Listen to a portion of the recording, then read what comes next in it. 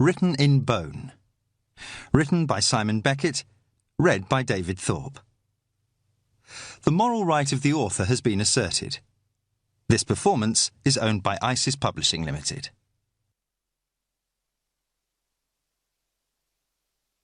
Chapter 1. Given the right temperature, everything burns. Wood, clothing, people. At 250 degrees Celsius, flesh will ignite. Skin blackens and splits. The subcutaneous fat starts to liquefy like grease in a hot pan. Fueled by it, the body starts to burn.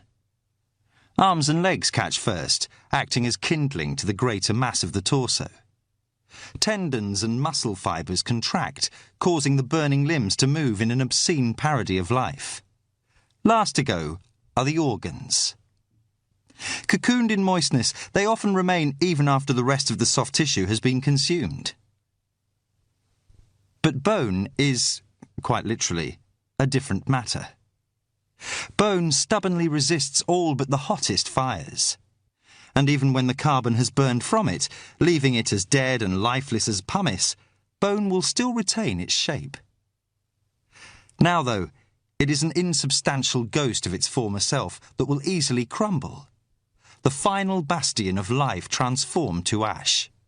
It's a process that, with few variations, follows the same inexorable pattern. Yet not always. The peace of the old cottage is broken by a footfall. The rotting door is pushed open, its rusted hinges protesting the disturbance. Daylight falls into the room, then is blocked out as a shadow fills the doorway. The man ducks his head to see into the darkened interior. The old dog with him hesitates, its senses already alerting it to what's within. Now the man, too, pauses, as though reluctant to cross the threshold. When the dog begins to venture inside, he recalls it with a word. Here. Obediently, the dog returns, glancing nervously at the man, with eyes grown opaque with cataracts. As well as the scent from inside the cottage, the animal can sense its owner's nervousness. Stay.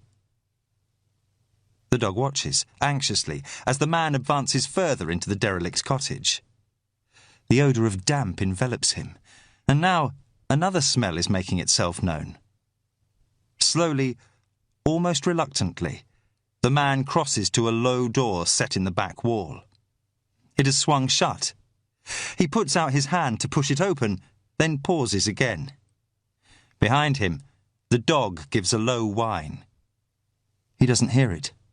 Gently, he eases open the door, as though fearful of what he's going to see. But at first, he sees nothing. The room is dim, the only light coming from a small window whose glass is cracked and cobwebbed with decades of dirt. In the mean light that bleeds through, the room retains its secrets for a few moments longer. Then, as the man's eyes adjust, details begin to emerge, and he sees what's lying in the room. He sucks in a breath as though punched, taking an involuntary step backwards. Oh, Jesus Christ. The words are soft, but seem unnaturally loud in the still confines of the cottage. The man's face has paled. He looks around as if fearful he'll find someone there with him, but he's alone. He backs out of the doorway as if reluctant to turn away from the object on the floor. Only when the warped door has creaked shut again, cutting off his view of the other room, does he turn his back. His gait is unsteady as he goes outside. The old dog greets him, but is ignored as the man reaches inside his coat and fumbles out a pack of cigarettes. His hands are trembling, and it takes 3 attempts for him to ignite the lighter. He draws the smoke deep into his lungs, a nub of glowing ash chasing the paper back towards the filter. By the time the cigarette's finished, his trembling has steadied. He drops the stub onto the grass and treads it out before bending down to retrieve it. Then, slipping it into his coat pocket, he takes a deep breath and goes to make the phone call. I was on my way to Glasgow Airport when the call came.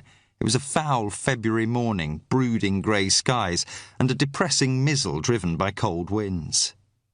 The east coast was being lashed by storms, and although they hadn't worked their way this far inland yet, it didn't look promising. I only hoped the worst would hold off long enough for me to catch my flight. I was on my way back to London, having spent the previous week first recovering, then examining a body from a moorland grave out on the Grampian Highlands. It had been a thankless task. The crystalline frost had turned the moors and peaks to iron, as breathtakingly cold as it was beautiful. The mutilated victim had been a young woman who still hadn't been identified. It was the second such body I'd been asked to recover from the Grampians in recent months. As yet, it had been kept out of the press, but no one on the investigating team was in any doubt that the same killer was responsible for both. One who would kill again if he wasn't caught, and at the moment that wasn't looking likely. What made it worse was that, although the state of decomposition made it hard to be sure, I was convinced that the mutilations weren't post-mortem. So, all in all, it had been a gruelling trip, and I was looking forward to going home. For the past 18 months, I'd been living in London, based at the Forensic Science Department of a university. It was a temporary contract that gave me access to lab facilities until I found something more permanent, but in recent weeks I'd spent far more time working out in the field than I had in my office. I promised Jenny, my girlfriend, that we'd be able to spend some time together after this. It wasn't the first time that I'd made that promise, but this time I was determined to keep it. When my phone rang, I thought it would be her, calling to make sure I was on my way home. But the number on the caller display wasn't one I recognised. When I answered, the voice at the other end was gruff and no-nonsense. "Sorry to disturb you, Dr. Hunter. I'm Detective Superintendent Graham Wallace at Northern Force Headquarters in Inverness. Can you spare me a few minutes?" He had the tone of someone used to getting his own way, and a harsh accent that spoke of Glasgow tenements rather than the softer cadences of Inverness. "Just a few. I'm on my way to catch a flight." "I know. I've just spoken to DCI Alan Campbell at Grampian Police, and he told me you'd finished up there. I'm glad I've got you." Campbell was the senior investigating officer I'd been working with on the body recovery. A decent man and a good officer. He found it difficult to separate himself from his work. That was something I could appreciate. I glanced at the taxi driver, conscious of being overheard. "What can I do for you?" "I'm looking for a favour." Wallace clipped the words out, as though each one was costing more than he liked to pay. "You'll have seen about the train crash this morning." I had. At my hotel before I'd left, I'd watched the news reports of a West Coast commuter express that had derailed after hitting a van left on the line. From the TV footage, it looked bad. The train carriages lying mangled and twisted by the track. No one knew yet how many people had been killed. "We've got everyone we can up there now, but it's chaos at the moment," Wallace continued. "There's a chance the derailment was deliberate, so we're having to treat the whole area as a crime scene. We're calling on help from other forces, but right now we're running at full stretch." I thought then I could guess what was coming. According to the news reports, some of the carriages had caught fire, which would make victim identification both a priority and a forensic nightmare. But before they could even begin, the bodies would have to be recovered, and from what I'd seen, that was still some way off. "I'm not sure how much help I'd be at the moment," I told him. "It isn't the crash I'm calling about," he said impatiently. "We've got a report of a fire death out in the Western Isles, small island called Runa in the Outer Hebrides." I hadn't heard of it, but that was hardly surprising. All I knew about the Outer Hebrides was that the islands were some of the most remote outposts of the UK, miles from anywhere off the northwest coast of Scotland. "Suspicious?" I asked. "Doesn't sound like it. Might be suicide, but more likely to be a drunk or a vagrant who fell asleep too close to a campfire. Dog worker found it at an abandoned croft and called it in. He's a retired DI, lives out there now. I've worked with him. Used to be a good man." I wondered if the "used to be" was significant. "So what else did he say about it?" There was a beat before he replied. "Just that it's badly burned. But I don't want to pull resources away from a major incident unless I have to. A couple of the local boys from Stornoway are going out by ferry later today, and I'd like you to go with them and take a look. See if you think it's low priority, or if I need to send a SOC team. I'd like an expert assessment before I press the panic button, and Alan Campbell says you're bloody good. The attempt at flattery sat awkwardly with his bluff manner. I'd noticed the hesitation when I'd asked about the body too, and wondered if there was something he wasn't telling me. But if Wallace thought there was anything suspicious about the death, he'd be sending a scene of crime team, train crash or not. The taxi was almost at the airport. I had every reason to say no. I'd only just finished working on one major investigation, and this sounded fairly mundane, the sort of everyday tragedy that never makes it into the newspapers. I thought about having to tell Jenny that I wouldn't be back today after all. Given the amount of time I'd spent away recently, I knew that wouldn't go down well. Wallace must have sensed my reluctance. Should only take a couple of days, including getting out there. The thing is, it sounds as if there might be something odd about it. I thought you said it wasn't suspicious. It isn't. At least, nothing I've heard makes me think it is. Look, I don't want to say too much, but that's why I'd like an expert such as yourself to take a look. I hate being manipulated. Even so, I couldn't deny my curiosity had been aroused. I wouldn't ask if we weren't hard pressed right now, Wallace added, turning the screw another notch. Outside the rain-smeared taxi window, I saw a road sign saying the airport was approaching. "I'll have to get back to you," I said. "Give me 5 minutes." He didn't like that, but he could hardly object. I rang off, biting my lip for a moment before dialing a number I knew off by heart. Jenny's voice came on the line. I smiled at the sound of it, even though I wasn't looking forward to the conversation we were about to have.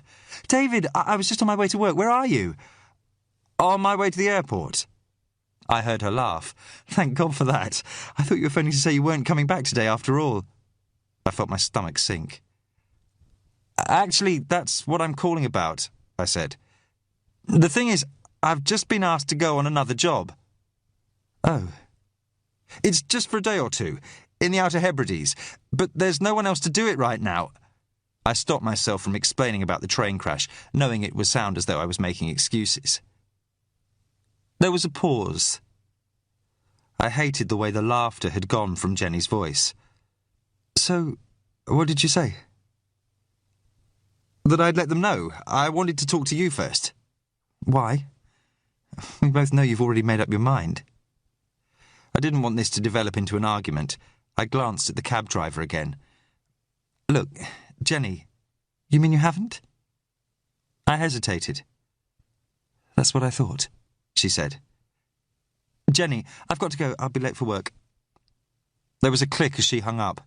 I sighed. The day wasn't getting off to a good start. "So call her back and say you'll turn it down." My finger poised over the phone. "No worry, pal. My wife's always given me a hard time too," the taxi driver said over his shoulder. "She'll get over it, eh?" I made a non-committal comment. In the distance, I could see a plane taking off from the airport. The driver indicated for the turn as I keyed in the number. It was answered on the first ring. "How do I get there?" I asked Wallace.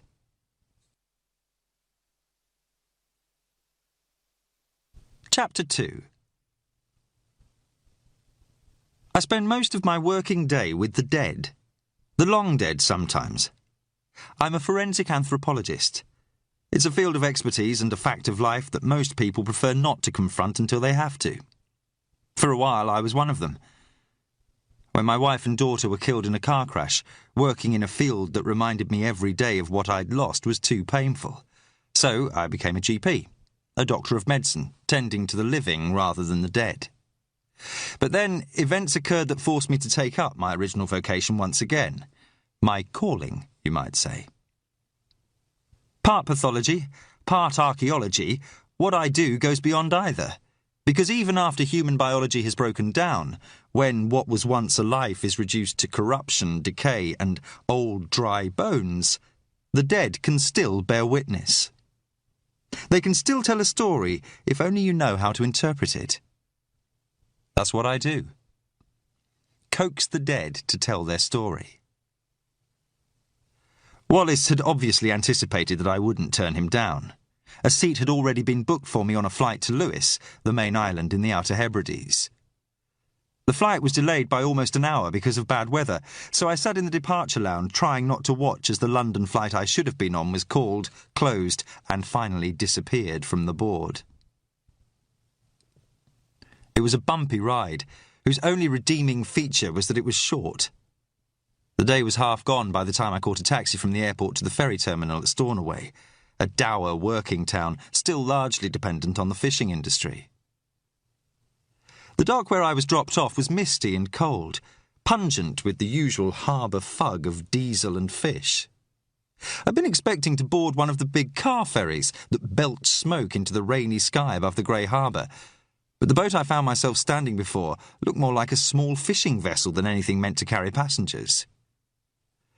Only the distinctive presence of a police Range Rover taking up most of the deck told me I was at the right place. A boarding ramp led up to it, rocking queasily in the heavy swell.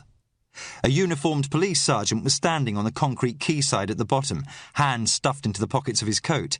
His cheeks and nose had the permanent flush of broken capillaries. Pouchy eyes regarded me balefully over a salt and pepper moustache as I wrestled with my bag and flight case. "You Dr. Hunter? I'm Sergeant Fraser," he informed me gruffly. There was no first name, and his hands remained in his pockets.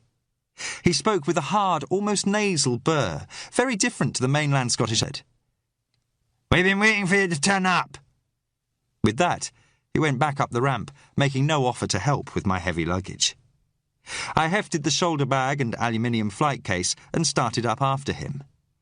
The ramp was wet and slippery, rising and falling unevenly with the slap of the waves. I struggled to keep my footing, trying to time my steps with the unsteady motion. Then someone was trotting down the ramp to help. A young, uniformed constable grinned as he took the flight case from my hand. "Here, I'll take that." I didn't argue. He went over to the Range Rover strapped to the deck and loaded the case into the back. "What have you got in here? A body?" he asked cheerfully. I put my bag in with the aluminium case. "No, it just feels like it." "Thanks." "No problem." He couldn't have been much older than 20. He had a friendly, open face, and his uniform looked neat even in the rain.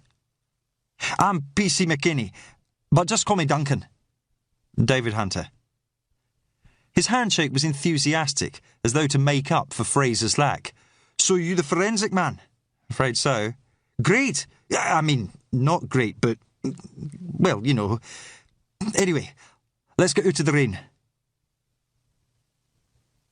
The passenger cabin was a glassed-in section below the wheelhouse. Outside it, Fraser was talking heatedly to a bearded man in oilskins. Behind him, a tall teenage boy, face rippled with acne, looked on sullenly as Fraser jabbed the air with a finger. "Waited long enough as it is, and now you're saying you're not ready to go." The bearded man stared back impassively. "There's another passenger. We're not leaving till she's arrived." Fraser's already red face had darkened still further. "This isn't a bloody pleasure cruise. We're already behind schedule, so get that ramp pulled up, okay?" The other man's eyes stared out above the dark beard, giving him the feral look of a wild animal. "This is my boat, and I set the schedules, so if you want it pulling up, you'll have to do it yourself." Fraser drew himself up to assert himself when there was a clattering from the ramp. A diminutive young woman was hurrying up, struggling under the weight of a heavy-looking bag. She wore a bright red, down-filled coat that looked at least 2 sizes too big for her. A thick woolen hat was pulled down over her ears. With her sandy hair and pointed chin, it gave her an appealing elfin appearance. "Hi, gents. Anyone care to give me a hand here?" she panted. Duncan had started forward, but the bearded man beat him to it. He grinned at the new arrival, white teeth gleaming in the dark beard as he effortlessly took the bag from her. "About time you showed up, Maggie. We were about to go without you." "Good job you didn't, or my gran would have killed you." She stood with her hands on her hips, regarding them as she caught her breath. "Hi, Kevin, how's it going? Your dad here still working you too hard?" The teenager blushed and looked down. Hey. Hey, some things never change. Now you're 18, you'll have to put in for a pay rise. I saw a spark of interest kindle in her eyes as she eyed the police Range Rover. So what's going on? Something happened I should know about. The bearded man jerked his head dismissively towards us. Try asking them. They won't tell us anything about it. The young woman's grin faltered when she saw Fraser. Then she recovered, quickly mustering a smile that now held something like defiance. Hello, Sergeant Fraser. This is a surprise. What takes you out to Runa? Police business, Fraser said flatly and turned away. Whoever the young woman was, he wasn't pleased to see her. The ferry captain and his son busied themselves now the late arrival was on board. There was a motorised whine as the ramp was winched up, and the wooden structure of the boat vibrated as the anchor chain was ratcheted into place. With a last curious glance in my direction, the young woman went into the wheelhouse. Then, with a belch of diesel, the ferry cast off and chugged out of the harbour. The sea was rough, and what should have been a 2-hour crossing took almost 3. Once we'd left the protection of Stornoway Harbour, the Atlantic lived up to its reputation. It was a turbulent grey plain of angry waves into which the ferry smacked head-on. Each time it would rear up over the crests, then slide sickeningly down the far side before beginning the process again. The only shelter was in the cramped passenger cabin, where diesel fumes and burning hot radiators made an uncomfortable combination. Fraser and Duncan sat for the most part in miserable silence. I had tried to draw out Fraser about the body, but he obviously knew little more than I did. Just a meat job, he grunted, sweat beading his forehead. Some drunk fell asleep too close to his campfire, most likely. Wallace told me a retired DI had found it. Who is he? That's Andrew Brodie, Duncan piped up. My dad used to work with him on the mainland before we moved to Stornoway. Said he was a damn good police officer. Aye, was, Fraser said. I was asking about him before we came out. Too much of a loner for his own good, apparently. Didn't like being a team player. I had lost it completely after his wife and daughter ran off. Oh, that's why he retired. Duncan looked embarrassed. I was stressed, my dad said. Fraser waved away the distinction. Same thing. Just so long as he remembers he's not a DA anymore. He stiffened as the boat suddenly shuddered and yawed over another mountainous swell. Christ! That bloody places to get sent to. I stayed in the cabin for a while, wondering what I was doing on a small ferry in the Atlantic instead of on my way home to Jenny. We'd been arguing more and more lately, and always over the same thing, my work. This wasn't going to help, and with nothing to occupy me, I found myself fretting over whether I'd made the right decision, and how I could make it up to her. Eventually, I left the policeman and went on deck. The wind blustered against me, peppering my face with rain, but it was a relief after the sour, overheated cabin. I stood in the bow, welcoming the spray on my face. The island was visible now, a dark mass rising from the sea as the ferry chugged towards it. Staring at it, I felt the familiar tightening in my gut, part nerves, part anticipation of what was waiting there. Whatever it was, I hoped it was worth it. A flash of red caught the corner of my eye, and I turned to see the young woman unsteadily making her way across the deck towards me. A sudden dip sent her running the last few steps, and I put out my arm to steady her. Thanks. She gave me a gamine smile as she joined me at the rail. That's a rough one. Ian says it's going to be fun trying to dock in this. Her accent was a softer, more lilting version of Fraser's. Ian Kinross, the skipper. He's an old neighbour from Runa. Is that where you live? Not anymore. My family moved to Stornoway, except for my gran. We take it in turns to visit her. So you're here with the police, then? She asked the question with an innocence I didn't entirely trust. More or less. But you're not one yourself.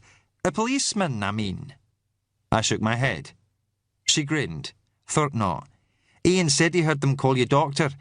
Is there someone injured out here or what? Not as far as I know. I could see that only piqued her curiosity even more.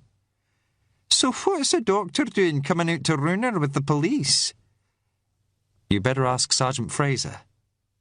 She grimaced. Hey, that'll happen. You know each other? Sort of. She didn't enlarge. So what do you do on Stornoway? I asked. Oh, I'm a writer. I'm working on a novel. I'm Maggie Cassidy, by the way. David Hunter. She seemed to file the information away. We were silent for a while, watching the island gradually take form in the fading light. Grey cliffs rising from the sea, topped with featureless green. A tall sea stack, a natural tower of black rock, thrust up from the waves in front of its cliffs. Nearly there, Maggie said.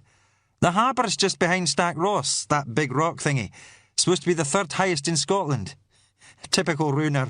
Its only claim to fame is being third best. She stood up from the railing. Well, nice meeting you, David. Perhaps see you again before you go. She made her way back across the deck to rejoin Kinross and his son in the wheelhouse. I noticed that she seemed much steadier on her feet than when she'd come out. I turned my attention back to the island we were approaching. Beyond Stack Ross, the cliffs fell back into a small harbour. The light was already starting to fade, but I could see a scattering of houses spreading out around it, a small outpost of habitation in the ocean's wilderness. A sharp whistle came from behind me, carrying even above the wind and the sound of the engine. I turned to see Kinross gesturing angrily. Get inside! I didn't need to be told twice. The sea was becoming more violent as the waves were funneled in between the tall cliffs that bracketed the harbour. Now there was no up and down roll, only a nauseating corkscrew motion as the swells jostled each other, sending sheets of spray across the deck. Grabbing at handholds to steady myself, I made my way back to the overheated cabin. I waited with Duncan and a pale-faced Fraser as the ferry manoeuvred into the harbour, juddering against the impact of the waves. Through the cabin's window, I could see them smashing against the concrete jetty, throwing up white clouds of spume. It took 3 attempts to dock, the entire boat vibrating as the engine revved to hold us in place. We left the cabin walking with difficulty on the swaying deck. There was no cover from the wind, but the cold air was wonderfully fresh, with a clean saline tang. Gulls wheeled and cried overhead, while on the jetty, men were scurrying about, securing ropes and rubber fenders. Despite the cliffs, the harbour was fully open to the sea, with only a single breakwater jutting out to blunt the force of the waves. A few fishing boats were anchored here, jerking against their moorings like dogs straining at the leash. Low houses and cottages clung barnacle-like to the steep hillside that dropped down to the harbour. The landscape that spread out behind them was a treeless green vista, windswept and bleak. In the distance, the skyline was dominated by a brooding peak, its tip lost in the mist of low clouds. The young woman, who had introduced herself as Maggie Cassidy, hurried off the ferry as soon as the ramp was lowered. I was a little surprised she didn't say goodbye, but didn't give it much thought. Behind me, the Range Rover's engine started up, and I turned to climb into the back. I noticed that Fraser let the young PC drive. The boat was still seesawing on the swells, and he eased it carefully down the undulating ramp. A craggy-faced man was waiting for us on the jetty. He was mid-50s, tall and powerfully built, with the indefinable look of a policeman. I didn't need to be told that this was the retired detective inspector who had found the body. Fraser wound down the window. Andrew Brodie? The man gave a short nod. The wind ruffled his grey hair as he looked at the 3 of us inside the car. Behind him, the locals who had helped moor the boat watched curiously. "This all of you?" he asked, his disapproval obvious. Fraser gave a stiff nod. "Aye, for now." "What about Sock? When are they coming out?" "We don't know they are yet," Fraser retorted. "That decision's not been taken." Brodie's mouth tightened at his tone. Retired or not, the XDI didn't like being talked down to by a mere police sergeant. Then what about CID? They'll have to attend regardless.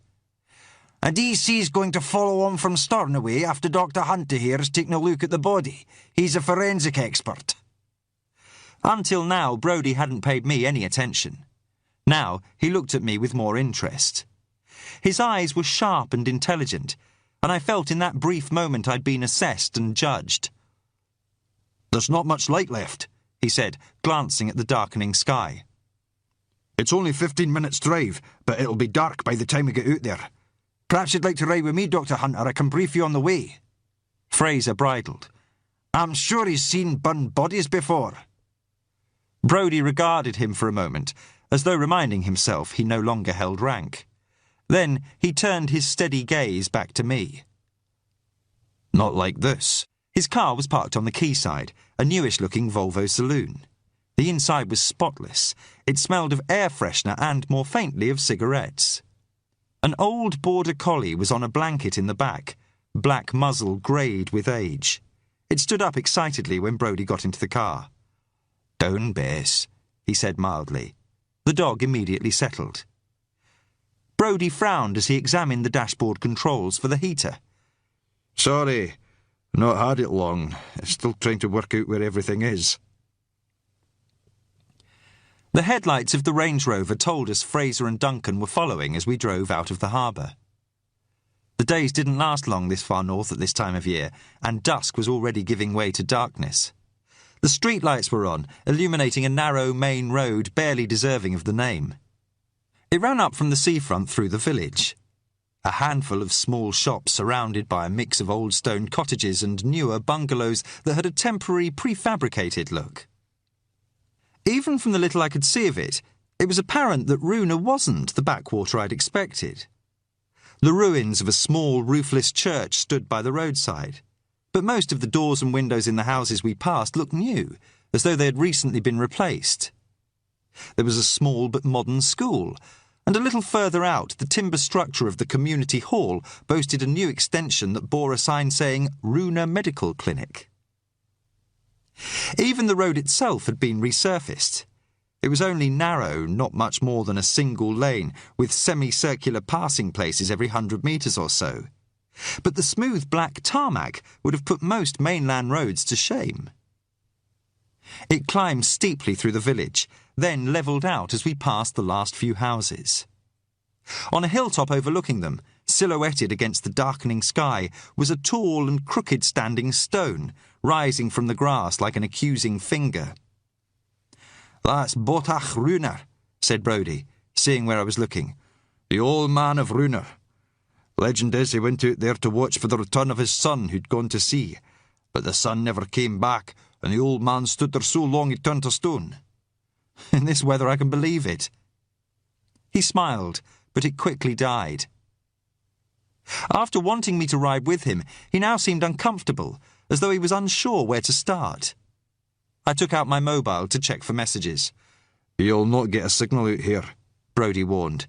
"If you want to call out, you'll have to either use a landline or a police radio, and if we get a good blow, even they don't always work." I put my phone away. I had half hoped Jenny might have left a message, though I didn't really expect it. I'd call her from a landline later and try to smooth things between us. "So, what sort of forensic expert are you?" Brodie asked. "I'm a forensic anthropologist." I glanced at him to see if I needed to explain. Even police officers sometimes had trouble with what I did, but Brodie seemed satisfied. "Good. At least we'll have one person out here who knows what he's doing. How much did Wallace tell you?" Just that it was a fire death and that there was something odd about it. He wouldn't say what, except that it wasn't suspicious. His jaw set in disapproval. "Did he know?" "Why? Are you saying there is?" "I'm not saying anything," Brodie said. "You can make your own mind up when you see it. I just expected that Wallace would have sent a full team over, that's all." I was starting to have a bad feeling about this. There were strict protocols to be followed if a death was suspicious, and normally I wouldn't get involved until a scene of crime team had processed the site. I hoped Wallace hadn't let his preoccupation with the train crash cloud his judgment. But I also remembered what he'd said about Brodie. Used to be a good man. Retired police officers often found it hard being out of the loop. Brodie wouldn't be the first to exaggerate in order to feel in the thick of things again. I didn't put much credence in Fraser's gossip about his crack-up, but I wondered if similar doubts hadn't coloured Wallace's decision. "All he wants me to do is take a look," I said. "If I see anything that suggests it might not be accidental, then I'll back off until Sock gets out here." "That'll have to do, I suppose," Brodie said, grudgingly. But he still wasn't happy. Whatever he'd told Wallace, the superintendent clearly hadn't accepted it at face value, and for a one-time detective inspector, that was bound to rankle. "How did you find the body?" I asked. "The dog caught the scent when I was taking her out for a walk this morning. It's in an abandoned Crofter's cottage. Croft's a small farm," he added for my benefit. "You sometimes get kids going out there, but not usually in winter. And before you ask, no, I didn't touch anything. I might be retired, but I know better than that." I didn't doubt it. "Any idea who it might be?" "Not a clue. Far as I know, no one from the island's been reported missing, and there's less than 200 people live out here, so it'd be hard for anyone to disappear without its being noticed." "Do you get many visitors from the mainland or other islands?" "Not many, but some. The odd naturalist or archaeologist. All the islands are peppered with ruins. Stone Age, Bronze Age, and God knows what. There's supposed to be burial cairns and an old watchtower on the mountain. And there's been quite a lot of renovation work going on, so we've had builders and contractors coming out. Road resurfacing, houses being done up, that sort of thing. But not since the weather turned." "Who else knows about the body?" "No one, as far as I'm aware. The only person I told was Wallace." That explained the curious looks of the locals when the police had arrived. Their presence would be big news on an island as small as this. I doubted the reason we were here would remain a secret for long, but at least for the moment we didn't have to worry about sightseers. "He said he was badly burned." Brodie gave a grim smile. "Oh, it's badly burned, all right. But I think you'd better see for yourself." He said it with both confidence and finality, closing the subject. "Wallace told me you used to work with him." "I did a stint at HQ in Inverness. You know it?" "I've only travelled through." "Runa must have been quite a change after that." "Aye, but for the better. It's a good place to live. Quiet. There's time and space to think." "Are you from here originally?" "God, no. I'm an incomer," he said. "Wanted to get away from it all when I took early retirement, and it doesn't get much further away than this." There was no disputing that. Once we'd left the harbour village, there was hardly any sign of life. The only habitation we passed was an imposing old house set well back from the road. Other than that, there had been only the occasional ruined bothy and sheep. In the gathering twilight, Runa looked beautiful, but desolate. It would be a lonely place to die. There was a jolt as Brodie turned off the road and bumped down an overgrown track. Ahead of us, the car's headlights picked out a crumbling old cottage. Wallace had said the body had been found at a croft, but there was little left to show this must once have been a working farm. Brodie pulled up outside and turned off the engine. "Stay, Bess," he ordered the border collie. We climbed out of the car as the Range Rover drew up behind us on the track. The cottage was a squat, single-storey building that was slowly being reclaimed by nature. Looming up behind it was the peak I'd seen earlier, now only a black shape in the encroaching darkness. "That's Ben Turith," Brodie told me. "It's what passes for a mountain out here. They say if you climb to the top on a clear day, you can see all the way to Scotland." "Can you?" "Never met anyone stupid enough to find out." He took a maglite from his glove compartment, and we waited outside the car for Fraser and Duncan to join us. I collected my own torch from the flight case in the Range Rover. Then we made our way towards the cottage, torch beams bouncing and crisscrossing in the darkness. It was little more than a stone shack, its walls furred with moss and lichen. The doorway was so low I had to stoop to go inside. I paused and shone my torch around. The place was obviously long abandoned, a derelict remnant of forgotten lives. Water dripped from a hole in the roof, and the room we were in was cramped. A low ceiling added to the claustrophobic feel. We were in what had once been a kitchen. There was an old range, a dusty cast-iron pan still standing on one of its cold plates. A rickety wooden table stood in the middle of the stone-flagged floor. A few cans and bottles were scattered on the floor, evidence that the place hadn't been entirely untenanted. It had the musty smell of age and damp, but nothing else. For a fire death, there seemed remarkably little signs of any fire. "Through there," Brodie said, shining his torch on another doorway.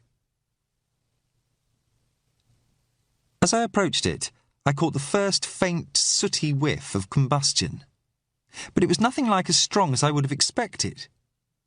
The door was broken, its rusted hinges protesting as it was pushed open. Watching my step, I went through into the other room. It was even more depressing than the ruined kitchen. The stink of fire was unmistakable now. The torchlight showed ancient, crumbling plaster on the bare walls, in one of which was the gaping mouth of a fireplace. But the smell didn't come from that. Its source was in the centre of the room, and as I shone my torch on it, my breath caught in my throat. There was precious little left of what had once been a living person. No wonder Brodie had looked as he did when I'd asked if it was badly burned. It was that all right. Even the white heat of a crematorium isn't enough to reduce a human body to ash, yet this fire had somehow done just that. An untidy pile of greasy ash and cinders lay on the floor. The fire had consumed bone as readily as it had skin and tissue.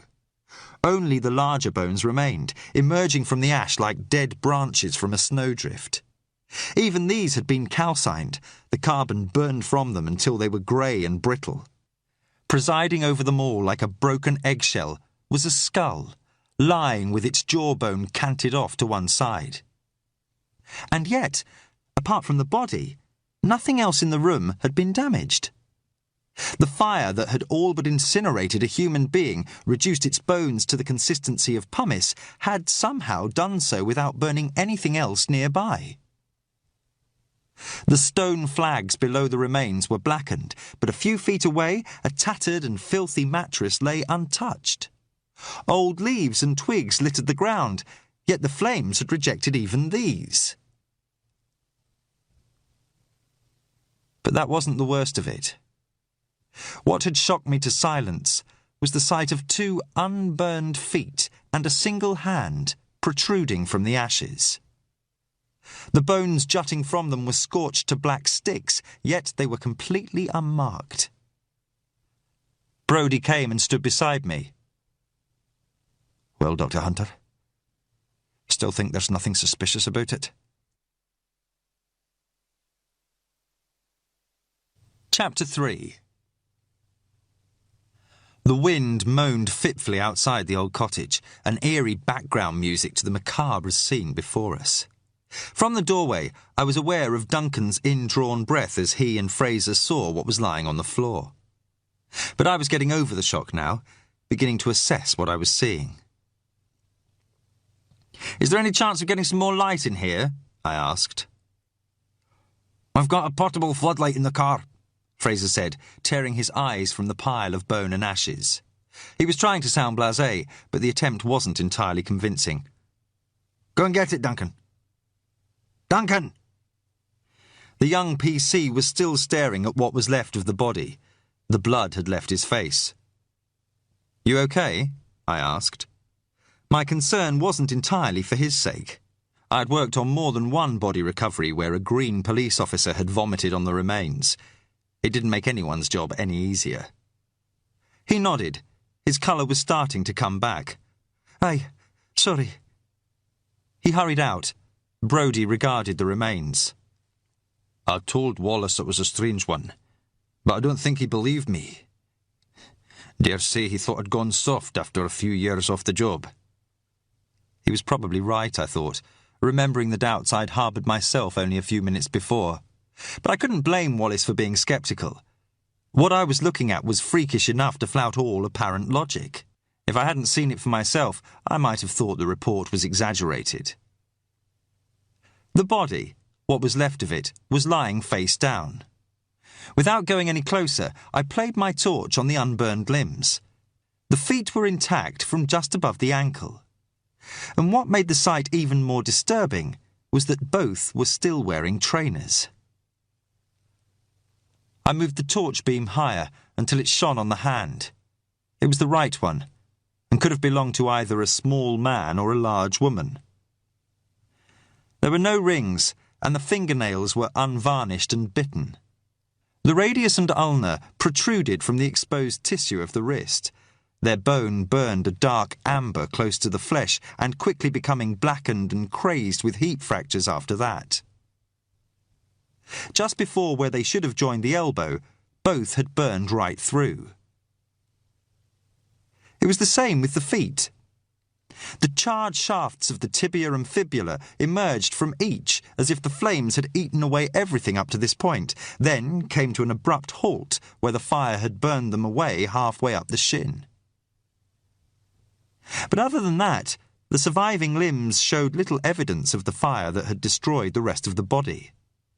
The main damage was caused by rodents or other small animals gnawing at the flesh and unburned bone. What soft tissue remained was starting to decompose normally, a marbling effect evident beneath the darkened skin. There was virtually no insect activity, often a vital indicator of how long decomposition has been underway.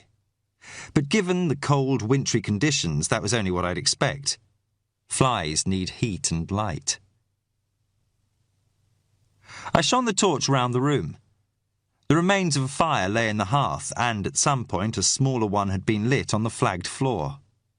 It was a good 6 feet from where the body lay, but that didn't signify anything. Unless they were unconscious, no one remained still when they caught fire.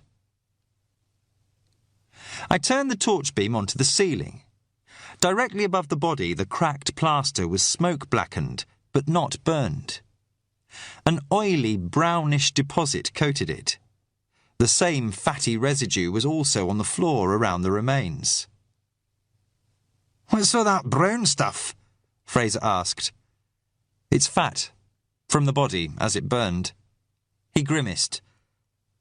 "That like you get with a chip pan fire, eh?" "Something like that."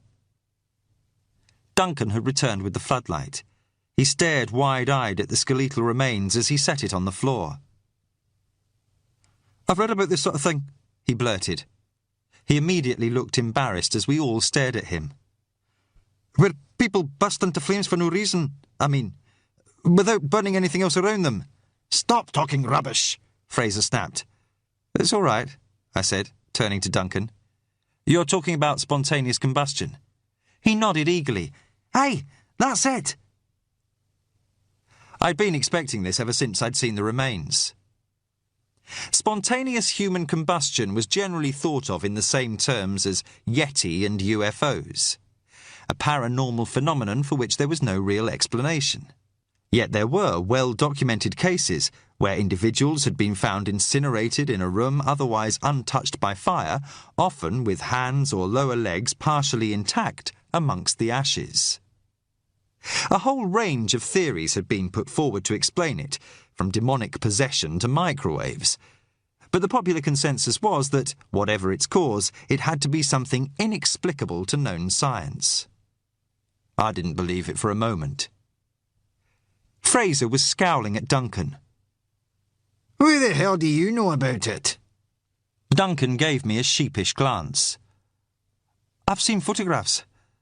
There was one woman who was burned up just like this. All that was left was one of her legs with the shoe still on. They call her the Cinder Woman."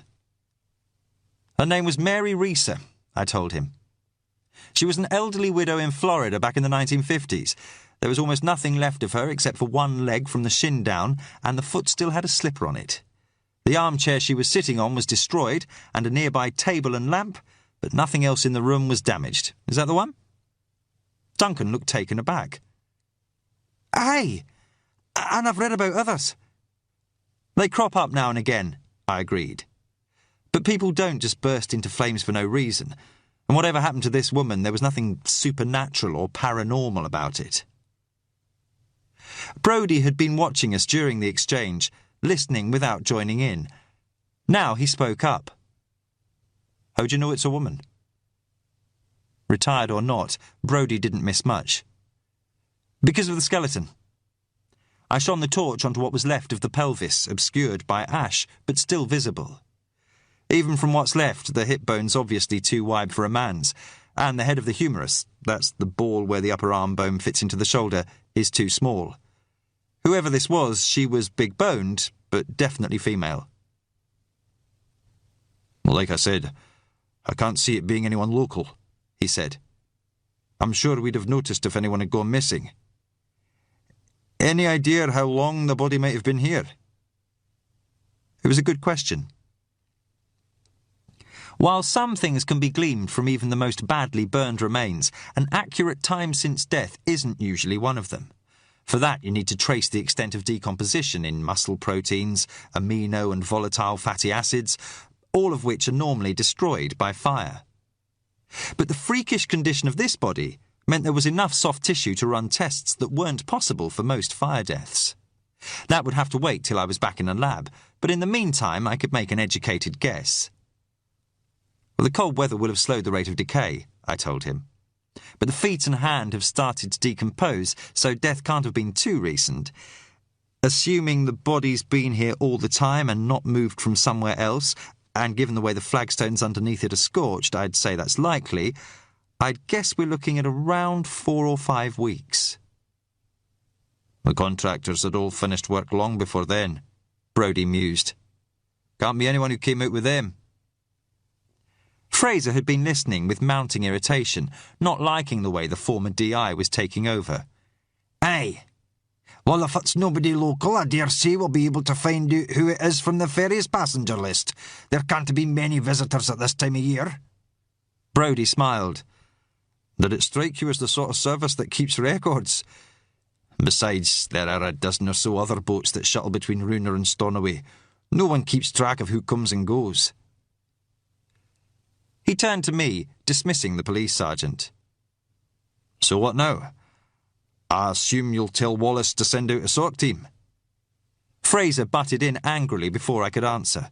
We're not doing anything until Dr. Hunter's finished what he came to do. For all we know, this was probably just some wino who got drunk and fell asleep too close to the campfire.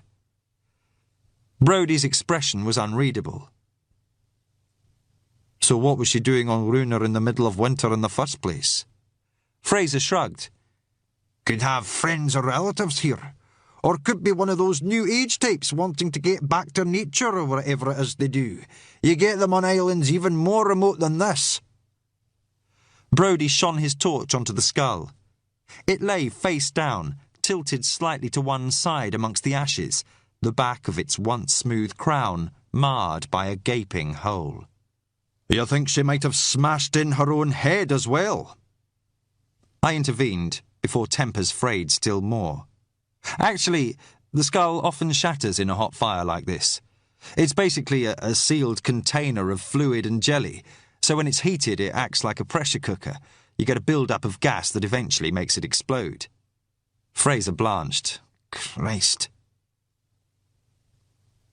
So, you still think it could be accidental? Brodie asked dubiously. I hesitated, knowing how deceptive fire could be in its effects on the human body. Despite what I'd said, I was also aware of nagging doubts of my own. But Wallace would want facts, not hunches. It's possible, I hedged. I know this looks bizarre, but that's not the same as suspicious. I'll need to examine it properly, but there's nothing here that immediately screams murder. Other than the skull, there's no obvious trauma, or any signs of interference, like if the arms or legs had been tied. Brodie rubbed his chin, frowning. Well, wouldn't the rope have burned away with everything else? It wouldn't make any difference. Fire makes the muscles contract so the limbs draw up into a sort of fetal position. It's called the pugilistic posture, because it looks like a boxer's crouch. But if the victim's hands or feet are tied, it prevents that from happening even if the rope burns away. I played the torch over the body, letting them see how it had curled up on itself. If she'd been restrained, her arms and legs would be straight, not drawn up like this, so we know she wasn't tied up. Brodie still wasn't satisfied. Fair enough. But I was a police officer for 30 years. I saw my share of fire deaths, accidental and otherwise. But never anything like this. Hard to see how this could happen without an accelerant being used. Under normal circumstances, he was right, but the circumstances here were far from normal. An accelerant like petrol couldn't have done this, I told him. It doesn't burn hotly enough, and even if it did, to incinerate a body to anything like this extent would have taken so much that the whole cottage would have gone up. It wouldn't have been a localised fire like this. So what could have caused it? I had an idea, but I didn't want to speculate just yet. That's what I'm here to find out. In the meantime, let's play safe anyway. I turned to Fraser. Can you tape off a walkway from the doorway and cordon off the body? I don't want to disturb anything more in here than we have to. The sergeant jerked his head at Duncan. Go on and get the incident tape. We don't have all night. He made a point of saying incident tape rather than crime scene, I noticed. Brodie hadn't missed it either. His jaw muscles bunched, but he said nothing as Duncan headed towards the door. Before he reached it, the room was suddenly lit up as headlights spilled through the small window. We heard the sound of a car engine being switched off. Looks like we've got visitors, Brodie commented. Fraser was already motioning angrily to Duncan. Get out there! Don't let anyone in! But it was too late. As we hurried from the room, a figure was already framed in the front doorway. It was the young woman I'd spoken to on the ferry, her too big red coat a vivid shout of colour in the depressing sepia of the cottage. Get her out! Fraser snarled to Duncan. She lowered her torch, shielding her eyes as Fraser shone his in her face. Now that's no way to treat a member of the press, is it? Press, I thought, dismayed. She'd told me she was a novelist. Duncan had stopped, uncertain what to do. The young woman was already looking behind us, trying to see into the darkened room. Brodie tried to close the door, but its rusted hinges seemed to have frozen. They gave an explosive creak, but refused to shut. Maggie gave him a smile. You must be Andrew Brodie. Heard about you from my gran. I'm Maggie Cassidy, Lewis Gazette. Brodie appeared unruffled by her sudden appearance. What do you want, Maggie? To find out what's going on, obviously. You don't get police coming out to Runa every day, she grinned. Just fluke I came to see my gran when I did. Great timing, eh? Now I knew why she had rushed off the ferry so quickly. She had gone to get a car. With only one road and the police Range Rover parked outside the cottage, she wouldn't have had much difficulty finding us. She turned to me. Hello again, Dr. Hunter. Not got a patient out here, surely? Never mind that, Fraser said, his face livid. I want you out, now, before I throw you out on your ass. That'd be assault, Sergeant Fraser. You wouldn't want me to file charges now, would you? She rummaged in her shoulder bag, emerging with a dictaphone. Just a few comments, that's all I'm asking. That's not every day a body's found on Runa. That is what's there, isn't it? A body. Fraser had balled his fists. Duncan, get her out! She brandished the dictaphone towards us. Any idea who it is? Are there any suspicious circumstances? Duncan reached out to take hold of her arm. Come on, miss, he said apologetically. Maggie gave a resigned shrug. Ah, well, can't blame a girl for trying. She turned as if to go, but her bag slipped from her shoulder. Duncan automatically bent to pick it up, and as he did, she suddenly ducked to one side, peering round him. Her eyes widened as she saw what was in the other room. Oh, my God! Right, out! Fraser pushed past Duncan and grabbed her by the arm. He began herding her firmly towards the door. Ow! You're hurting! She raised the dictaphone. I'm recording this. I am being physically thrown out by Sergeant Neil Fraser.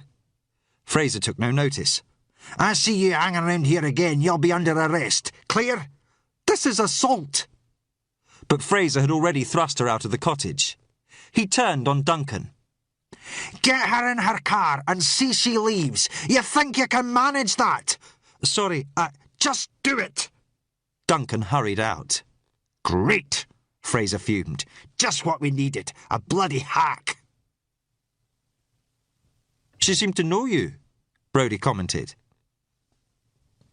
Fraser glared at him. I'll take your statement now, Mr. Brodie. The emphasis was deliberately insulting. After that, we'll not be needing you anymore. Brodie set his jaw, but that was the only sign of annoyance. What are you planning on using for a command post while you're here? Fraser blinked suspiciously. What? You can't leave this place unattended, not now. If one of you wants to come back to town with me, I've got a camper van you can use. Nothing fancy, but you'll be hard-pushed to find anything else on the island. His eyebrows went up. Unless you were planning on staying out here all night in the car? The sergeant's expression made it plain he hadn't thought that far ahead. I'll send Duncan with you to get it, he said gruffly. There was humour in Brodie's eyes as he gave me a nod. Pleasure meeting you, Dr. Hunter. Good luck. He and Fraser went out. When they'd gone, I stood in the silence of the small room trying not to acknowledge the unease I felt now I was alone. Don't be stupid. I went back into the room where the remains of the dead woman lay. As I started to plan what I had to do, I felt the hairs on the back of my neck begin to prickle. I quickly turned round, expecting to find that Duncan or Fraser had returned. But, except for the shadows, the room was empty. Chapter 4. I sat in the front of the Range Rover as Fraser drove back to the village, drowsy in the stifling heat from the vents and the rhythmic tick of the windscreen wipers. The headlights fastened hypnotically on the road ahead, but beyond their cone of brightness, the outside world was reduced to darkness and rain-streaked glass. I'd done as much as I could for that night. After Brodie took Duncan back to town to collect the camper van, I'd used Fraser's radio to brief Wallace while the sergeant taped off the cottage. The superintendent had sounded even more harried than he had that morning as I outlined what I knew so far. So Brodie wasn't exaggerating, Wallace said, sounding surprised. The connection buzzed, threatening to break up. No, I took a deep breath. Look, you're not going to like this, but you might want to think about getting Sock out here. You seem to think it's murder? He asked sharply. No, just that I can't say for certain it isn't. There's no way of knowing what might be hidden under the ashes, and I don't want to risk contaminating a crime scene. But you see nothing so far to suggest that's what it is, he pressed. In fact, from what you've said, everything still points to the opposite. Except my instincts. And I knew better than to offer them as a reason. That's right, but... So sending Sock would be purely a precaution at this stage? I could already see what was coming. If you want to put it like that, yes. He heard the annoyance in my tone and sighed. Under normal circumstances, I'd have a team out their way first thing tomorrow. But right now, this train crash takes priority. There are still people trapped, and the weather's hampering rescue efforts. And it looks as though the van that was left on the line was stolen and left there deliberately. So as well as everything else, I've got to consider the possibility that this was a terrorist attack. At the moment, I can't take Sockles off that for something that in all likelihood's going to be an accidental death. And if it isn't? Then I'll get a team out to you straight away. There was a pause. I could understand his reasoning, but that didn't mean I was happy about it. All right. But if I find anything I don't like, then I'm backing off until Sock arrive, I said at last. And one more thing. While I'm here, I'd like to try to work on getting a tentative ID. Can you send me details from the missing persons database of any young women who fit the dead woman's basic profile? Race, size, age, that sort of thing. Wallace said he'd have the missing persons files emailed to me, then ended the call without ceremony. As I hung up, I told myself I'd done what I could. And he was probably right. Perhaps I was just being overcautious. There wasn't much more I could do that night. The battery-powered floodlight Fraser had brought was a poor substitute for the generator-fed lamps that would normally illuminate this sort of scene, so I decided to wait for daylight to carry out any sort of real assessment. Putting my doubts to one side, I took my digital camera from the flight case and began photographing the remains. There was something oppressive about the derelict cottage with its sagging ceilings and crumbling walls. As I worked, I tried to ignore the irrational unease I felt. It had nothing to do with the pitiful mound of bones and ash in the centre of the room. The dead hold no fear for me. I've seen death in most of its forms, and I don't believe in ghosts. If the dead live on, it's only in our minds and hearts.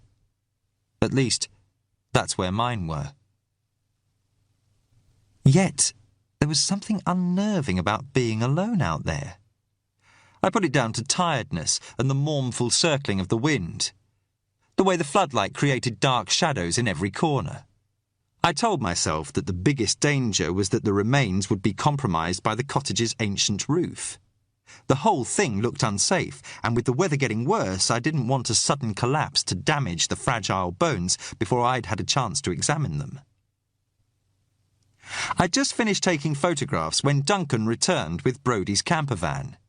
It was actually like a small Winnebago, with separate self-contained living quarters. Inside was relatively cramped, but as scrupulously clean as the ex-inspector's car had been. "You'll be fine. Nice and cosy in here," Fraser told Duncan, patting the side of the van. Somehow I wasn't surprised that it would be the young PC who'd be staying here overnight. Fraser jerked his head towards the cottage. "If she comes out to bother you, you've my permission to arrest her." "Aye. Thanks a bunch," Duncan said unhappily. Fraser gave a wheezing chuckle, promising to bring him out some supper. He had left Duncan trying to light the van's paraffin heater and offered me a lift back into town. We'd been driving for about 10 minutes when I saw something standing out like a lighthouse in the darkness. It was the imposing house I'd noticed on the way to the cottage, now lit up by spotlights. "Must be nice to have money to burn," Fraser commented sourly. "Who lives there?" "Guy called Strachan.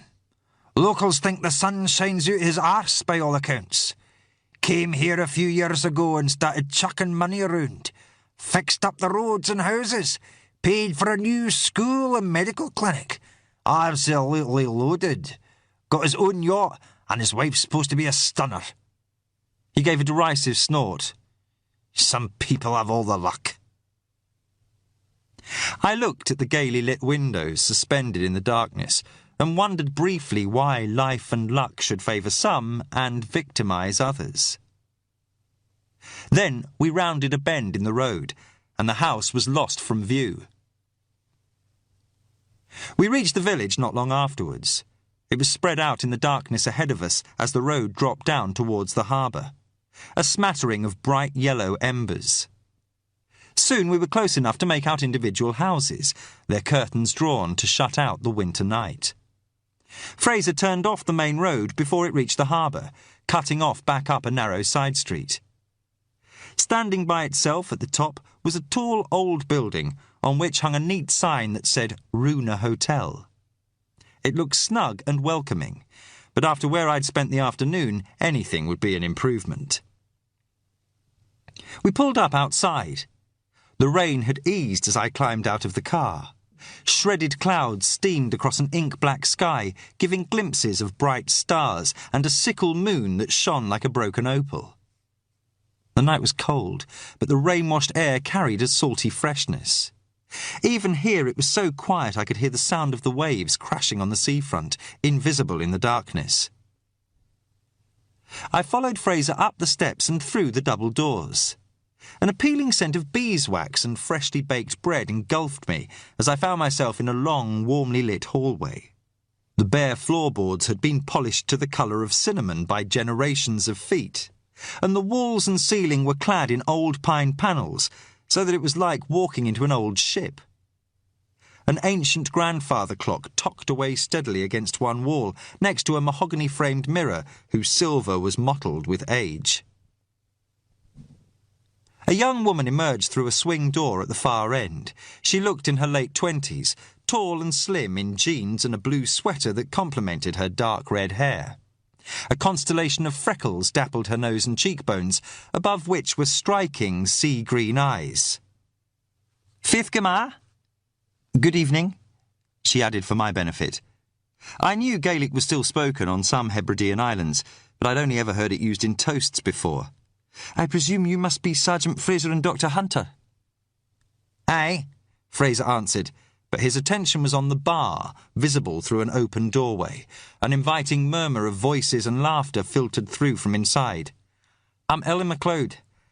I wasn't sure what time you'd be here, but your rooms are ready. Have you eaten?" Fraser reluctantly tore his eyes away from the bar. "Not yet. Something hot would be welcome when we've dumped our bags." "What about Duncan?" I reminded him. "Oh, right," Fraser said without enthusiasm. "I've got a PC out on duty going to need feeding as well. Could you sort out a plate of something I can take out to him?" "Of course."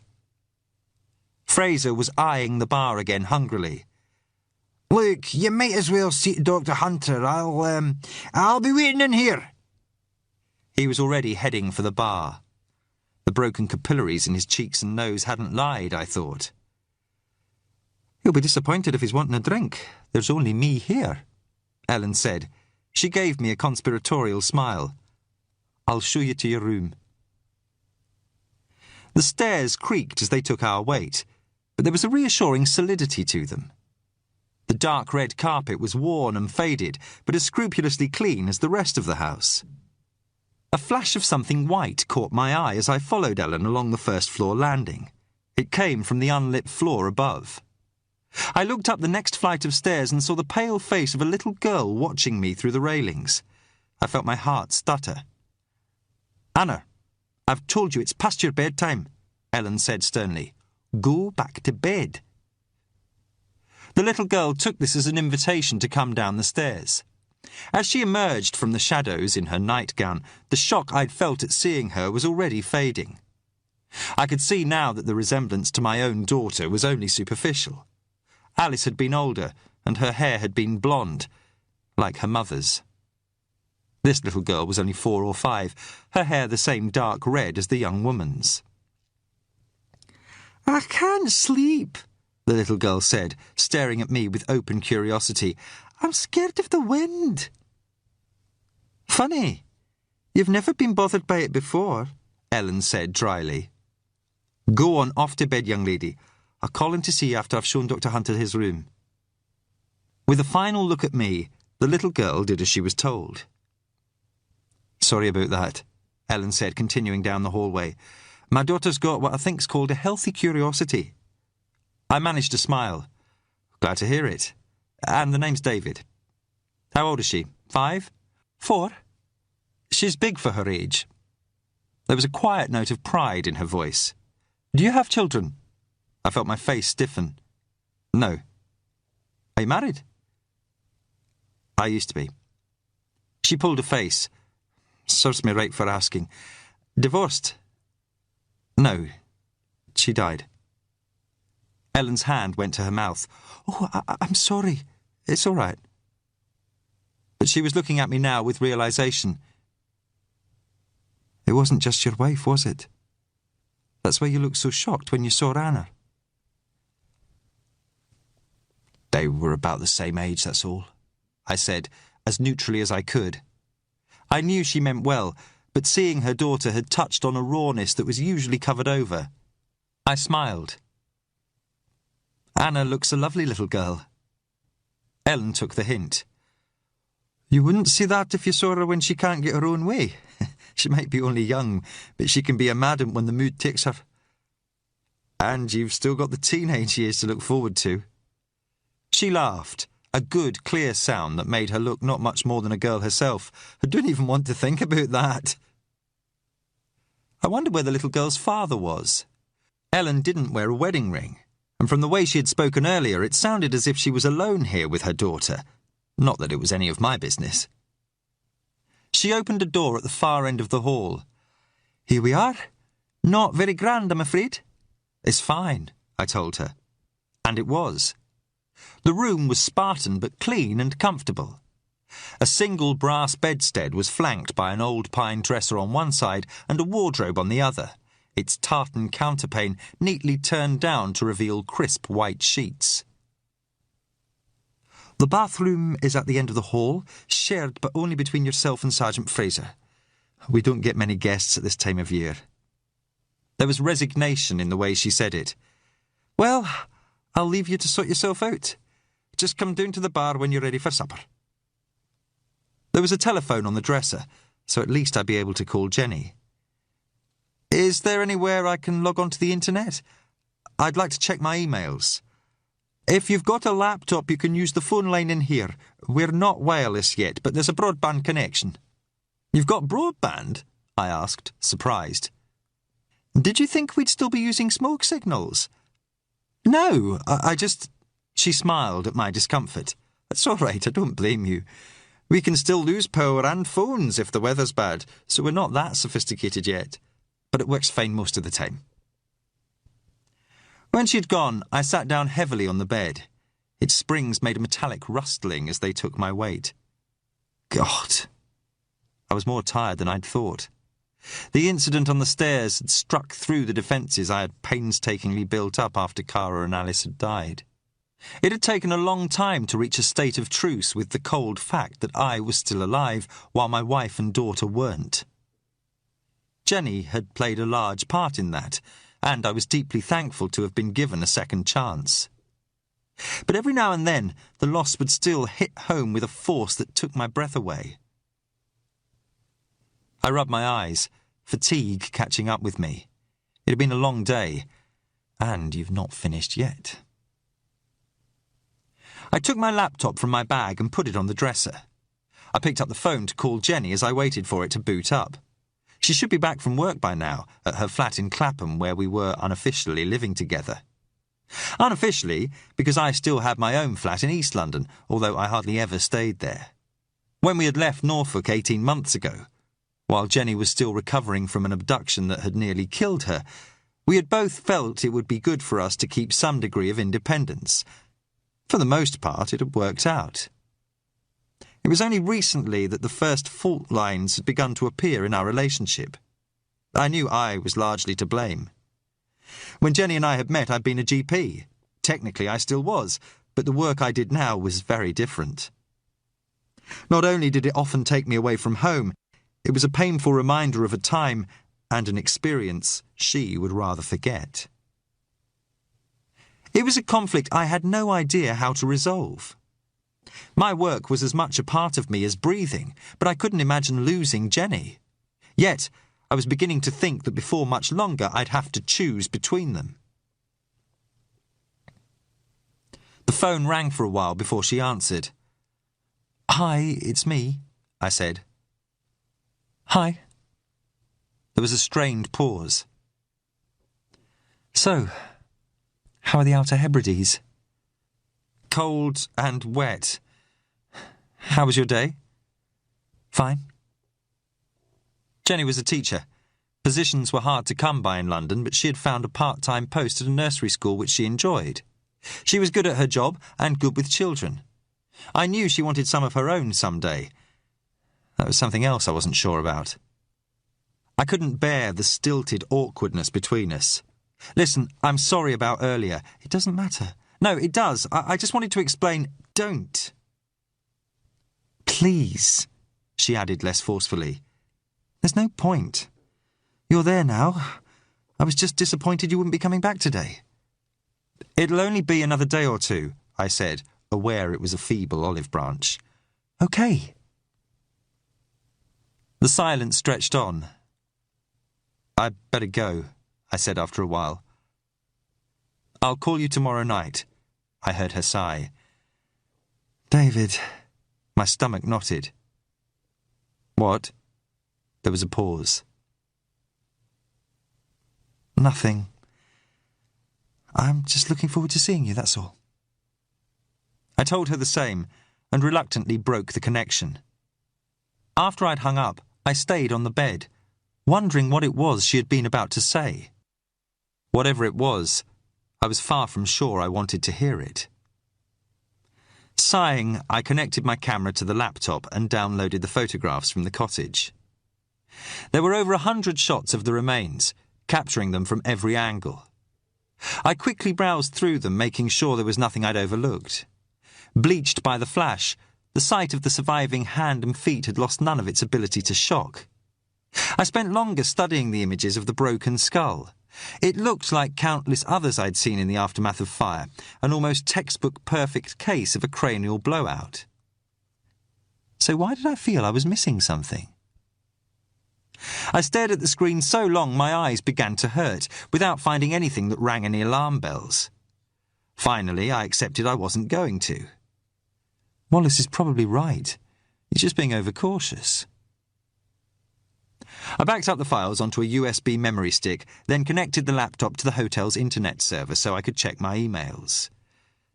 The missing persons files I'd asked Wallace to send hadn't arrived, so I replied to the messages that were most urgent, then lay on the bed and closed my eyes. I could easily have fallen asleep if my stomach hadn't rumbled noisily to remind me that, tired or not, I needed to eat. I pushed myself off the bed and headed for the door. As I passed the window, I idly glanced out. My own reflection stared back at me from the dark, rain-flecked glass, but for a second I thought I'd glimpsed someone, outside. I went over and looked out. A lonely street lamp stood in the street below, a bright yellow smudge in the darkness. But except for that, the night was empty. Trick of the light, I told myself. Switching off the bedroom light, I went downstairs. Chapter 5. The bar was little more than a snug into which a few tables had been squeezed. Like the hallway, it was clad in pine panels, so that the overall impression was of being inside a giant wooden box. Set against one wall was a fireplace made entirely of seashells. A peat block burned in its hearth, filling the air with a rich, spicy scent. There were fewer than a dozen customers, but it was enough to make the place feel busy without being overcrowded. The voices were a curious blend of lilting Scots and the harsher consonants of Gaelic. I received a few curious looks as I went in. Word had obviously spread about what had been found at the old crofter's cottage, no doubt thanks to Maggie Cassidy. But after the initial glances, everyone went back to what they were doing. 2 old men were playing dominoes by the window, the clack of the black rectangles a staccato counterpoint to the chink of glasses. Kinross, the bearded ferry captain, was talking at the bar to a huge man with a ponderous gut. A blousy woman in her 40s was with them, her raucous laugh and smoker's voice carrying above the barroom hubbub. All the tables were occupied. There was no sign of Fraser, so I guessed he'd gone to take Duncan's supper out to the camper van. I hesitated, feeling the usual stranger's exclusion at walking into a closed gathering. "Dr. Hunter." Brodie was sitting at a table by the fire, hand raised to attract my attention. The old border collie was curled asleep on the floor at his feet. "Won't you join me?" "Thanks." I was glad to see a familiar face. I went over, easing my way past the domino players. "Can I get you a drink?" He had a mug of tea on the table in front of him. I still hadn't eaten, but a drink would be welcome. "A whiskey, thanks." He went to the bar as I took the chair opposite him. Kinross gave him a nod as he made room. Cautiously respectful rather than friendly. There was no one serving, so Brodie simply poured a measure of whiskey into a glass, then chalked it up on a slate hanging by the bar. "Here you go. 15-year-old Islay malt," he said, setting the glass in front of me with a small jug of water. I looked at his tea. "You don't drink yourself?" "Not any more." He raised his mug. "Sláinte."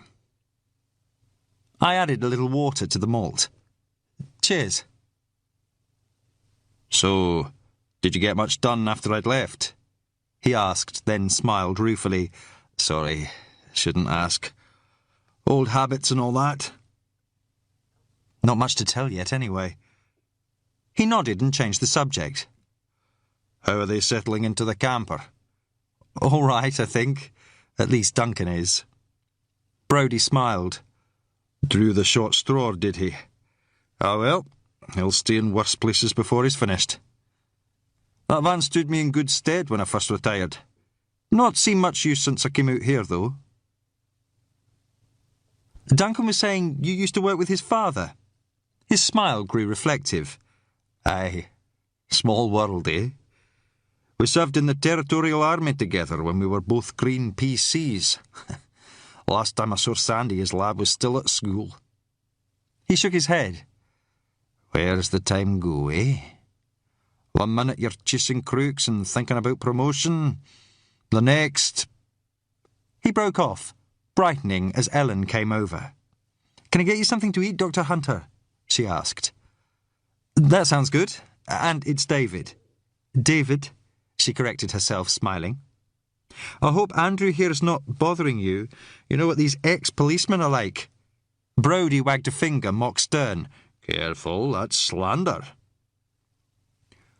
"Would a slice of homemade apple pie make amends?"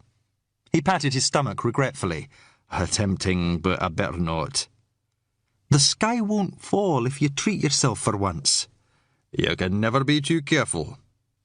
Ellen laughed. "Aye, I'll remember that next time you sneak sweets to Anna." The big man who was with Kinross suddenly raised his voice. "Another couple of drams here, Ellen." "In a minute, Sean." "Shall we help ourselves, then? You're dying of thirst." It was the woman at the bar who'd spoken. She was drunk, a condition I guessed from the look of her wasn't unusual. A few years ago she might have been attractive, but now her features were puffy and etched with bitterness. "The last time you helped yourself, Karen, you forgot to chalk it up," Ellen retorted. There was steel in her voice. "I'm having a conversation. I'm sure you can survive for a few more minutes." She turned back to us, and so missed the anger that clouded the woman's face. "Sorry about that. A few drinks and some people forget their manners. Now, I was asking you what you wanted to eat. There's mutton stew, or I can make you a sandwich if you'd rather." "Mutton stew sounds good, but I don't mind if you serve them first. They can wait. It'll do them good." "Ellen," Brodie said quietly. She sighed, then gave him a tired smile. All right, I know." He watched her go to the bar to serve them. "Ellen can be a little, fairy," he said, but with affection. "Causes friction sometimes. But the hotel's the only watering hole on Runa, so everyone either abides by her rules or stays home. She's a good cook, too. Did a college course on the mainland. I eat here most nights." Even if Fraser hadn't mentioned on the ferry that Brodie was estranged from his wife and daughter, I would have guessed that he lived on his own. There was something intrinsically solitary about him. "Does she run this place by herself?" "Aye, not easy. But between the bar-takings and the occasional guest, she manages." "What happened to her husband?" His face closed down. "There wasn't one. Anna's father was someone she met on the mainland. She doesn't talk about it." The way he said it made it clear that he wasn't going to either. He cleared his throat and nodded towards the group at the bar. "Anyway, Let me tell you about some of Runa's local colour. Kinross you'll have met on the boat. Surly bugger, but he's had it rough. Wife died a couple of years ago, so now there's just him and his teenage lad. The loudmouth with the beer belly is Sean Guthrie. Used to be a fisherman, but lost his boat to the bank. He's got an old one he's trying to patch up, but he scrapes a living now doing odd jobs and helping Kinross run the ferry sometimes. Harmless enough mostly, but keep clear of him when he's had too many. He was interrupted by a raucous laugh from the woman. That's Karen Tate. Runs the general store when she's sober and can be bothered. Got a 16-year-old daughter, Mary, who... well, she isn't what she should be. You'd think Karen would be at home with her, but she'd rather prop up the bar in here every night. His expression made it clear what he thought of that. A blast of cold air swept into the bar as the outside door was opened. A moment later, a golden retriever burst into the bar in a scrabble of claws. Oscar! Oscar! A man came in after it. I'd have put him a year or two either side of 40, with the chiselled good looks of a latter-day Byron.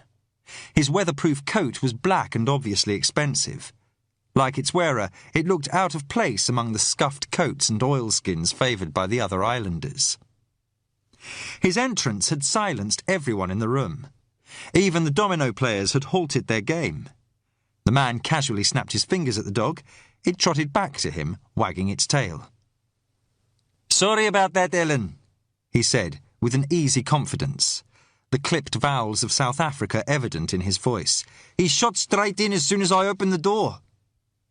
Ellen looked unimpressed with both the newcomer and his apology. "You should keep hold of him, then. This is a hotel, not a kennel." "I know, it won't happen again."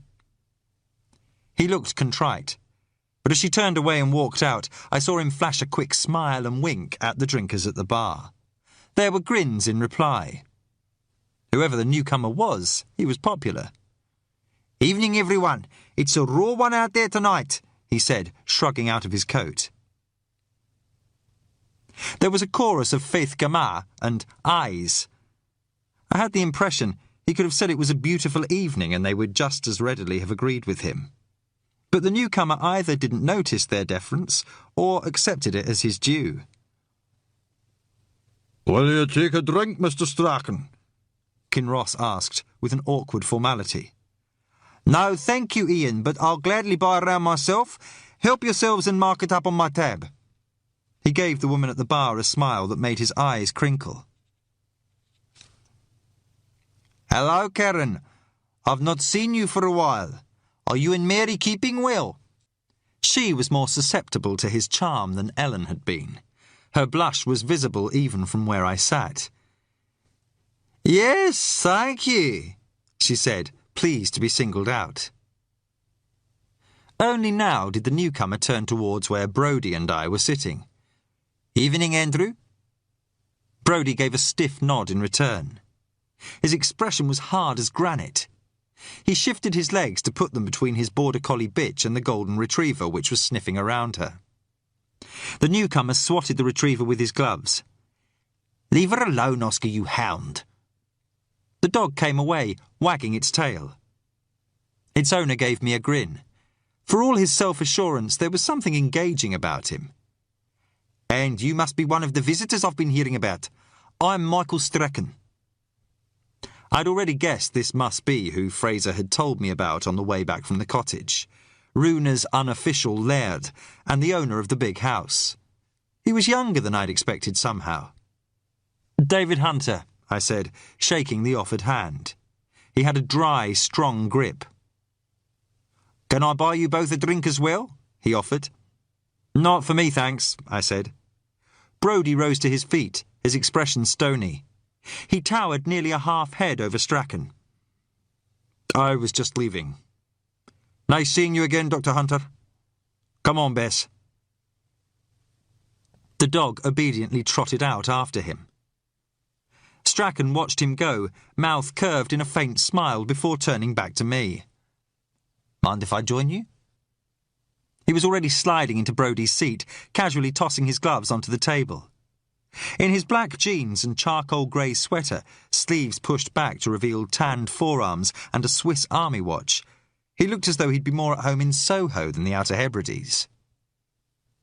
The golden retriever flopped down beside him, as near to the crackling fire as it could get. Strachan reached down and scratched its ears, looking every bit as relaxed himself. "Are you a friend of Andrew Brodie's?" he asked. "We only met today." He grinned. "I'm afraid he doesn't approve of me, as you probably noticed. I'm sure he was a good policeman, but God, the man's dour." I didn't say anything. I'd been quite impressed by Brodie so far. Strachan slouched easily in his chair, casually resting one foot on his knee. "I gather you're, what is it? A forensic anthropologist." He smiled at my surprise. "You'll find it's hard to keep anything a secret on Runa, especially when we've got a reporter whose grandmother lives on the island." I thought back to how Maggie Cassidy had come over to talk to me on the ferry, stumbling against me, pretending to be a novelist as she had pumped me for information, and I'd fallen for it. "Don't feel too bad," Strachan said, interpreting my expression. "It isn't often we get this sort of excitement. Not that we want it, obviously. The last time a body was found here was when an old crofter tried to walk home in the dark after a few malts too many, got lost and died of exposure. But this doesn't sound anything like that." He paused, giving me a chance to comment. When I didn't, he went on anyway. "What was it? Some kind of accident?" "Sorry, I can't really say." Strachan gave an apologetic smile. "No, of course. You'll have to excuse my curiosity. It's just that I've got what you might call a vested interest in this place. I'm responsible for a lot of redevelopment here. It's brought more people to the island than we're used to, contractors and so on. I'd hate to think I'd imported big-town troubles as well." He seemed genuinely concerned, but I wasn't going to let myself be drawn. "You don't sound like a local," I said. He grinned. "The accent's a bit of a giveaway, eh? My family's Scottish originally, but I grew up near Johannesburg. My wife and I moved to Runa about 5 years ago." "It's a long way from South Africa." Strachan tousled his dog's ears. "I suppose it is. But we'd been travelling around a lot, so it was time to put down roots. I like the remoteness of this place. It reminded me in some ways of where I grew up. Place was pretty depressed back then, of course. No local economy to speak of. Population in decline. Another few years and it could have been another St Kilda." I'd heard of St Kilda, another Hebridean island that had been abandoned in the 1930s and lain unoccupied ever since. Now it was a ghost island, tenanted only by seabirds and researchers. "You seem to have helped turn it round," I said. He looked embarrassed. "We've still got some way to go, and I don't want to make out it's all down to me. But Runa's our home now. Grace, my wife, helps out at the school, and we do what we can in other ways as well. That's why I worry when I hear about something like this happening." "Hello? What's up, Oscar?" The golden retriever was looking expectantly at the doorway. I hadn't heard anyone come into the hotel, but a moment later there was the sound of the front door opening.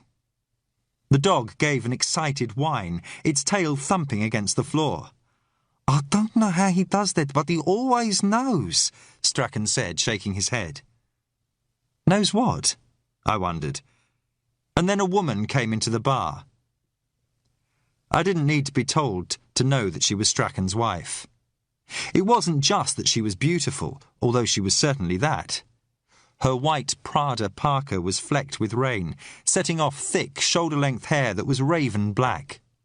It framed a face whose skin was flawless, with a full mouth it was hard to take your eyes from. But it was more than that. There was an energy to her, a sheer physical presence that seemed to draw all the light in the room. I remembered Fraser's envious comment earlier. "His wife's supposed to be a stunner." He was right. She had had a tentative smile as she came into the bar, but when she saw Strachan, it bloomed into something dazzling. Caught you? So this is where you end up when you go out on business, is it? She had the same faint South African accent as her husband. Strachan rose to give her a kiss. Guilty. How did you know I was here? I came to get some things from the store, but it was shut, she said, taking off her gloves. They were fur-lined black leather, unobtrusively expensive. On her left hand she wore a plain gold wedding band and a diamond ring whose single stone danced with blue light. Next time you want to sneak a drink, don't leave your car outside. Blame Oscar. He dragged me here. Oscar, you bully, how could you? She fussed the dog, which had started to prance excitedly around her. All right, calm down. She looked across at me, waiting for an introduction. Her brown eyes were so dark they were almost black. This is David Hunter, Strachan said. David, this is my wife Grace. She smiled and held out her hand. Pleased to meet you, David. As I took it, I could smell her perfume, subtle and delicately spiced. David's a forensic expert. He's come out with the police, Strachan explained.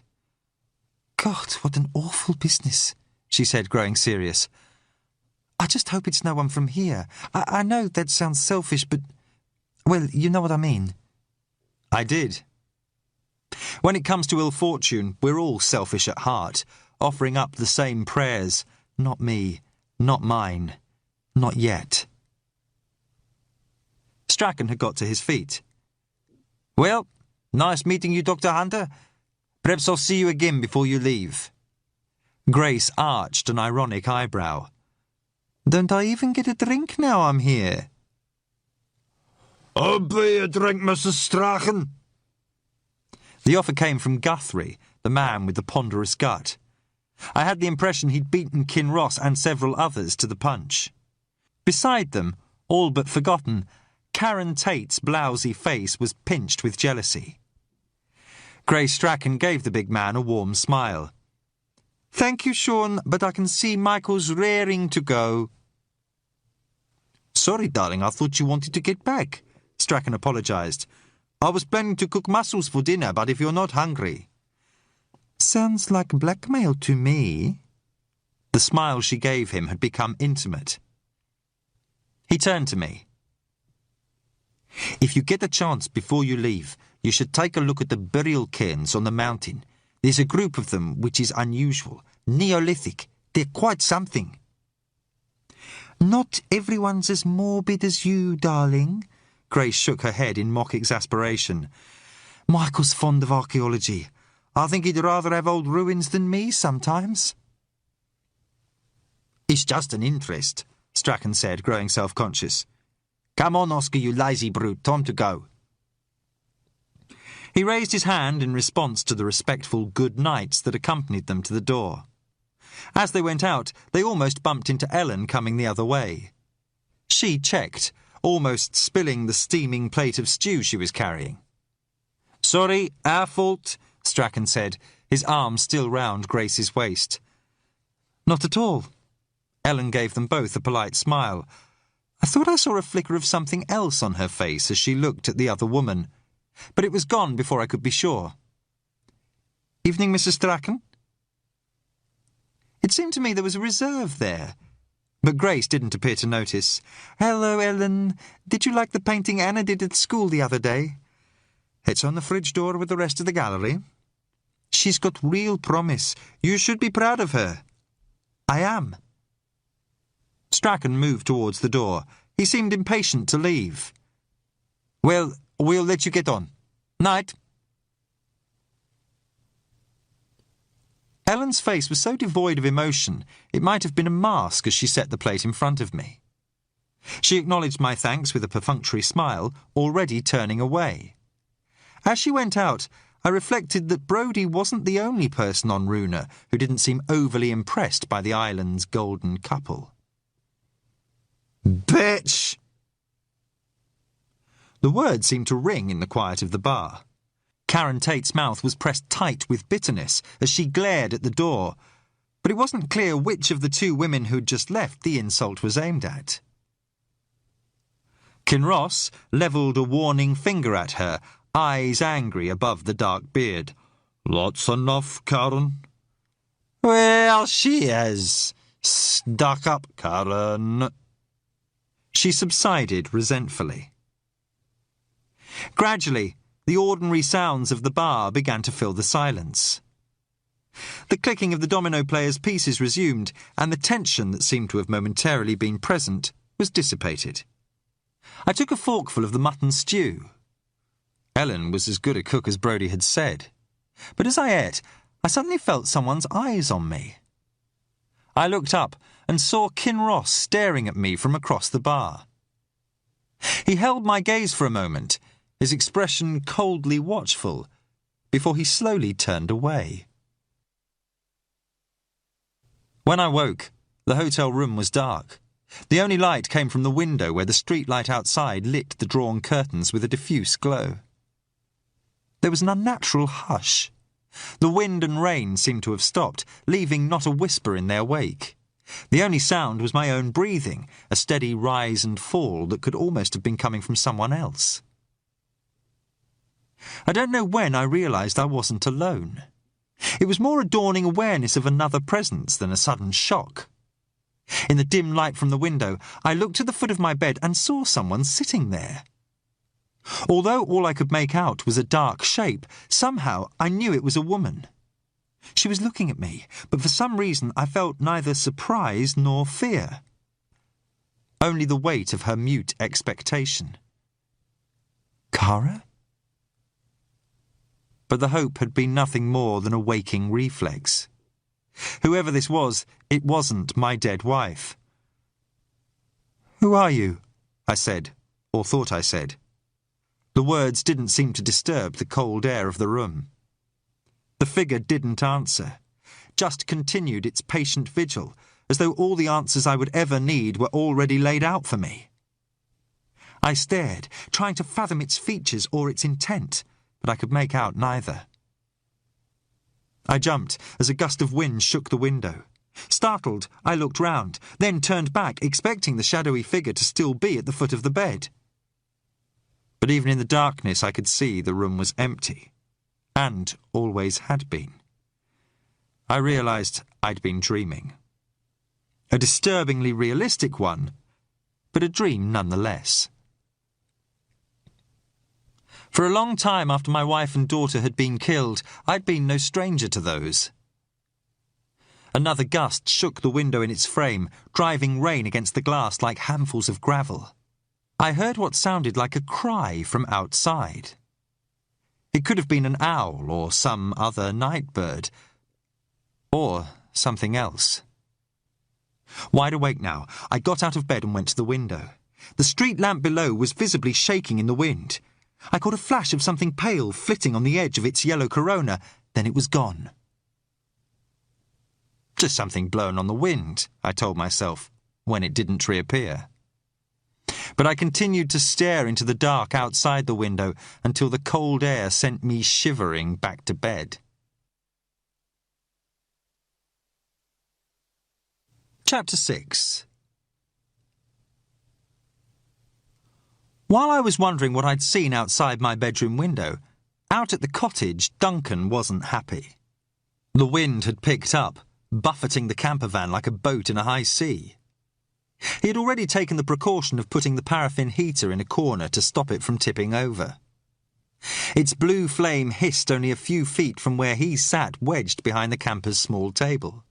Still, even though the cabin was cramped, it was better than spending the night either in the Range Rover or huddled in the cottage doorway, which was where Fraser would probably have put him, he reflected. No, it wasn't having to stay in the van that bothered him. He just couldn't stop thinking about what lay in the cottage. It was all well and good Fraser laughing, but he wasn't the one having to stay here. And Duncan had noticed the sergeant hadn't offered to linger after he brought out his supper. No doubt in a hurry to get back to the bar, because judging by his breath he'd already made a start on the whiskey. Duncan had watched the Range Rover's lights disappear with a feeling he had not had since he was a kid.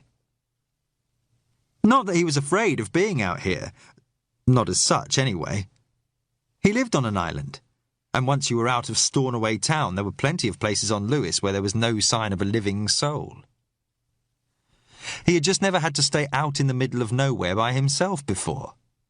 Not with an incinerated corpse lying no more than 20 yards away. Duncan couldn't get the image of those unburned limbs and baked bones out of his mind. However it had happened, they had once been a person. A woman, according to Dr. Hunter. That was what was so shocking about it. That someone who had once laughed and cried and all the rest could end up reduced to that. The thought was enough to give him the creeps. Too much imagination. That's your trouble. Always had been. He wasn't sure if it would make him a better or worse police officer. It wasn't enough for him to note down the facts. He always had to get lost in what-ifs. Couldn't help it. It was just the way his mind worked. Like, what if the woman had been burned by something science didn't know about yet? What if she had been murdered? What if the killer was still here on the island? Aye, and what if you stopped trying to scare yourself? Duncan sighed and picked up the criminology textbook he'd brought out with him. Fraser could laugh at that as well, but he intended to make detective someday, and if he was going to do something, he wanted to do it as well as he was able. Learn as much about it as possible. And if that meant making a few sacrifices, then so be it. Unlike some people he could mention, Duncan didn't mind hard work. Tonight, though, he found it hard to concentrate. After a while, he pushed the textbook away restlessly. Stick the kettle on. At least you can make a cuppa. Duncan thought he would be sick of tea by the time he had finished here. As he got up to fill the kettle at the tiny sink, there was a sudden quietening as the wind dropped, gathering itself for its next assault. In the brief lull, Duncan heard another sound from outside. It was drowned out a second later as the gale struck the van again with renewed force, but he wasn't sure he hadn't imagined it. The sound of a car engine. He looked out of the window, waiting for the dazzle of headlights that would announce the Range Rover's arrival, but the darkness outside remained unbroken. Duncan thought for a moment. Even if the sound had come from a car passing on the road, its lights would have been visible, which meant he had either imagined hearing an engine, or someone had turned off their headlights to conceal their approach. A bit of fresh air will do me good anyway. He pulled on his coat, then picked up his heavy maglite and climbed out of the camper van.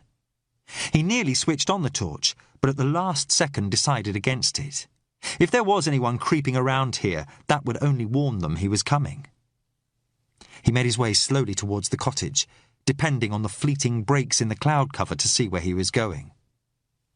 The maglite's weight was comforting as the black outline of the cottage loomed in front of him. At a foot long, the torch could also double as a substantial club. Not that he'd need it, he told himself, and as he did so, there was a flash of light from behind the cottage. Duncan froze, heart thumping. He reached for his radio to call Fraser, then stopped. There was too much chance that the trespasser would hear him. He started forward again. He could see that the tape sealing the door hadn't been tampered with. Staying close to the wall, he made his way to the corner of the cottage. He paused, listening. There was a scrape of something brushing against stone, then a swish of movement through the long grass. No two ways about it. Someone was definitely there. Duncan gripped the maglite, tensing himself. Stay calm. He took a deep breath, then another. Okay, get ready.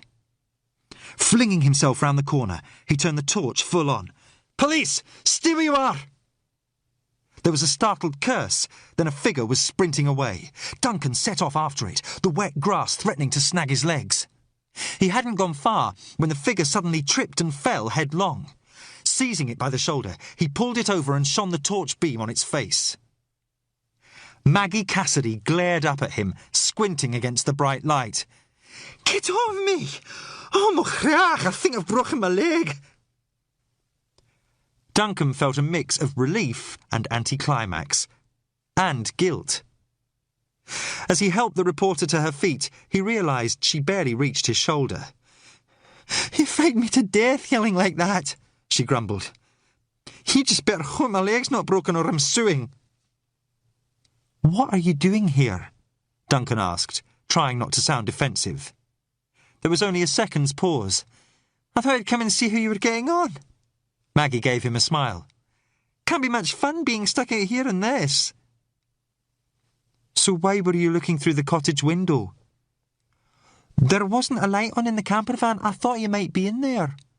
Aye, course you did. He noticed her trying to slip something into her pocket. What have you got there? Nothing. But he was shining his torch onto it, revealing a mobile phone clasped in her hand. You'll not have much luck calling anyone from here, he said. You weren't planning on taking any pictures with that now, were you? No, of course not. He held out his hand. Look, I wasn't able to get anything all right, she protested. Then you won't mind showing me, will you? Maggie's shoulders slumped. She let him see the screen. They were rubbish anyway, she muttered, bringing up 2 blurred and bleached-out images. As he would explain later, Duncan didn't think they would be any use. Even he couldn't make out what they were, but he made her delete them anyway. And the rest. That's it, I told you. He just looked at her. With an irritated sigh, she showed him the other pictures in the memory. Must have forgotten about that one, hey? He said, cheerfully, as another blurred shot of the cottage appeared. Happy now? She demanded, deleting it. So now what are you going to do? Arrest me? Duncan had been asking himself the same question. Offhand, he wasn't even sure she'd broken any law. She hadn't actually crossed the incident tape. Besides, he had to admit there was something he liked about her. Will you give me your word you won't try this again? He asked in what he hoped was an authoritative voice. I won't, honest. Ouch! She winced as she put her weight on her leg. You all right? Duncan asked. I can walk. No thanks to you. So, can I go now? He hesitated. Where's your car? She gestured back down the track. I left it back near the road. You sure you can manage? Like you care, she retorted. I can manage. Grinning to himself, Duncan watched her small figure hobbling off down the track, torch beam bobbing in front of her. When he was satisfied she'd gone, he started back to the camper van. As he went inside, he noticed a patch of mud in the doorway. He hadn't noticed it before. Bloody Fraser. Too much to ask for him to wipe his feet. Thinking about Maggie Cassidy, he went to put the kettle on. Maggie's car was parked about 50 yards along the track. Her limp had vanished as soon as Duncan was out of sight, but she was still scowling when she reached the old Mini. It was her grandmother's, a tub of junk, but better than nothing. She flopped down into the driver's seat and examined her mobile phone. Even though she had deleted the pictures herself, she still couldn't help making sure they were really gone. They were. Bollocks, she said out loud. Throwing the phone into her handbag in disgust, she took out her dictaphone and started recording. Well, a right waste of time that was, she said into it, and I still didn't manage to get a proper look at the body. Last time I tried to play it commandos. The scowl faded, replaced by a reluctant smile. Still, gave me quite a rush, I have to admit. I've not been that scared since I wet myself playing hide-and-seek at junior school. God, when that young PC jumped out at me. What was his name? Duncan, I think they called him. Keen bugger, but at least he seemed human. Cute, too, come to think of it. Wonder if he's single. She was still smiling as she saved the recording and started the car. Its headlights split the darkness as she pulled away in a belch of exhaust. The unhealthy rattle of its engine quickly receded once she reached the road, and, after a final crunch of gears, the night settled back into silence. For a heartbeat, nothing stirred. Then a shadow detached itself from the ground next to where the Mini had stood and slowly headed off into the dark. Chapter 7.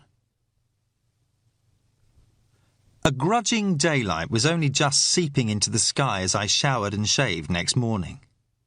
There had been no let-up in the rain overnight, and I hoped the remains were still all right. I knew they'd lain there for several weeks already, and there was no reason to suppose the cottage's crumbling roof wouldn't survive a few more days, even in this weather. Even so, I'd be relieved when they could be moved somewhere safer. I hadn't slept well after waking from the dream. I felt grainy and tired as I accessed my emails to see if the missing persons files from Wallace had finally arrived. They had, 5 of them in all. There was no time to look at them now, so after transferring them onto my laptop's hard drive, I went down for breakfast. The bar doubled as the dining room, and I'd nearly finished eating by the time Fraser trudged in. He looked red-eyed and hungover, the smell of unmetabolized alcohol noticeable even across the table. After he'd returned from the cottage the evening before, he'd settled himself in the bar with the air of a man getting down to business. I'd left him there when I'd gone to bed, and, judging from his appearance, he had obviously made a night of it. I tried not to smile as he gingerly sipped his tea. "I've some aspirin in my bag," I offered. "I'm fine," he growled. He queasily regarded the plate of fried eggs, bacon and sausage that Ellen set down in front of him. Then, taking up his knife and fork, he set about eating it with the determination of a marathon runner. "How long will you be?" I asked. I was keen to make a start, conscious of how short the days were up here at this time of year. "Not long," he muttered, hand shaking as he forked up a spoonful of dripping egg. Ellen was clearing my breakfast plate from the table. "If you want, you can take my car. I won't be using it today." "Good idea," Fraser agreed quickly through a full mouth. "There's things I need to do in the village anyway. Start asking round. See if anyone knows who the dead woman is." It hadn't been made public yet that the body was a woman's. I glanced at Ellen and saw the slip hadn't gone unnoticed. She gave me a knowing look as he carried on eating, oblivious. "If you're ready, I'll get the car keys." I followed her from the bar. "Look, about what Sergeant Fraser said," I began. "Don't worry, I won't say anything." She smiled as she went into the kitchen. "You run a hotel, you'll learn to keep secrets." The kitchen was a single-storey extension, much newer than the rest of the hotel. Heavy saucepans stood on an old gas cooker, blackened with use, while a tall pine dresser was laden with mismatched crockery. A small portable gas fire hissed next to a big wooden table, on which sat a child's colouring book and set of crayons. Ellen rooted in a drawer for the car keys, then led me out through a door into a small yard. Propane gas cylinders stood against the wall in a wire safety cage, looking like upright orange bombs. Parked in the lane just beyond them was an old VW Beetle. "It's not much to look at, but it's reliable enough," she said, giving me the keys. "And I've made a flask of tea and sandwiches for you all. I guess you won't want to be running back here to eat." I thanked her as I took them. The VW grated and whined when I started it, but it rattled along happily enough. The weather hadn't improved since the day before. Grey skies, wind and rain. But at least the village was more alive this morning. There were people in the street, and children were filing through the gate towards the small but new-looking school. I looked for Anna, but couldn't make her out amongst the parkas and duffel coats. A man wearing a peaked woolen hat, emaciated looking even in a thick coat, was ushering them inside. He paused to stare at me as I drove past. When I nodded to him, he looked away without acknowledgement. Then I was leaving the village, passing the hill where Runa, the ancient standing stone Brodie had pointed out, stood watch. The island could never be described as picturesque, but it was starkly impressive. A landscape of hills and dark peat moors, dotted with sheep. The only sign of habitation was the big house I now knew belonged to the Strachans. Lights no longer burned in every window, but it was still by far the most imposing building I'd seen on the island. Its turreted granite walls and mullioned windows had been weathered by the Atlantic winds, but there remained an air of permanence about them. Brodie's Volvo was already parked outside the cottage when I arrived. The ex-inspector and Duncan were in the camper van, a kettle hissing away on the small cooking ring. The cramped cabin smelled of stale bodies and paraffin fumes. "Morning," Brodie said when I went in. He was sitting on a tattered padded bench that butted up to a fold-down table, his old dog asleep at his feet. Somehow I wasn't surprised to find him here. He might have retired, but he hadn't struck me as the type who would simply be able to let go after calling this in. "Sergeant Fraser not with you?" He had things to do in the village. I saw disapproval register on his face, but he made no comment. "Don't mind my coming out again, do you?" he asked, as though reading my mind. "I spoke to Wallace this morning. He said it was your call." "In that case, it's fine by me." Now that Wallace knew that Brodie hadn't been exaggerating when he'd reported the body, I guessed he was probably glad the former DI was prepared to stick around. If it came to that, so was I. It might have ruffled Fraser's feathers, but it didn't hurt to have someone with Brodie's experience on hand. Duncan yawned. He looked as though he hadn't slept well, and began unwrapping the bacon and egg sandwich that Ellen had sent with the enthusiasm of a child at Christmas. "Apparently we had a visitor last night," Brodie told me, giving him a meaningful look. Through mouthfuls of sandwich, Duncan described Maggie Cassidy's attempt to take photographs of the remains. "She didn't get any," he insisted, "and I made her promise she wouldn't try again." Brodie raised an eyebrow sceptically but said nothing. A thick criminology textbook sat on the table in front of Duncan, a bookmark tucked into the first few pages. "Been studying?" I asked. He blushed. "Not really, just something to read, you know." "Duncan was just saying he wants to apply for CID," Brodie added. "Eventually," Duncan said quickly, still looking embarrassed. "I've not put enough time in yet." "Doesn't hurt to know what you want to do," Brodie said. "I've been telling him about a couple of cases I worked with his father, but it doesn't seem to have put him off." Duncan grinned. Leaving them to it, I opened the flight case I brought with me. Inside was my field kit, the basics I always took with me on a job. A dictaphone to record notes, disposable overalls, shoes and masks, latex gloves, trowels, brushes, as well as 2 different-sized sieves. And plastic evidence bags. Lots and lots of evidence bags. I was down to my last few pairs of disposable gloves and overalls, having used most of them on the Grampian job. The overalls were extra large, so they would fit over my coat. I struggled into them and snapped protective overshoes over my boots, then pulled on the latex gloves over a pair of silk liners. Normally, I carried chemical hand warmers for when I worked outside, but I'd already used them all in the Grampians. For the time being, I'd just have to put up with cold fingers. Duncan had been watching me get ready. Now he put down his sandwich. "Doesn't it bother you? Working with dead bodies, I mean." "Don't be impertinent, lad," Brodie said reprovingly. The PC looked embarrassed. "Sorry, I didn't mean—" "That's all right," I reassured him. "Someone needs to do it.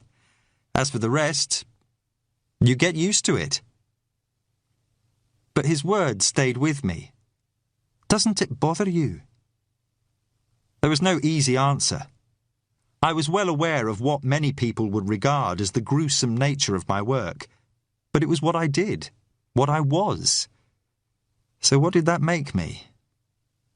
The question was still troubling me as I stepped out of the camper van and saw a sleek silver-grey Saab coming along the track towards the cottage. Drawn by the sound of its approach, Brodie and Duncan came out as it pulled up next to Ellen's VW. "What the hell is he doing here?" Brodie asked irritably as Strachan climbed out. "Morning," he said as his golden retriever jumped out of the Saab after him. "Get that dog back in the car," Brodie snapped. The retriever was sniffing the air intently. Strachan reached to take hold of it, but before he could, it suddenly caught a scent and bounded straight for the cottage. "Bloody hell!" Brodie swore and raced to cut it off. He was surprisingly fast for a man his size and age. He grabbed hold of the dog's collar as it tried to dodge past, almost yanking it off its feet as he pulled it back. Strachan ran up, his face shocked. "God, I'm sorry." Brodie kept hold of the retriever's collar, suspending its front paws off the ground as it yelped and struggled. "What the hell do you think you're doing?" "I've said I'm sorry, I'll take him now." Strachan held out his hand, but Brodie didn't relinquish his hold. It was a big dog, but the ex-inspector held it without effort, gripping its collar so tightly it was starting to choke as it wriggled to free itself. "I said I'll take him now," Strachan repeated, more firmly this time. For a moment, I thought Brodie wasn't going to hand it over. Then he thrust the animal at Strachan. "You shouldn't be out here, you or your bloody dog." Strachan soothed his pet, keeping hold of its collar. "I apologise, I didn't mean to let him out. I just wanted to see if I could do anything." "You can get back in your car and leave. This is police business, not yours." But now Strachan was starting to grow angry himself. "Funny? I thought you'd retired." "I've got clearance to be here. You haven't." "Perhaps not, but that still doesn't give you any legal right to tell me what to do." Brodie's jaw muscles bunched with the effort of restraint.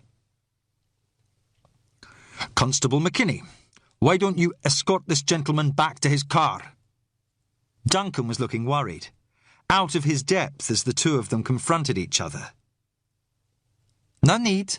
I'm going," Strachan said. There were twin patches of colour on his cheeks, but he was more composed now. He gave me a shamefaced smile, studiously ignoring Brodie. "Morning, Dr. Hunter. Sorry about this." "That's okay, it's just better not to have many people around," I said. "No, I appreciate that. But if there is anything I can do to help, then please let me know. Anything at all." He gave the dog's collar an affectionate shake. "Come on, Oscar, you bad lad." Brodie watched him lead the dog back to the car, his expression stern and unforgiving. Duncan began to stammer an apology. "Sorry, I wasn't sure what I should—" "No need to apologise. Shouldn't have lost my temper like that." Brodie took a packet of cigarettes and a lighter from his pocket, clearly still rattled. The kettle had started to boil in the camper van. I waited till Duncan had gone back inside to make the tea, then turned to Brodie. "You don't like Strachan much, do you?" Brodie smiled. "That obvious, is it?" He took a cigarette from the packet and regarded it with distaste. "Filthy habit. I gave up when I retired, but I seem to have started again." "What have you got against him?" He lit the cigarette and took a long drag, exhaling the smoke as if he resented it. "I don't approve of his sort. Privilege types, who think because they've got money they can do as they like. He didn't even earn it himself. He inherited it. His family made their fortune in gold mining out in South Africa during apartheid. You think they were so keen to share it with their workers over there?" You can't blame him for what his family did." "Perhaps not. But he's too cocksure of himself for my liking. You saw how he was in the bar last night, buying everyone drinks, turning his charm on for Karen Tate. A wife like that and he's still got a roving eye." I remembered what Fraser had told me about Brodie's own wife leaving him, and wondered if his dislike of Strachan was coloured with envy. What about what he's done for the island? From what I've heard, Runa was going the same way as St Kilda before he came here. Brodie said nothing for a moment. His border collie had come to look out of the camper van door, back legs stiff with arthritis. He stroked its head. There's a story about St Kilda that always makes me wonder if what happened there wasn't for the best anyway. Before the islanders left, they killed their dogs. All of them. But only 2 were killed by lethal injections. The rest had stones tied round their necks and were thrown into the harbour. Their own dogs. He shook his head. Never could fathom why anyone would do something like that. But I expect they must have had a reason. I was a policeman long enough to know that whatever people do, there's always a reason, and one way or another it's usually self-interest.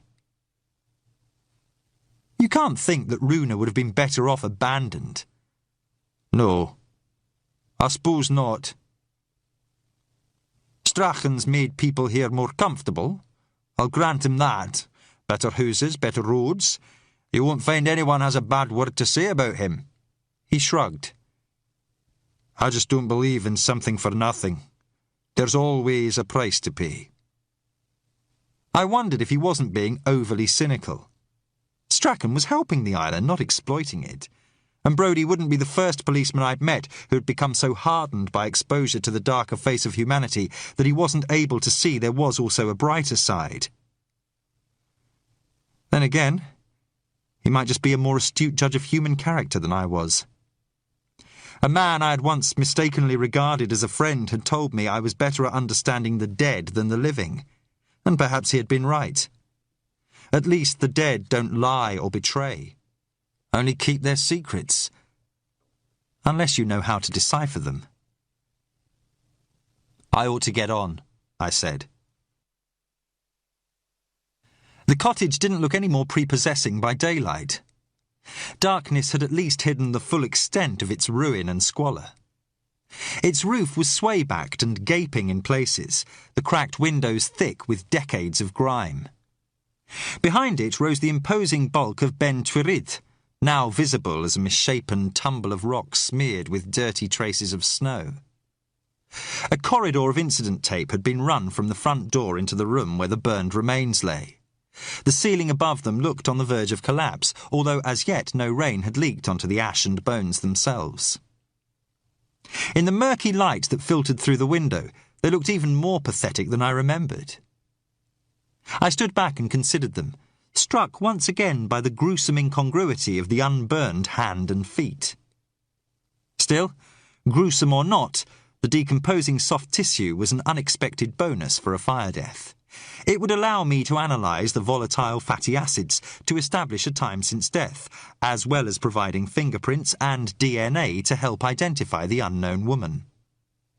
Since this wasn't a crime scene, as Wallace had been at pains to point out, there was no real reason for me to grid out the remains.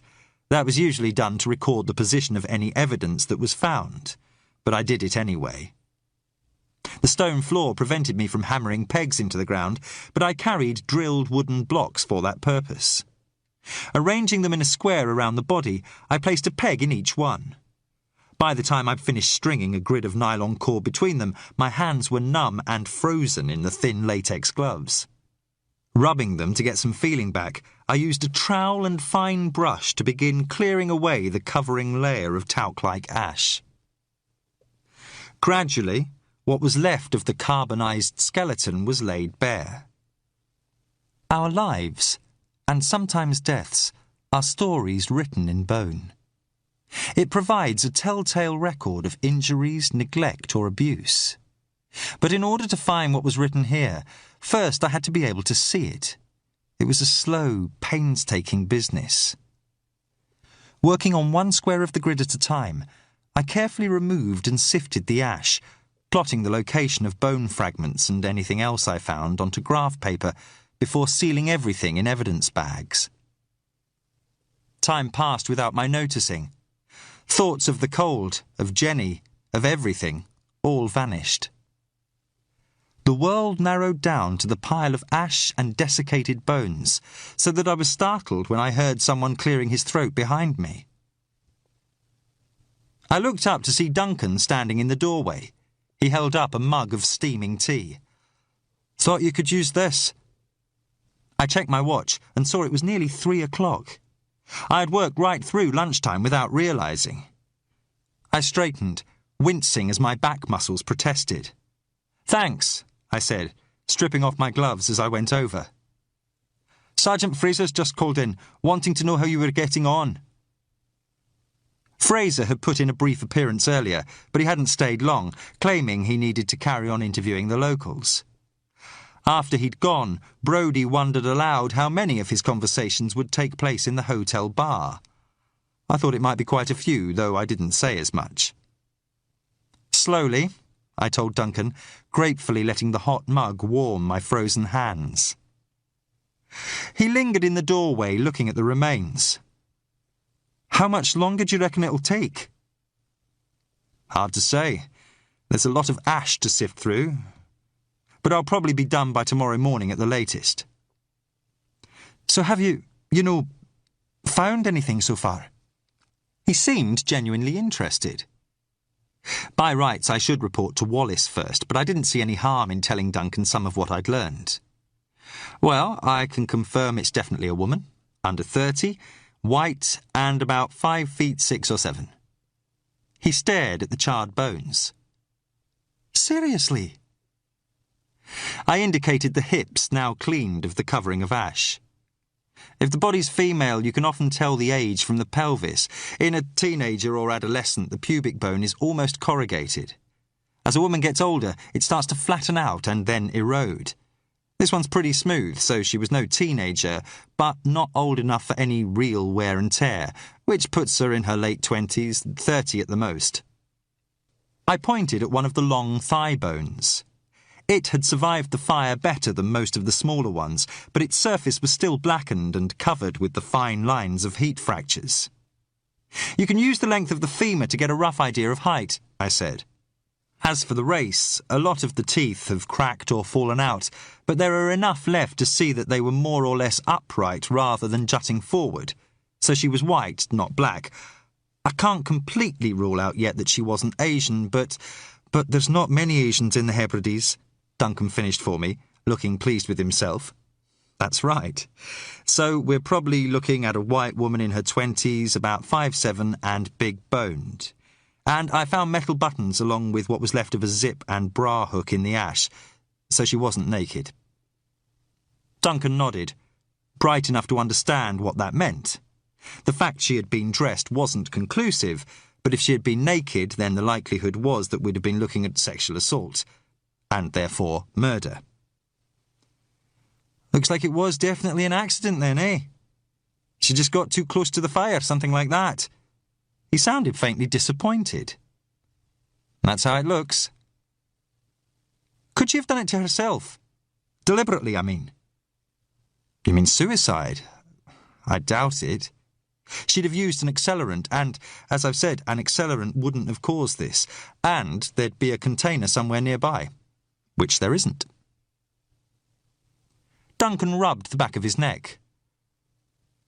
"What about the hand and feet?" he asked almost sheepishly. I'd been waiting for that. But the light coming through the dirty window pane was already beginning to dim, and I still had a lot to do. "I'll give you a clue." I pointed at the greasy brown residue that clung to the smoke-blackened ceiling. "Remember what I said about that?" Duncan looked up at it. "That it was fat from when the body burned." "That's right. That's the key. See if you can work it out." I drained my mug and handed it back to him. "Right, I need to get on." But once he'd gone, I didn't start work right away. Now I'd cleared away most of the covering layer of ash, I could start to remove the surviving bones, bagging them for proper examination later. Even though I'd been deliberately thorough, I'd found nothing that pointed to a suspicious death. No visible knife marks on the bone, no other sign of skeletal trauma or injury. I'd even found the hyoid, the delicate horseshoe-shaped bone that so often breaks during strangulation, buried in the ashes. It had been reduced almost to the fragility of powder, so delicate that the slightest nudge might break it, but it was still whole. So why did I still feel I was missing something? A wayward gust of wind from the holes in the roof chilled me as I stood looking down at the remains. I went to where the skull lay canted on the floor, crazed with heat fractures. The cranium is made up of separate plates that butt against each other like geological fault lines. The blowout had left a hole nearly the size of a fist in one of them, on the occipital bone at the back of the crown. Small fragments of bone lay on the floor around it, blown there when the hot gases had made their explosive exit. That was another indication that the damage happened in the fire. If the hole had been caused by an impact, the fragments would have been driven inwards into the skull cavity. Yet something about the skull bothered me, a sort of nagging neural itch. Almost involuntarily, I found myself starting to examine it again. As though with malicious timing, the daylight had begun to fade with increasing speed. Last night I had avoided working at night because I didn't want to make mistakes. Now I felt I would be making an even bigger one if I didn't. I moved the floodlight, but it still wasn't bright enough for what I wanted. Taking out my torch, I set it on the floor so it shone onto the gaping skull cavity. Light spilled eerily from the empty eye sockets as I turned my attention to the shards of bone that lay on the floor. Most were tiny, no bigger than my thumbnail. I had already recorded their positions on the graph paper, but now, like a ghoulish jigsaw puzzle, I began trying to piece them back together. It was something I'd normally only attempt in a laboratory, where I had the right clamps, tweezers and magnifying lenses to help me. Here, I didn't even have a table, and my progress was made even slower by my cold, numbed fingers. Gradually, though, I fitted the fragments together until I had a sizable section. And then I saw it. A blow forceful enough to break the cranium will cause lightning-like fractures to radiate from the point of contact. Normally they're hard to miss, and I'd seen no evidence of them here. But I'd been looking in the wrong place. The fragments had joined together to reveal a ragged spider's web of cracks. Distinctive zigzag lines that could only have been caused by a heavy impact strong enough to fracture the bone without actually breaking it. The skull had burst in the fire, all right, but in an area where it had been already weakened. I carefully laid the bone fragments back on the ground. Brodie had been right all along. This was no accident. The woman had been murdered.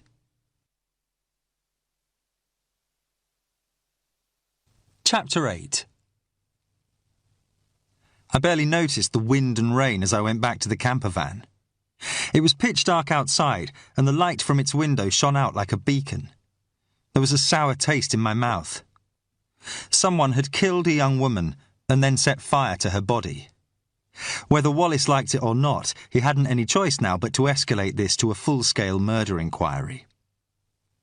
I was angry with the superintendent, but far more so with myself. It was no consolation that fire deaths are notoriously difficult. I should have taken notice of my instincts. And there was also something else to consider. It would be a mistake to assume that just because the dead woman wasn't local, her killer wasn't either. We didn't know what the victim had been doing on Runa, but according to Brodie, few outsiders came here at this time of year. So the likelihood was that she'd come over either with or to see someone who lived here. Which would mean her killer was still on the island. That thought stayed with me as I hurried to the camper van. It was almost stiflingly warm after the icy cottage, the air heavy with the fumes from the paraffin heater. "How's it going?" Duncan asked, getting to his feet. "I need to talk to Wallace. Can I use your radio?" Sure," he said, surprised. He handed it across. I'll be outside then." The police radio was one of the new digital sets, which allowed calls to either landlines or mobiles. But Wallace didn't answer any of his numbers. Great. I left messages telling him to call me and started struggling out of my overalls. "Everything all right?" Duncan asked, coming back in. "Fine." He would find out soon enough, but I wanted to speak to Wallace before I told anyone else. "I'm going back to the village." There was no point my staying at the cottage any longer. I wasn't touching anything else till Sock got here, and I needed to calm down and think through the implications of what I'd found. But as I started to go out, I hesitated. "Look, keep an eye out, okay? Anything suspicious, anyone comes out here, call Fraser straight away." He looked puzzled and a little offended. "Aye, of course." I went out to the car. It was raining heavily now, and the windows on Ellen's old VW fogged as soon as I got in. Turning the heater on to clear them, I struggled with the unwieldy gear lever and bumped down the track to the road. The wipers screeched as they smeared rain across the windscreen. I sat forward in my seat, peering through the steamed glass. Hardly any cars seemed to use the road, but I'd no desire to hit a sheep that had strayed onto the tarmac.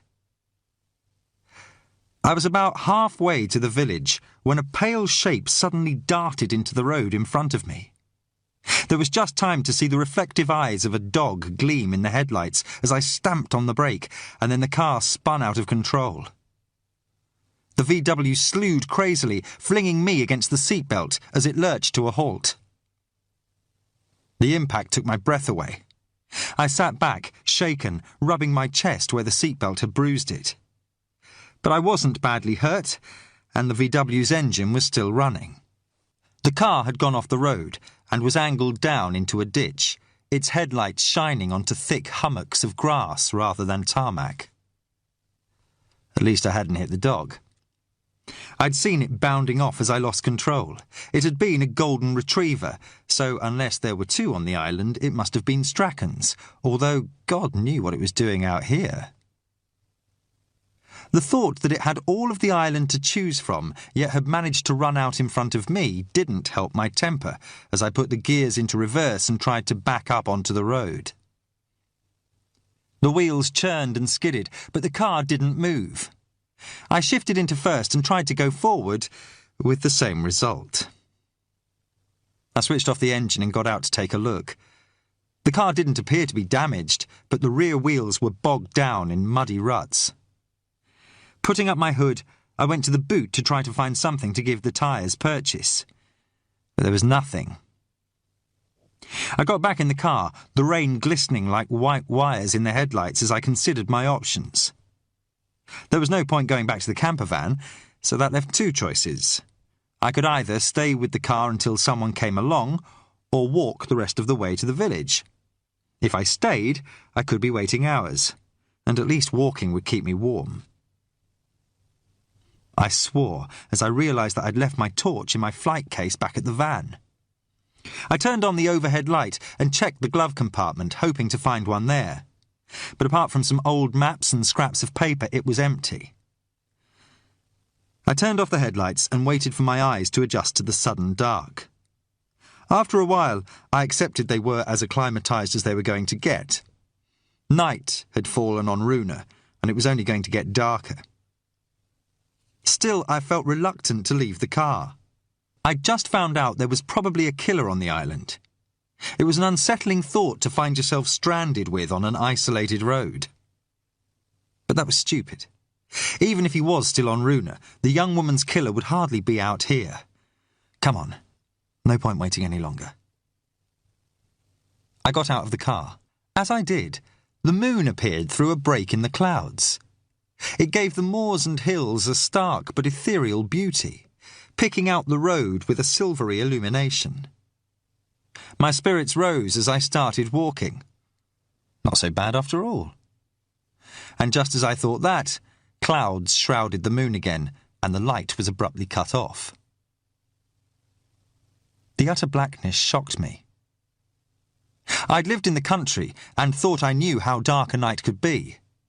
But this was of a different order to anything I'd experienced before. Runa was a tiny island miles from the mainland, and with no towns or cities to cast even a distant glow. I looked up. hoping to see at least some evidence of lightning in the sky.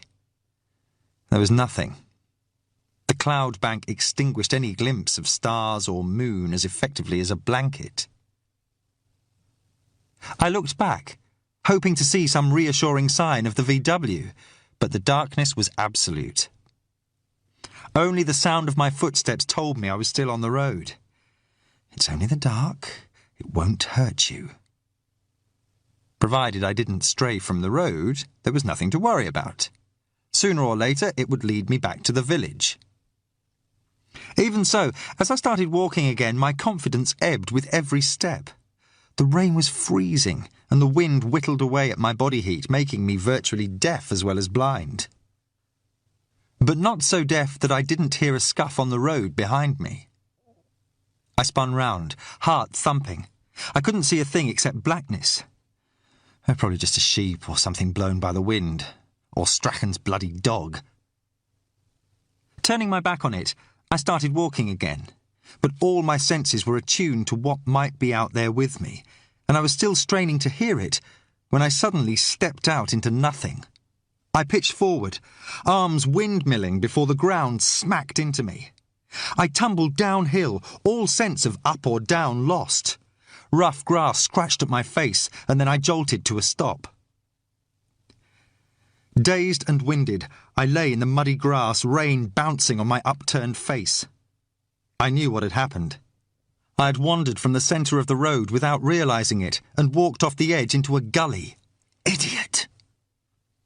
I started to push myself upright and cried out as pain exploded in my left shoulder. When it had subsided to a dull ache, I gingerly moved my arm again. The pain lanced back, not quite as severe as before, but bad enough to make me gasp out loud. But at least there had been no sensation of grating bone. I hoped that meant nothing was broken. Swallowing back the bile that had risen in my throat, I felt my shoulder awkwardly with my other hand. Even through my coat, I could tell there was something wrong with the way the joint fitted together. There was a bulge where there shouldn't have been, and as my fingers traced its outline, I felt a queasy wave of nausea. I had dislocated my shoulder. Badly. I told myself not to panic. Deep breaths. Take it one step at a time. Before I could use my arm again, I knew the joint would have to be shot back into place. I reached round with my other hand as far as I could, probing with my fingers to feel where the ball of the humerus had popped out of its socket. I paused, gritting my teeth, and then pushed. The pain made me almost black out. I yelled as starbursts wheeled across my vision. When they faded, I was lying on my back once more, sweat and rain mingling on my face. I wanted to throw up. The spasm subsided, but left me weak and shaking. I didn't bother feeling the shoulder again.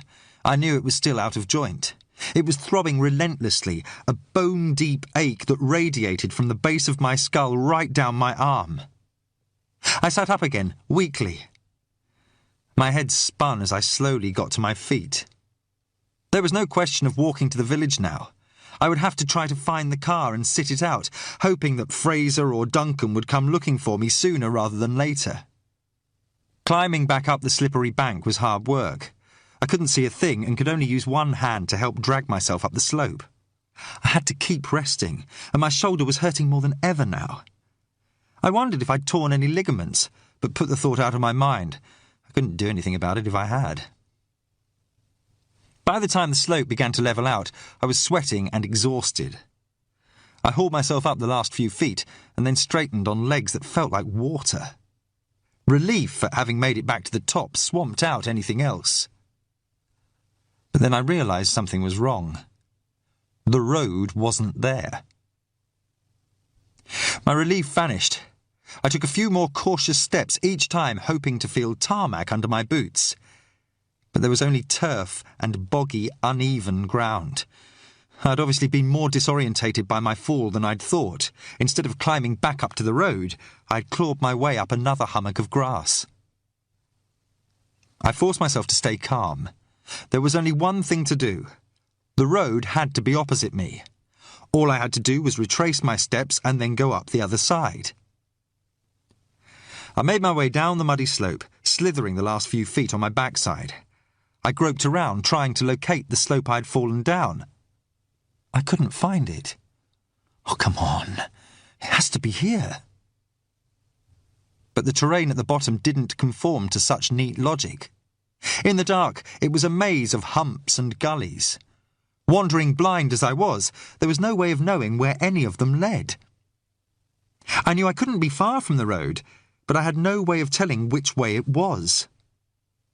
I looked up, hoping for some glimpse of stars, but land and sky merged into one single impenetrable darkness. The wind and rain gusted first one way then another, as though trying to confuse me further. I started shivering from shock as well as cold. Even in my weatherproof outer clothes, I knew I could sink into hypothermia if I didn't find shelter. Come on, think. Which way? I made my decision and started walking. Even if it was the wrong direction, the exertion would help keep me warm. Staying still now would kill me. It was hard going. The ground was a treacherous mix of heather and grass, threatening to turn or break an ankle at every step. I stopped dead as something rustled nearby, straining to hear against the gusting of the wind and the rain on my hood. I couldn't see anything except darkness. My heart was racing. It's nothing, just a sheep. But even as I tried to convince myself, I was recalling the scuff I had heard behind me on the road. I knew I was being irrational, that even if there was someone else out here, they wouldn't be able to see me any more than I could see them. It didn't help. I was lost and injured, and the dark released all the primitive fears that daylight and the modern world have allowed us to bury. They weren't buried now. I carried on walking. The turf underfoot became wetter and more broken as I blundered into a peat bog. My teeth were chattering as I splashed noisily across. Either it had grown colder or my core temperature was dropping despite my efforts. Both, probably. My shoulder was on fire, lancing me with white heat at every step. I'd lost track of time, but I was tiring quickly, becoming careless with fatigue. Another noise came from off to one side, the sound of something moving through the grass. I spun towards it and went crashing down. Agony flared through my injured shoulder as it bore the full brunt of my weight. I must have passed out. When I came round, I was lying face down, the rain pattering hypnotically on my hood. I could taste the loamy stink of peat in my mouth. Still only semi-conscious, I found myself thinking about all the countless dead animals, insects and vegetation it was made from. Millennia of rot compressed into a petrochemical sludge. I spat it out and tried to push myself up, but the effort was too much. Water had seeped inside my coat, chilling me to the bone. I was shuddering from the cold, my strength gone. I collapsed back into the mud. Of all the bloody stupid ways to die. It was so absurd it was almost funny. I'm sorry, Jenny. She had been mad enough just because I came out here. She was going to be furious when she found out I'd let it kill me. But the attempt at gallows humour failed miserably. Lying there, I felt anger as well as sadness. So that's it, is it? I goaded myself. You're just going to give up? It was then, when it could have gone either way, that I saw the light. At first I thought I was imagining it. It was only a spark of yellow dancing in the blackness ahead of me. But when I moved my head, the light remained in the same place. I shut my eyes, opened them. The light was still there. I felt a surge of hope as I remembered Strachan's house. That was closer than the village. Perhaps I'd wandered in the right direction after all. Part of me knew even then that the light was too high to be coming from the house, but I didn't care. It was something to aim for. Without even thinking about it, I crawled to my feet and began to stagger towards it. The light hung above me, but how far away I couldn't tell. It didn't matter. The yellow glow was the only thing in the universe drawing me towards it like a moth. It steadily grew larger. Now I could see that it wasn't constant, but flickered to some unheard rhythm. I was barely aware of the ground starting to rise towards it. It climbed still more, became steeper. I was using my one good arm to help pull me uphill, sometimes sinking to a crawl on my knees before stumbling upright again. But the light was closer. I fixed on it, shutting out everything else. Then it was right in front of me.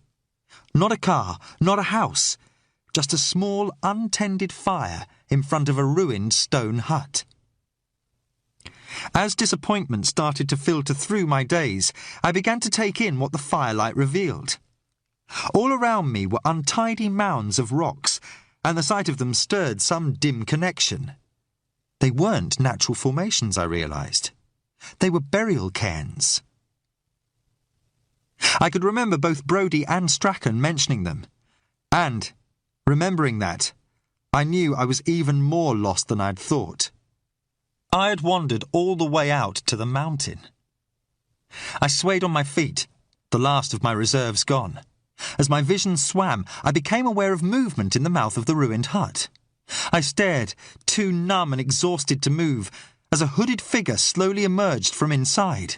It stepped into the firelight, eyes reflecting the flames as they stared at me from beneath its hood. Then the fire seemed to grow dark, and the night spun me off into darkness. Chapter 9. There was no wind. That was the first thought that came to me. No wind, no drumming of rain. Just silence. I opened my eyes. I was in a bed. Muted daylight filtered through pale curtains, revealing a large white room. White walls, white ceiling, white sheets. My first thought was that it was a hospital, but then I realised most hospitals didn't run to duvets and double beds, or ensuite glass shower rooms, come to that. And the raffia bedside table looked as if it had come straight from the pages of an interiors magazine. But just then the fact that I didn't know where I was didn't bother me. The bed was warm and soft. I lay there for a while, my mind running over the last events I could remember. They came back to me surprisingly easily. The cottage, abandoning the car, falling in the dark, then heading for the distant fire. That was where it grew hazy. The memories of stumbling up the mountainside and finding myself at the ancient burial cairns, and of the figure that had emerged from the ruined hut, had the surreal quality of a dream. I had disjointed images of being carried along in pitch blackness, crying out as my shoulder was jolted. My shoulder. I drew back the duvet, registering that I was naked, but more concerned with the sling that strapped my left arm to my chest. A professional job by the look of it. I cautiously flexed the shoulder and winced as bruised ligaments protested. It hurt like hell, but I could tell it was no longer dislocated. Someone must have put it back, although I had no memory of it. Which was odd, because having a dislocated shoulder shot back into joint isn't the sort of experience you're likely to forget. I looked at my wrist and saw that my watch was missing. I'd no idea what time it was, but it was daylight outside. I felt a growing sense of alarm. Christ, how long had I been out? I'd still not told Wallace, or anyone, that we were dealing with a murder. And I'd promised Jenny I'd call her the night before. She'd be going frantic, wondering what had happened to me. I had to get back. I threw aside the duvet and was looking around for my clothes when the door opened and Grace Strachan came in. She was even more striking than I remembered. Dark hair tied back to reveal the perfect oval of her face, fitted black trousers and cream sweater revealing a figure that was slim but sensuous. When she saw me, she smiled. "Hello, Dr. Hunter. I was just going to check if you were awake." At least now I knew where I was. It was only when her eyes flicked down that I remembered that I was naked. I hurriedly covered myself with the duvet. The dark eyes were amused. "How are you feeling?" "Confused. How did I get here?" "Michael brought you back last night. He found you on the mountain, or rather you found him." So it had been Strachan who rescued me. I remembered the figure emerging into the firelight. That was your husband I saw out there. She gave a smile. One of his little hobbies, I'm afraid. I'm glad I'm not the only one who thinks it's odd. Still, good job for you he was. I couldn't argue with that, but I was still worrying about how long I'd been asleep. What time is it? Nearly 3:30. The day was more than half gone. I cursed silently. Can I use your phone? I need to let people know what's happened. Already done. Michael called the hotel after he brought you back and spoke to Sergeant Fraser, I think it was. He told him you'd had an accident, but that you were more or less in one piece. That was something, I supposed, but I still needed to get hold of Wallace and Jenny to let her know I was all right, if she was still speaking to me. I'd still like to use the phone if that's okay. Of course. I'll let Michael know you're awake. He can bring it up with him. Grace arched an eyebrow, a grin tugging at the corner of her mouth. I'll tell him to bring your clothes as well. With that, she went out. I lay in bed impatiently, chafed by the thought of the lost hours. But I didn't have to wait long before there was a rap on the door.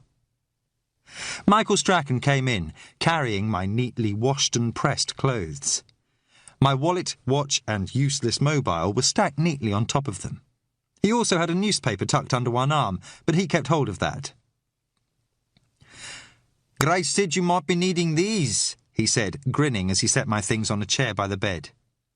He reached into his pocket and took out a cordless phone. And this, too. I wanted to make the call straight away, but restrained myself. If not for this man, I'd probably be dead. Thanks, and thank you for what you did last night. Forget it, I was glad to help, although I must admit you scared me half to death when you suddenly appeared like that. It was mutual, I said dryly. How did you get me back? He shrugged. I managed to prop you upright most of the way down, but for the last leg I'm afraid it was a fireman's lift. You carried me? Only as far as the car. I don't always take it, but I was glad I had, believe me. He said it dismissively, as if carrying a grown man even a short distance was nothing. So how's the shoulder now? I flexed it warily. It was still painful, but at least I could move it without passing out. Better than it was. Bruce had the devil of a job popping it back. If not for him, we'd probably have had you airlifted to a hospital or stuck you on Ian Kinross's ferry, and I don't think you'd have enjoyed a sea voyage in the state you were in. Bruce Cameron. He's the school teacher, but he's also a trained nurse, looks after the medical clinic. Sounds like a useful combination. A look I couldn't quite read crossed his face. He has his moments. You'll meet him in a while yourself. Grace called him to say you were awake, so he offered to come out to see how you were. Oh, and your colleagues found Ellen's car this morning and got it back on the road. It isn't damaged, you'll be glad to hear. What happened? Swerved to miss a sheep? Not a sheep, no. A golden retriever. Strachan's face fell. Oscar? Oh, Christ, you're joking. I'd taken him out with me, but he'd wandered off. God, I'm really sorry. Don't worry about it. I'm just glad I didn't hit him. Curiosity temporarily got the better of my impatience. Look, don't think I'm not grateful, but what the hell were you doing up there? He smiled, a little shamefaced. I camp there every now and then. Grace thinks I'm mad, but when I was a kid back in South Africa, my father used to take me out on safari. You get the same sense of space and isolation on the mountain that I remember from that. I'm not religious or anything, but there's something almost spiritual about it. This was a side of Strachan I wouldn't have suspected. Pretty lonely, though, and cold. He grinned. I wrap up, and the solitude's all part of it. Besides, the Broch's a good place to think. Broch? The stone hut I was in. It's an old watchtower. I love the idea that someone would have been sitting up there by a fire 2,000 years ago. I like to think I'm keeping the tradition. And those cairns are even older. The people buried in them would have been lords or clan leaders, and now all that's left is a few piles of stone. Puts things in perspective, don't you think? Abruptly, he grew embarrassed.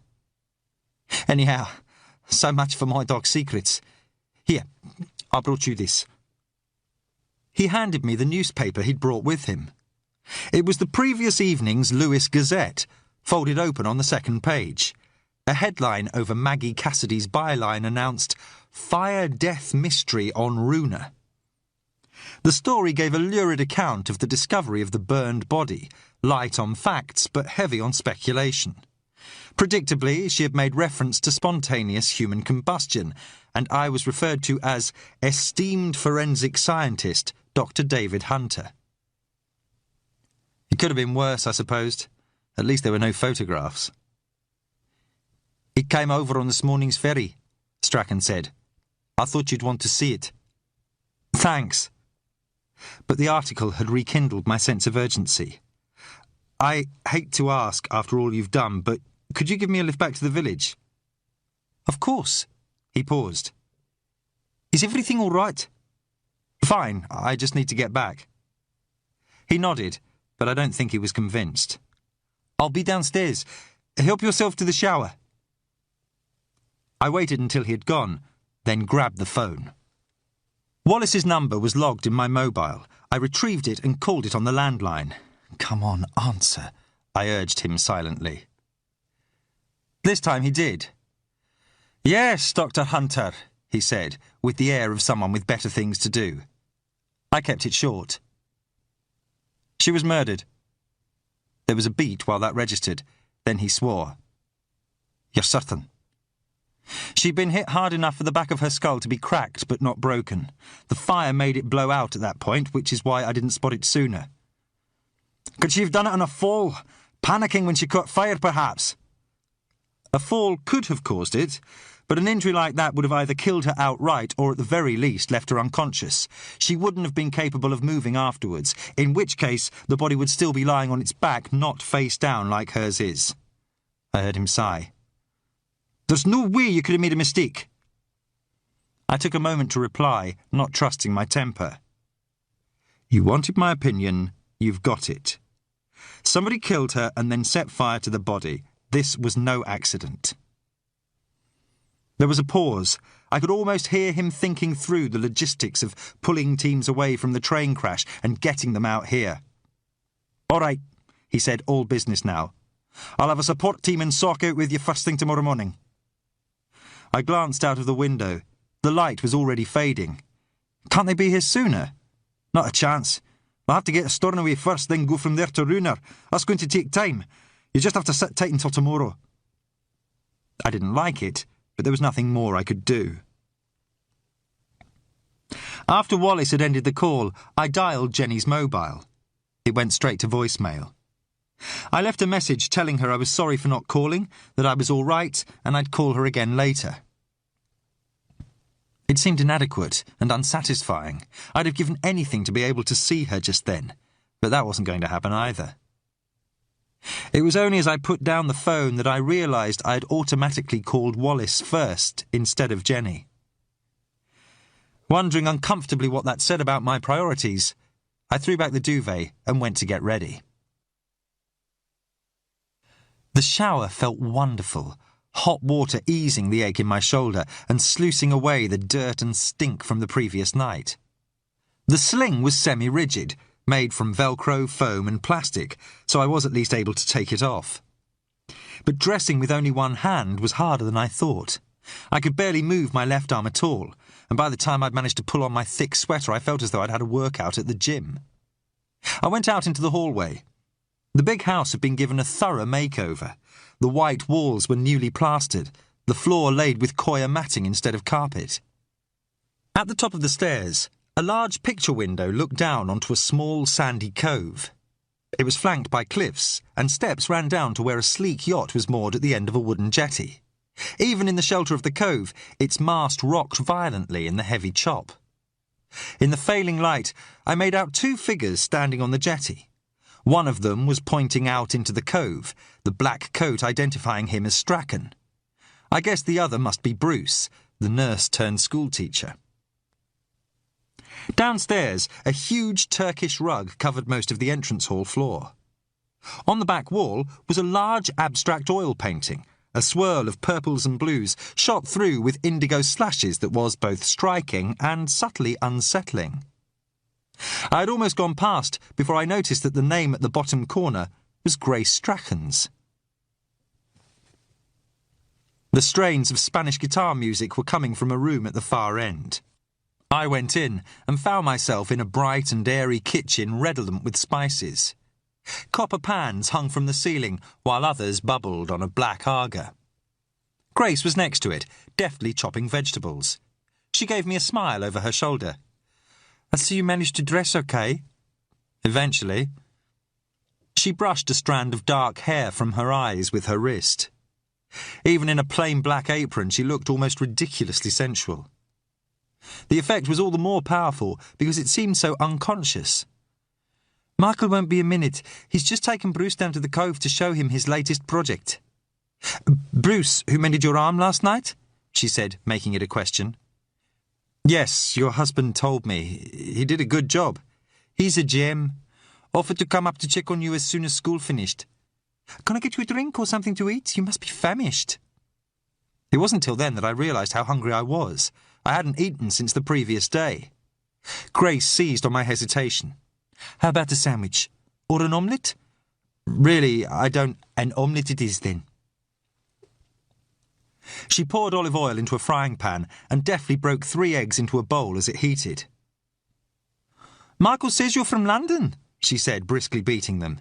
"That's right." "I haven't been there in ages. I keep trying to get Michael to go, but he's a terrible stick in the mud. Hates being prized off the island. Won't go any further than Lewis, which isn't exactly a cultural mecca, let me tell you." Stick in the mud wasn't a phrase I'd have associated with her husband. But then, as I'd found out, he was a man of surprises. "How long have you been here?" I asked. "Oh, 4 years now?" "No, 5, God." She shook her head, amazed at the swiftness of time. "Must have taken some getting used to, living on an island, I mean."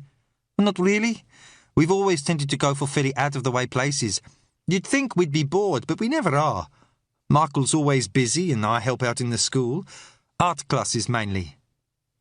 "I saw the painting outside. Very striking." She gave a dismissive shrug, but looked pleased. "Oh, it's just a hobby. But that's how we know Bruce so well, through me helping at the school. He was a primary school teacher on the mainland, so he was a real find. And I love children, so it's great being able to work with them." Her wistfulness briefly touched her face and then was gone. I looked away, feeling uncomfortably as though I'd had a glimpse of something private. I'd already surmised that she and Strachan didn't have children of their own. Now I knew how she felt about it. "I saw the yacht in the cove," I said, hoping to steer back to safer territory. "Nice boat." "She's lovely, isn't she?" Grace beamed, setting a fresh loaf and butter on the table. "Michael bought her when we first came out here. Only a 42-footer, but the cove isn't deep enough for anything bigger, and that size, one person can handle her on their own. Michael sometimes takes her to Stornoway when he has to go over on business." "So how did you two meet?" I asked. "Oh, God, we've known each other practically forever." "You mean as in childhood sweethearts?" She laughed. "I know it's a terrible cliché, but it's true. We grew up near Johannesburg. Michael's older than me, and when I was little I used to follow him around. Perhaps that's why I enjoy it out here. I like to be able to keep him to myself." Her happiness was infectious. I found myself envying Strachan his marriage. It made me uncomfortably aware of how much Jenny and I had been drifting apart lately. "Here you go," she said, sliding the omelette onto a plate. "Help yourself to bread and butter." I sat down and started to eat. The omelette was delicious, and I'd just finished the last mouthful when the kitchen door opened, letting in a blast of wind and rain. The golden retriever shot in dripping water and bounded excitedly over to me. I tried to fend it off one-handed. "No, Oscar," Grace ordered.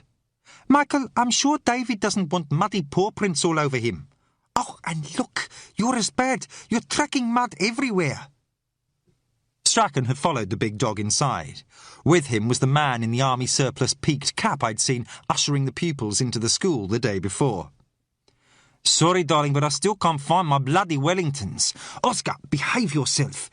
You've blotted your copybook with Dr. Hunter enough as it is. Strachan pulled the dog from me and gave me a grin. Glad to see you're up and about, David. This is Bruce Cameron. The other man had taken off his hat, revealing a shaved head of ginger stubble, thinning in the classic shape of male-pattern baldness. He was short and slight, with the scrawniness of a marathon runner and an Adam's apple so prominent it looked about to break through the skin. He had been watching Grace since they'd come in. Now he looked at me with the palest eyes I'd ever seen. They were an indefinable non-colour, with the whites visible all the way round, so that he seemed to have a permanent stare. I saw him take in my empty plate. An expression that could have been anger flitted across his face, then was gone. "Thanks for taking care of my shoulder last night," I said, offering my hand.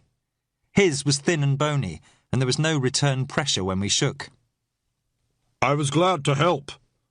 The voice was a surprise, deep and booming, a stentorian shock coming from such a slight frame. "I gather you're out here to take a look at the body that's been found." "Don't bother asking him about that," Strachan cut in easily. "I've already had my wrist slapped once for quizzing him." Cameron looked as though he didn't appreciate the advice. "How's the shoulder feeling?" he asked, but without any real interest. "Better than it was."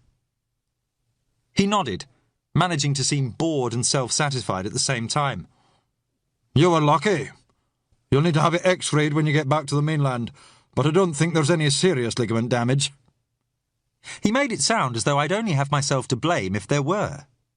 Reaching into his pocket, he took out a small bottle of pills and set them on the table. "These are ibuprofen, anti-inflammatories. You might not need them now, but you will when the last of the sedative's worn off." "Sedative?" "You were rambling, and your shoulder muscles were badly in spasm, so I gave you one to calm things down a little." That explained why I didn't remember him working on my shoulder, and why I'd slept through most of the day. "What was it?" I asked. "Don't worry, I'm licensed to prescribe drugs." He glanced at Grace with a half-smile I thought was meant to be self-deprecating, but just looked smug. He had made no offer to examine my shoulder, but then I was starting to think I wasn't the real reason for his visit anyway. "Even so, I'd still like to know what it was," I said. I didn't want to seem churlish, but ever since I was almost killed by a deliberate overdose of diamorphine, I've never liked being given drugs without knowing what they are. Besides, Cameron's patronising manner was starting to grate. For the first time, he seemed to fully register my presence. The look he gave me wasn't friendly. "If you must know, I gave you 10 milligrams of diazepam and anaesthetised locally with Novocaine. Then I administered a shot of cortisone to reduce inflammation." He stared at me superciliously. "Does that meet with your approval?" Strachan had been listening with amusement. "Did I mention that David used to be a GP, Bruce?" He obviously hadn't. Cameron blushed, and I regretted pushing. I hadn't intended to embarrass him. At the same time, I wondered how Strachan knew. Not that it was a secret, but I wasn't sure I liked relative strangers to know so much about my past. He gave me an apologetic smile. "I did some checking up on the internet. Hope you don't mind, but I'm congenitally nosy when it comes to anything that affects Runa, and it is all public record." He was right, but that didn't mean I liked his digging into my background. Still, he had taken me into his house the night before. I supposed he was entitled to display some curiosity. "I've been showing Bruce where the pens are going to be for my new project. Runa's first fish farm," Strachan went on. "Atlantic cod. Organic, eco-friendly, and it'll create at least 6 jobs. More if it takes off." His enthusiasm was almost boyish. "Could be a real boost for the island's economy. I plan to make a start in the spring." Grace had begun to debone a chicken, cutting the flesh with the practised ease of a chef. "I'm still not sure I'm keen on having a fish farm at the bottom of the garden." Darling, I've told you, there's nowhere else sheltered enough on the island, and we've got the sea at the bottom of the garden anyway. It's full of fish. Yes, but they're visitors. These'll be house guests. Cameron gave a sycophantic laugh. I saw a flash of irritation on Strachan's face. Then the rap of the door knocker came from the hallway. "We're popular this afternoon," Grace said. She reached for a towel to dry her hands, but Strachan was already on his way out. "I'll get it." "Perhaps it's one of your policemen friends," she said to me, as voices carried from the hall. I hoped so. But instead of Duncan or Fraser, it was Maggie Cassidy Strachan had in tow when he returned. "Look who's turned up," he said with the faintest touch of irony. "You know Maggie, Rose Cassidy's granddaughter, don't you, Grace?" "Of course," Grace smiled. "How's your grandmother?" "Oh, muddling along, thanks." "Hello, Bruce," Maggie said, receiving a grudging nod in return. She turned to me with a grin. "Nice to see you still in one piece, Dr. Hunter. I heard about your adventure last night. You were quite the talk of the bar." I bet I was, I thought ruefully. "So, what brings you out here, Maggie?" Strachan asked. "Hoping for an exclusive with Dr. Hunter." "Actually, it was you I wanted to see, and Mrs. Strachan as well, obviously," Maggie added smoothly. She was looking at him with open-eyed candour, the picture of sincerity. "I'd like to write a feature on you for the Lewis Gazette. With Runa being in the news now, it's the perfect time. We can talk about what you've done for the island, take a few photos of you both at home. It'll make a great spread." Strachan's good humour had faded. "Sorry, I'll take a lousy photo." "Ah, come on, darling," Grace cajoled. "Sounds like fun." Cameron's bass voice rumbled out. "Yes, I think it's a great idea, Michael. I'm sure Grace is very photogenic even if you aren't, and it'd be good publicity for the fish farm." "That's right," Maggie said, pushing home her advantage. She gave Strachan the full wattage of her smile. "And I'll bet you take a great photograph." I noticed Grace's eyebrow go up at the reporter's blatant flirting. Although Maggie wasn't conventionally pretty, there was an energy about her that was undeniably attractive. But Strachan seemed immune. "No, I don't think so." "At least think about it for a day or two. Perhaps I've said no." He didn't raise his voice, but there was no doubting the finality in it. "Was there anything else?"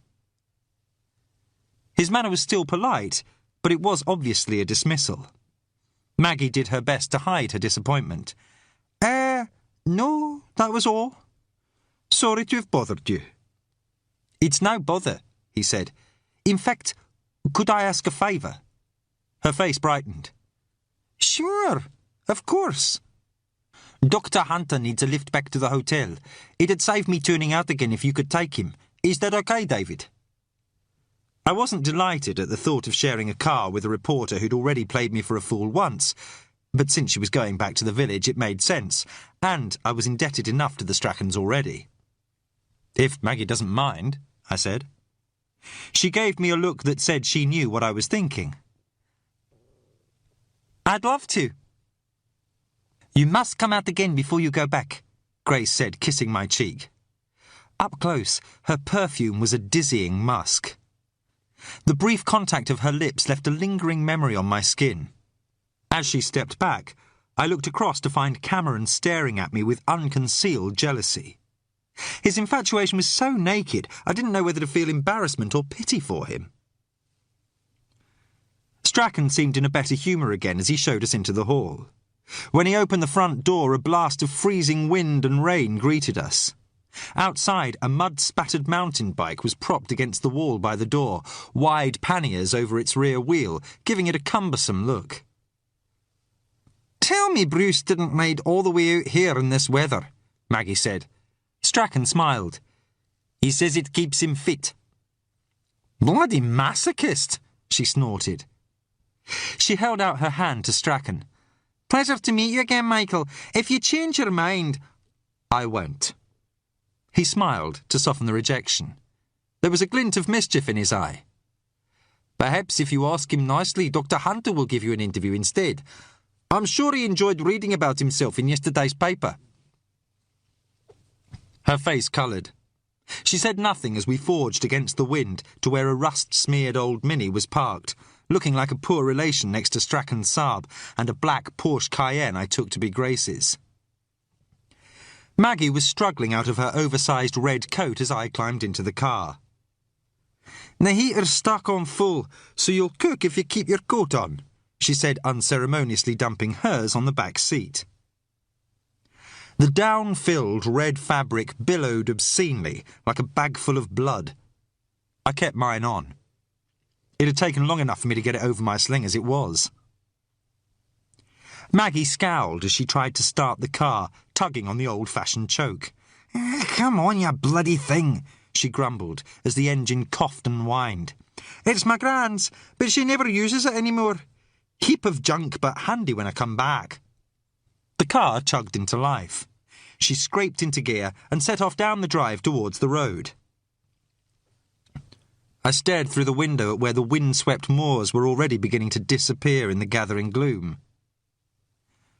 "Well, aren't you going to see it?" she said suddenly. Say what? I'd been so preoccupied thinking about what course the investigation would now take that I hadn't really noticed the silence. But Maggie had obviously misread it. "Not I lied on the ferry when I told you I was a novelist." It took me a moment to realise what she was talking about. The pause seemed to make Maggie even more defensive. "I'm a reporter. I was just doing my job. I don't have to apologise for it."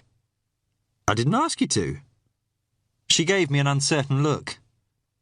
"No hard feelings, then?" I sighed. Under the brash act there was an appealing vulnerability. No hard feelings. She seemed relieved. The look of innocence I was coming to suspect spread over her features. "So, off the record, what do you think happened out at the cottage?" I laughed despite myself. "You don't give up, do you?" She grinned sheepishly. "I was only asking. That was worth a try." The last of the reserve between us disappeared. I didn't have the energy to be angry, and by this time tomorrow she'd find herself with a far bigger story than she had imagined. I felt a stab of guilt at the secret knowledge of the chaos I'd called down on this remote island. Runa didn't know it yet, but its peaceful existence was about to be shattered. But even I had no idea just how shattering it would be. Chapter 10. After Maggie had dropped me back at the hotel, I'd gone looking for Ellen to apologise for running her car off the road. She had waved away my apologies. "Don't worry about that. The main thing is you're all right, more or less," she added with a smile as she looked at my sling. "Not everyone who gets lost out on these islands is so lucky." I didn't feel lucky as I flopped down on my bed. I felt tired and bruised, and my shoulder throbbed like toothache. I took a couple of the ibuprofen that Cameron had given me, and then tried once more to call Jenny on the hotel phone. There was still no answer from either her mobile or her flat. I left messages on both, giving her the hotel number and asking her to call me. As I hung up, I wondered where she could be. She should have been back from work now, and even if she was out, she would have had her mobile with her. Feeling flat and out of sorts, I went online to check my emails. I'd just finished replying to the last one when there was a knock on the bedroom door. It was Fraser. He was still wearing his heavy coat, soaking wet and radiating cold from outside. He eyed my sling unsympathetically. "Made it back all right this time, eh?" There didn't seem much I could say to that. "Have you spoken to Wallace?" I asked. He gave a snort. "The likes of me don't get to speak to superintendents, but he's passed word down the line, let's put it that way." He regarded me sourly. "So you're saying it's murder?" I glanced along the hallway, but there was no one to hear. "That's how it looks." He shook his head in disgust. The shit's really going to hit the fan now." "Are the remains okay?" I asked. I'd been worried about them lying out in the ruined cottage with only Duncan to watch over them. Oh, aye. They're peachy, Fraser grumbled. I've had the station radioing every 5 minutes, yelling for me to make sure the crime scene now is properly secured. You'd think we were guarding the crown jewels. I wasn't in the best of moods to start with, and his carping was beginning to wear thin. There have been enough mistakes made already. Not by me, he retorted. I just follow orders. Speaking of which, Wallace wants us kept quiet until the support team gets here tomorrow. So that means Mr. X.D.I. Brodie will have to be kept in the dark along with everyone else. There was a mean satisfaction in his voice. I didn't think there would have been any harm in letting Brodie know, but that wasn't my decision. And I supposed everyone would find out soon enough. Fraser was scowling. Going to be a bloody nightmare trying to run a murder inquiry out here. Still, can't see it being hard catching whoever did it. You think so? He missed the irony in my voice and rolled his shoulders authoritatively, warming to his theme. Place this size. How hard can it be? Someone's got to know something. And whoever killed her can't be the sharpest tool in the box, surrounded by bloody sea and moorland, and he burns the body and leaves it where it can be found. He gave a wheezing laugh. Hey, that's some genius, all right. I didn't feel so complacent. This had come close to being dismissed as an accidental death. Whether her killer was cunning or just lucky, we couldn't afford to take any more chances. Duty done, Fraser bad-temperedly stomped off to take Duncan's supper out to the camper van. There was no reason for me to go with him, so I went back to my laptop, hoping to distract myself with work. But my heart wasn't in it. The bedside cabinet made a poor desk, and the small room had started to crowd in on me like a monk's cell. As I stared blankly at the screen, I caught a faint scent of Grace Strachan's perfume on my clothes, and what little concentration I'd been able to muster vanished. Closing my laptop with a snap, I took it downstairs. There was no point sitting in my room waiting for Jenny to call. If she did, Ellen would let me know. It was still early, and the bar was almost empty. The 2 old domino players sat at what was obviously their customary table. They gave cautious nods as I went in. "Faith Gamar," one of them said politely. I said good evening in return, and they went back to their game as though I didn't exist. The only other person there was Guthrie, the big man who Brodie had told me was the island's odd job man, and Kinross's occasional helper on the ferry. He was slumped at the bar, staring morosely into his half-empty beer glass. The flush on his face told me he'd probably been there for some time already. He gave me a baleful glance as I chalked up a whiskey for myself on the slate, then went back to staring into his glass. I took my drink over to the table by the fire that I had shared with first Brodie and then Strachan 2 nights before. Opening my laptop, I positioned it so no one else could see the screen and called up the missing persons files I'd received from Wallace. I'd not had a chance to look at them yet, and though I doubted I'd find anything useful at this stage, I'd nothing better to do right then. Trails of smoke flowed sinuously across the peat slab in the hearth. Its dark surface glowed with traceries of fire, giving off a spiced, earthy fragrance. The heat made me drowsy. I rubbed my eyes and tried to focus my thoughts. But as I was about to open the first file, a shadow fell across the table. I looked up to find the hulking figure of Guthrie looming over me. His gut hung over the low-slung trousers like a water-filled sack, but he was still a powerful man. The rolled sleeves of his sweater revealed hairless, beefy forearms, and the almost empty pint glass looked tiny in his wind-chapped hand. "Say you there," he slurred. His face was slackened by alcohol, suffused with a beer and whiskey blush. He gave off an odour of solder, oil, and old sweat. I closed the laptop. "Just work?" He blinked slowly, processing that. I remembered Brodie telling me it was best to avoid him when he was drunk. Too late. "Work," he spat, flecking the table with spittle. He glared disdainfully at the laptop. That's not work. Work's what you do with these. He held up a balled fist in front of my face. It was the size of a baby's head, the fingers thickened with scar tissue. Work's getting your hands dirty. You ever get your hands dirty? I thought about sifting through the ashes of an incinerated body or trying to exhume a corpse from frozen moorland. Sometimes. His lip curled. Bollocks. You don't know what work means. Aye, those bastards who took my boat.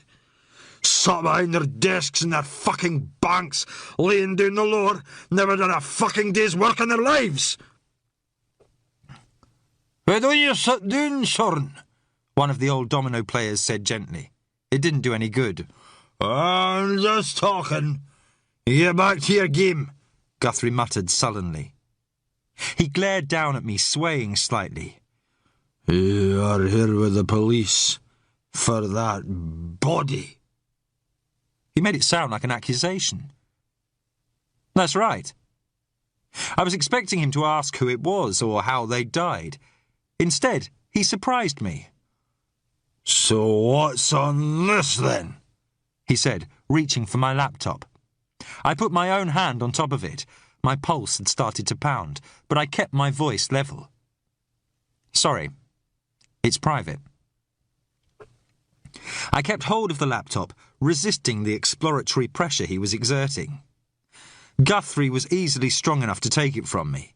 He hadn't quite got to that point, but I could see his drink-addled mind turning over the possibility. I just want to take a look, he said, and now the threat was heavy in his voice. Even if I'd been fully fit, I wouldn't have been any match for him. He was a good head taller than me, with the look of a brawler about him. But I was past caring. I'd had a bad enough 24 hours as it was, and this was my work. I pulled the laptop from his hand. I said no. My voice was unsteady, but it was more from anger than anything else. Guthrie's mouth had fallen open in surprise, but now it clamped shut. He'd balled his fists, and I felt my stomach tighten, knowing there was nothing I could do or say that would head off what was about to happen. Hey, you big lump, you causing trouble again?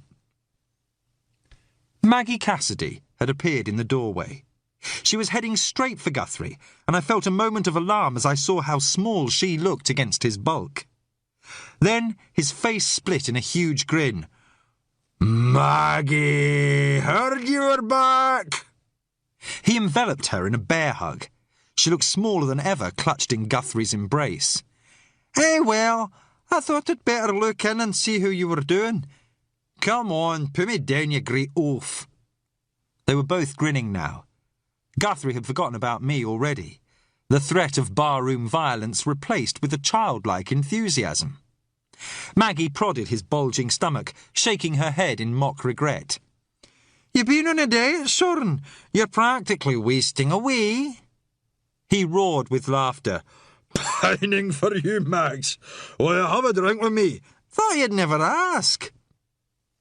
Maggie gave me a quick wink as she led him to the bar, smiling a greeting at the domino players. My hand was trembling slightly as I raised the whiskey glass, the adrenaline rush slowly beginning to fade. Just what I needed to round the day off. The place was beginning to fill up now. Kinross and his 18-year-old son came in, joining Maggie and Guthrie at the bar. There were more friendly jibes and laughter. I watched how the cruel bumps of acne flared red on Kevin Kinross's face whenever Maggie spoke to him. He hardly took his eyes off her as she chatted to his father, but quickly dropped his gaze when she glanced his way. Bruce Cameron wasn't the only one who was infatuated, I reflected. Watching them all, warmly at ease with each other, I was suddenly acutely aware that I didn't belong. These were people who had been born and raised here, who would probably die within this same closed community. They shared an identity and kinship that overrode other ties. Even Maggie, who had left the island years before, was still a part of it in a way an outsider like me, or even incomers like Brodie and the Strackens, could never be. And one of them was a killer. Perhaps even someone in this room. Looking at the faces in front of me, I recalled what Fraser had said about finding the dead woman's murderer. Fraser says, "How hard can it be? Someone's got to know something." But knowing and revealing were different things. Whatever secrets Runa held, I didn't think it would give them up easily. I didn't feel like staying downstairs any longer, but as I was about to go back to my room, Maggie caught my eye and excused herself from the group at the bar. I saw Kevin Kinross watching her furtively as she came over to my table. Then he realised I'd seen him and hurriedly looked away. Maggie plonked herself down and gave me a grin. "You and Sean getting acquainted earlier, were you?" That's one way of putting it. "He's harmless enough. You must have rubbed him up the wrong way." I stared at her. How exactly did I do that? Maggie counted off on her fingers. "You're a stranger, you're English, and you're sitting in the bar with a high-tech laptop. If you wanted to blend into the woodwork, you're going the wrong way about it, if you don't mind me saying." I gave a laugh. It was close enough to my own thoughts to strike home. And here's me thinking I was minding my own business. She smiled. "Aye, well, Sean has been known to get a little tetchy when he's in his cups. But you can't altogether blame him. He used to be a good fisherman until the bank claimed back the loan on his boat. Now he's reduced to odd jobs and trying to fix up some old hulk he salvaged." She sighed. "Don't think too badly of him. That's all I'm saying." I could have pointed out that I hadn't been the one picking the argument, but I let it go. Maggie glanced at her watch. "I'd best be off. My gran'll be wondering where I am. I only called in to show my face, and it's probably best if I make myself scarce before Sergeant Fraser shows up." She obviously wanted me to ask, and I'd been curious anyway, ever since their exchange on the ferry. "So what is it between you two? Not an ex-boyfriend, I take it?" "I'll pretend I didn't hear that," she said, grimacing. "Let's see, there's a bit of history between us. A couple of years ago, the good sergeant was suspended for assaulting a woman suspect when he was drunk. The charges were dropped, but he was lucky not to be demoted. The Gazette found out and ran the story." She shrugged, but not as casually as she tried to make out. "It was my first big story for the paper, so as you can imagine, I'm not exactly top of Fraser's Christmas card list." Her smile was part rueful, part proud, as she went to rejoin Guthrie and Kinross. As she made her goodbyes, I left the bar and headed up to my room. I hadn't eaten since the omelette Grace had prepared, but I was more tired than hungry. And there was also a sneaking relief that Brodie hadn't arrived yet. Wallace was within his rights not to let the retired inspector know about the murder, but after all his help, I would have felt uncomfortable keeping it from him. I felt bone-weary as I made my way upstairs. This trip had been a disaster from start to finish, but I consoled myself that it was about to get back on track. This time tomorrow, Sock would be here, and the full machinery of a murder investigation would belatedly be underway. Before much longer, I'd be on my way home and able to put the entire thing behind me. But I should have known not to take anything for granted. Because that night, the storm hit Runa. Chapter 11. The storm reached the island just after midnight. Later, I would find out that it was actually two fronts that had collided off the coast of Iceland, playing out their battle as they swept down the North Atlantic from the Arctic. Their assault would be credited as one of the worst the Western Isles had experienced for over 50 years, creating gale-force winds that left a trail of roofless houses and flooded roads before battering themselves out against the British mainland. I was in my room when the storm hit. Tired as I was, I'd found it hard to sleep. Jenny hadn't called, and there was still no answer from either her flat or her mobile. That wasn't like her. I was starting to feel a gnawing anxiety that something could have happened. To make sleep even harder, the wind was booming outside, rattling the window angrily, and my shoulder was aching despite the anti-inflammatories I'd taken. Each time I started to drift off, I would feel myself falling down the gully and jerk awake again. I was considering whether I should get up and try to work when the bedside phone rang. I snatched up the receiver. "Hello?" I said, the word rushing out. "It's me." Tension I hadn't even been aware of drained from me at the sound of Jenny's voice. "Hi," I said, switching on the bedside light. "I've been calling you all day." "I know, I got your messages." She sounded subdued. "I went out with Susie and a few of the others from work. I'd turned my mobile off." "Why?" "I didn't want to speak to you." I waited, unsure what to say. A gust of wind wrapped itself round the house, its moan rising in pitch. The bedside lamp flickered as though in response. "I was worried when you didn't call last night," Jenny said after a moment. I couldn't call you on your mobile, and I didn't even know where you were staying. When I got your message this afternoon, it was like... I don't know, I just felt angry, so I switched off my phone and went out. But then I came in just now and I really wanted to talk to you." "I'm sorry.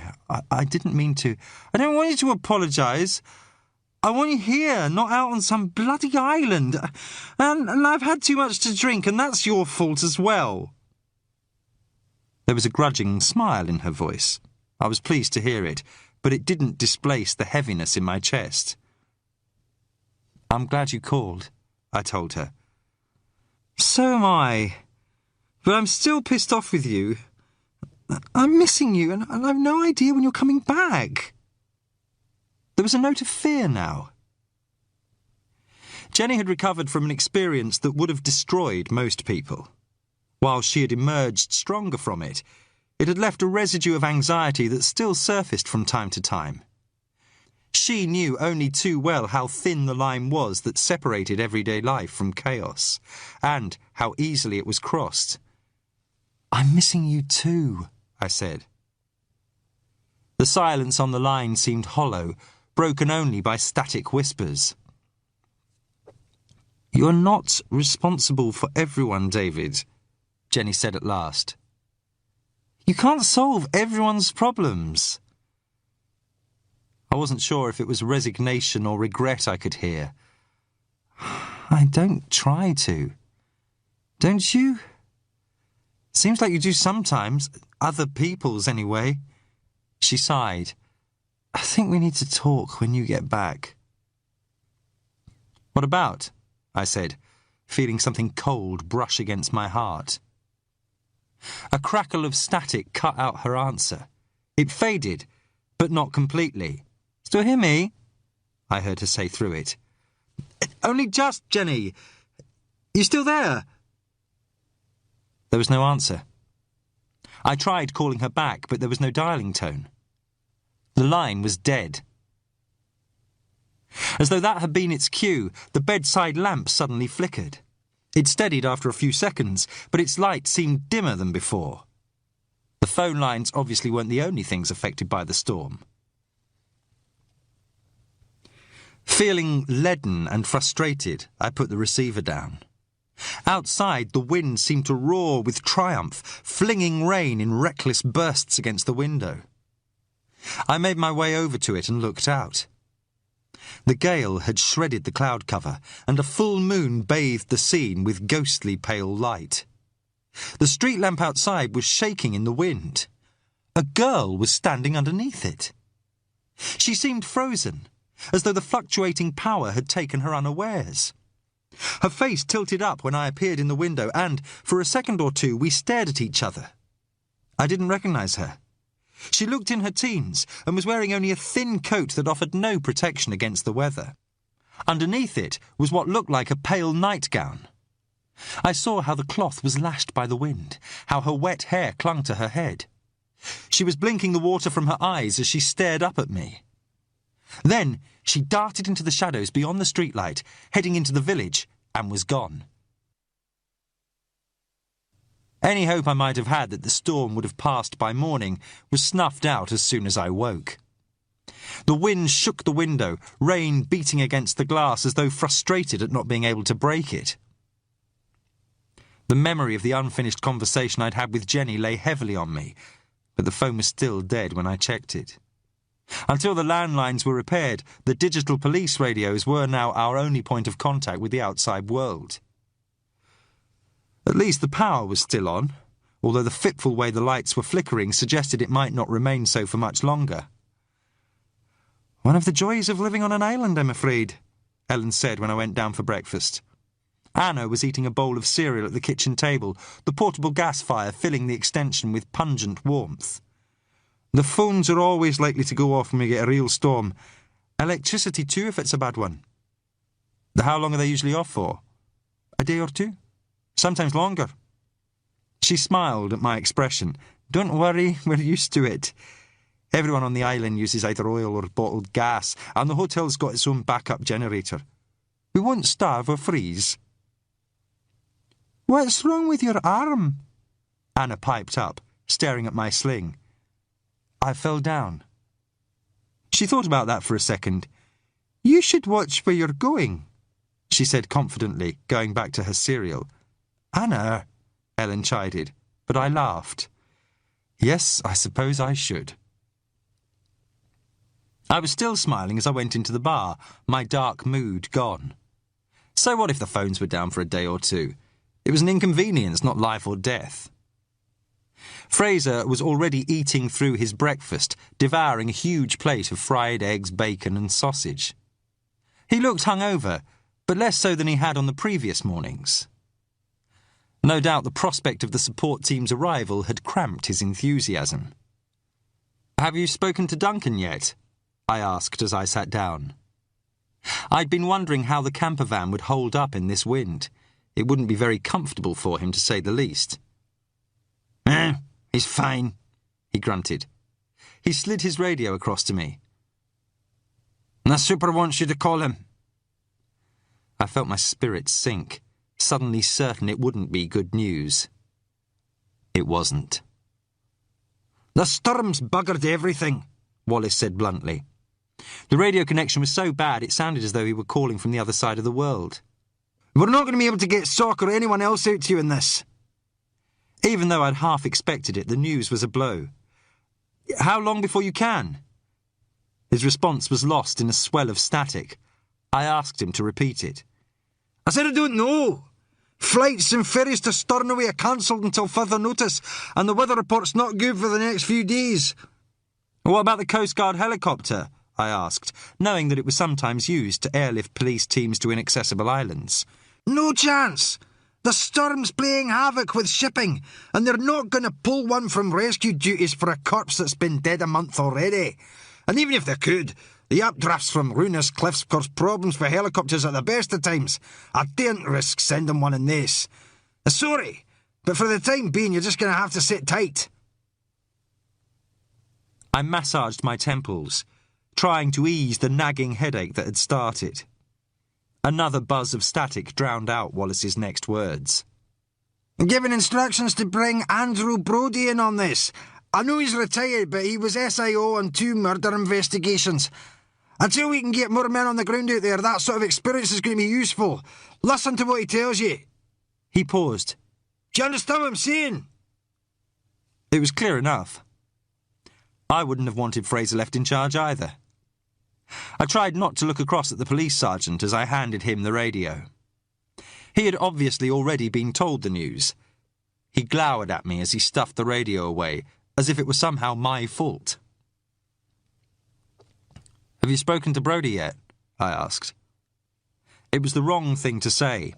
Fraser stabbed his fork into a piece of bacon. "I can wait until I've finished breakfast and taken Duncan his." His moustache worked as he chewed angrily. "Not as though there's a rush anymore, is it?" Perhaps there wasn't. But I prefer Brodie to hear sooner rather than later. "I'll go and tell him." "Please yourself," Fraser said, slicing through his egg as though trying to scar the plate. He was still eating when I finished my own breakfast, making a point over taking his time. Leaving him to his sulk, I asked Ellen for directions to Brodie's house, struggled into my coat, and set off. The wind staggered me as soon as I stepped outside. There seemed an almost hysterical quality to it as it shrieked and gusted, and by the time I reached the seafront, my shoulder was hurting from the constant need to brace against it. Beyond the cliffs, the lonely outpost of Stack Ross was nearly obscured by white mist as the breakers dashed themselves against its base. In the harbour itself, boats thrashed against their moorings, while the ferry was being flung against the concrete jetty, slamming against the truck tyres hung there with dull, percussive thuds. Brodie lived at the other side of the harbour. Keeping as far away as I could from the stinging spray, I made my way across the seafront. On the far side, the cliffs rose up from a small shingle beach, alongside which was a large corrugated metal shack. Tarpaulin-covered piles of building supplies were stacked nearby, and rotting hulks of old boats littered the yard around it. At one side, a decrepit fishing boat was raised up on blocks for repair, its timber hull partly stripped away, so that the curved spars of its frame resembled a skeletal rib cage.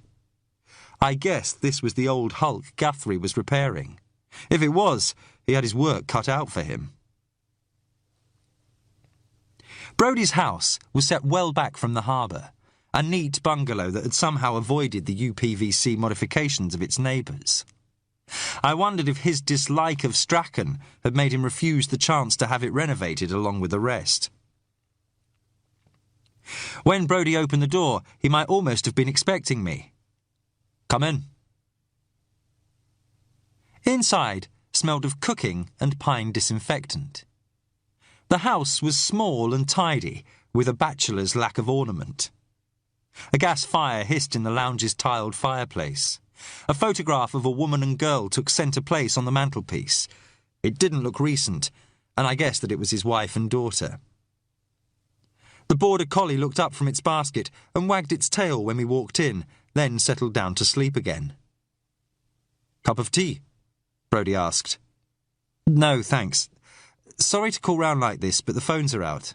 "Aye, I know." He was wearing a thick cardigan. Standing in front of the fire, he tucked his hands into its pockets and waited. "You were right. It was murder," I said. He took the news in his stride. "You sure you should be telling me this?" "Wallace wanted you to know." I explained what I'd found and what the superintendent had said. Brodie smiled. "Bet that went down well with Fraser." But he quickly grew serious again. "An accidental death's one thing, but this changes everything. I suppose there's a chance that the killer isn't from the island, but it's pretty remote. The victim had to have had a reason for being on Runa, and my guess is he was it. How she got here doesn't matter for now, but I think we've got to assume the killer's local and that the victim knew him." I'd already reached the same conclusion myself. I still can't understand why anyone would burn the body and leave it at the cottage instead of burying it or getting rid of it at sea, I said. Unlike Fraser, I couldn't believe the young woman's killer was just incompetent, especially if the killer lives on Runa. Why leave it lying there for weeks until it was found? Laziness or arrogance, perhaps, or nerves. It takes a lot of guts to go back to a crime scene. Brodie shook his head in frustration. "Christ, I wish Wallace had sent a full team out here when he had the chance. We might have had an ID on the victim by now. Finding out who killed her would be a whole lot easier if we knew who she was." "Isn't there anything we can do?" He sighed. "Just wait for the storm to lift and hope that we can keep a lid on this until then. The last thing we want is for people to find out this is a murder inquiry before the mainland boys get here." I'd once been part of a community that had torn itself apart through fear and suspicion, and I'd no desire to repeat the experience. But it still didn't seem right to keep this from the islanders. "Are you worried how they'll react?" I asked. "Partly," Brodie agreed. "Murder or not, Island communities like this don't like outside interference. But I'm more worried about what the killer might do. At the moment, he still thinks this is being written off as an accidental death. But if he finds out otherwise, then all bets are off. And I'd rather not take any chances while there's only 2 police officers on the island. Letting that sink in, Brodie absently patted the pockets of his cardigan. "They're on the mantelpiece," I told him. He gave a shamefaced smile as he picked up the packet of cigarettes. "I try not to smoke in the house. My wife used to hate it, and after 15 years of marriage you end up ingrained, like Pavlov's dogs." "Is that her and your daughter?" I asked, indicating the photograph. He looked at it himself, unconsciously turning a cigarette in his fingers. "Aye, that's Ginny and Rebecca. Becky would be, about 10 there. Her mother and I split up a year or so later. She ended up marrying an insurance broker." He gave a what-can-you-do shrug. "What about your daughter?" Brodie didn't say anything for a moment. "She's dead." The words were like a punch in the stomach. Fraser had said Brodie's daughter had run away, but nothing else. I'm sorry, I didn't know," I said awkwardly. "No reason why you should. I don't have any proof myself. But I know she is. I can feel it." He gave me a look. "Wallace told me a little about you. You were a father yourself, so you know what I mean. It's part of you that's gone." I wasn't happy that Wallace had seen fit to tell him about my background. Even now, having other people talk about Cara and Alice's deaths felt like an intrusion. But at the same time, I knew what Brodie meant. "What happened?" I asked. He looked down at the cigarette in his hand. "We didn't get on. Becky always was rebellious. Headstrong. Like me, I suppose. I lost touch with her when her mother died. When I took early retirement, I started searching for her. Bought the camper van so I could save on hotel bills.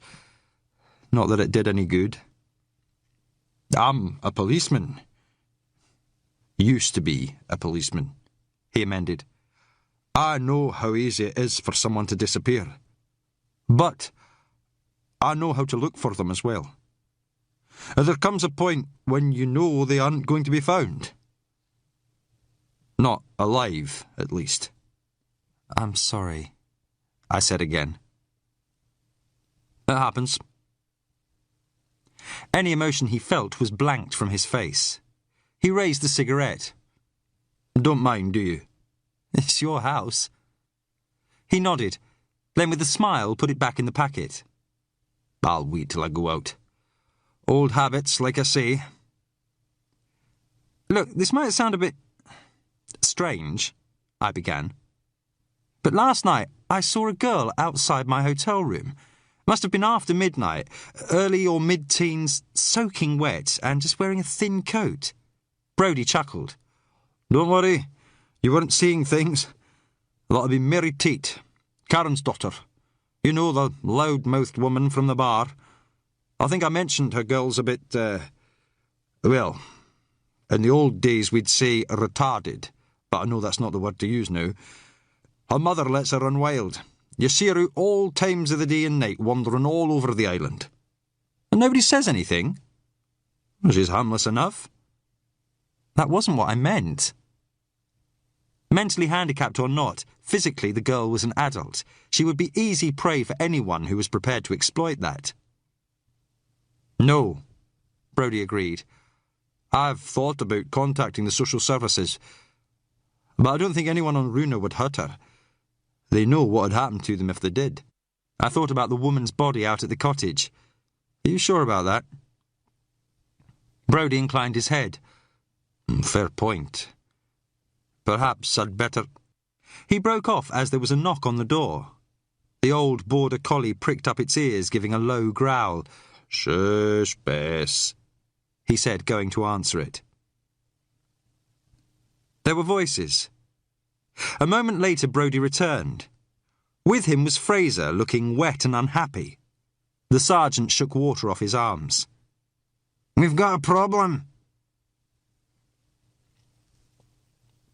Duncan was waiting anxiously outside the camper van when we arrived. It was much more exposed out here, away from the shelter of houses and cliffs. The wind seemed to gather pace, flattening the grass as it hurled itself down the side of Ben Turit and across the dark peat moors. The constable hurried over to the car as we climbed out. The wind pressed our coats against us, threatening to snatch the car door from my hand when I opened it. "I radioed as soon as it happened," he said, having to almost shout to make himself heard. "I heard it go about half an hour ago." By that time we could see for ourselves. The gale had ripped a section of the cottage roof clean off. What was left was hanging precariously, creaking and shifting as the wind tried to finish the job. If the woman's remains were still intact inside, they wouldn't be for much longer. "I'm sorry," Duncan said, as though he'd let us down. "Not your fault, son," Brodie told him, giving his shoulder a pat. "Call D.S. Wallace and let him know we've got a situation here. Tell him we've got to get the remains out before the rest of the roof comes down." Duncan glanced uncertainly at Fraser, who gave a reluctant nod. As the PC took out his radio, the rest of us headed for the cottage. The incident tape that sealed the doorway was still in place, thrumming in the wind, but the door itself lay on the floor of what had been the kitchen. Shattered roof tiles were scattered everywhere, and rain fell freely through the gaping hole. We all ducked as another tile was ripped away. Duncan came hurrying back over, shaking his head. "Can't reach him. I've spoken to the station in Stornoway and they're going to try and get word through." Brodie looked at the mess inside the cottage. Rain ran unheeded down his face as he turned to me. "We don't have any choice, do we?" "No," I said. He gave a nod, then strode forward and began tearing the incident tape from the doorway. "What the hell are you doing?" Fraser demanded. "Getting the remains out before the roof comes down," Brodie answered without stopping. "This is a crime scene. You can't do that without clearance." Brodie ripped the last of the tape free. "No time for that." "He's right," I told Fraser. "We need to salvage what we can." "I'm not taking responsibility for this," Fraser protested. "Nobody asked you to," Brodie said, going inside. I went after him, picking my way across the broken tiles that littered the kitchen floor. The inner room, where the remains lay, wasn't as badly damaged, but almost half of the roof had fallen in. The floodlight lay smashed on its side, while the grid was now a tangle of knotted string. Rain had turned the ashes on the floor to a puddle of black slurry. The evidence bags of ash and bones I'd collected before I'd broken off my examination were sitting in pools of water, but otherwise looked unharmed. "Let's get the bags out of here," I told Brodie. "I'll need my flight case from the camper van." "I'll get it," Duncan offered from the doorway. I hadn't realised he'd followed us in. There was no sign of Fraser. "Take as many bags with you as you can carry," I told him. I flinched as a sudden gust of wind made the surviving roof creak above us. "And hurry!" As Brodie and Duncan took the evidence bags out to the camper van, I turned my attention to the rest of the remains. There was something infinitely sad about a life reduced to this, a few carbonised fragments about to be sluiced away by the elements. At least the photographs I'd taken when I'd first arrived would provide a visual record. It wasn't much, but it was better than nothing. When Duncan returned with my flight case, I wrestled a pair of overalls on over my sling, then pulled on a surgical glove and hurried over to the body. Working as fast as I could, I put the skull and jawbone into evidence bags and began collecting up the fragments of cranium and loose teeth from the floor. I'd only just finished when the roof gave a groan. A tile fell to shatter on the floor only a few feet from me. "I think you need to hurry," Brodie said from the doorway. "I am." All at once, the wind seemed to still. A sudden quiet descended, broken only by the cascade of rain onto the floor. "Sounds like it's easing," Duncan said hopefully. But Brodie had his head cocked to listen. There was a distant rushing sound like a train roaring towards us. "No, It's changed direction, he said, and then the wind slammed into the cottage again. I was sprayed with ash and slurry as it seemed to descend right into the room. Above us, the roof responded with a groan of protesting timbers, sending tiles tumbling to the floor. "Let's go!" Brodie shouted above the din, shoving Duncan towards the doorway. "Not yet!" I yelled. I still hadn't bagged the surviving hand or feet, and we needed those for fingerprint and soft tissue analysis. But before I could do anything, there was a loud bang as the roof began to rip free. "Move!" Brodie shouted. I made a grab for the hand as he pulled me to my feet. "The flight case!" I yelled. Brodie snatched it up without stopping. Debris rained down around us as we ran back through the kitchen. From behind us there was an almighty crash, and, for a heart-stopping instant, I thought the whole place was coming down. Then we were outside and in the clear. Breathless, we turned and looked back. The whole of the cottage roof had gone. Part of it had been torn clean off while the rest had fallen in, bringing down most of one wall as well. The room where we had been standing only seconds before was now buried under rubble, along with the rest of the dead woman's remains. Fraser and Duncan were standing nearby, their faces shocked. "Jesus Christ!" breathed Fraser, staring at me. I looked down at myself. My white overalls were splashed and covered with wet ash. I could feel it on my face, smearing it like a penitence at Easter. But it wasn't that he had been staring at. Still clutched in my fist, like part of a showroom dummy, was the dead woman's hand. Chapter 12. We took the evidence bags back to the village. The only other option was leaving them in the camper van, but while the bone and ashes could have been stored there, the woman's hand needed to be kept at a low temperature to preserve the decaying tissue. And the camper van didn't have a fridge. It was Duncan who thought of the medical clinic. We would have to clear it with Cameron, and probably Strachan as well, since he'd funded it, but now we'd had no choice but to remove the remains from the crime scene. It was the obvious place to take them. Fraser was still grumbling. He made it plain that he was absolving himself of any involvement in what we'd done. "I didn't see you could do this," he reminded us, as we loaded the evidence bags into the Range Rover. "This was your call, not mine." "You'd rather we'd left them in there then, would you?" Brodie asked, jerking his head towards the roofless cottage. "Explain to Sock that we'd stood by and watched the body be buried under the rubble." "I'm just letting you know I'm not taking the blame for it. You can tell Wallace yourself." We still hadn't been able to contact the superintendent. I could almost, though not quite, feel sorry for Fraser. Behind the bluster was a man desperate not to admit he was out of his depth. "Oh, don't worry, I will." Brodie spoke mildly enough, yet somehow managed to make his contempt plain. "And seeing how you're washing your hands of it, you might as well relieve Duncan out here. He can clean himself up at my place after he's helped take the bags to the clinic." "Stay out here!" Fraser barked incredulously. "What for? There's nothing left." Brodie shrugged. "That's still a crime scene. But if you want to explain to Wallace why you left it unattended, well, that's up to you." Duncan had been listening uneasily. "I don't mind staying." "You've been on duty all night," Brodie said before Fraser could respond. "I'm sure Sergeant Fraser wouldn't ask a junior officer to do anything he's not prepared to do himself."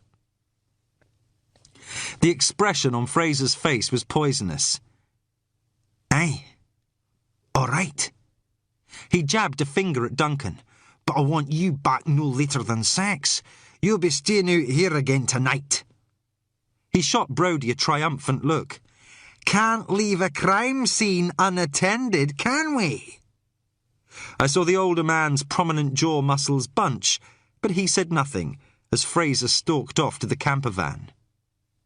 He gave the still worried-looking Duncan a smile. "Come on, son.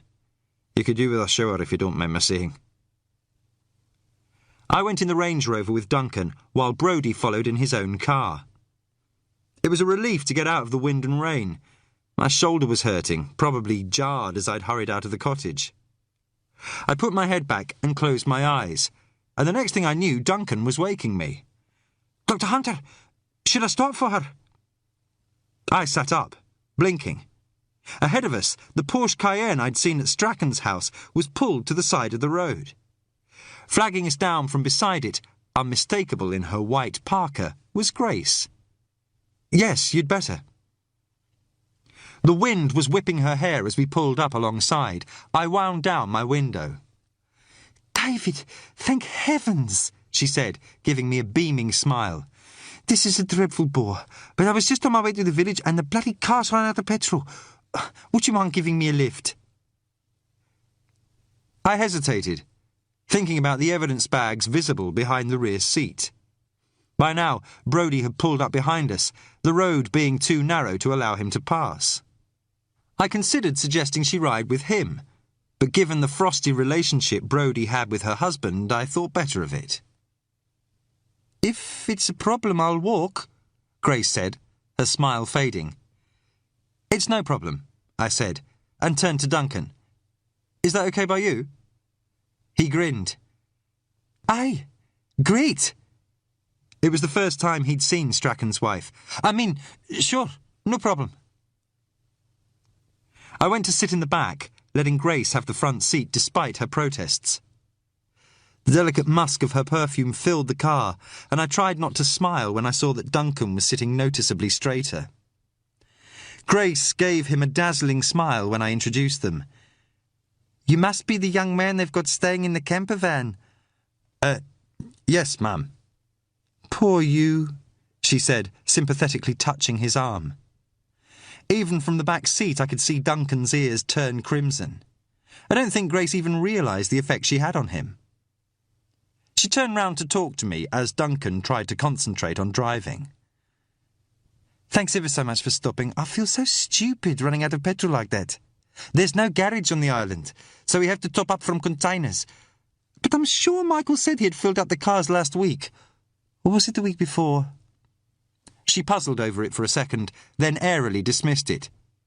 "Ah, well, teach me to check the gauge in future, I suppose." "Where would you like us to drop you?" I asked. "At the school, if there's no bother. I'm taking a painting class this morning." "Will Bruce Cameron be there?" "I should think so. Why?" Without going into details, I explained what had happened at the cottage and why we needed to use the clinic.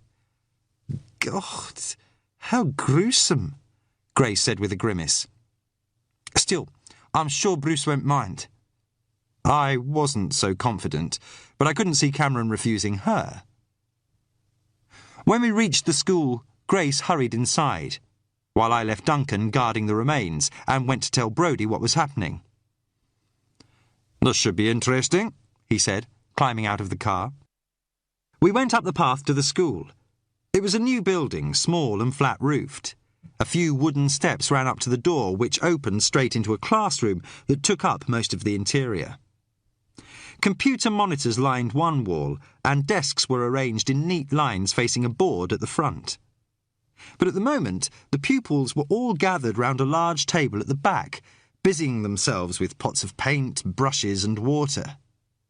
There were about a dozen in all, their ages ranging from about 4 to 9 or 10. I recognised Anna amongst them. She smiled shyly when she saw me, then returned to arranging a sheet of paper exactly to her liking. Grace had already taken off her coat and was busy organising her class. "I hope we're not going to have another water-spilling crisis this week, are we? And yes, I'm looking at you, Adam." "No, Mrs. Strachan," a young boy with a shock of ginger hair said, smiling bashfully. "Good, because if anyone misbehaves, I'm afraid they'll have to have their face painted, and we wouldn't want to have to explain that to your parents, would we?" There were delighted giggles, a chorus of, "No, Mrs. Strachan." Grace looked animated and alive, even more beautiful than usual. Cheeks flushed, she turned to us with a smile, motioning with her head to a door at the far side. "Go on through. I've told Bruce you wanted a word." She turned back to the children as we crossed the room, already forgetting about us. The office door was closed, and when I knocked on it, there was no answer. I began to wonder if Cameron had slipped out, until his bass voice peremptorily drawled a command. Come! Glancing at Brodie, I opened the door and went in. A desk and filing cabinet took up most of the room. Cameron was standing with his back to us, staring out of the window. I wondered if he'd done it for effect, knowing he was backlit. He turned and favoured us with an unfriendly look. Yes? I reminded myself this would be easier if we had his cooperation. We need to use the medical clinic. The storm brought down the cottage roof, and we need somewhere to store what we salvaged. The bulbous eyes considered us coldly. You mean you want to keep human remains in there? Only until they can be taken to the mainland. And in the meantime, what about my patients? Brodie spoke up. Come on, Bruce. You only hold a clinic twice a week, and the next one isn't for another 2 days. We should be out of the way long before then. Cameron wasn't appeased. So you say. But what if there's an emergency? This is an emergency, Brodie snapped, losing patience. We're not here from choice. The teacher's Adam's apple bobbed angrily. There must be somewhere else you can take them. If you can think of anywhere, feel free to tell us. And if I say no? Brodie regarded him with exasperation. Why should you do that? Because it's a medical clinic, not a morgue. And I don't think you have any right to commandeer it. I opened my mouth to object, but before I could, Grace's voice came from behind us. Is there a problem? She stood in the doorway, one eyebrow cocked quizzically. Cameron blushed like a schoolboy caught out by his teacher. I was just telling them. Yes, I heard you, Bruce. So did the rest of the class. Cameron's Adam's apple worked. I'm sorry, but I don't really think the medical clinic should be used for something like this. Why ever not? Well. Cameron was visibly squirming. He gave her an ingratiating smile. I am the nurse, after all, Grace. I ought to be able to decide what happens in my own clinic. Grace regarded him coolly. Actually, Bruce, it belongs to the island. I'm sure I don't have to remind you of that. No, of course, but... So, unless you can suggest somewhere else they can use, I don't really see that there's an alternative. Cameron made an effort to hold on to his tattered dignity. Well, in that case, I suppose... Good. That's settled then. Grace gave him a smile. Now why don't you run over there and show them where everything is? I'll look after things here until you get back. Cameron stared down at his desk as she went back to her class. The flush had gone from his face, leaving him white and tight-lipped. Grace might help him out at the school, but he just had a public reminder that it was her husband's money that paid his wages. Wordlessly, he snatched his coat down from where it was hanging and walked out. I'd have paid to see that, Brodie said in a low voice as we went after him. The medical clinic was a short distance from the school. It was little more than a small extension tacked on to one end of the community centre, with no external door of its own. Cameron had ridden there on his mountain bike, forging against the wind. By the time we arrived, he was already going into the glassed-in porch that covered the community centre's entrance. Leaving Duncan in the car with the evidence bags, Brodie and I followed him inside. The community centre looked like a throwback to the Second World War. A long wooden structure with a low asphalt roof and panelled windows. Most of the inside was taken up by a large hall.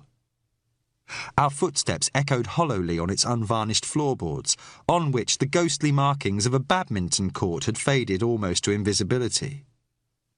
Posters advertising dances and the now-past Christmas pantomime were pinned to the walls. And old wooden chairs were stacked untidily at one side. The island's redevelopment evidently hadn't extended this far. Strachan wanted to build a new community centre, but everyone liked this as it is, Brodie said, guessing what I was thinking. Familiarity, I suppose. People like some things to stay the same. Cameron had stopped by a new-looking door and was searching irritably through a jangling keyring. While we waited, I went to a scuffed upright piano that stood nearby. The lid was raised, exposing ivory keys that were cracked and yellow with age. When I pressed one, a deep, broken note rang out, fading discordantly into silence. "Would you mind not doing that?" Cameron said waspishly, unlocking the door and going into the clinic. It was only small but well equipped, with pristine white walls and shining steel cabinets. There was an autoclave for sterilising instruments, a well-stocked medicine cabinet, and a fridge. Best of all, from my point of view, was the large stainless steel trolley and powerful halogen lamp. There was even a large magnifying lens on an adjustable stand for examining and stitching wounds. Cameron had gone to a desk and was making a point of checking that its drawers were locked. Brodie and I watched as he did the same with the filing cabinet. That finished, he confronted us with ill-concealed dislike. "I expect you to leave everything exactly as you found it. I have no intention of cleaning up any mess you make." Without waiting for us to answer, he started to leave. "We'll need the key," Brodie said. Tight-lipped, Cameron unhooked one from the bunch he carried and slapped it down on the desk. "But what about one for the community centre?" I asked. "We don't keep it locked," he responded primly. "It belongs to everyone on the island. That's why it's called the community centre." "I'd still prefer to have a key." He gave a condescending smile. "Well, that's too bad. Because if there is one, I've no idea where it is." He seemed to take a petty satisfaction from being able to deny us that much at least. Brodie watched him go out. "That man is a royal pain in the arse." I'd been thinking along the same lines myself. "Come on, let's get the evidence bags inside," I said. I had an unpleasant conversation with Wallace while Brodie and Duncan carried the evidence bags of bone and ashes into the clinic. Word had belatedly reached the detective superintendent that we'd been trying to contact him. Unfortunately, he'd called Fraser rather than Duncan, and the sergeant had lost no time in giving his side of events. Consequently, Wallace was incandescent, demanding to know why we had violated a crime scene without his permission. In no mood to be shouted at, I angrily pointed out that we'd had no choice, and that none of this would have happened if he'd sent Sock in the first place. It was Brodie who calmed things down, taking the radio to talk to Wallace out of earshot. When he handed it back to me, the superintendent was grudgingly apologetic. He told me to go ahead and continue my examination of the remains. "I suppose now you've got this far, you might as well see what else you can find out," he said ungraciously. The gesture was little more than an olive branch, as we both knew there was precious little I could do without a properly equipped laboratory. But I said I'd do my best. Before Wallace hung up, I asked what the situation was with the train crash. I'd not heard any news since I'd been on Runa, and I was out of touch. The superintendent paused. "That was joyriders. They stole the van on the line and then panicked and ran off." Not a terrorist attack after all, then. People had died, and Sock prevented from coming to Runa, all because some bored teenagers had stolen a van. I was thinking about that as I returned to the clinic. Duncan was gingerly putting the dead woman's hand into the fridge, holding it out at arm's length. In the plastic of the evidence bag, it looked unsettlingly like a cut of meat for the freezer. "Still can't get my head round how this happened," he said, closing the fridge door with relief. "How the body was burned, I mean. Just doesn't seem natural." "Oh, it was natural right enough," I said, still brooding over what Wallace had said. Both Duncan and Brodie looked at me. You know what caused it? Brodie asked. I had known almost from the moment I set eyes on the remains, but I hadn't wanted to commit myself until I'd been able to confirm my theory. Now, though, with the island cut off and half of the evidence buried under the cottage, there didn't seem any reason not to tell them. Pretty much, I said. I gave you a clue the other day, Duncan, remember? The fatty stuff on the cottage ceiling, you mean? Aye, but I still haven't been able to work it out. He looked embarrassed. Brodie was watching me, waiting. It comes down to two things. Body fat and what she was wearing, I explained. Have either of you heard of something called the wick effect? They both looked blank. Well, there are two ways to reduce a human body to ash. You either incinerate it at a very high temperature, which didn't happen here, or the entire cottage would have burned down, or you burn it at a lower temperature for longer. We've all got a layer of fat just under the skin, and fat burns. Candles used to be made of tallow, made from rendered animal fat, before paraffin wax was used instead. So what happens is that, in certain conditions, the human body effectively becomes a giant candle. You're joking, Brodie said. For once, the ex-policeman seemed rattled. No. That's why the residue on the ceiling and ground around the remains was significant. The fat liquefies in the heat and gets carried in the smoke. Obviously, the more body fat a person has, the more fuel there is to burn. Judging from how much was on the ceiling at the cottage, the dead woman had quite a lot. So she was overweight? Duncan asked. I'd say so, yes. Brodie's forehead was furrowed. I don't see where what she was wearing comes in. Because as the fat melts, it soaks into the clothes. They act like a candle wick, letting the body burn for much longer than it would otherwise, particularly if they're made from a flammable fabric. Brodie still looked shaken. Christ. That's a hell of an image. I know, but it's what happens. Most cases of so-called spontaneous human combustion happen to people who are elderly or drunk. There's nothing suspicious or paranormal about it. They just drop a cigarette on themselves or brush too close to a fire and set themselves alight, and are either asleep or incapable of putting out the flames. Like Mary Risa, I said to Duncan. She's the classic case that's always cited as being inexplicable. But she was elderly, overweight, and a smoker. According to the police report, the last person to see her was her son. She'd just taken sleeping tablets and was sitting in the armchair in her nightgown, both of which would have acted as wicks, smoking a cigarette. Duncan pondered that for a moment. Aye, but why wasn't anything else damaged by the fire? And why didn't all the body burn up? Because, even when there's a lot of body fat to act as fuel, human tissue doesn't burn particularly hotly. You get a slow burning fire that's intense enough to consume the body, but not ignite anything else. Again, think of a candle. It melts as the wick burns, but doesn't damage whatever's nearby.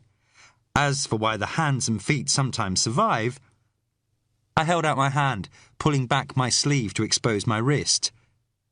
They're mainly skin and bone. There's hardly any fat on them, and they're generally not covered by fabric like the torso, so there's nothing to act as a wick. Hands sometimes get burned just because they're near the body, unless the arms are outflung. But the feet and sometimes the shins are often far enough removed from the fire to survive. Like they were here. She was lying on one hand, so it got burned along with the rest, but the other hand, and her feet, survived. Brodie rubbed his chin thoughtfully, hand rasping on the whiskers that were already showing through. You think this wick effect was intentional? That somebody did it deliberately? I doubt it. It's not something you can easily stage. I've never even heard of it happening in a murder before. All the recorded incidents have been with accidental deaths, which was another reason I was slow to chalk this one up as suspicious. No, I think whoever did this probably just wanted to destroy any incriminating evidence they might have left on the body. I'd guess he used a small amount of petrol or some other accelerant to start the fire. Not much, or the ceiling in the cottage would have been more scorched than it was. and then dropped a match onto the body and got out. The furrows on Brodie's forehead had deepened. Why didn't the killer torch the entire cottage?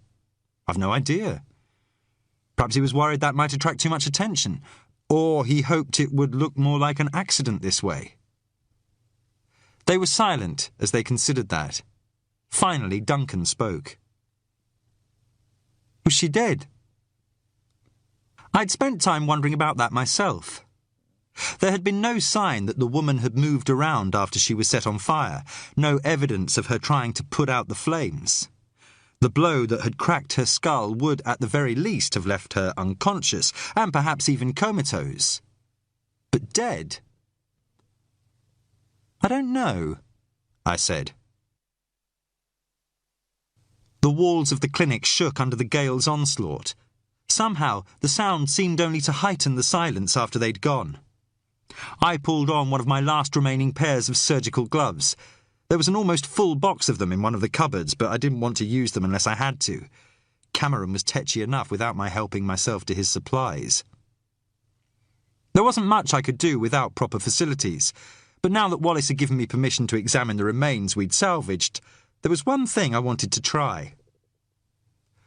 Brodie had put his finger on it when he'd said the inquiry was hamstrung until the victim had been identified. Once we knew who she was, it might throw light on who had killed her. Without that information, trying to find her killer would be like groping in the dark. I hoped I might be able to do something about that. Taking the skull from its evidence bag, I gently set it on the stainless steel trolley. Blackened and cracked, it lay canted on the cold surface. The empty eye sockets gaped blankly into eternity. I wondered what the eyes they had once held had looked on not so very long ago. A lover? A husband? A friend? How often had she laughed unknowing as the seconds ticked away, the last days and hours of her existence? And what had she seen when the realization finally and irrevocably made itself known to her? Whoever she was, I felt an odd sense of intimacy towards her. I knew almost nothing about her life, but her death had pulled me into her orbit.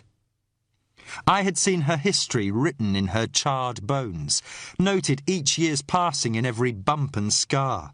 She had been laid bare in a way even those who had known her would have never recognised. I tried to remember if I used to feel like this in the past, on the cases I'd worked before Cara and Alice had been killed. I didn't think so. That seemed an age away now, part of a different life, a different David Hunter. Somewhere along the line, and perhaps due to my own loss, I seemed to have lost the detachment I'd once had. I wasn't sure if that was good or bad, but the truth was, I no longer saw the dead woman as an anonymous victim. That was why she'd visited me in my dream, waited expectantly at the foot of my bed.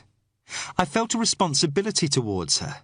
It wasn't something I'd anticipated or even wanted, but I couldn't turn away from it. "Okay. Tell me who you are," I said quietly. Chapter 13. For a forensic anthropologist, teeth are a repository of information. They're an enduring bone interface, a bridge between the hidden skeleton and the world beyond the bodies. As well as revealing race and age, they form a record of an individual's life. Our diet, habits, class, even our self-esteem can all be gleaned from these chunks of calcium and enamel. I took the lower jawbone from its evidence bag and laid it on the stainless steel trolley beside the broken cranium. It was as light and fragile as balsa.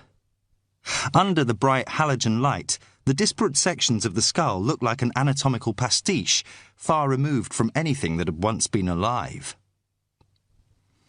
At some point, I would have to finish the job I'd tentatively started in the cottage and piece together the shattered skull fragments I'd managed to salvage.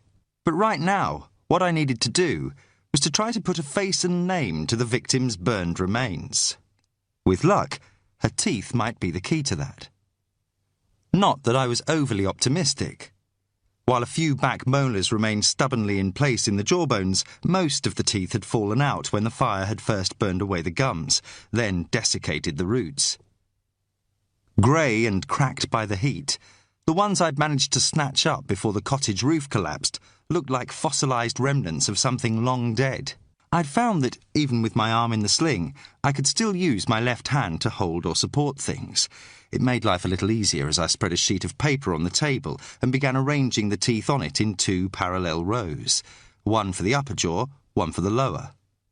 One by one, I laid them out in the order they would have been in the mouth, with the 2 central incisors in the middle, the lateral incisors next to them, followed by the canines, premolars, and then the large molars themselves.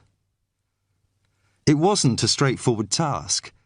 As well as damage from the fire, the woman's teeth were so badly eroded it was difficult to determine whether some of them were from the upper or lower jaw, or even what type of tooth they actually were.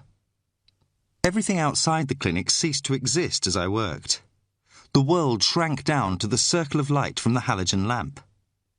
I took more photographs and sketched out a post-mortem odontogram, a dental chart detailing each crack, cavity or filling in every tooth.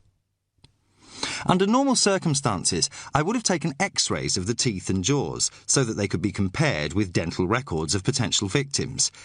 That wasn't an option now, so I did the only thing I could. I began to fit the teeth back into the empty sockets.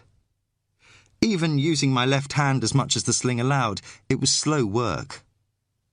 I'd lost track of how much time had passed when the lamp suddenly flickered. As though synchronized, a gust of wind rattled against the building, thrumming its structure like a bass note, felt rather than heard. I straightened, groaning as my back muscles protested. God, I ached all over. As though it had only been waiting for me to notice it, my shoulder started throbbing. The wall clock told me it was almost 5 o'clock. It had grown dark outside, I saw. Massaging my back, I looked at the skull and jawbone as they lay on the steel trolley. After a few false starts, I'd fitted most of the teeth back into them. There were only a couple of molars and premolars left, and they wouldn't affect what I had in mind. I was reaching out to turn off the lamp when I heard a noise from the community centre. The creak of a floorboard. "Hello?" I called. My voice echoed in the cold air. I waited, but there was no answer. I went to the door and took hold of the handle, but I didn't turn it. Suddenly, I felt certain someone was on the other side. The clinic seemed unnaturally quiet. The door into the community centre had a round window set in it like a porthole. There was a Venetian blind on my side, but I hadn't bothered to lower it. Now I wished I had. The hall beyond was in darkness. Anyone in there would be able to see into the clinic, but on my side the window was a circle of impenetrable black. I listened, hearing only the wind rushing outside.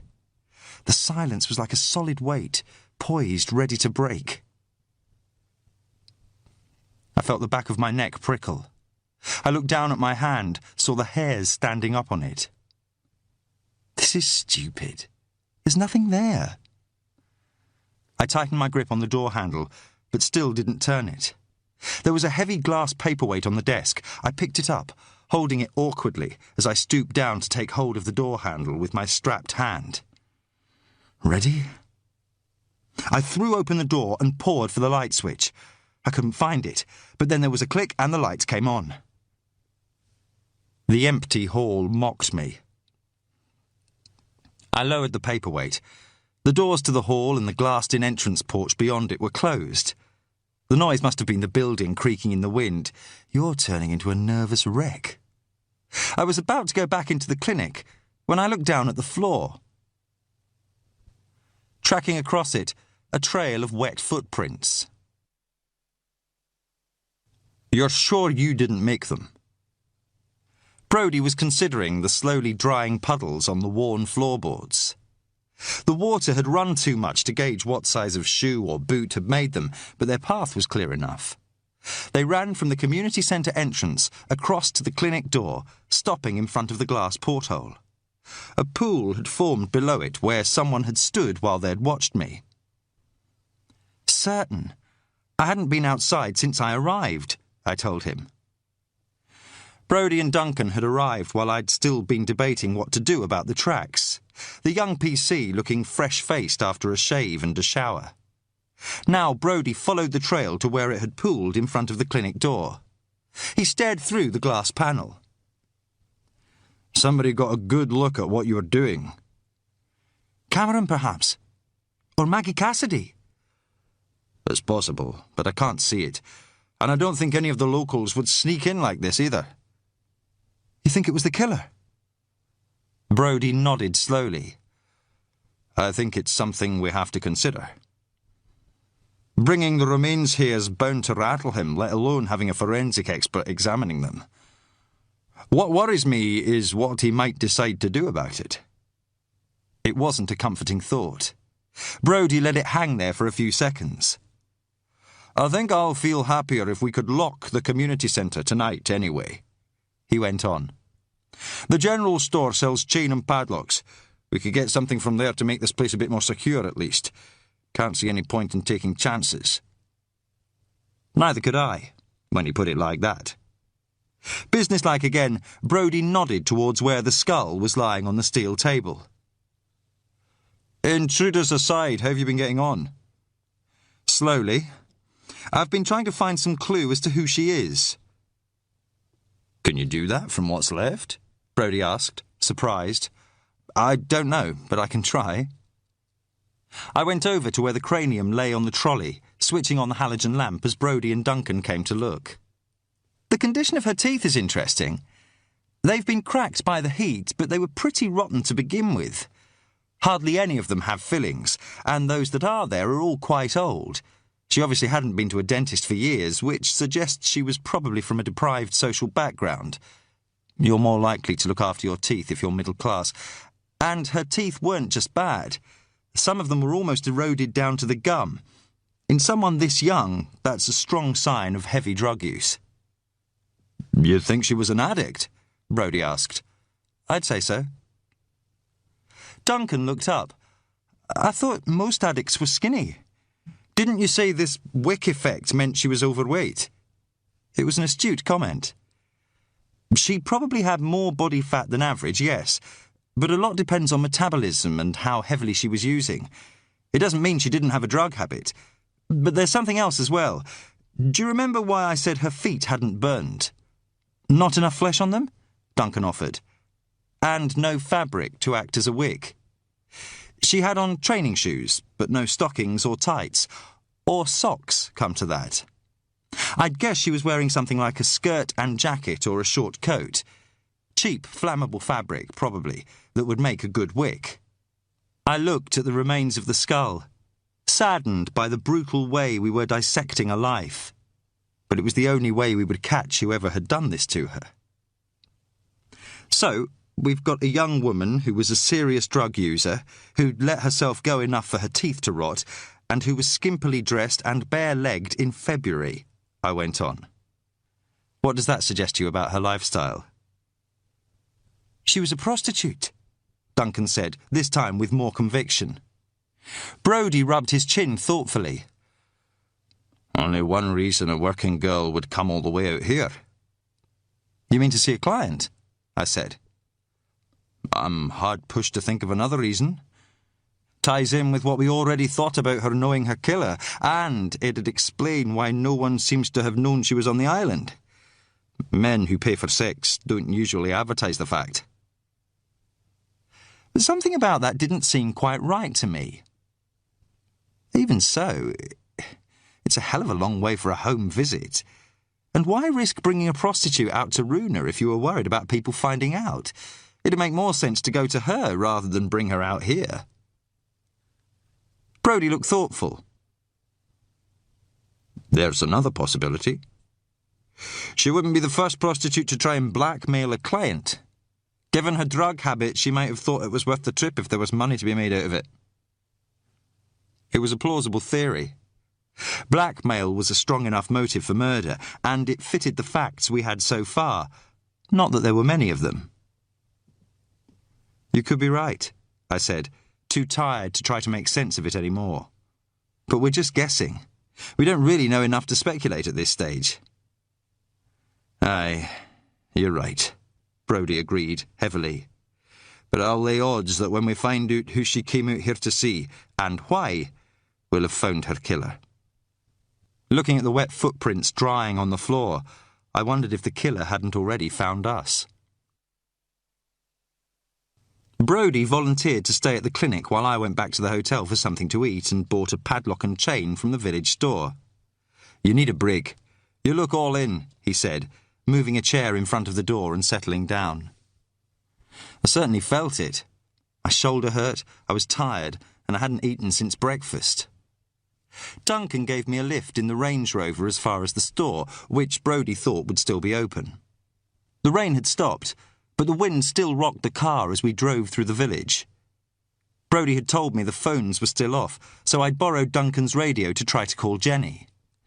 Digital or not, the signal was still patchy, and when I finally got through, I reached her voicemail yet again.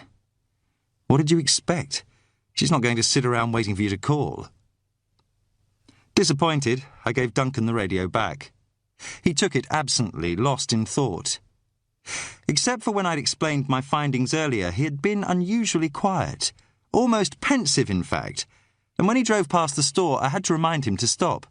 Sorry, he said, pulling over. He still seemed distracted as I got out of the car, but I put it down to his not relishing another night alone in the camper van. No need to wait, I'll walk back from here, I told him. The fresh air will do me good. Dr. Hunter, he said, before I could close the door. Yes, I said, bracing myself against the wind. But whatever he had been about to say, he'd evidently thought better of it. Nothing. It doesn't matter. You sure? Aye. Just me being daft. He gave an embarrassed smile. I better be getting back to relieve Sergeant Fraser. He'll kill me if I'm late. I nearly pressed him, but whatever was on his mind, I supposed he'd tell me when he was ready. I raised my hand in acknowledgement as he drove off, but I don't know if he saw me. I turned to the store. A light still burned inside, and the sign on the door said open. It announced my entry with a tinkle of bells. Inside was a crammed treasure trove of tinned food, hardware and groceries. The smell took me back to my childhood, heady scents of cheese, candles and matches. Behind the worn wooden counter, a woman was bending over to unpack tins of soup from a box. "With you in a second," she said, and as she straightened, I recognised Karen Tate. I'd forgotten that Brodie had said she ran the general store. Without the artificial flush of alcohol, she looked more worn down than ever, with only a ghost of a lost prettiness remaining in her puffy features. Her smile was a grudging thing to start with, but it faded altogether when she saw who her customer was. "Do you have any padlocks?" I asked. She jerked her chin towards a shelf on the back wall, where there was a selection of ironmongery stacked haphazardly in boxes. "Thanks," I said. She didn't reply. I felt her gaze on me as I sifted through the boxes of bolts, screws and nails, hostile and resentful. But I found what I was looking for, a heavy-duty padlock and a spool of chain. "I'll take a metre of this too, please." "The cutters are there as well." I wasn't sure I'd be able to cut the chain one-handed, but I wasn't going to give her the satisfaction of asking for help. I hunted around before eventually finding a pair of bolt cutters on another shelf next to an old wooden yardstick. I measured out the chain, then cut it by bracing one handle of the cutters on my thigh. Putting everything back as I'd found it, I took the length of chain and the padlock over to the counter. "And I'll take this as well," I said, selecting a large bar of chocolate from the display. She rang the items into the till in silence, watching as I took a note from my wallet. "I'm not changing that." The till drawer was open, revealing a selection of coins and smaller notes. She stared back at me defiantly. I put my wallet back and rummaged in my pocket. She watched me count out the money, then banged it into the till. I was owed change, but it wasn't worth arguing about. I picked up my buys and headed for the door. Think a bar of chocolate will get your feet under that table, do you? What? I asked, not quite believing I'd heard right. But she only stared at me sourly. I went out, resisting the temptation to slam the door. Still fuming, I debated going straight back to the clinic with the chain. But Brodie had been adamant I should get something to eat first. I knew he was right, and somehow I didn't think anyone would try anything as long as the old DI was standing guard. The walk back to the hotel did me good. Windy as it was, at least the rain was holding off and the air was cold and fresh. By the time I'd reached the side street leading to the hotel, my temper had started to subside. Light shone welcomingly from the windows, and the smell of fresh bread and burning peat greeted me when I stepped inside. The grandfather clock clunked majestically as I went down the hallway to find Ellen. The bar was untended, but there were low voices coming from the kitchen. Ellen's and a man's. When I knocked on the door, the voices stopped. "Just a minute," Ellen called out. After a few moments, she opened the door. The yeasty scent of warm bread enveloped me. "Sorry, just getting the loaves out of the oven." She was alone. Whoever she had been talking to must have left through the back door. Ellen busied herself turning out the bread from the tins, but not before I'd seen that she'd been crying. "Is everything all right?" I asked. "Fine," but she kept her back to me as she spoke. I hesitated, then held up the chocolate bar. "I brought this for Anna. I hope you don't mind her having sweets." She smiled, sniffing away the last of her tears. "No, that's very good of you." "Look, are you—" "I'm fine, really." She gave me another smile, stronger this time. I came away. I didn't know her well enough to do anything else, but I couldn't help but wonder who Ellen's visitor had been, and why she should want to keep his identity a secret, or what he had done to make her cry. Chapter 14. I felt better after a hot shower and a change of clothes. I'd already worn everything I'd packed for the trip to the Grampians, and I made a note to ask Ellen if there was anything I could do about my laundry. My shoulder still hurt, but the shower had helped, and the 2 ibuprofen I'd taken were starting to kick in as I went downstairs to get something to eat. Outside the bar, though, I stopped, reluctant to go in. I'd felt like an outsider even before this, but now the extent of my isolation suddenly hit home. Even though I'd already been sure that the woman's killer must still be on the island, might even be someone I'd met, it hadn't seemed to have any direct bearing on me personally. I was there to do a job. Now, though, someone had crept into the community centre to spy on me, and I'd no idea who or why. Somehow, it seemed that a line had been crossed. Don't start getting paranoid. And remember what Brodie said. Until the support team gets here, the best defence is not to let on what we know. I pushed open the door to the bar. At least the weather seemed to have thinned out some of the customers. Guthrie and Karen Tate were nowhere to be seen, I was relieved to see, and only one of the domino players had turned out. He sat forlornly at their table, the box of dominoes waiting in front of him. But Kinross was there, staring silently into his pint, while his son hunched self-consciously on a bar stool next to him. Fraser was there too, sitting at a table by himself as he attacked a plate piled with sausages and mashed vegetables. He obviously hadn't wasted any time in getting back once Duncan had relieved him at the camper van. A glass of whiskey stood next to his plate, announcing that he considered himself off-duty, and, from the flush on his face, I doubted it was his first. "Christ, I'm starving," he said, shoveling up a forkful of potato as I sat down at his table. There were flecks of food in his moustache. "First I've had to eat all day. No joke being out in that camper van in this bloody weather, I can tell you." He hadn't seemed so bothered when it had been Duncan out there, I thought wryly. "Did Duncan tell you that we'd had an intruder?" I said, keeping my voice down. "Aye." He waved his fork dismissively. "Bloody kids, probably." Brodie's not convinced that's all it was. I wouldn't pay too much attention to what he says, he snorted, giving me a glimpse of semi-masticated sausage. Duncan says you think the dead woman was a whore from Stornoway, that right? I glanced around to make sure no one could hear. I don't know where she's from, but I think she was probably a prostitute, yes. And a junkie by the sound of it. He washed down his food with a gulp of whiskey. You ask me, she'll have come out here to service the contractors, and one of them got too rough. No great mystery about it. There weren't any contractors out here 4 or 5 weeks ago when she was killed. Aye. Well, all due respect, but I can't see how anyone can say for sure when that was. Not from the bits and pieces that are left. Cold weather like this could have been laying out there for months. He wagged his knife at me. You mark my words. Whoever killed her will be back on either Lewis or the mainland by now.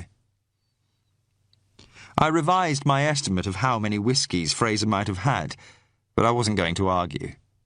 He'd made up his mind, and nothing inconvenient like the facts was going to change it. Still, I didn't feel like listening to any more of his opinions, and I was considering asking Ellen for some sandwiches to take away with me when the peat slab in the hearth flared from a sudden blast of cold air. A moment later, Guthrie stamped into the bar, filling the doorway with his bulk. I knew straight away that something was wrong. He glared at where Fraser and I were sitting before going to whisper to Kinross. The ferry captain's expression darkened as he turned to stare at us. Then, as his son watched apprehensively, he and Guthrie came over to our table. Engrossed in his food, Fraser didn't notice until they were standing over us. He looked up irritably. Aye, he snapped, still chewing. Kinross regarded him in the same way he might something unsavoury and useless caught in a net. What do you need a padlock for? I kicked myself for not anticipating this. Given our presence at the clinic, it wouldn't take much guessing where the lock was for, and I should have realised that Cameron might not be alone in objecting to our being there. Fraser frowned. Padlock? What the hell are you talking about? I bought one earlier, I told him, for the community centre. For a moment he looked aggrieved at not being told sooner, but the lure of food and whiskey overcame it. He gestured towards me as he went back to his meal. There you go. So now you know. Guthrie folded his beefy arms on the shelf of his stomach. He wasn't drunk this time, but he wasn't happy either. And who says you can shut us out of our own fucking community centre? Fraser lowered his knife and fork and glowered at him. I do. We had an intruder in there earlier, so now we're locking it. Any objection? Aye, you're dead right we have, Guthrie rumbled, lowering his arms threateningly. Long and heavily muscled, they gave him the look of an ape as they hung at his side. That's our fucking centre. So write a letter of complaint, Fraser retorted. That's being used in police business, which means it's off limits until we see so. Kinross's eyes glittered over his dark beard. Perhaps you didn't hear. That's our community centre, not yours. And if you think you can come here and lock us out of our own buildings, then you need to think again. I broke in before things got out of hand. Nobody wants to lock anyone out, but it won't be for long, and we did check first with Grace Strachan. I offered a silent apology to Grace for invoking her name, but it had the effect I'd hoped. Kinross and Guthrie glanced at each other, uncertainty replacing the belligerence of a moment ago. Kinross rubbed the back of his neck. Well, if Mrs. Strachan said it was okay. Thank God for that. But my relief was premature. Perhaps it was the whiskey, or perhaps he felt his authority had already been undermined enough by Brodie, but for whatever reason, Fraser decided to have the last word. You can consider this a warning, he growled, levelling a fat finger at Kinross. This is a murder inquiry now, and if you try to interfere again, then believe me, you'll wish you'd stayed on your bloody ferry. The entire bar had fallen quiet. Everyone in the room was staring at us. I tried to keep the dismay off my face. You bloody idiot. Kinross looked startled. A murder inquiry? Since when? Belatedly, Fraser realised what he had done. That's none of your business, he blustered. Now, if you don't mind, I'd like to finish my supper. This conversation's over. He bent over his plate again, but couldn't stop the flush climbing up the back of his neck. Kinross looked down at him, biting his lip in thought. He jerked his head at Guthrie. Come on, Sean. They moved back to the bar.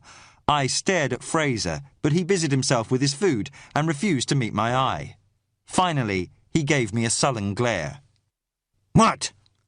We'll know soon enough when Sock get out here. There's no harm done. I was too angry to say anything. The one thing we'd hoped to keep quiet, and now Fraser had needlessly blurted it out. I stood up, not wanting to stay in his company any longer. "I'd better go and relieve Brodie," I said, and went to ask Ellen to make me some sandwiches. Brodie was still sitting in the hall where I'd left him, guarding the door to the clinic. When I went in, he sat forward, poised on the edge of his seat, but relaxed when he saw it was me. "You've not been long," he said, getting to his feet and stretching. "I thought I'd eat down here." I'd brought my laptop with me from the hotel. I set it down and took the padlock and chain from my coat pocket. I handed him the spare key. "Here, you might as well have this."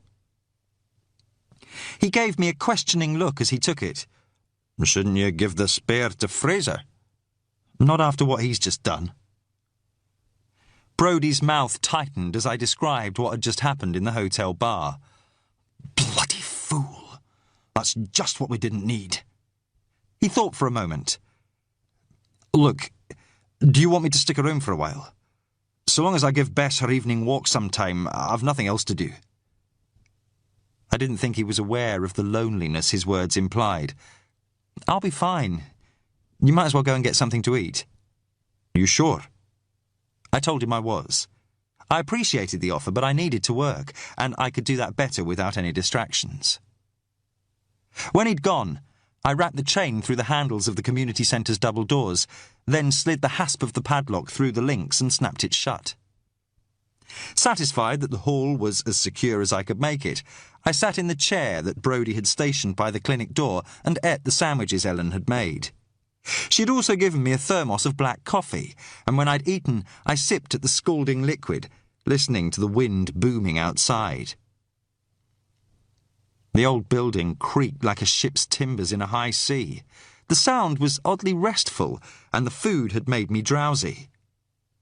My eyelids began to close, but my head jerked back up as a sudden gust of wind rattled the windows. The overhead light dimmed and buzzed indecisively before brightening to life once more. Time to make a start. The skull and jawbone were as I'd left them. Plugging my laptop into a wall socket, I switched it on.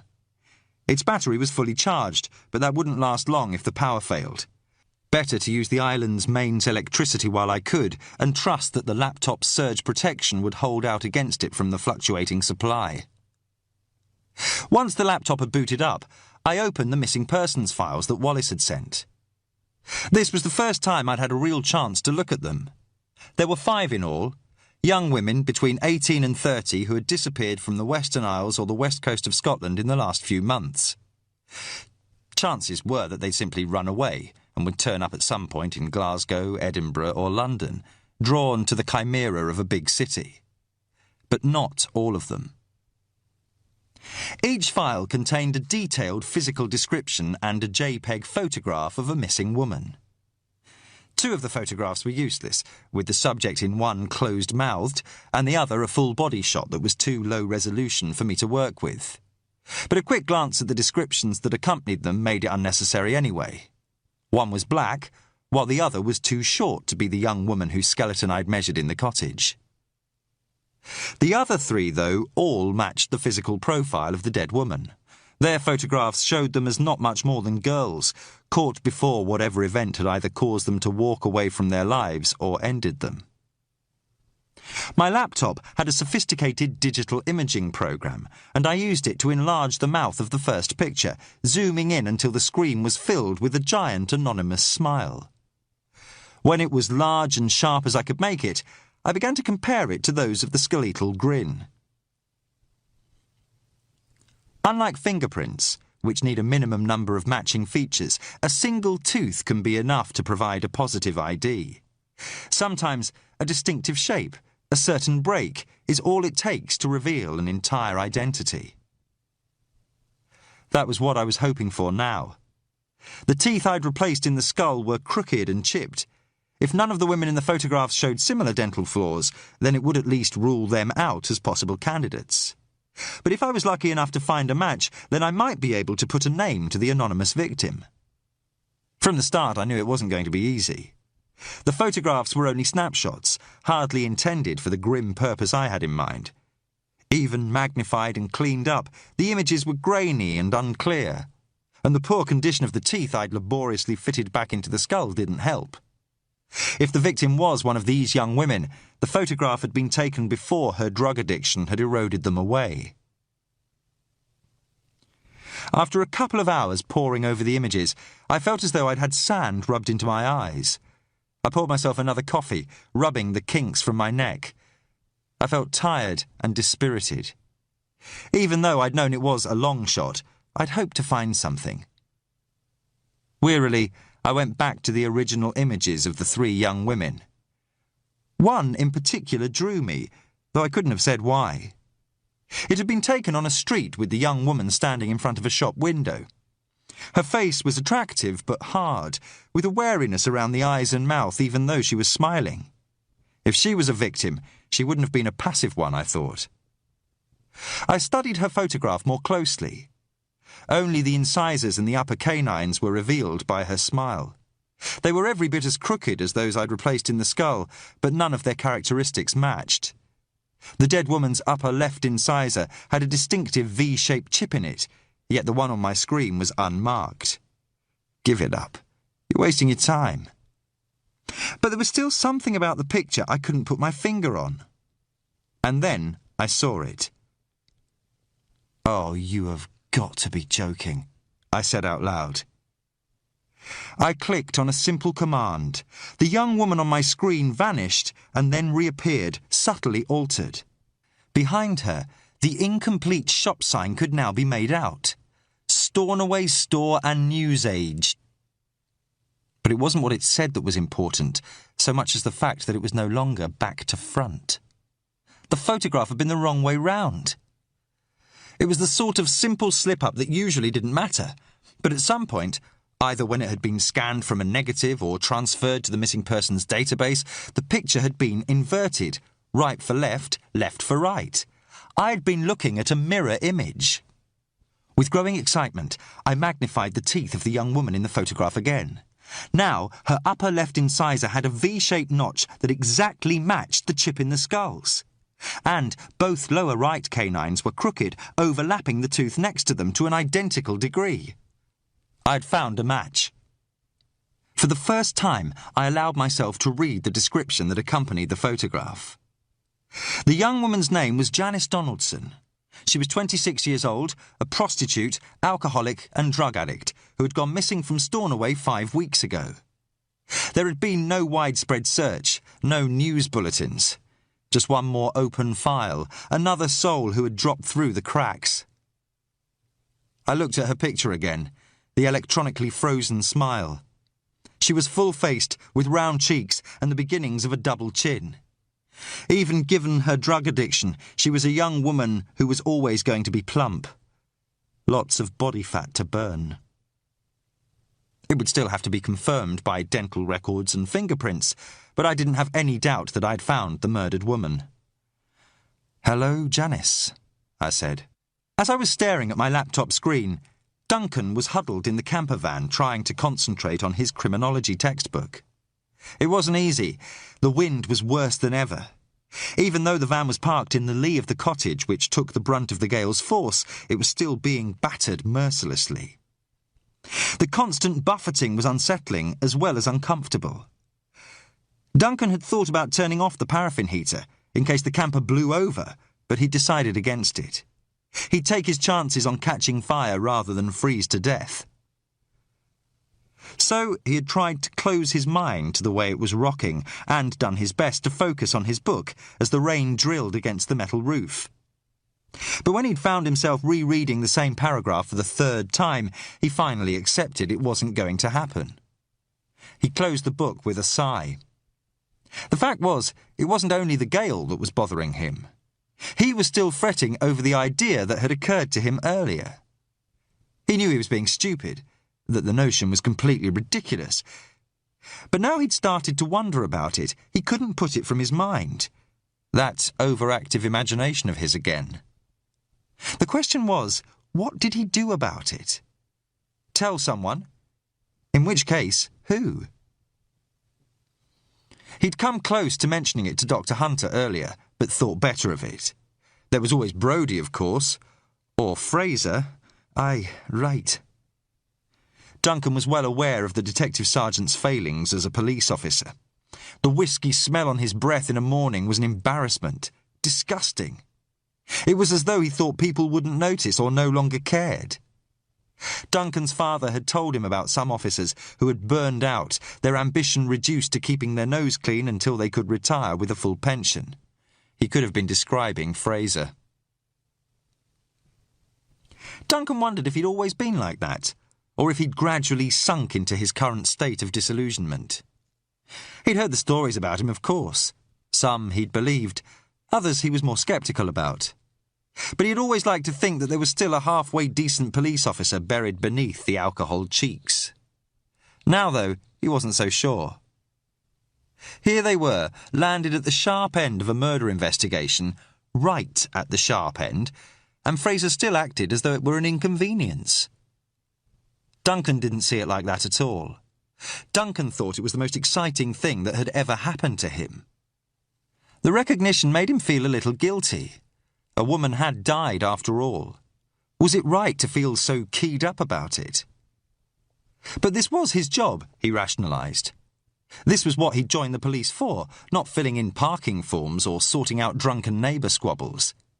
He knew there was evil out there. Not in the biblical sense, perhaps, but that was what it amounted to all the same. He wanted to be able to look it in the eye and make it flinch, make a difference.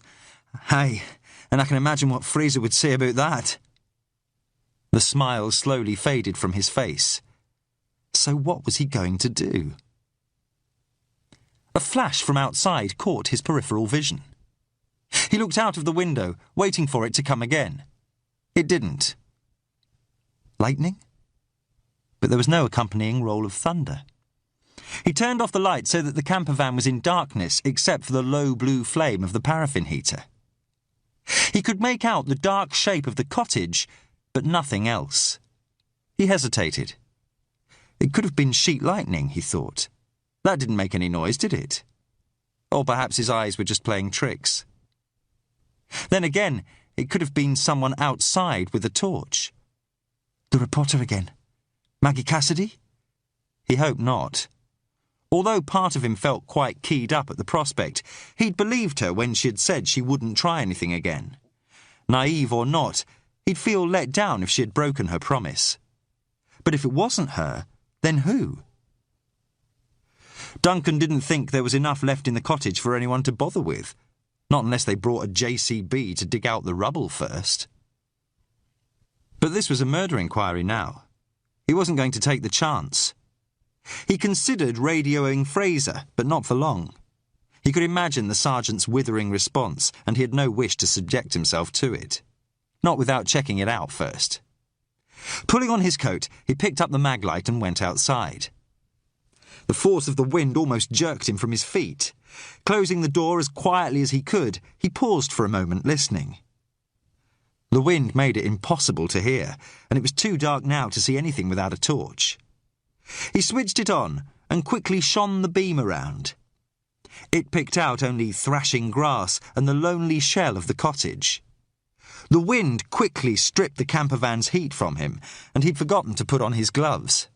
Shivering, he approached the cottage, playing the torch beam on its doorway. He'd resealed it earlier, something Fraser hadn't bothered to do, and the tape showed no sign of being touched.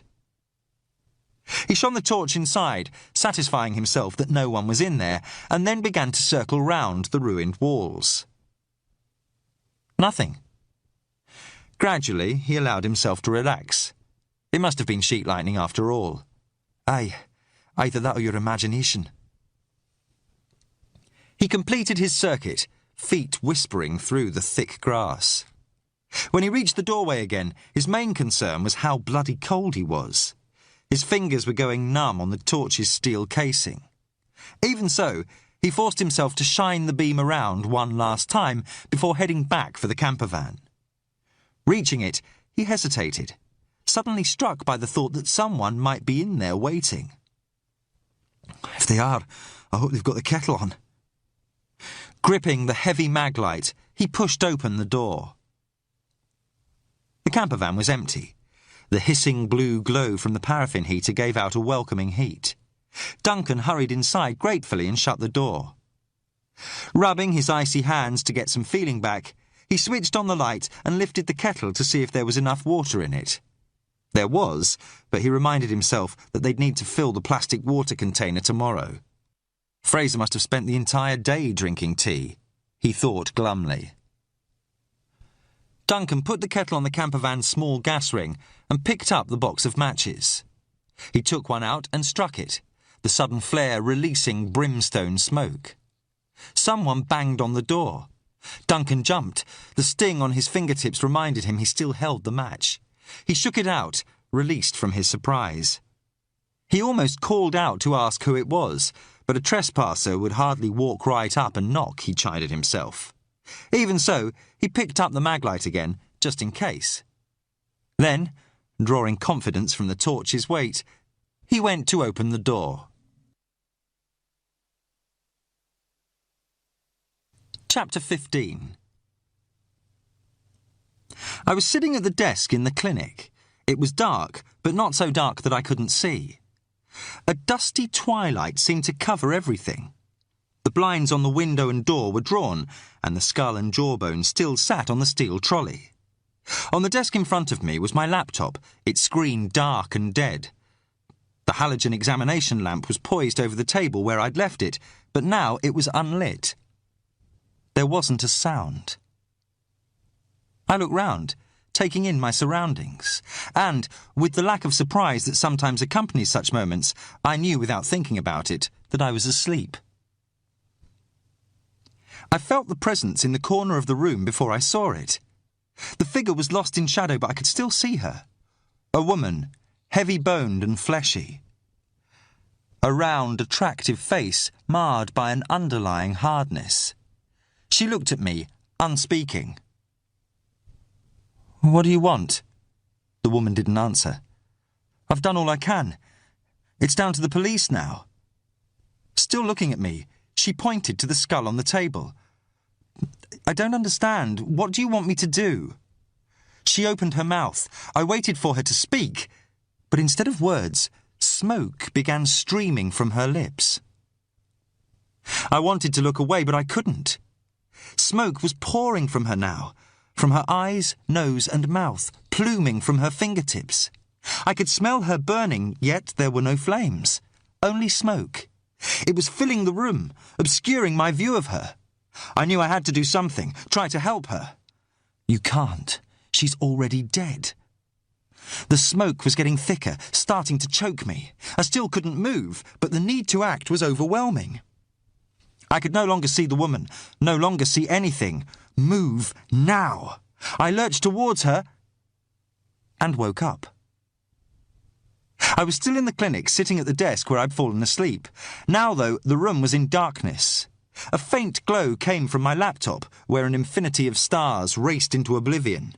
The screensaver had turned itself on, which meant I'd been sleeping for at least 15 minutes. The gale thrashed outside as I tried to shake off the effects of the dream.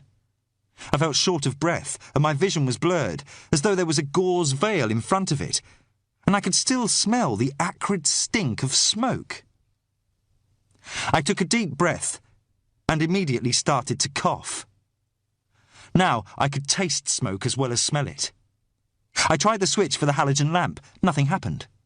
The storm must finally have succeeded in cutting off Runa's electricity. My laptop was running on battery. I hit a key, bringing it out of the power save mode. Its screen lit up, casting a dim blue light into the clinic. The haze in the air was more obvious now, and as the last vestiges of sleep fell away, I realised I hadn't just been dreaming after all. The room was full of smoke. Coughing, I jumped up and lunged for the door.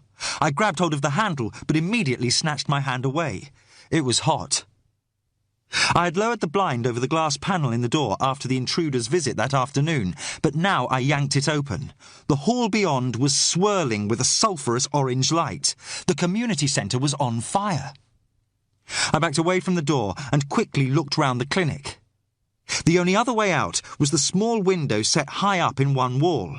If I stood on a chair, I should just be able to squeeze through. I tried to open it, but it wouldn't budge. I saw the window locks and swore. I had no idea where the key might be, and there was no time to look. I snatched the desk lamp to break the glass, but stopped myself at the last second. Even opened, the window would be only just big enough for me to crawl through. If I broke it, I'd never fit through the smaller gap. And although the clinic door was shut, the rush of oxygen-rich air from outside might still cause the fire to expand explosively. I daren't risk that. The smoke had already grown thicker in the room, making it hard to breathe. Come on, think. I snatched my coat off the wall hook and ran to the wash basin. Turning the tap on full, I plunged my head underneath, then did the same with my scarf and gloves. Cold water streamed down my face as I struggled into my coat, cursing the sling's clumsiness. Winding the wet scarf round my nose and mouth, I wriggled my right hand into my glove and then pulled up the coat's hood. Grabbing my laptop from the desk, I spared a glance at the skull and jawbone lying on the steel trolley. I'm sorry, Janice.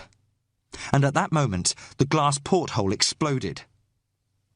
The fact that my face was averted meant my hood and scarf protected me from most of the flying shards. I felt a few sting my exposed skin, but the sensation was dwarfed by the sudden blast furnace wave of heat.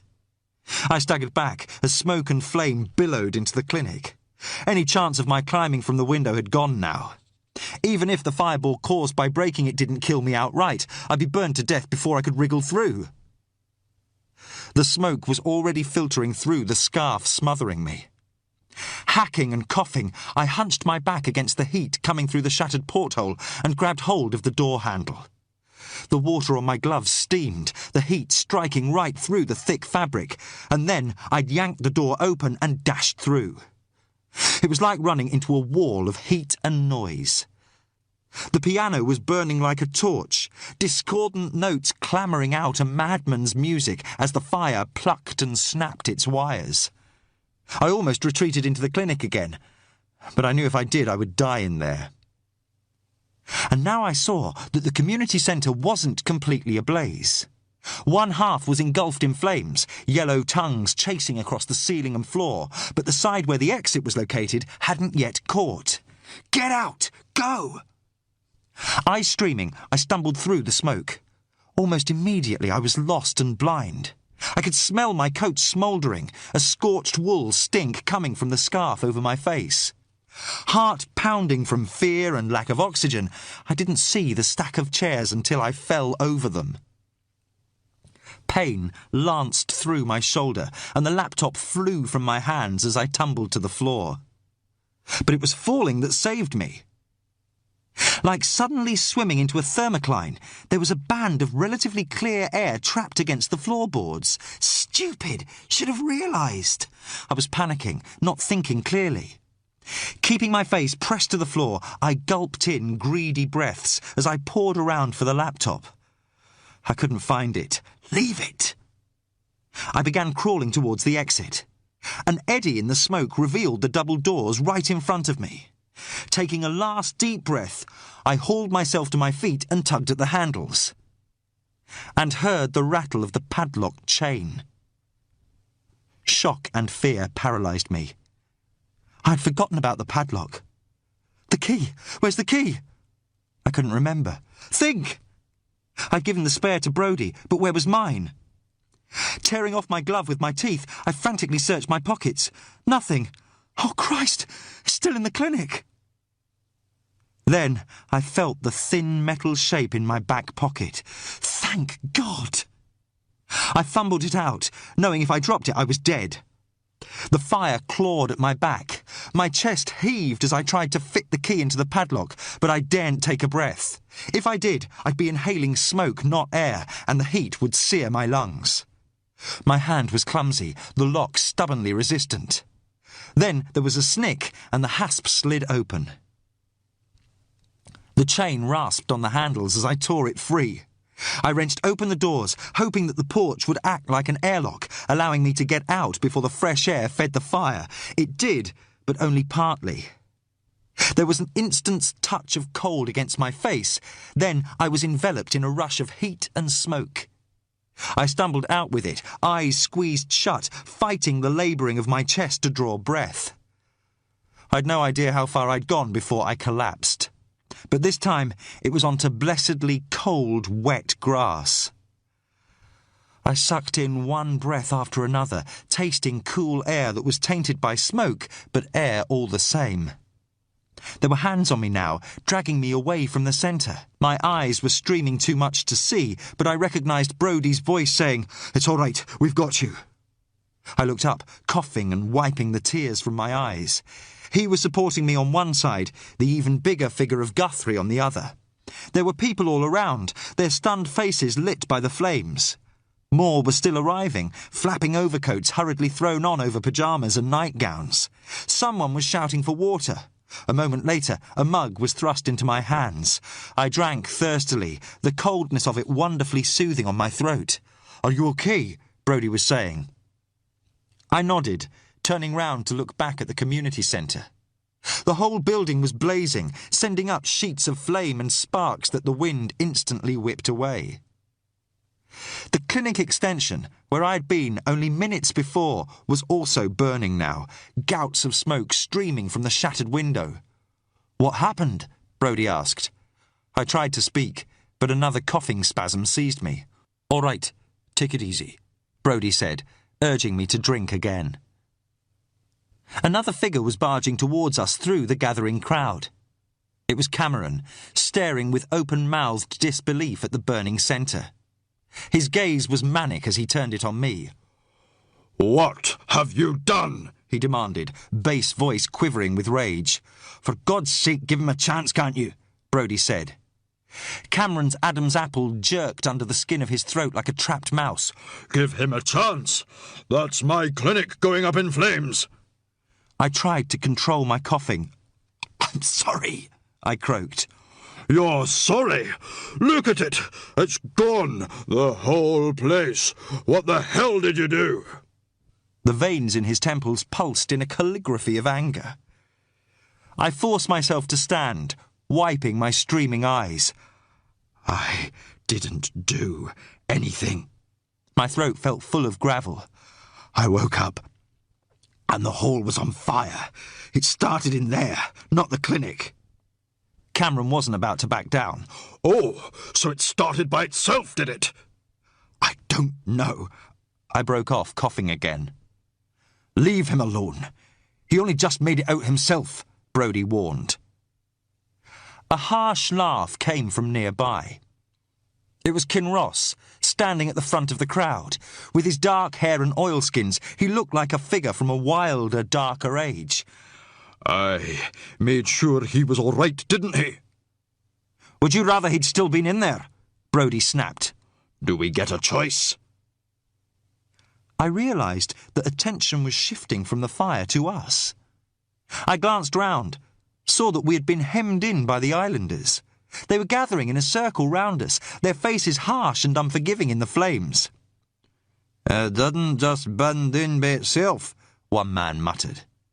Other voices began to call out as well, wanting to know why we'd used the centre, who would pay for it to be replaced. I could feel the mood shifting from shock to anger. Then the crowd began to part, making way for a tall figure. With relief, I saw it was Strachan, and just like that, the tension subsided. He strode up to us, hair thrashing in the wind as he stared at the blazing community centre. Christ! Was anyone inside? I shook my head, trying to stifle the coughs. Only me. And Janice Donaldson. I looked at the flames wrapping themselves round the building, feeling as though I'd let her down. Strachan took the empty mug from me. Some more water here, please. He held it out, not even bothering to see who took it. Almost immediately, the mug was refilled and pressed back into my hand. I gulped at the icy water gratefully. Strachan waited until I'd lowered it. Any idea how it started? Cameron had been watching with barely concealed anger. Isn't it obvious? He was the only person in there. Don't talk rubbish, Bruce, Strachan told him impatiently. Everyone knows the place was a fire trap. The wiring was ancient. I should have insisted on tearing down the whole thing when we built the clinic. And that's it, is it? We're supposed to just let it go? Cameron asked, tight-lipped. Strachan gave an easy grin. Well, you could always lynch Dr. Hunter, I suppose. There's a street lamp over there, and I'm sure you could find some rope. But why don't we wait until we know what caused it before we start blaming anyone? Turning his back on Cameron, he addressed the gathered islanders. I promise we'll find out what happened. And we'll build a new and better clinic and community centre. You have my word on that. But there's nothing more we can do tonight. Everyone should go on home now. Nobody moved. Then, as if on cue, what was left of the hall suddenly collapsed in a shower of sparks and flame. Gradually at first, then more steadily, the crowd began to break up, the men grim-faced, many of the women wiping their eyes. Strachan spoke to Kinross and Guthrie. Ian, Sean, will you get a few men together and stay for a while? I can't see that it'll spread, but I'd appreciate your keeping an eye on things. It was a deft way of diffusing the remaining tension. Kinross and Guthrie looked taken aback, but flattered to have been asked. Strachan turned to Cameron as they moved off. Why don't you take a look at David's cuts and burns? There's no need, I said, before Cameron could respond. Nurse or not, I'd had enough of the man for one night. There's nothing I can't see to myself. I still say we should... Cameron began, but Strachan spoke over him. No need for you to stay either then, Bruce. You're teaching in a few hours. You might as well go home too. His tone didn't brook any argument. Cameron stalked off, his expression thunderous. Strachan watched him go, then turned to me. OK. So what happened? I took another drink of water. I must have dozed off.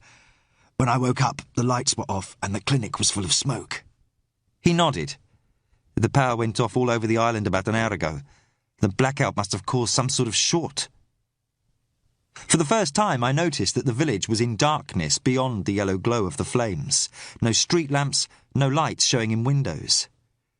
It's been a hell of a night. Still, it could have been a lot worse. Strachan paused, a subtle change coming over his manner.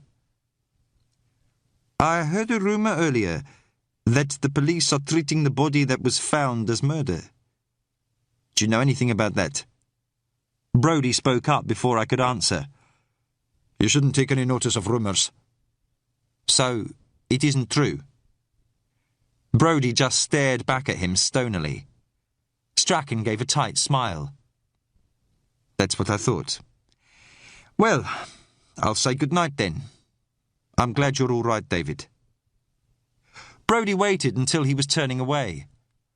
I'm curious. You can't see the village from your house.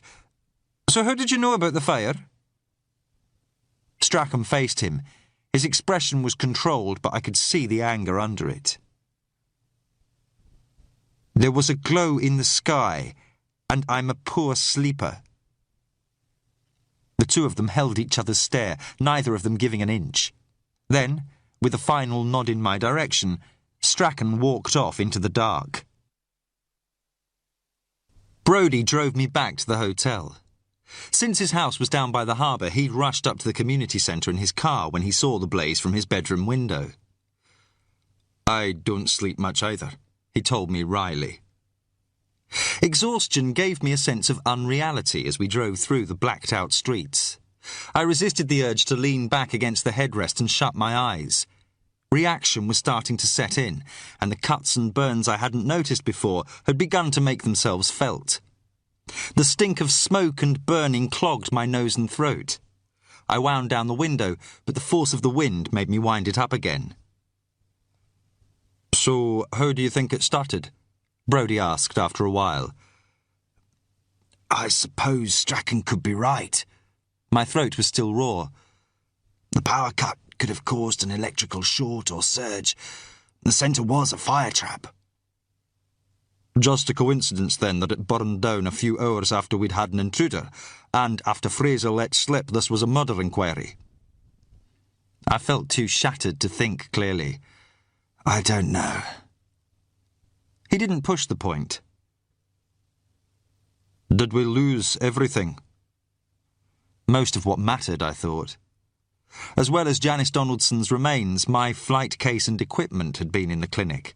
My camera, my laptop containing all my notes and files, my tape recorder, all gone up in smoke. But even as I was thinking that, I was already feeling in my pockets. "Not quite," I said, pulling out the USB bar. "I backed up my hard drive earlier, force of habit, so at least we've still got a photographic record." "Better than nothing, I suppose," Brodie sighed. "There's something else," I said. "I know who she was." I told him how the flaws in the skull's teeth had matched those in the photograph of Janice Donaldson, the missing prostitute from Stornoway. Brodie gave the steering wheel a little punch of satisfaction. "Well done!" He grinned, enthusiasm briefly overcoming his natural restraint. "Well, we've only got the photos of the skull left, so it'll be better if forensics can confirm it. With luck, they might be able to salvage enough undamaged soft tissue from the cottage to try for a DNA match." "If you say you know who she is, that's good enough for me," Brodie said. The implied confidence was flattering. I only hoped Wallace would be as readily convinced. We were coming to the hotel now. A light on in the hallway told us that Ellen was still up. She had been woken by the sudden quiet as the blackout had silenced the hotel's constant heartbeat of central heating and refrigerators. Now, the steady background vibration announced that the backup generator was doing its job. She looked horrified when she saw me. "Oh my God, are you all right?" "I've had better nights," I admitted. I nodded at the light bulb, slightly dimmer than usual, but still working. "That's a welcome sight." "Aye, provided we're careful we've enough oil to keep the generator running for 3 or 4 days. With luck, the power will be back on by then, God willing," she added dryly. While Brodie went to rouse Fraser, she ushered me into the kitchen and helped me off with my coat. It stank of smoke and was badly scorched, making her wrinkle her nose at the smell. Shame it wasn't fireproof as well as waterproof. I looked at where the Teflon-coated fabric had charred on the hood and shoulders. I could feel a corresponding sting on my own flesh, but nothing serious. "I'm not complaining," I said. Brodie returned a few minutes later with a sleep-bleared Fraser, whisky-breathed and still buttoning his shirt. "He's not going to like it," he warned when I asked him to radio Wallace. He was right. But the superintendent's anger was mollified to some extent when he learned I had a probable ID for the victim. I'd been going to ask when we could expect help to get here, but the connection was terrible. When it wasn't cutting out altogether, his voice faded in and out of a wash of crackles. Oro, I heard him say. "Modern technology," Brodie sniffed when I ended the call. "They replaced the old analogue radios with digital, but they still piggyback the signal off the mobile phone network. Any problems with that and you're liable to lose the lot." Fraser made reluctant noises about going to examine the community centre, but there was no real point until the fire had died down. After taking a brief statement from me, he muttered excuses and went back to bed. Ellen had discreetly left the room when I'd called Wallace, but now she returned and began ushering Brodie out as well. "Go and get some sleep. You look nearly as bad as David," she scolded. She was right. The ex-policeman was haggard and drawn. He managed a weak smile. "I'm not sure which of us should be more insulted, but perhaps I will. It's been a long day." "We've another tomorrow," I told him. "Aye," he said heavily, but I never doubted for a minute that he'd be there in the thick of it. After he'd gone, Ellen filled a basin with hot water and brought out antiseptic and cotton wool. "Right. Let's get you sorted out, shall we?" "It's all right, I can do it myself." "I'm sure you can, but you're not going to." She began to clean the cuts and grazes on my face. "Don't worry, I used to be the unofficial nurse here before Bruce Cameron arrived." The wind moaned outside, but there was an easy silence between us as she worked. I wondered what a young woman like her, a single mother, was doing on a backwater like Runa. Eking out a living somewhere like this couldn't be easy. Brodie had told me she had met Anna's father on the mainland, so she had obviously left at some point. Yet she'd come back out here. Was that because she actually liked the island's isolation? Or was it a retreat from something that had happened out there? I thought again about the visitor who had been in the kitchen earlier and who had left her in tears. There couldn't be many single men on an island this size, so it wasn't hard to draw conclusions about the reason for her secrecy. Then again, what did I know? If I'd any sense, I'd have been back home with Jenny now. I wished I could talk to her and regretted not asking to use Fraser's radio when I'd had the chance. I wondered what she was doing, if she was worrying about me. Probably. You should never have agreed to do this. What the hell was I doing on a bleak island miles from anywhere, nearly having died of exposure and then being burned to death, instead of getting on with my own life? Except this was my life, I realised in a moment of rare clarity. This was what I did, what I was, and if Jenny saw it as a problem, where did that leave us? Ellen's voice pulled me back to the here and now. Is it true what people are saying about the body? What are they saying? She gently swabbed a cut with antiseptic. That it was murder. Thanks to Fraser, there probably wasn't any harm in confirming what everyone on Runa almost certainly already knew, but I still felt reluctant to talk about it, even with Ellen. It's all right, I know I shouldn't ask, she said quickly. I just can't believe anything like that could happen here. The bar was full of talk about it earlier. No one can think who the victim can be, let alone imagine anyone from here being involved. I gave a non-committal murmur. This was exactly what we had hoped to avoid. Now gossip and rumour would fill the vacuum left by the absence of hard fact, muddying the water and stirring up a silt of mistrust, and the only person to benefit would be the killer. So will you be coming back to Runa for your next holiday? Ellen asked, deliberately lightening the mood. I started to laugh. It hurt. Don't, I told her, wincing. She smiled. Sorry. But are you always as accident-prone as this? Not usually. Must be this place. Her smile faded. I can believe it. It was too good an opening to miss. So what about you? Do you like it out here? She suddenly became preoccupied with a cut. It's not so bad. You should be here in summer. The nights are glorious. It makes up for days like this. But, I prompted. But it's a small island. You see the same faces all the time. A few contractors or the occasional tourist, but that's all. And financially, it's a struggle keeping your head above water. Sometimes I wish... well, it doesn't matter. Go on. Unguarded, her face showed the sadness I guessed she normally kept in check. I wish I could get away from here. Leave this place, the hotel, the island, behind me, and take Anna and just go. Anywhere. Somewhere where there are decent schools and shops and restaurants, and people you don't know, who don't know you and your business. So why don't you? There was defeat in the way she shook her head. It isn't that easy. I grew up on Runa, and everything I've got is here. And besides, what would I do? Andrew Brodie told me you'd been to college on the mainland. Isn't that something you could use? Been telling tales, has he? She looked as though she wasn't sure whether to be angry or amused. Aye, I spent a couple of years at Kettering College in Dundee. That's where I learned first aid. All that health and safety nonsense. Fancied myself as a chef at one point.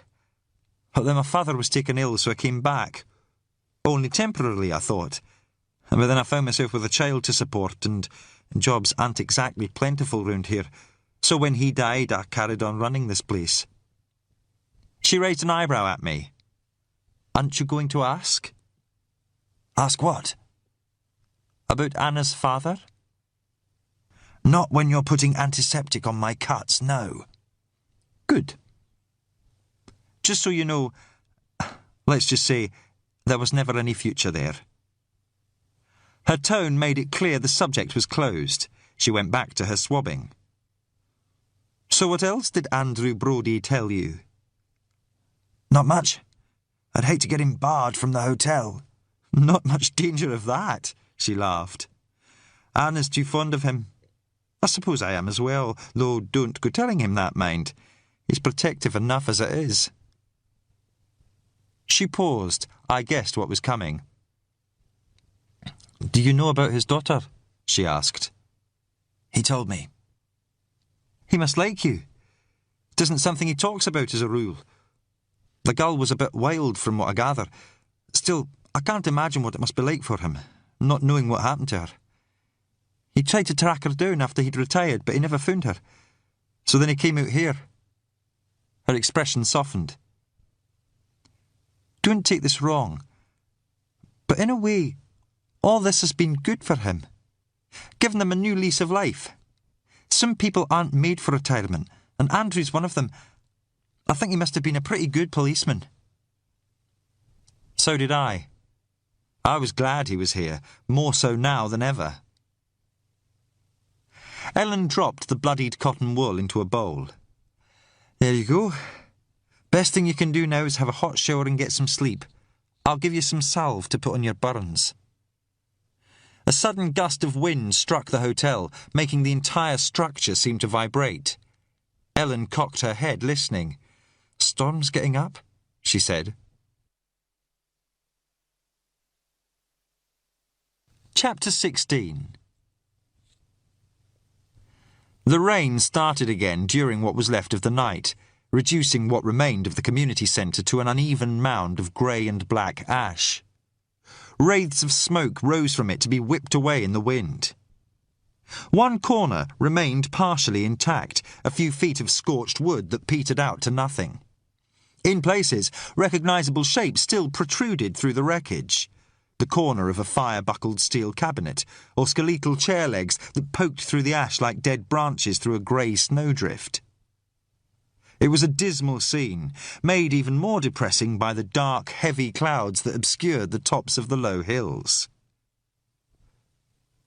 The rain was coming down in near-horizontal sheets, and the gale seemed to have worsened, lashing everything in its path with what seemed like deliberate malevolence. Brodie, Fraser and I had gone out to the community centre as soon as it was light. I felt exhausted. I'd had less than 4 hours' sleep and I ached all over. My shoulder throbbed relentlessly, wrenched during my escape from the fire. I'd hardly recognised myself in the shaving mirror that morning. The skin of my face felt sunburned, peppered with small gashes from the flying glass. My eyebrows and eyelashes had been singed off, giving me a strange, startled expression. Still, as Strachan had said, it could have been much worse. Brodie and Fraser stood behind me as I studied the smoking wreckage. By rights, I should have waited until a fire inspector had made sure that the structure was safe, but there was no telling when that would be. I was under no illusion that Janice Donaldson's remains would have survived this second incineration, but I had to see for myself. The rain fell as if the sky were made from water, tamping down the ashes and dampening the outer layer to a black mush. Even so, it hadn't beaten the fire completely. The debris was still smouldering from within. I could feel the heat from it on my face, contrasting the chill against my back. "Do you think there's a chance anything could still be intact?" Brodie asked. Not really. My voice was still hoarse from the smoke. Fraser gave an irritable sigh. He looked bedraggled and miserable in the rain. So why bother? To make sure. I could make out one blackened corner of my flight case protruding from the ashes of what had been the medical clinic. It was open, its contents reduced to so much char. Just beyond it was the stainless steel trolley where I'd worked on Janice Donaldson's cranium. The trolley was lying on its side, half buried under the remains of the roof. The skull and jawbone were nowhere to be seen, but I didn't hold out much hope. The already calcined bones would have been shattered to powder by the impact. A few teeth might have survived, but nothing more. In any event, whatever was left would have to wait until a forensic team arrived to sift through the debris. It would take more resources than I had to carry out a proper search. I brushed a piece of wind-blown ash from my face as I carefully picked my way towards the fridge. The dead woman's hand had been inside it, and there was a chance the insulation had protected it. But that hope died quickly when I cleared away the covering of debris. The fridge's white enamel had been burned black, and the rubber seal had melted, letting the door swing open to expose the contents to the flames. Of Janice Donaldson's hand, all that was left was bone, cooked to a dark caramel colour by the heat. The individual finger joints had fallen away from each other as the connecting tissue had burned from them.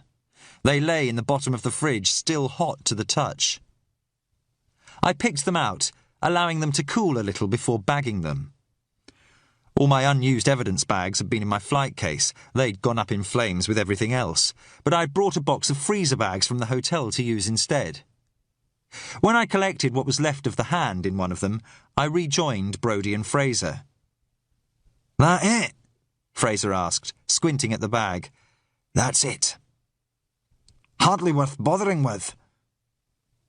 I ignored him and went to where an upright section of charred timber still stood in the ruins of the community centre.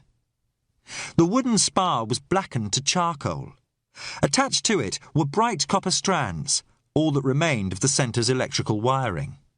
The plastic insulation around the copper had been burned away, but the wires themselves were intact, still stapled to the wooden post. Judging from their position, they would have fed the light switch by the entrance. Seeing them, an idea began to form, too faint even to call a suspicion.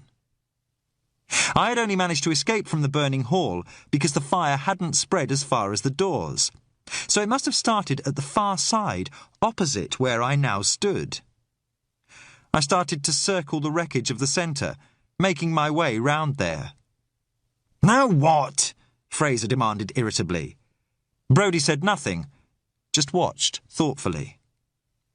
"There's something I want to check." I told myself I was probably wasting my time as I scanned the ashes and wreckage where the back wall had stood. Then something caught my eye. Crouching down, I gently brushed away the ash to reveal what I'd hoped I wouldn't find. Small metal puddles gleaming against the charred wood. The sight sent a chill through me. I had attended enough fire scenes to know only too well what they meant. This was no accident. And then an even worse thought struck me, one I hadn't even considered until now. Oh, Christ. Gripped by a new sense of urgency, I hurried back to Brodie and Fraser, but even as I did, I heard a car approaching and saw Maggie Cassidy's battered Mini bumping up the road towards us. Her timing couldn't have been worse. She climbed out, diminutive as ever in her oversized red coat. "Morning, gents," she greeted us cheerfully. "I hear somebody had a barbecue last night." Fraser was already striding towards her. This is off limits. Back in your car now.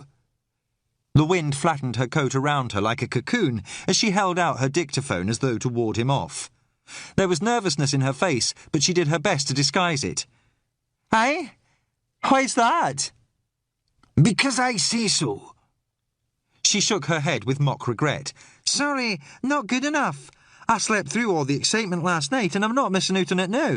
Perhaps if you gave me a few words, or say about how there's now a murder investigation going on and how you think the fire started, then I'll be happy to leave you in peace." Fraser balled his fists, glaring at her with such animosity I was worried he'd do something stupid. Maggie gave a smile. "How about you, Dr. Hunter? Any chance of—" "We need to talk." I don't know who looked most surprised, her or Fraser. "You're not talking to her." I caught Brodie's eye. "Let him be," he told Fraser. "What? You've got to be joking. She's a bloody—" "Just do it." All his years of command cracked into his voice. Fraser didn't like it, but he gave in. "Aye, fine. Do what you bloody like," he snapped, walking back towards the Range Rover. "Don't let him go anywhere," I warned Brodie. "We need the car." Maggie was watching me suspiciously, as though this might be some new sort of trick. "I need your help," I told her, taking her arm and leading her back towards the Mini. "We're going to leave now, and I don't want you to come after us." She stared at me as if I were mad. "What is this? Are you—" "Listen, please," I added, knowing too much time had already been wasted. "You want a story, I promise you'll get one, but right now I need you to leave us alone." The incredulous smile slowly died from her lips. "This is bad, isn't it?" "I hope not, but I think it might be, yes." The wind blew a strand of hair across her face as her eyes searched mine. She gave a nod as she brushed it away. "All right. But there'd better be a front-page story for me in this, all right?" I hurried back to where Brodie and Fraser waited by the Range Rover as she climbed back into her Mini. "What the hell did you say to her?" Fraser demanded as she drove away. "It doesn't matter. Have you spoken to Duncan this morning?" "Duncan?" "No, not yet," he said defensively. "He hasn't called in yet. But you know I was going to take him out some breakfast later." "Try him now." "Now? Why, what's just do it?" He gave me a dirty look, but reached for his radio. "Can't get through?" He frowned. "All right, get in the car. We're going out there." Brodie had been watching with a worried expression, but said nothing until we were in the car and Fraser was pulling away. "What is it?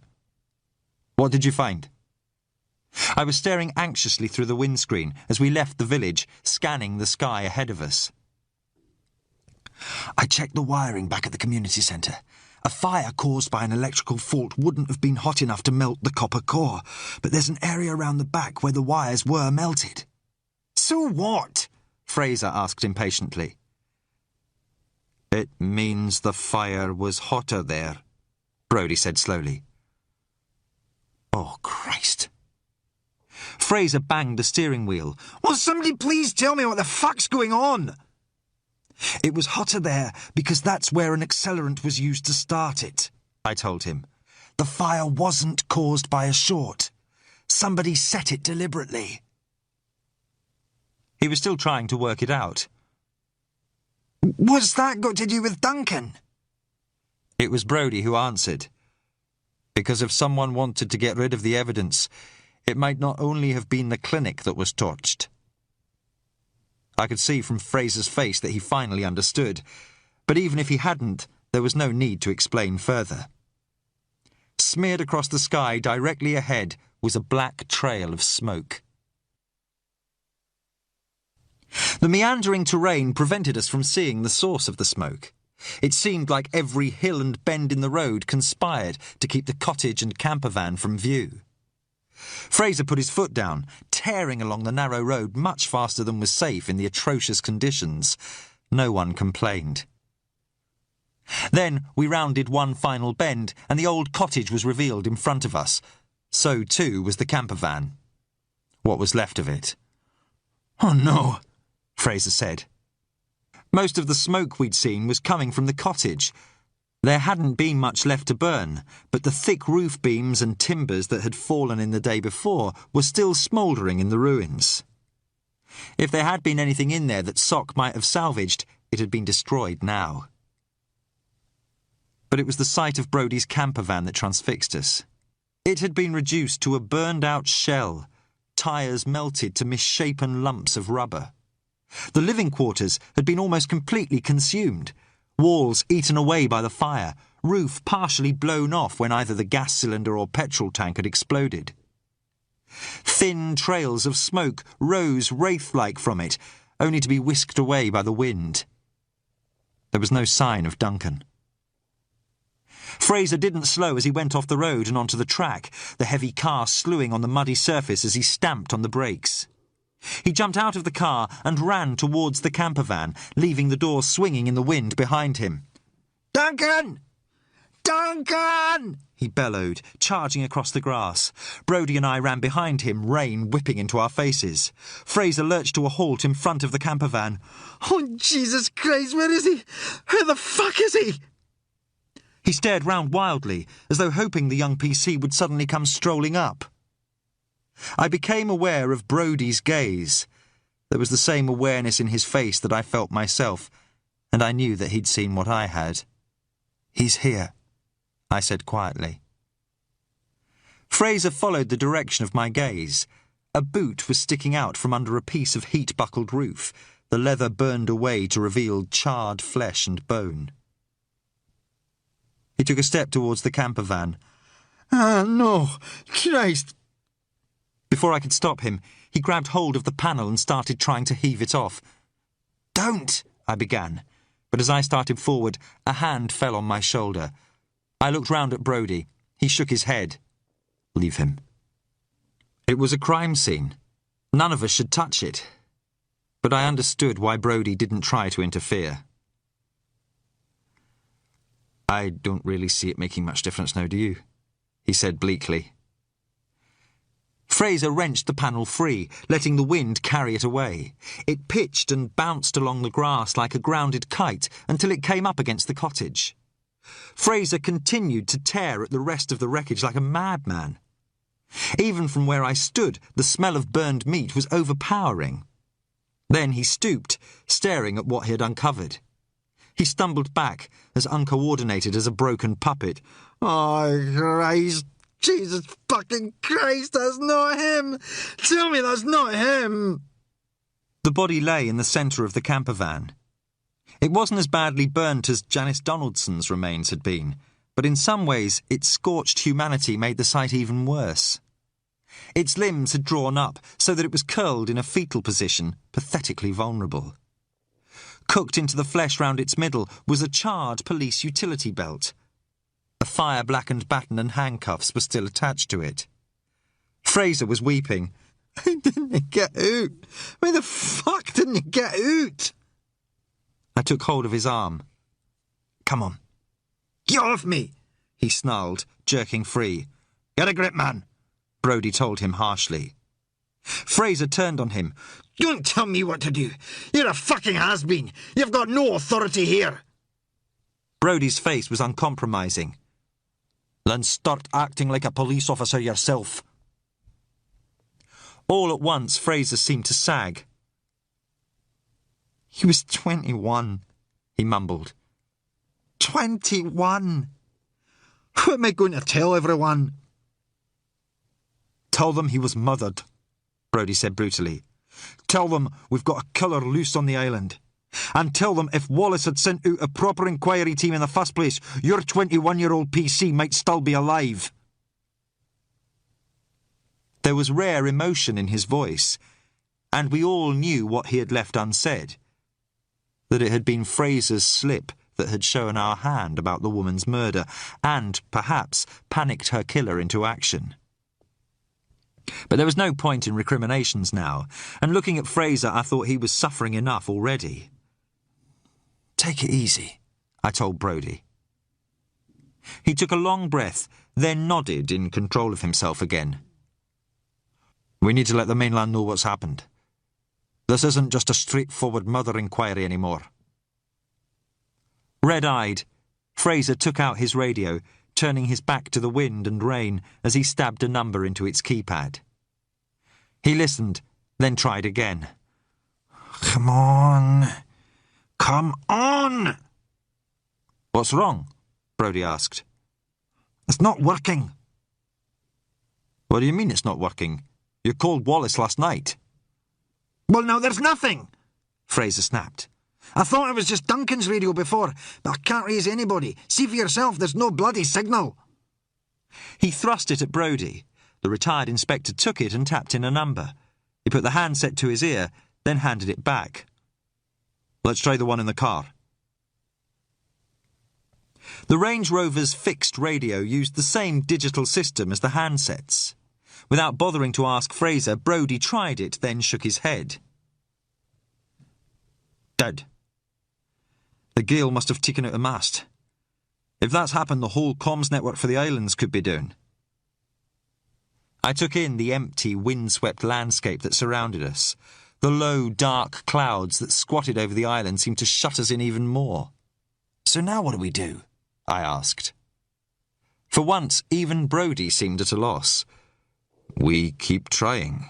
Sooner or later we'll get either the radios or the landlines back. But what happens until then? The rain streaked his face as he looked at the camper van, his mouth set in a hard line. Until then, we're on our own. Chapter 17. I volunteered to stay at the croft while Brodie and Fraser drove back to the village to find stakes and a hammer. We needed to tape off the camper van, but there wasn't enough of it left to fix the tape to. Moving Duncan's body wasn't an option, even if there'd been anywhere left to take it. With Janice Donaldson's remains, we hadn't had a choice, but that didn't apply here. True, it would mean leaving the van and its grisly contents exposed to the elements, but, Fraser's frenzy apart, this time I was determined to preserve the crime scene as we had found it. And none of us doubted that it was just that, a crime scene. Someone had torched this deliberately, just as they had the medical clinic, except Duncan hadn't managed to escape. Before he and Fraser left, Brodie and I stood huddled on the track, bracing ourselves against the gale while the police sergeant tried once more to raise mainland on the radio. The weather was worse than ever. Rain fell like lead shot, dripping from the scorched hood of my coat in shining strands, and heavy clouds raced overhead, their movement reflected in the rippling of the wind-flattened grass. But nothing could carry away the stink of burning, or the stark fact of the young policeman's death. It hung like a pall over everything, adding a further chill to the already frigid air. You think this was done before or after the community centre? I asked. Brodie considered the van's blackened shell. Before, I'd say. Makes more sense for him to have come out to touch this first, then set fire to the clinic. No point in starting a fire that would alert the entire village until he had taken care of things here. I felt anger as well as shock at the senselessness of it. What was the point? We'd already moved the remains to the clinic. Why leave them out here for weeks and then suddenly do this? It doesn't make sense. Brodie sighed, wiping the rain from his face. It doesn't have to make sense. Whoever this is, he's panicking. He knows he made a mistake leaving the body here, and now he's trying to rectify it. He's determined to destroy anything that might tie him to it, even if that means killing again. He paused, giving me a level look. You sure you'll be all right by yourself? We'd already discussed this. It made sense for Brodie to go back to the village since he knew where to find the materials we needed to seal the site. But someone had to stay out here, and Fraser was in no fit state. I'll be fine, I said. Just don't take any chances, Brodie warned. Anybody shows up, anyone at all, be bloody careful. He didn't have to tell me, but I didn't think I'd be in any danger. There was no reason for the killer to come back here now, not anymore. Besides, There were things I needed to do. I watched the Range Rover bump down the track to the road. The rain beat a lunatic's Morse code on my coat as I turned back to where the burned-out camper van waited. By now, the downpour had tamped down the ashes, so that the wind only plucked off the occasional piece of fly-blown char. Set against the rock-strewn slopes of Ben Churith, the grey-black hulk seemed almost a part of the barren landscape. A ring of burned grass surrounded it, where the vegetation had been caught by the fire. Shivering in the freezing wind, I stayed on its edge, trying to visualise the camper van as it had been, forming a picture of how the transformation to its current state had come about. Then I turned my attentions to Duncan's body. It wasn't easy. The remains I deal with are usually those of strangers. I know them only through their death, not their life. This was different, and it was hard to reconcile my memory of the young constable with what was in front of me. What was left of Duncan McKinney lay amongst the burned shell of the camper van. The fire had transformed him into a thing of charred flesh and bone. A blackened marionette that no longer looked human. I thought about the last time I'd seen him, how he had seemed troubled as he had driven me into the village from the clinic. I wished now I'd tried harder to make him say what was on his mind, but I hadn't.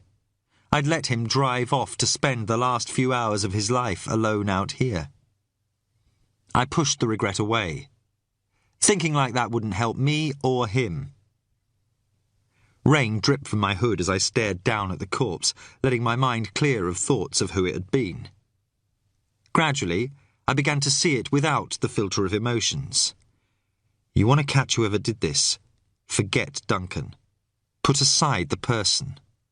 Look at the puzzle. The body was lying face down. The clothes had been burned from it, as had most of the skin and soft tissue, exposing scorched internal organs that had been protected by the torso's cocoon. Its arms were bent at the elbows, pulled up as their tendons had contracted. The legs were similarly contorted, throwing the hips and lower body slightly out to one side as they'd drawn up in the heat. Part of what remained of the tabletop was visible underneath the body. The feet were nearest the door. The head turned slightly to the right and pointing towards where the small couch had been. There was nothing left of the couch but a buckled frame and a few blackened springs. Something else was lying amongst them. Leaning forward, I recognised the steel cylinder of Duncan's maglite, blistered and dulled by the fire. My camera had been destroyed in the clinic along with the rest of my equipment, so I made do with sketching the body's position on a notepad I'd borrowed from the Range Rover. It wasn't perfect, as the sling made drawing difficult, and I had to shield the pad from the rain, but I did the best I could. That finished, I began to study the body in more detail. Careful not to disturb anything, I leaned as close as I could until I saw what I'd been looking for. A gaping hole in the skull the size of a man's fist. The sound of a car coming down the track disturbed my thoughts. I looked round, surprised that Brodie and Fraser were back so soon. But it wasn't the police Range Rover that was approaching. It was Strachan's gunmetal grey Saab. Brodie's warning sprung uncomfortably to mind. Anybody shows up, anyone at all, be bloody careful. I climbed to my feet, slipping my notepad away, and went to meet him as the car pulled up. He climbed out, staring past me at the camper van, too shocked to raise the hood of his coat. Christ! This burnt down as well! You shouldn't be here. But Strachan wasn't listening. His eyes widened as he saw what was lying in the wreckage. Oh, my God! He stared, blood draining from his face. Abruptly, he twisted away, doubling up as he vomited. He straightened slowly, fumbling in his pocket for something to wipe his mouth. Are you all right? I asked. He nodded, white-faced. Sorry, he mumbled. Who is it? The young policeman? Brodie and Fraser are going to be back any time, I said by way of answer. You shouldn't let them find you here. To hell with them. This is my home. I've spent the past 5 years getting this place back on its feet, and now—" He broke off, running his hand through his rain-flattened hair. "This can't be happening. I thought the community centre might be an accident, but this—" I didn't say anything. Strachan was recovering from the shock now. He lifted his face to the clouded sky, oblivious to the wind and rain. "The police won't be able to get out here in this weather, and you're not going to be able to keep this quiet. There are going to be a lot of frightened and angry people wanting answers. You've got to let me help. They'll listen to me more than your police sergeant, or Andrew Brodie, come to that." There was a look of determination on the chiselled features as he stared across at me. "I am not going to let someone destroy everything we've done here." It was tempting. I knew from bitter experience how ugly the mood could turn in a small community like this. I'd felt the brunt of it myself once, and that had been in a community I'd been part of. Out here, cut off from all contact with the outside world, I didn't want to think what might happen. The question was, how far we could afford to trust anyone, even Strachan? Still, there was one way he could help. "Could we use the radio on your yacht?" He looked surprised. "My yacht?" "Yes, of course. It's got satellite communication as well if you need it. Why? Aren't the police radios working?" I didn't want to tell him we didn't have any means of contacting the mainland at all, but I had to give him some reason for asking. "We lost one of them in the fire. It's just useful to know that there's an alternative if Fraser's not around." Strachan seemed to accept my explanation. Subdued again, he stared at the camper van. "What was his name?" "Duncan McKinney." "Poor devil," he said softly. He looked at me. "Remember what I said. Anything you need, anything at all."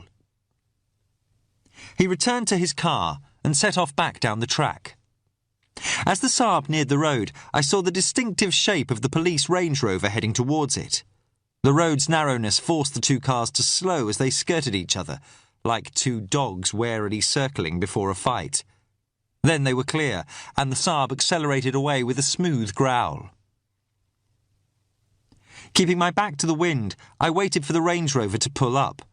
Brodie and Fraser climbed out. While Fraser went to open the back, Brodie came over, staring at the rapidly disappearing fleck of Strachan's car.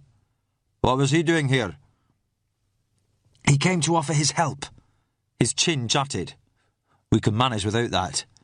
"That depends." I told him my idea of using the yacht's radio. Brodie sighed. "I should have thought of that myself. But we don't need Strachan's yacht. Any of the boats in the harbour will have shipped ashore. We can use the ferries." "The yacht's nearer," I pointed out. Brodie's jaw worked at the prospect of asking Strachan for a favour, but, much as he might dislike the idea, he knew it made sense. He gave a terse nod. "Aye, you're right." Fraser came over, clutching an armful of rusted steel reinforcing rods, the sort used for concrete foundations. "There was a pile of those left over from where they built the school," Brodie explained. "Should do the trick." Fraser let the rods fall onto the grass, his eyes red-rimmed. "That still doesn't sit right with me, just leaving him out here." "If you can think of any alternative, then tell us," Brodie said, but not unkindly. The sergeant nodded miserably. He went back to the Range Rover and came back with a heavy lump hammer and a roll of tape. He strode ahead of us to the remains of the camper van, his posture rigid and determined. But at the sight of Duncan's body lying exposed to the elements like a sacrifice, he faltered. "Oh, Jesus." "If it's any consolation, he wouldn't have felt any of this," I told him. He glared at me. "Aye? And how would you know?" I took a deep breath. "Because he was already dead when the fire started." The angry light died from the sergeant's eyes. Brodie had come to stand with us. "You sure?" he asked. I glanced at Fraser. This wasn't easy for any of us, but it would be hardest for him to hear. Go on, he said roughly. I led them through the wet grass until we had a better view of the skull. Scraps of black flesh still clung to the bone, varnished by the rain. The cheeks and lips had burned away, exposing the teeth in a mockery of the policeman's engaging grin. I felt myself falter. The puzzle, not the person. I pointed to the gaping hole in Duncan's skull. See there, on the left-hand side. Fraser glanced, then looked away. The head was turned slightly, so it was lying partly on one cheek. Its position made it difficult to see the full extent of the damage, but it was unmissable, all the same. The jagged hole overlapped both the parietal and temporal bones on the left side of the skull, like the entrance to a dark cave. Brodie cleared his throat before he spoke. Couldn't that have happened in the fire? Like you thought Janice Donaldson's had? There's no way an injury like that was caused by the heat. Duncan was hit a hell of a lot harder than Janice Donaldson. You can see even from here that pieces of bone have been pushed into the skull cavity. That means the wound was made by an external impact, not cranial pressure. And, from the position of the arms, it looks like he just went straight down without making any attempt to stop himself. He literally didn't know what hit him. There was a silence. And what did hit him? A hammer or something? Brodie asked. No, not a hammer. That would have punched a round hole through the bone, and this is more irregular. From what I can see so far, it looks like some sort of club. Like a maglite, I thought. The steel case of Duncan's torch was poking through the ashes near his body. It was the right size and shape, and was heavy enough to have caused the damage.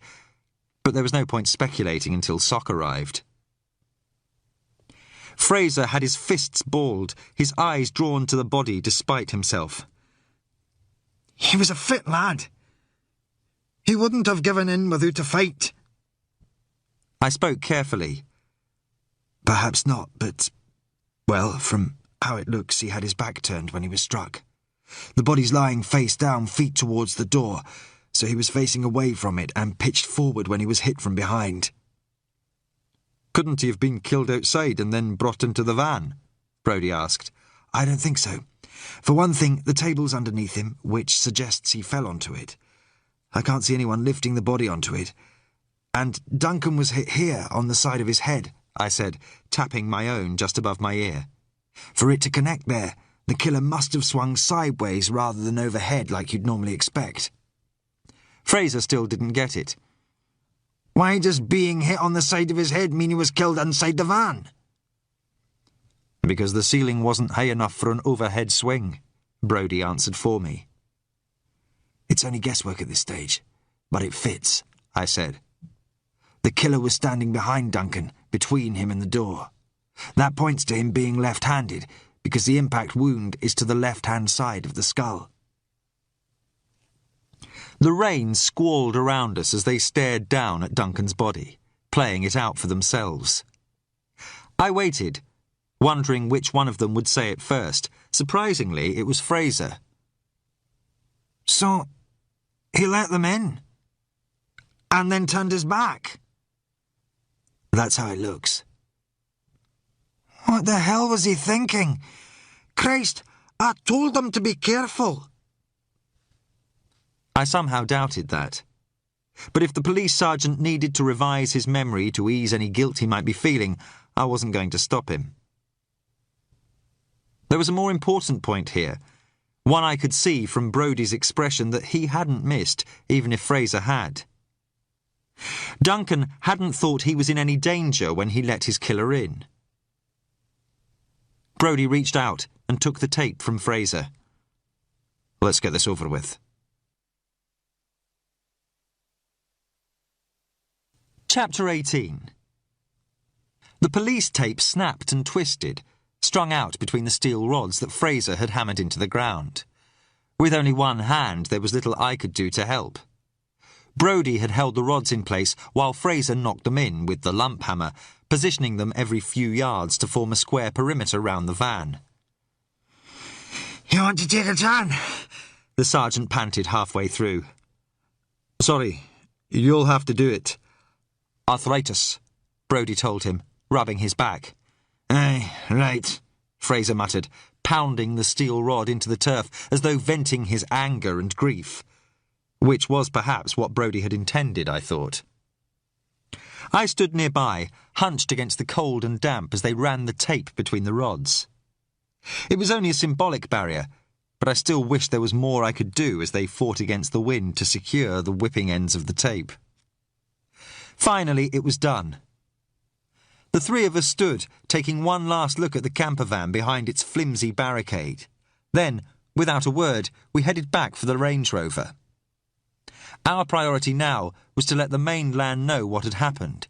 While Wallace still wouldn't be able to send any support until the storm eased, the murder of a police officer would escalate this to a whole new level. And, until help arrived, it was more important than ever for us to maintain contact with the outside world. Particularly for Fraser, I thought, watching him trudge ahead of us on the track, his broad shoulders slumped. He looked the picture of abject defeat. Beside me, Brodie suddenly stopped walking. "Have you got any bags left?" He was looking down at a tuft of wiry grass, rippling and bent in the wind. Something dark was snagged against it. I reached in my pocket for one of the freezer bags I'd brought from the hotel and passed it to him as Fraser came back. "What is it?" he wanted to know. Brodie didn't answer. Putting his hand into the bag, as though it were a glove, he bent down and picked up the object that had been snared by the grass. Then, reversing the bag so it was inside, he held it up to show us. It was a large black plastic screw cap. A thin strap that would once have fastened it to a container stuck out from it, snapped clean after an inch or so. Brodie put his nose to the open top of the bag. "Petrol." He handed it to Fraser, who took a sniff himself. "You think the bastard dropped this last night?" "I'd say it was a fair bet. Wasn't here yesterday or we'd have seen it." Fraser's expression was furious as he tucked it into his coat pocket. "So, somewhere on this god-forsaken island, there's a petrol container with a broken strap but no lid." "If it hasn't been chucked off a cliff by now," Brodie said. The drive to Strachan's house passed in subdued silence. When we turned up the long driveway leading to the house, we saw that Grace's Porsche Cayenne had gone, but Strachan's Saab was parked outside. I couldn't see Strachan's house being without its own generator, but despite the day's gloom there were no lights in any of the windows. Rain dripped from Fraser's fist as he banged the cast-iron door knocker. We could hear Strachan's dog barking inside, but there was no other sign of life. Fraser gave the heavy door a thump, hard enough to rattle it on its hinges. "Come on, where the fuck are you?" he snarled.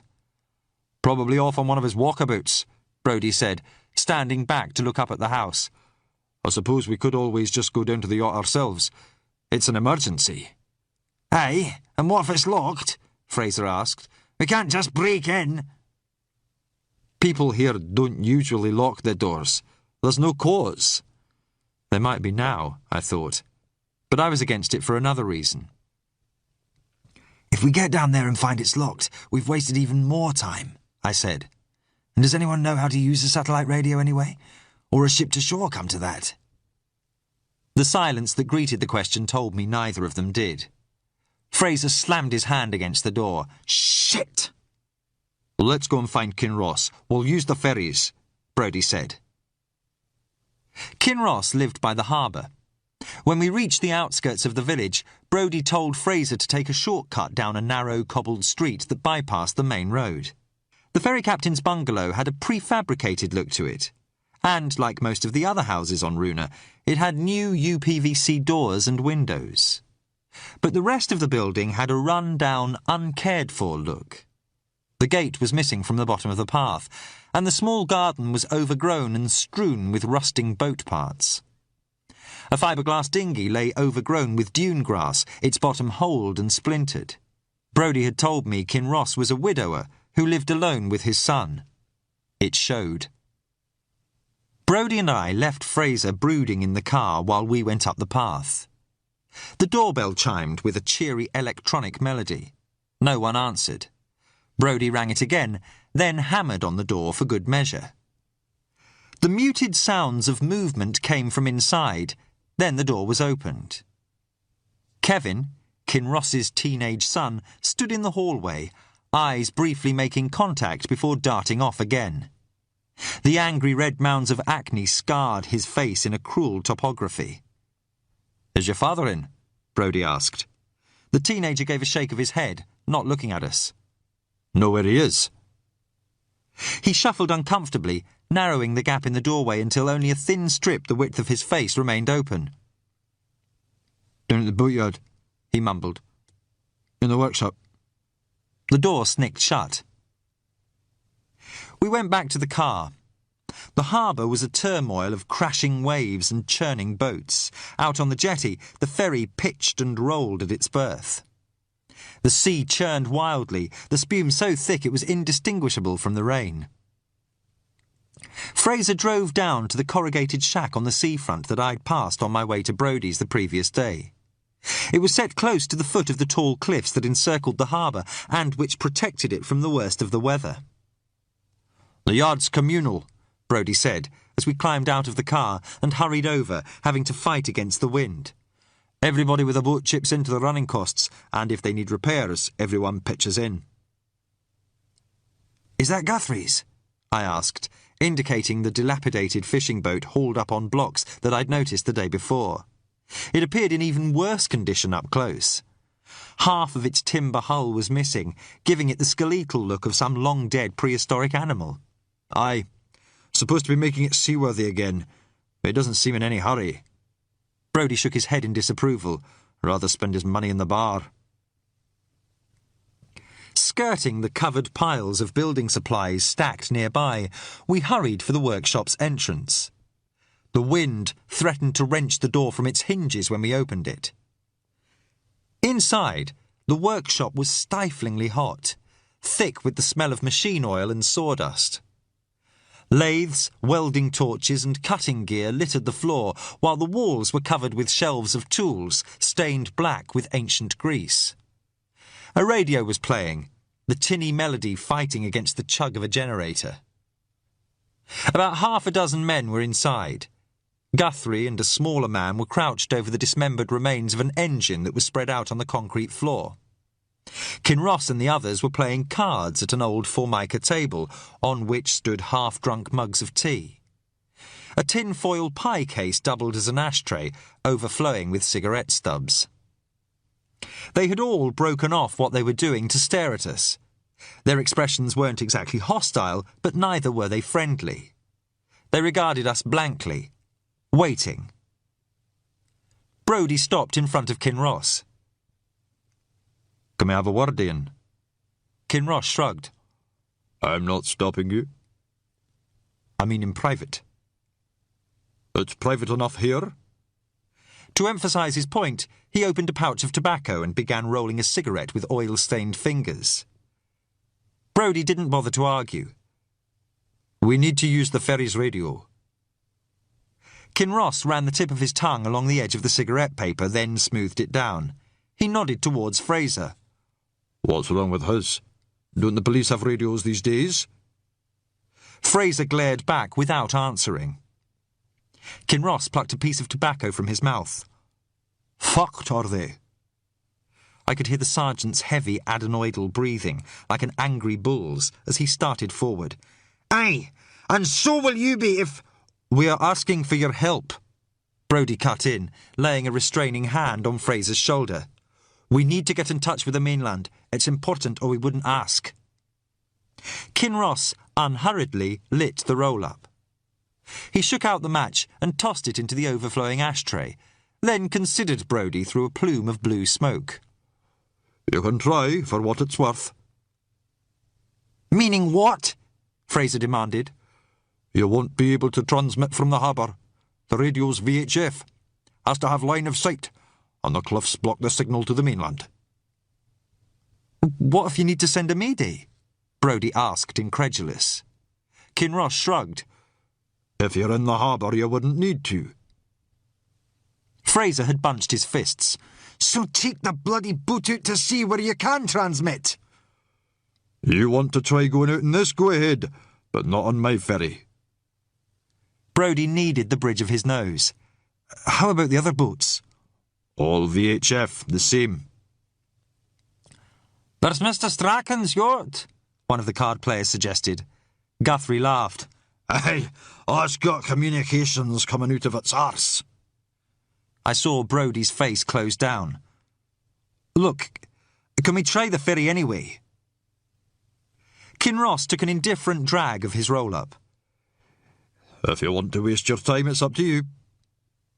He nipped out the glowing end of his cigarette and put it in his tobacco pouch as he rose to his feet. Sorry, lads. I was losing anyway, one of the card players said, throwing in his cards. Time I went home. Guthrie wiped his hands on an oily cloth. Aye, I'm off for something to eat. The other card players were already throwing their cards down on the table, reaching for their own coats as Kinross pulled on an oilskin and went out, letting the doors swing back on us as we followed. Rain and spray filled the air with an iodine tang as he strode bareheaded along the harbour to the jetty, oblivious to the breaking waves. The ferry was bucking against its moorings, but he walked up the gangplank without hesitation. The rest of us were more cautious, holding on to the gangplank's railing as it tipped and swayed. It was barely any better once we were on board, the slippery deck pitching unpredictably. I looked up at the ferry's aerial, bent and quivering in the wind, then at the cliffs surrounding us. I could see now what Kinross meant. They hemmed the small harbour in on 3 sides, rising up like a wall between us and the mainland. Kinross was already fiddling with the radio set when we crammed into the claustrophobic bridge. I braced myself against the wall as the deck pitched queasily underfoot. A medley of discordant hums and squeaks came from the radio set as Kinross spoke into its handset, then waited vainly for a response. "Who are you calling?" Brodie asked. Kinross answered without turning round. Coast Guard. They've got the biggest radio mast on Lewis. If they can't hear us, no one else will. We waited as he spoke into the handset, receiving only a hollow hissing in return.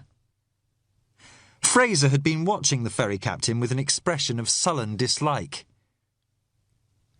"You remember bringing any strangers across on the ferry about 4 or 5 weeks ago?"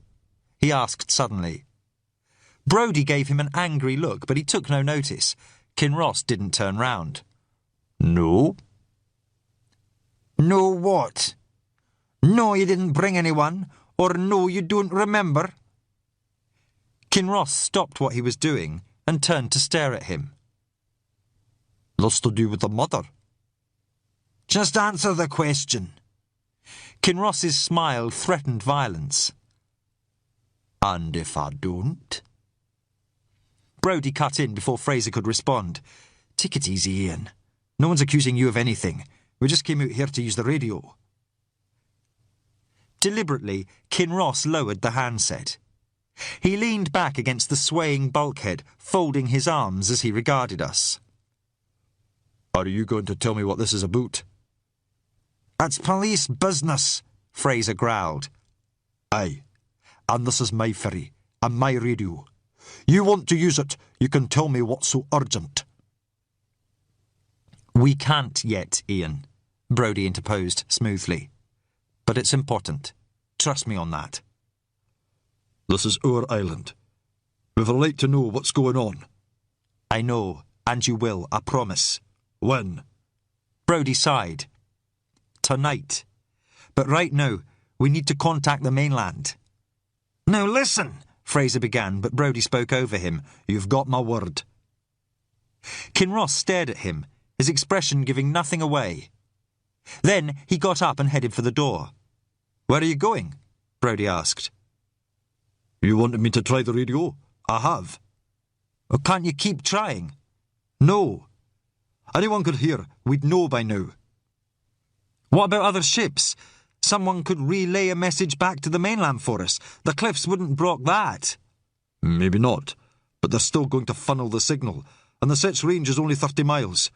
You want to waste your time pissing in the wind, that's up to you, but you can do it by yourselves." He indicated the handset.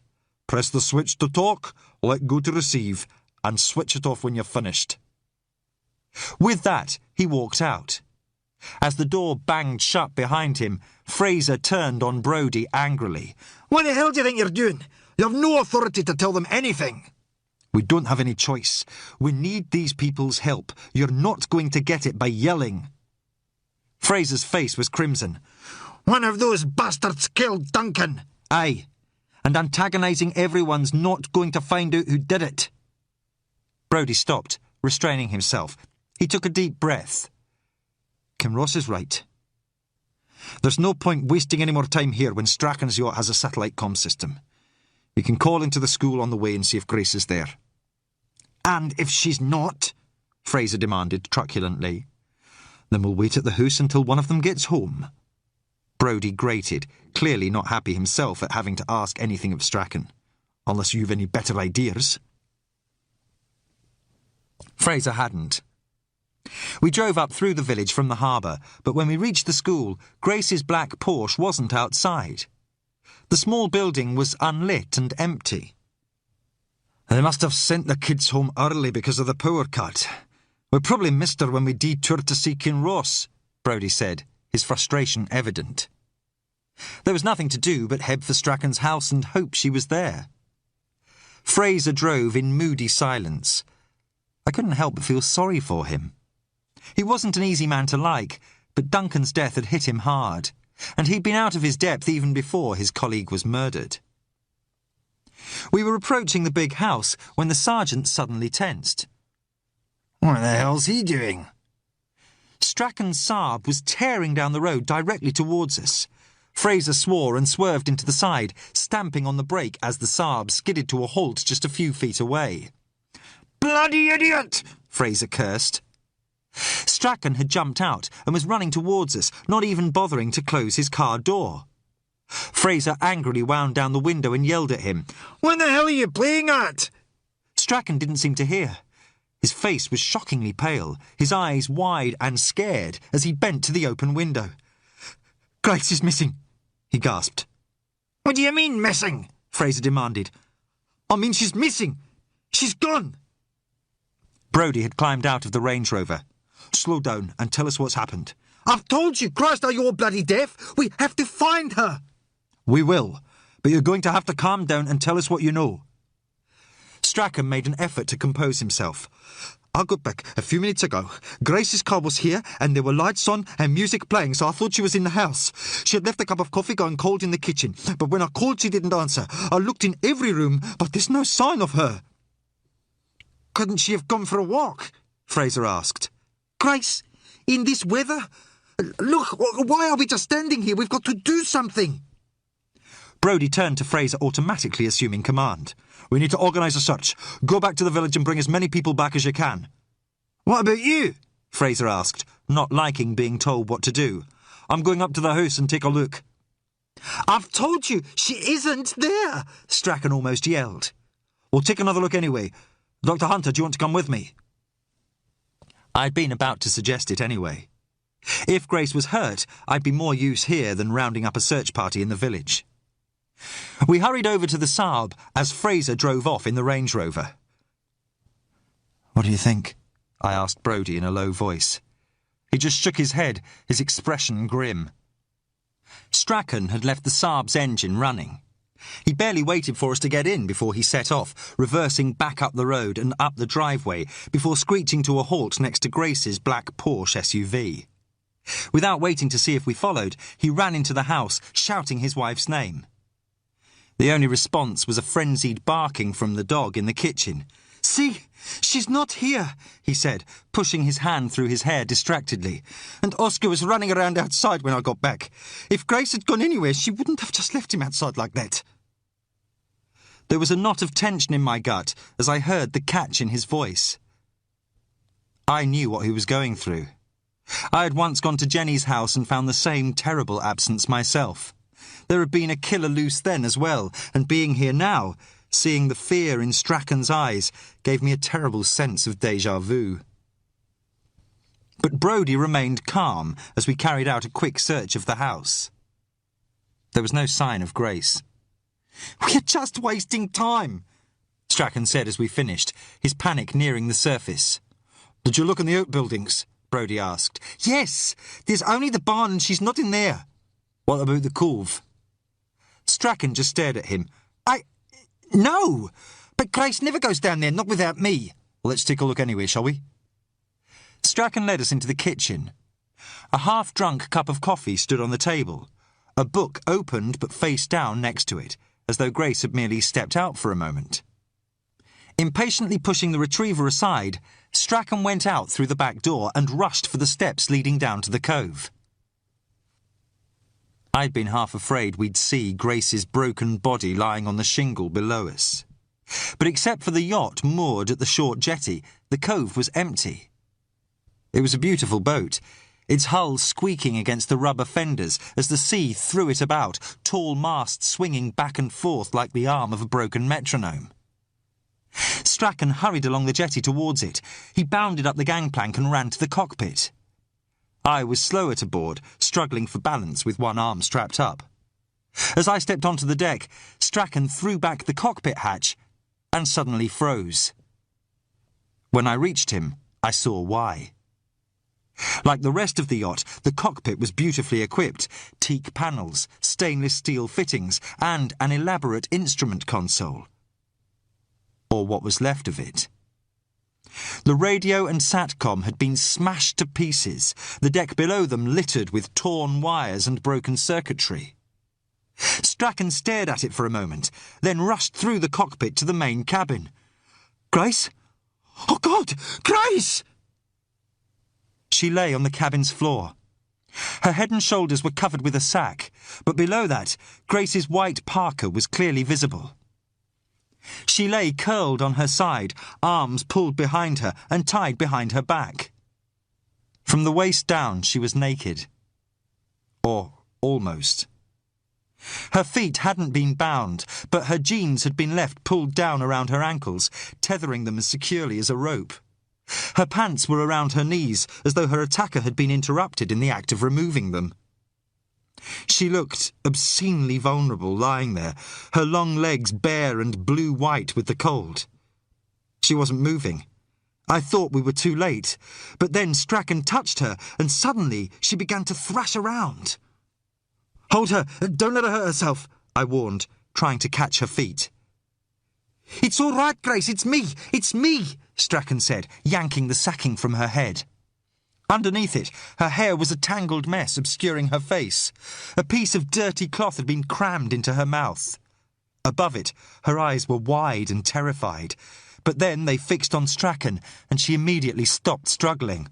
"It's all right, I'm here, it's all right," he chanted, easing the gag from her mouth. She sucked in a breath, sobbing, "Michael! Oh, thank God, Michael!" Her face was flushed and puffy, the skin imprinted with the rough Hessian pattern of the sack. Her right cheek was discoloured by a livid bruise, and her mouth was swollen and bloody. But other than that, there were no obvious injuries I could see. "Are you all right? Are you hurt?" Strachan was asking her, his voice cracked. "No, I don't think so." "Did he sexually assault you?" Brodie asked bluntly. "Oh, for God's sake!" Strachan exploded. Even I was shocked at the question. But Grace was shaking her head. No, he didn't. I wasn't raped." Thank God, I thought. At least she'd been spared that. And it was probably better to deal with the issue now and get it out of the way. Perhaps Brodie wasn't being so insensitive after all. Tears were running down Strachan's face as he tenderly brushed the hair from his wife's face. "Who did it? Did you see him?" "I don't know. He hugged her. "Shh, it's all right. It's over now. It's over." Brodie and I gave them as much privacy as we could while Strachan drew up Grace's underwear and jeans. I tried to unfasten the rope binding her wrists, but it had been tied too tightly for me to manage with one hand. The skin was chafed and abraded, her hands white from restricted circulation. Brodie had to search for a knife to cut it. Then we stood back as Strachan helped Grace to her feet. "Help me carry her," Strachan said to Brodie, their feud temporarily forgotten. "I can walk," Grace said. "I don't think... I'm all right. I can walk." She was still crying, but there was none of the hysteria I'd feared.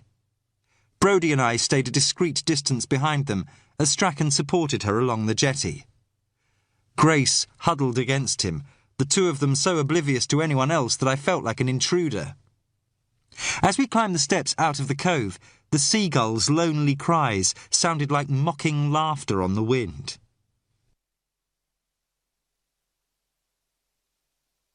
Chapter 19. I cleaned and dressed Grace's wounds while Fraser took her statement. He had arrived with a convoy of cars from the village shortly after we'd taken Grace back to the house. Strachan had objected to his wife being questioned so soon, but I'd suggested that it was best to get it over with. She would have to tell her story again when the mainland police arrived, but meanwhile it was better for her to describe what had happened while the memory was still fresh. Not only could early debriefing help avoid psychological trauma in assault victims, at least this way I'd be able to make sure Fraser didn't push her too hard. Somehow, I didn't think he'd be the most sensitive of interviewers. Strachan had sent everyone who'd come to help search for Grace back home again, after he'd distractedly thanked and reassured them that she wasn't badly hurt. Shock and anger was visible on all their faces. Even though news of Duncan's death hadn't yet spread, by now everyone had heard that the body found at the cottage had been murdered. But shocking as that might be, what had happened to Grace was even more so. The murder victim was unknown to them, whereas Grace was the wife of Runa's benefactor, respected and well-liked. An attack on her struck right at the heart of the community. Kinross and Guthrie had been amongst those who'd come out to help with the search. As he'd prepared to leave, the look on the ferry captain's face promised slaughter. "Whoever did this, he's a dead man when we find him," he had vowed to Strachan. I didn't think it was an empty threat. Emotions were running high all round.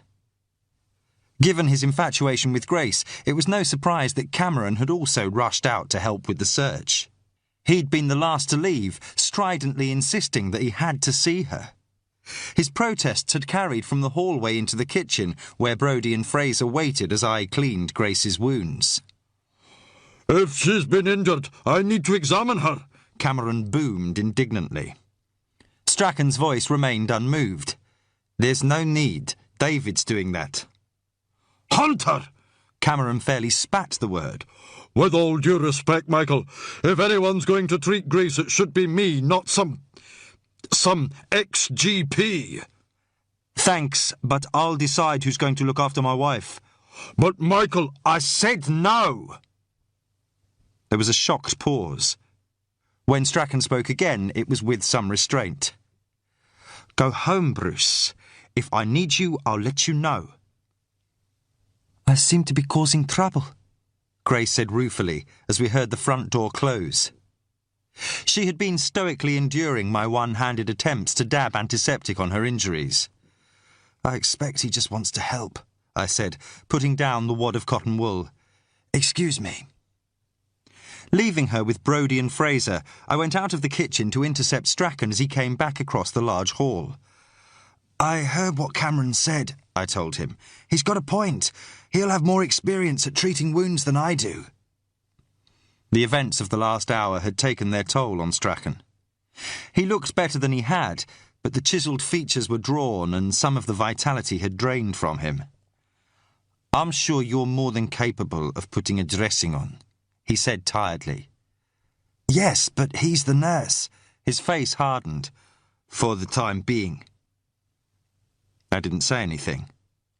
Strachan glanced at the kitchen doorway and lowered his voice. "You must have seen how he looks at Grace. I've put up with it in the past because I thought he was harmless, but after this..." I'd wondered how Strachan felt about Cameron's feelings for his wife. Now I knew. "You don't think it was him who attacked her?" I said doubtfully. "Somebody did," he flashed. But the vehemence soon passed. No, I'm not saying it was Bruce. Well, I'd rather he didn't go near her right now. He gave an embarrassed smile. Come on, let's get back. They'll think we're plotting something. We joined the others in the kitchen. Fraser was waiting with his notepad while Brodie sat staring into his cooling mug of tea with a faint frown. The old DI had been unusually quiet since we'd come back to the house, apparently content to let Fraser ask most of the questions. Strachan sat beside Grace, holding her hand as I finished treating her wounds. None was serious, mainly cuts and abrasions. The worst was the darkening bruise on her face where she had been hit. It was on her right cheek, which meant whoever had struck her was probably left-handed. The same as Duncan's killer. I began to dab the broken skin with antiseptic as she told Fraser what she could remember. I had not been back from school long. I had just made myself a coffee. Her hand trembled as she held a glass of brandy and water I'd given her in lieu of any other sedative. There was a faint quaver in her voice, but otherwise she seemed to be coping well with her ordeal. When was this? Fraser asked, writing ponderously in his notebook. I don't know. About 2:30, I think. Bruce decided to close the school early because of the power cut. We'd got heating, but no lights.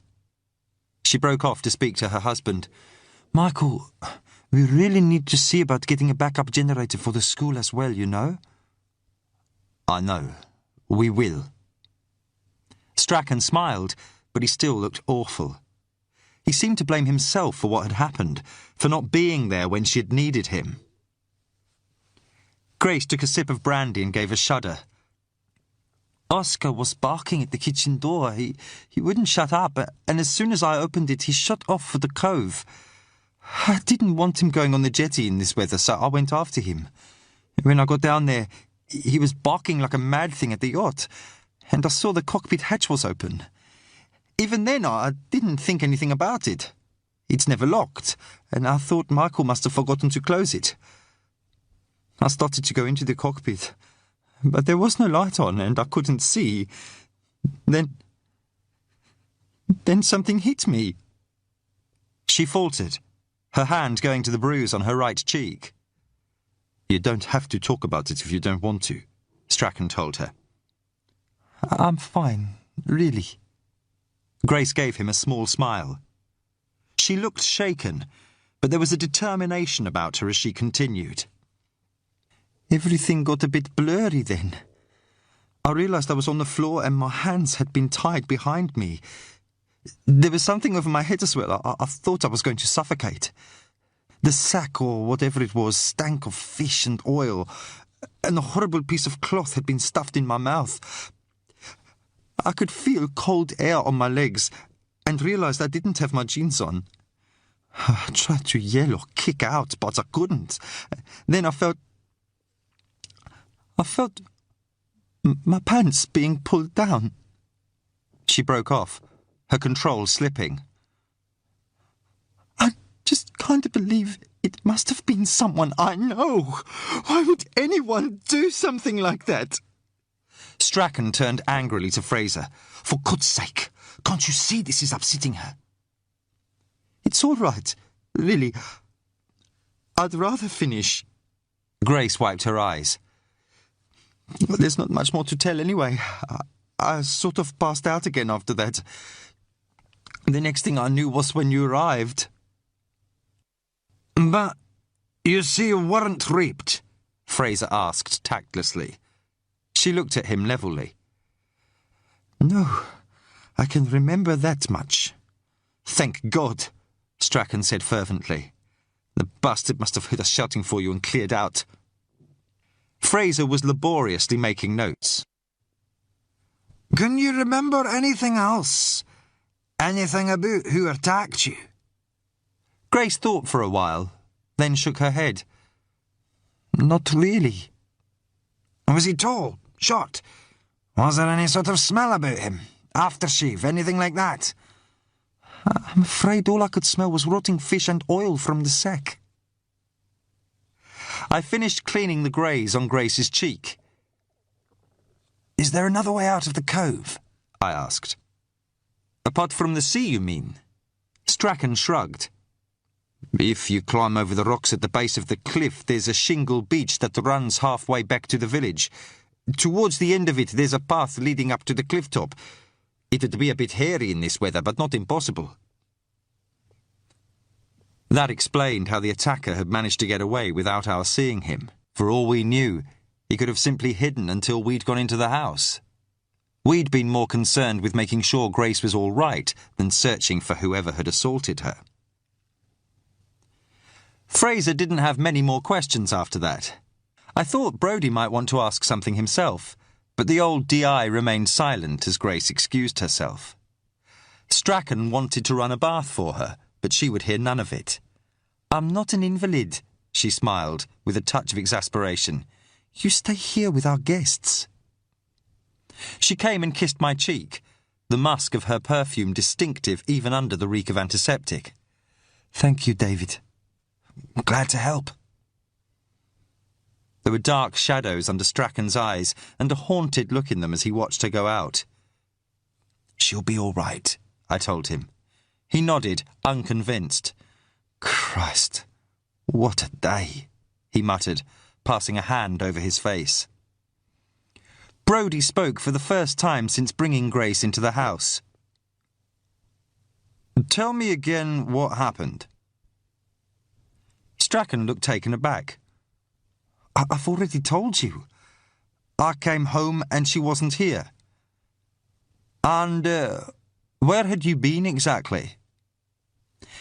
His tone wasn't quite accusatory, but it didn't leave much doubt why he was asking. Strachan regarded him with growing anger. "I'd gone for a walk, up to the cairns if you must know. I came home after I'd seen David at the cottage, but I was still upset over what had happened to the young constable. Grace was at the school, so I left the car here and went out again." "To the mountain?" "Yes, to the mountain," Strachan said, his temper barely in check. "And believe me, I wish to Christ I hadn't. So if that's all, Brodie, thanks for your help, but I think it's time you went now." The atmosphere in the kitchen fairly crackled. I was surprised at Brodie myself. Even though there was no love lost between the two of them, that was no reason to imply that Strachan might have attacked his own wife. Getting to my feet, I broke the tense silence. "Perhaps we should all be going." Strachan still looked angry, twin patches of colour on his face. "Yes, of course." But he hesitated. "Actually, I'd appreciate it if you'd stay for a while, David, just to make sure that Grace is all right later." I'd have expected him to want to be alone with his wife. I glanced at Brodie. He gave an almost imperceptible nod. "There's nothing for you to do back at the village. We can meet up at my place later to talk things through." I waited in the kitchen as Strachan showed the other two out. The front door closed. When he came back, he seemed ill at ease, almost embarrassed. But I realised that today had been traumatic for him too. Perhaps he wanted someone to reassure him that Grace would be all right, that what had happened wasn't his fault, or perhaps he just wanted company. "Thanks for staying. Just for an hour or so, until Grace goes to bed, then I'll run you back to the hotel." "Will she be all right left on her own?" I asked. That didn't seem to have occurred to him. "Well, you can always stay here, I suppose, or take my car. It's an automatic, so you should be able to drive it one-handed." I'd already had one accident on Runa, and the prospect of trying to drive in my sling didn't appeal, but I'd crossed that bridge when I came to it. "Anyway, I'm forgetting my manners," Strachan went on. "Can I get you a drink? I have a bottle of 20-year-old malt waiting to be opened." "Don't open it on my account." He grinned. "It's the least I can do. Come on, let's go into the sitting room." He led me out across the hallway into a large sitting room. It displayed the same restrained taste as the rest of the house. Two black leather sofas faced each other across a smoked glass coffee table, and the parquet floor was covered with thick rugs. There was another abstract oil painting of Grace's above the fireplace, flanked on either side by floor-to-ceiling bookshelves. A glass case of flint tools and arrowheads stood against one wall, and there were other archaeological artefacts, fragments of ancient pottery, stone carvings, placed strategically around the room, each subtly picked out by a concealed light. I browsed the bookshelves, while Strachan opened a black-lacquered drinks cabinet. Most of the titles were non-fiction. There were a few biographies of explorers such as Livingstone and Burton, but most were academic texts on archaeology and anthropology. There were several on primitive burial traditions, I noticed. I took down one called Past Voices, Past Lives and started leafing through it. "The chapter on Tibetan sky burials is interesting," Strachan said. "They used to take their dead up on mountains and feed them to the birds. Thought they'd carry their spirits to heaven." He set a bottle of malt on the coffee table with 2 thick tumblers and sat down on one of the leather sofas. "I didn't think you drank," I said, putting the book back and going to the other sofa. "I don't. But right now I feel like breaking my rule." He poured the whiskies and handed one to me. "Sláinte." The malt was peaty but mellow. Strachan took a drink and began to cough. "Christ! Is it any good?" he asked, eyes watering. "Very." "Well, that's all right then." He took another drink. "You could do with getting some rest yourself," I told him. "Today's been rough on you as well." "I'll cope." But his words couldn't disguise his exhaustion. He put his head back on the sofa, resting the nearly empty glass on his chest. "My father always used to say that it's the things you never see coming you have to watch out for." He gave a rueful smile. Now I know what he meant. You think you're finally in control of your life, and then, bam! Something you never expected suddenly blindsides you. That's just life. You can't guard against everything. No, I suppose not. He stared broodingly into his glass. I had the feeling he was about to broach the real reason he'd asked me to stay. This assault... Do you think Grace will be all right? I don't mean physically. Do you think there'll be any, I don't know, psychological scars? I chose my words carefully. I'm not a psychologist, but I'd say she's handling it pretty well so far. And she strikes me as being pretty resilient. He still seemed troubled. I hope you're right. It's just that... Well, a few years ago, Grace had a breakdown. She'd been pregnant and she miscarried. There were complications. The doctors told her she couldn't have any children. It hit her hard. I'm sorry. I thought of the wistfulness I'd seen on his wife's face when she'd talked about children the other day, and the way she loved working at the school. Poor Grace. And poor Strachan, I thought. I'd envied them their relationship, forgetting that tragedy was no respecter of wealth or glamour. Did you ever consider adopting? Strachan gave a quick shake of his head and took another drink of whiskey. It wouldn't be right for us. It's fine though, really. She's okay. But that's why we left South Africa and did so much travelling. We wanted a fresh start. That's why we settled here. Runa seemed like a sort of... a sanctuary. Somewhere we could pull up the drawbridge and feel safe. And now this happens. It's a small island. Whoever did it won't get away. Perhaps not, but Runa won't feel the same. And I'll worry what it'll do to Grace. He was slurring his words slightly, fatigue and reaction compounding the effect of the alcohol. He drained his glass and reached for the bottle. Another? No, thanks. I was starting to think that I should be going. He needed to be with his wife, not down here getting drunk and maudlin with me. and driving one-handed would be hard enough without 2 whiskies inside me.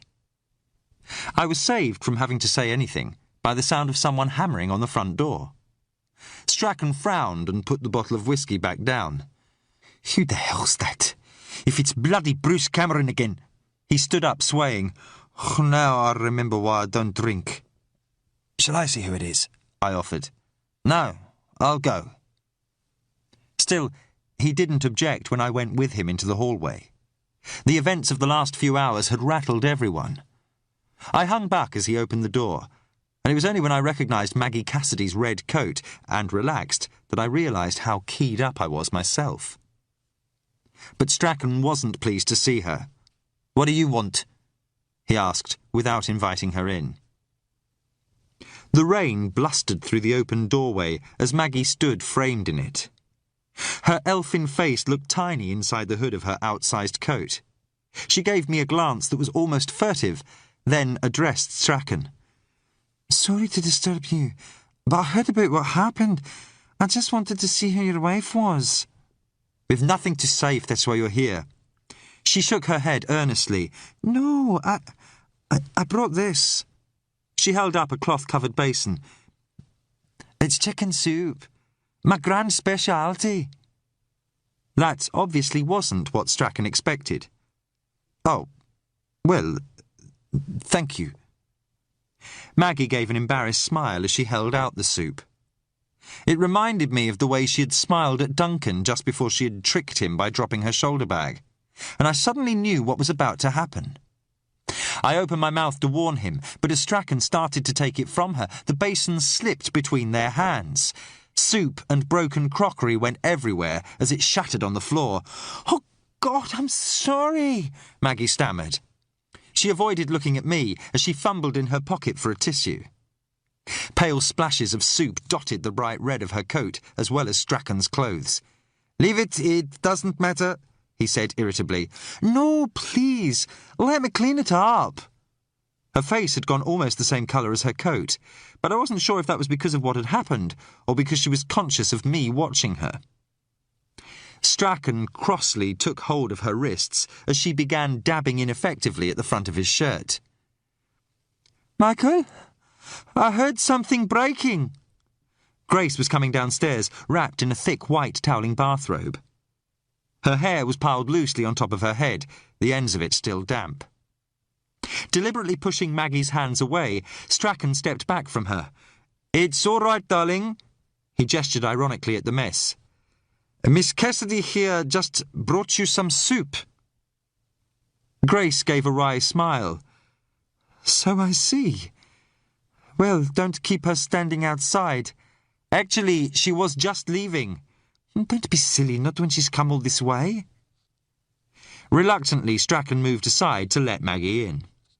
As he closed the door behind her, she finally acknowledged me.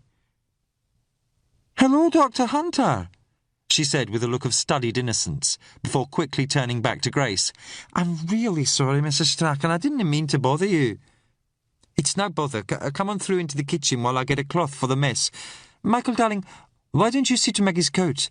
There's a sponge you can use in the utility room." "At least let me clean the floor," Maggie protested. She was convincing. I'd give her that.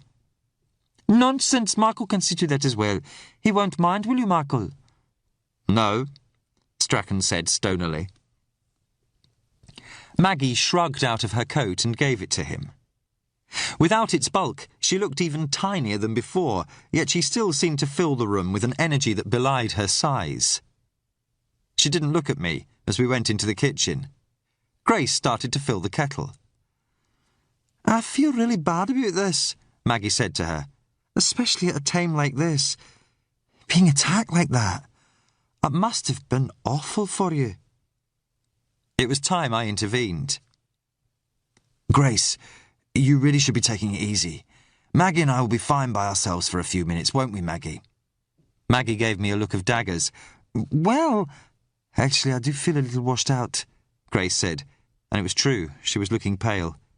She gave a wan smile. "If you're sure you don't mind keeping Maggie company, David, I'll see how Michael's doing and then I think I'll go to bed." I told her I didn't mind at all. Maggie watched her go, then her shoulders slumped. She turned to me angrily. Happy now? I was only being sociable. Instead of answering, I went to the sink and pulled a sheet of kitchen paper from a roll.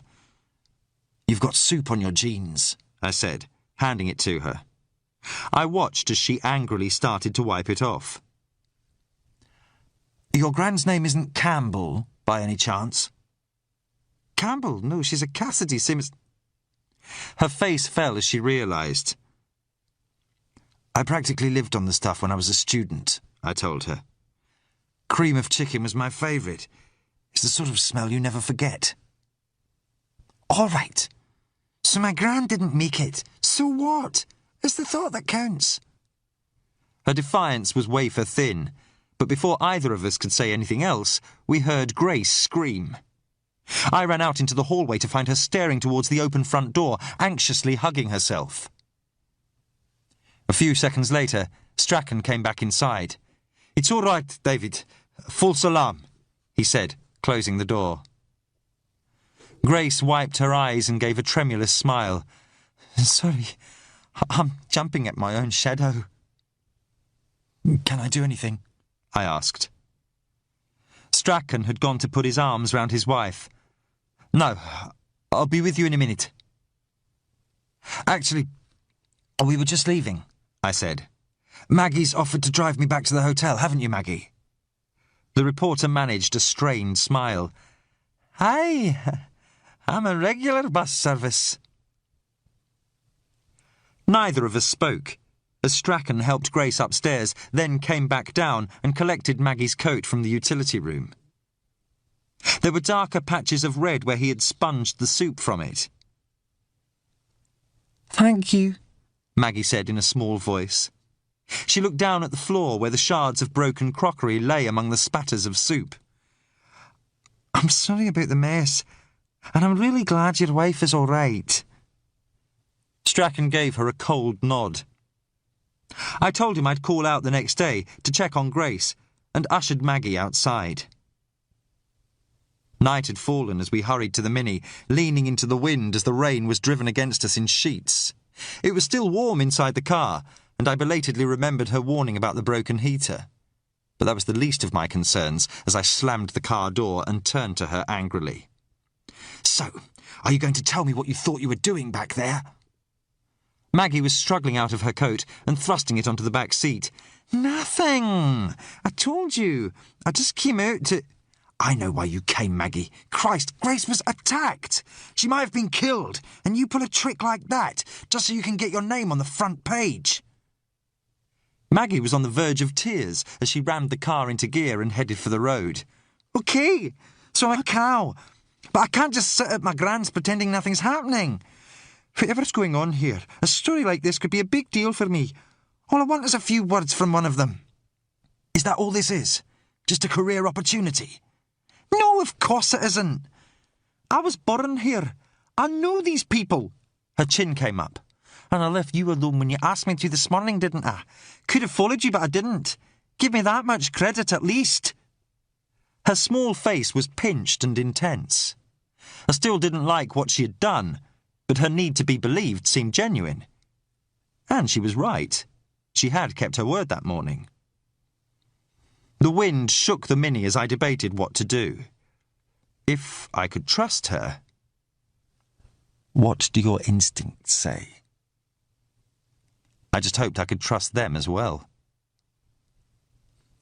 "This is in confidence, Maggie. Strictly off the record, OK? People's lives are at stake." She nodded quickly. "Aye, of course. And I know I shouldn't have come out to see Grace. This isn't just about Grace." I paused, uncertain even now. But it was going to come out soon anyway. Better to tell her now than have her snooping around and perhaps getting herself or someone else hurt because of it. "Duncan, the young constable, was murdered last night." Her hand went to her mouth. "Oh, my God!" She stared through the windscreen as it sank in. "I can't believe it. I mean, he was... What the hell's going on? This is Runa, for God's sake. Things like that don't happen here. Apparently they do. Which is why you need to stop pulling stunts like this. 2 people have been killed already. This afternoon it could easily have been 3. Whoever's doing this doesn't care who he hurts, Maggie. She nodded, chastened. Does anyone else know? About Duncan, I mean. Not yet. Kinross knows something's going on, and so do some of the others. Brodie or Fraser will probably have to tell people before much longer, but until they do, I'd appreciate it if you kept it to yourself. I won't say anything, I promise.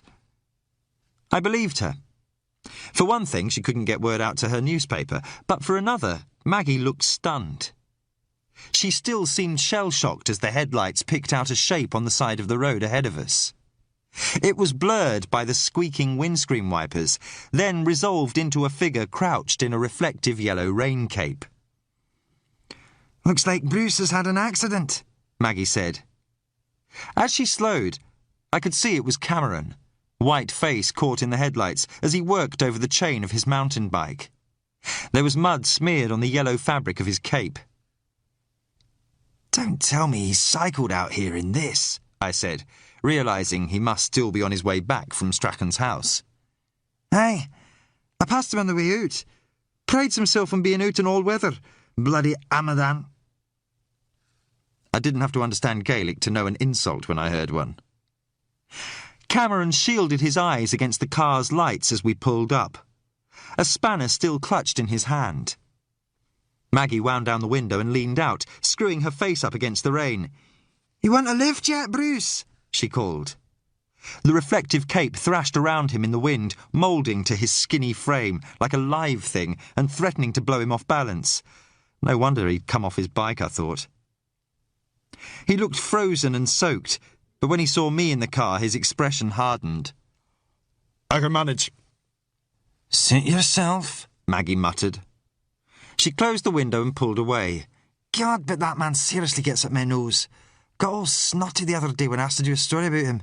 Just human interest stuff because he's a teacher and male nurse. But he acted like I was scum for suggesting it. I wouldn't have minded, but he could hardly keep his eyes off my boobs, randy bugger. Cameron's feelings for Grace evidently didn't stop him ogling other women, I thought. And then I realised something else, something that hit me so hard I felt winded. He'd been using the spanner with his left hand. I turned to look back through the rear window, but the darkness and rain had swallowed him up. Chapter 20. Cameron's an awkward sod, but I don't see him as a killer, Brodie said, putting the kettle on the cooker and lighting the gas under it. We were in his small kitchen, sitting at his spotlessly clean table while he made tea. I'd had Maggie drop me off at the hotel, but only stayed long enough to collect Fraser.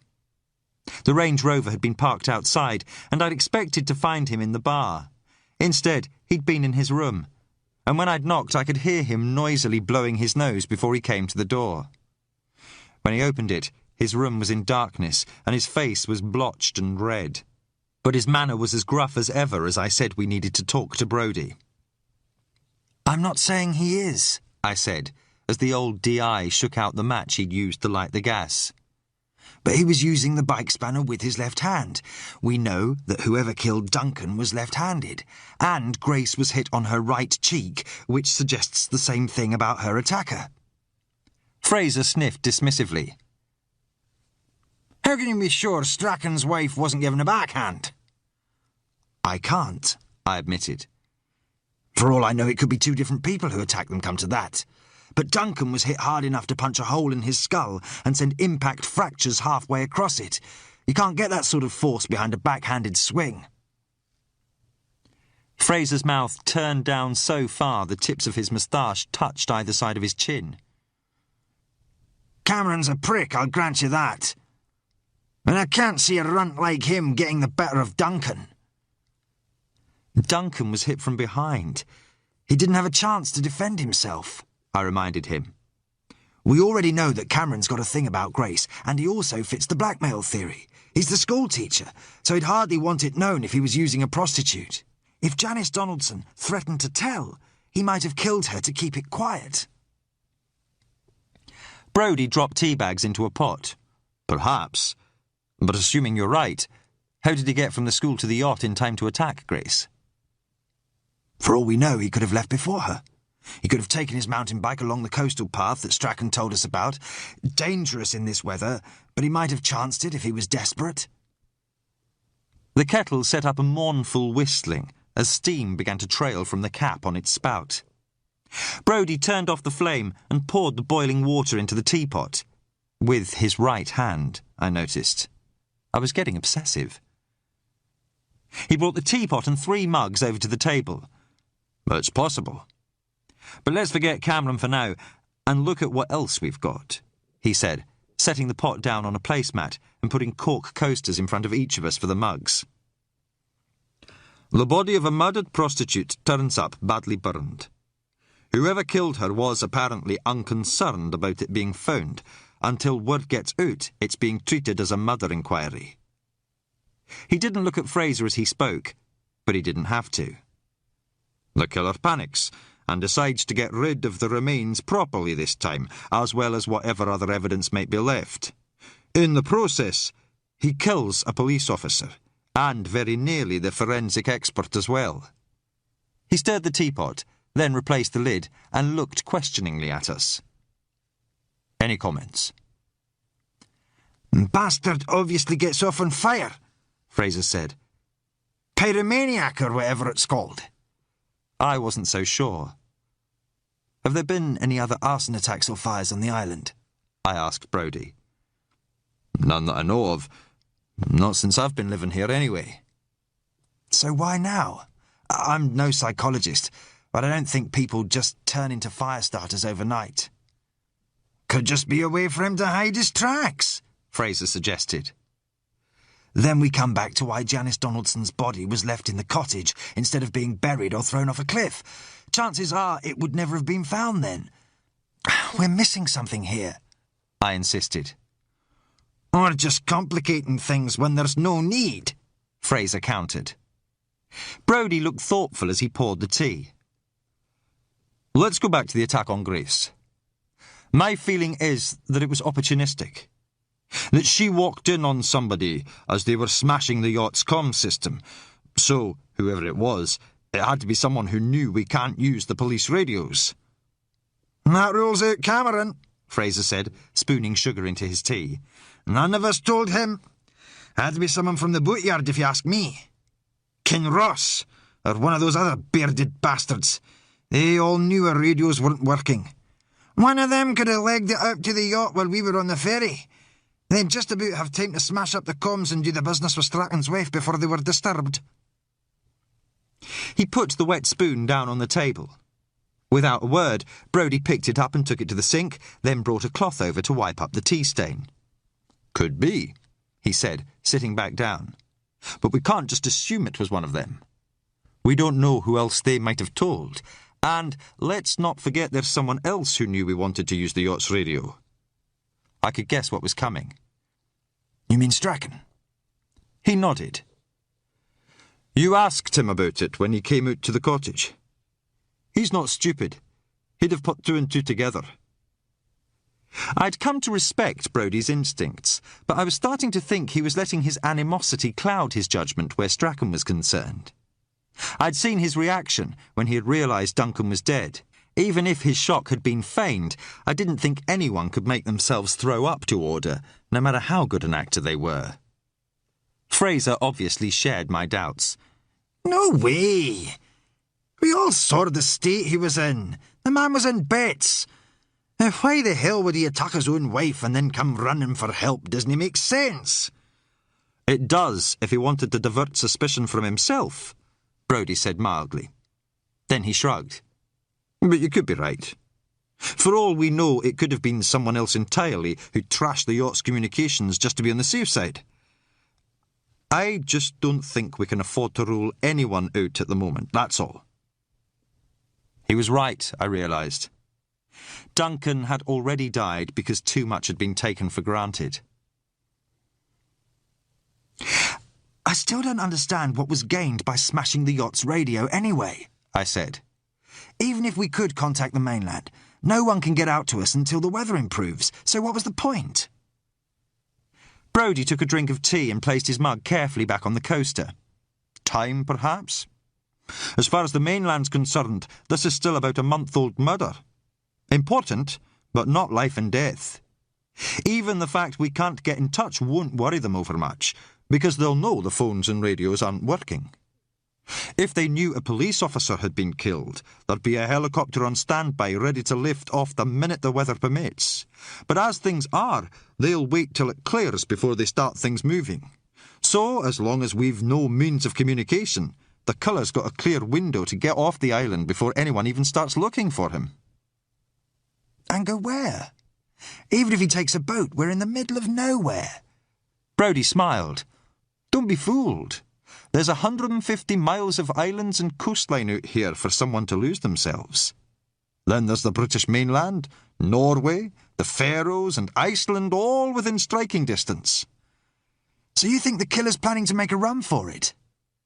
His dog came up and rested its head on his knee. Brodie stroked it fondly. I'd say it was likely. He knows he can't stay here anymore. So what do we do about it? Fraser demanded. Brodie gave a shrug.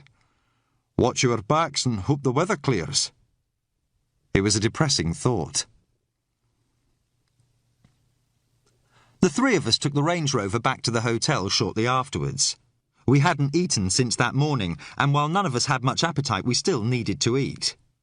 The rain had eased, but the gale showed no sign of abating as we made our way back along the harbour and through the village. The island was still without power, and the unlit street seemed eerily deserted in the car's headlights as we drove up the steep hill to the hotel. It was only when we got out of the car that we became aware of the hubbub coming from inside. Brodie frowned, his chin lifting as though he'd scented something. Something's up. The small bar was packed to overflowing, people crowding the hallway round its doorway. Heads turned towards us, the conversations abruptly dying to silence as word spread that we had arrived. Now what? Fraser muttered.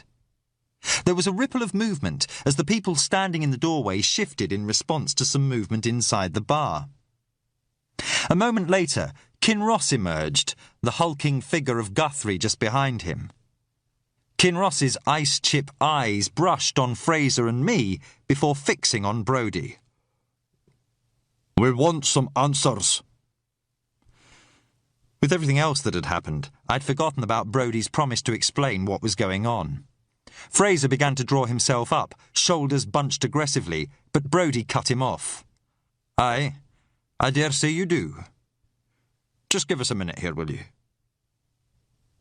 Kinross seemed inclined to argue. Then he gave a short nod. You can have two. He and Guthrie went back into the bar. Fraser turned on Brodie, angrily jabbing a finger at him. You're not a bloody inspector anymore. I've told you before, you have no authority to tell them anything. Brodie kept his voice level. They've a right to know. Fraser's face had darkened. The shock of Duncan's death, and perhaps his sense of guilt, had been building up all day. Now he was looking for somewhere to vent it. A police officer's been murdered. As far as I'm concerned, nobody on this island has a right to anything. 2 people are dead already. You want to risk anyone else being killed because you didn't warn them. He's right, I said. I'd been in a situation once before where the police hadn't released information, and people had died as a result. You've got to tell them what we're dealing with. If not, you're putting more lives at risk.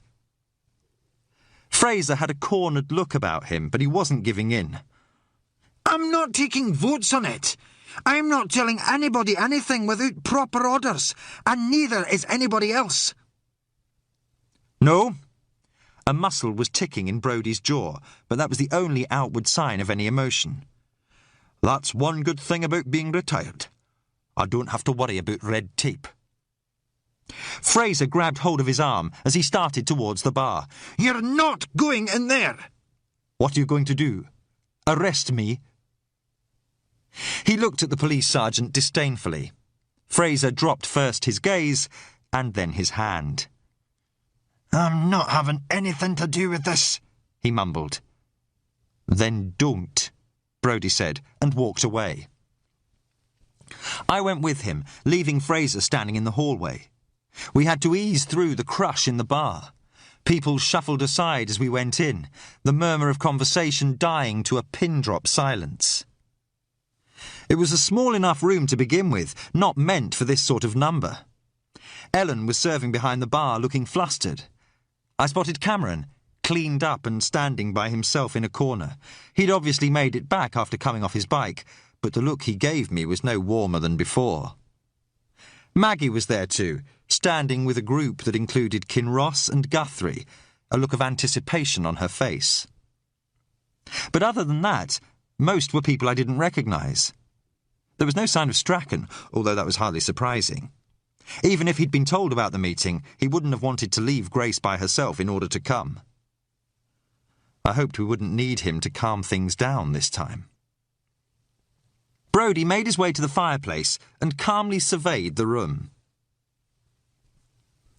"I know you're all wondering what's going on," he said, his voice carrying without effort. "By now, I'm sure you're all aware that Grace Strachan was attacked this afternoon. And most of you will have heard that the police are treating the body found in the old cottage near Ben Turid as a suspicious death." He paused, looking round the room. I noticed that Fraser had come into the bar. He stood in the doorway, listening sullenly. "What you don't know is that sometime last night, the police officer who was on duty there was murdered. Whoever killed him also torched the community centre and medical clinic and almost killed Dr. Hunter here as well."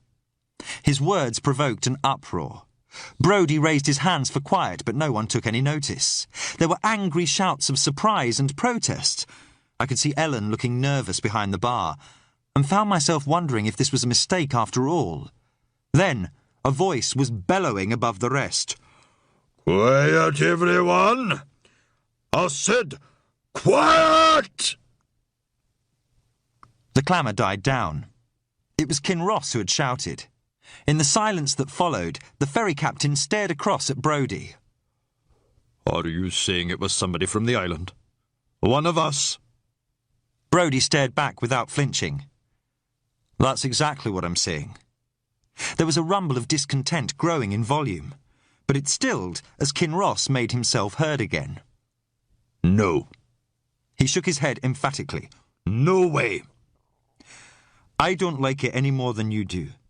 But the fact is that somebody on this island has killed 2 people and assaulted another." Kinross folded his arms. "Well, it's not one of us.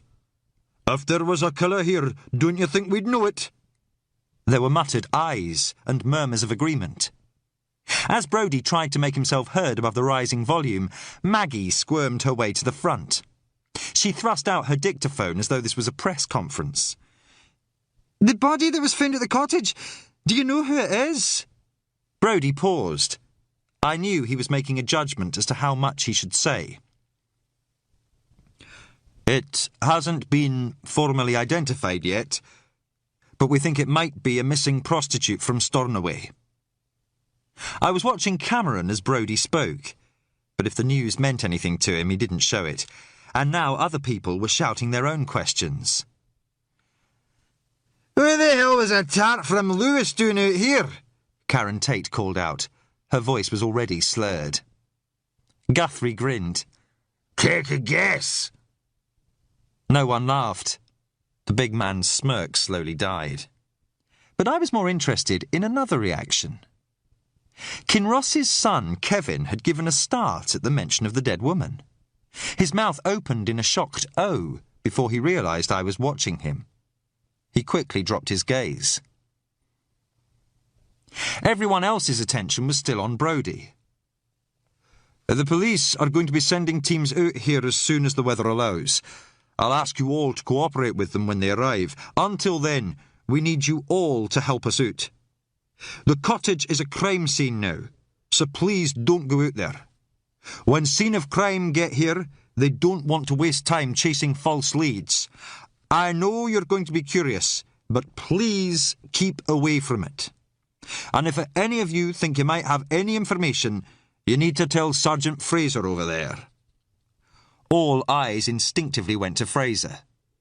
He looked briefly surprised, then straightened almost imperceptibly, squaring his shoulders as he met the stares.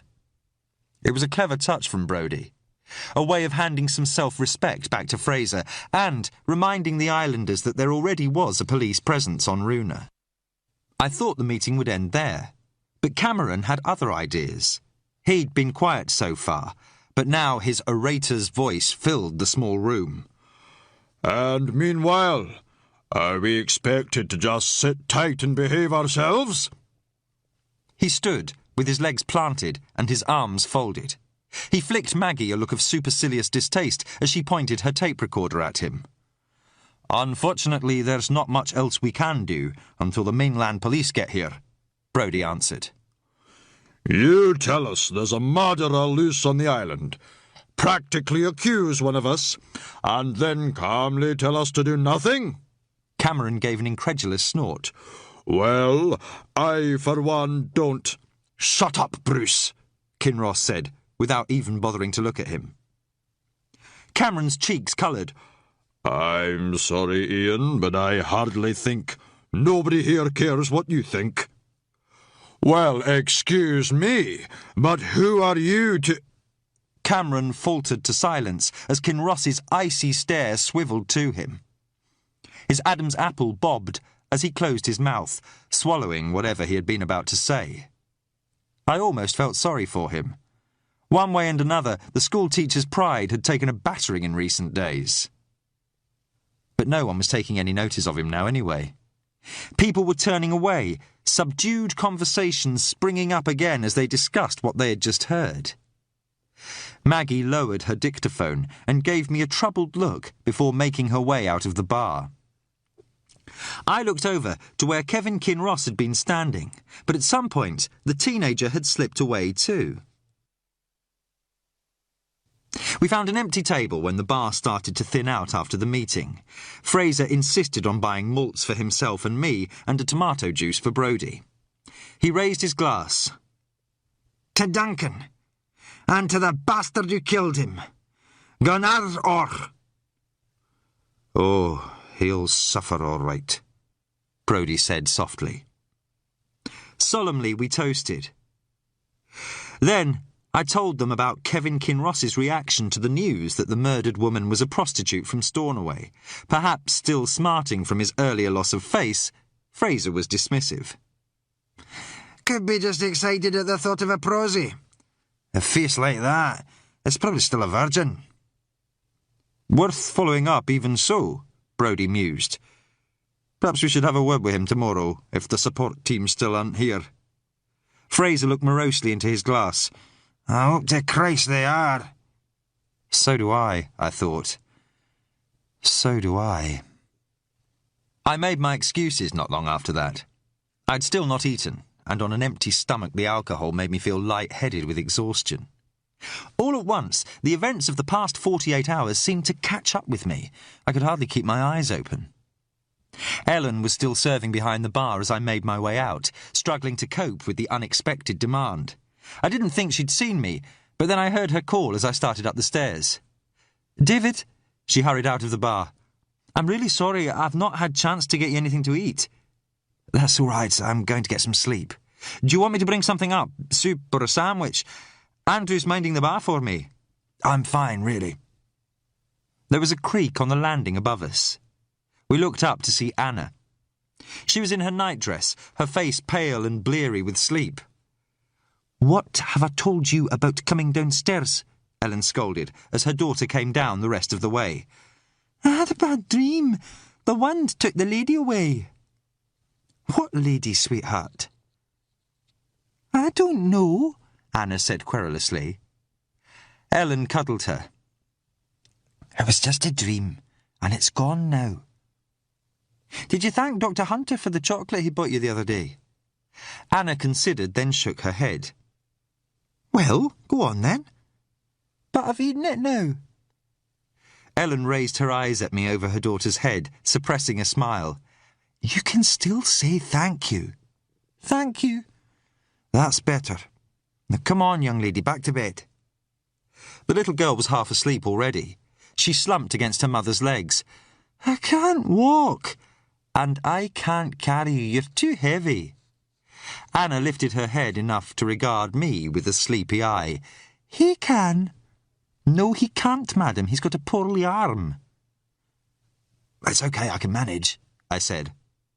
Ellen looked doubtfully at my sling. I'd be happy to, really.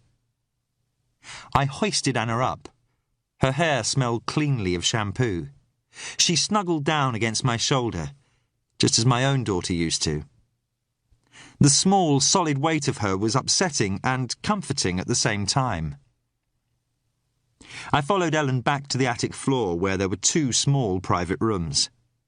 Anna barely stirred as her mother pulled back the sheets and I lowered her into her bed. I stood back as Ellen covered her again and smoothed her daughter's hair before we crept out and went back downstairs. She paused when we reached my floor, hand resting on the wooden banister as she looked at me. Her penetrating gaze was concerned. Are you okay? She didn't have to say what she meant. I smiled. Fine. Ellen knew enough not to push. With a final good night, she went back down to the bar. I went into my room and sank down on the mattress fully clothed. I could smell the stink of smoke on my clothes, but it seemed like too much effort to get into bed. I could still feel the phantom weight of Anna. If I closed my eyes, I could almost pretend it was Alice's. I sat there, thinking about my dead family as I listened to the wind howl outside. More than ever, I wished I could call Jenny. But that was something else I couldn't do anything about. My head jerked up as there was a rap on the door. I'd started to drift off, I realised. I looked at my watch and saw it was after 9 o'clock. Just a second.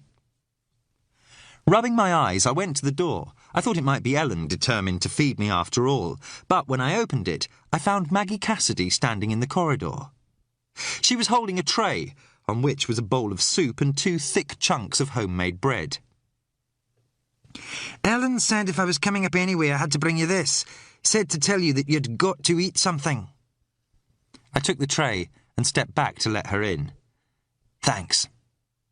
She smiled, but there was a hesitancy about it. Soup again? Been quite a day for it, eh? At least you didn't drop it this time.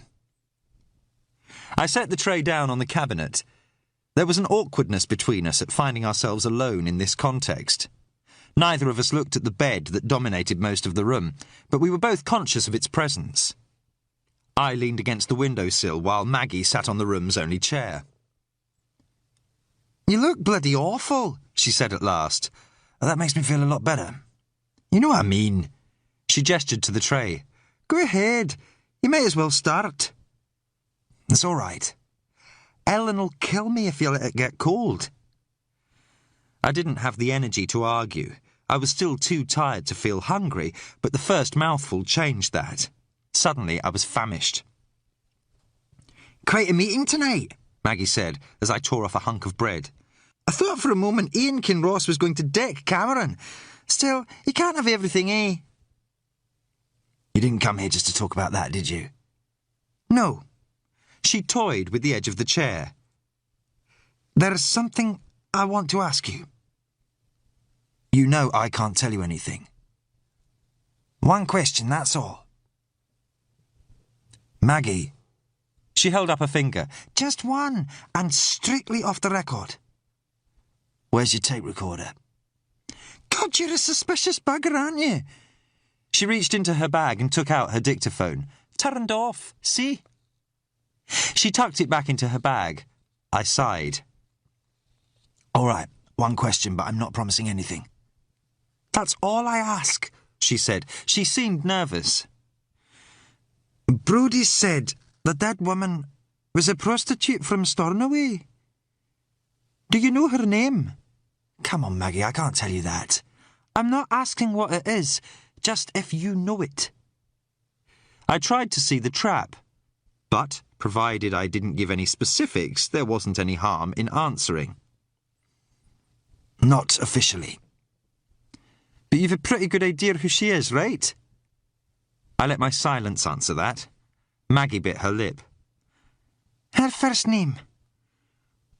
It wouldn't be Janice, would it?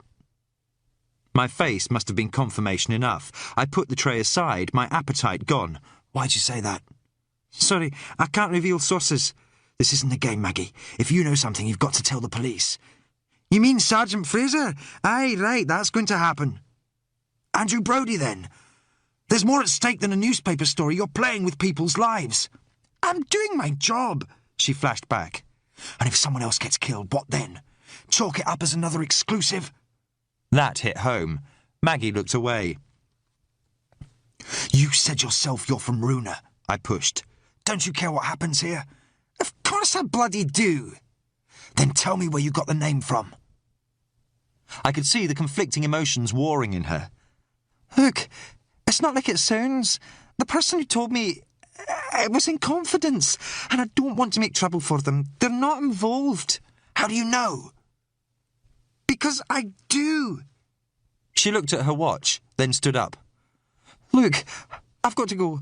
This was a mistake. I shouldn't have come. But you did. You can't just walk away. Maggie's face was still uncertain, but she shook her head. Give me till tomorrow. Even if the police still can't get out, I promise I'll tell either you or Brodie then. But I need to think it through first. Don't do this, Maggie.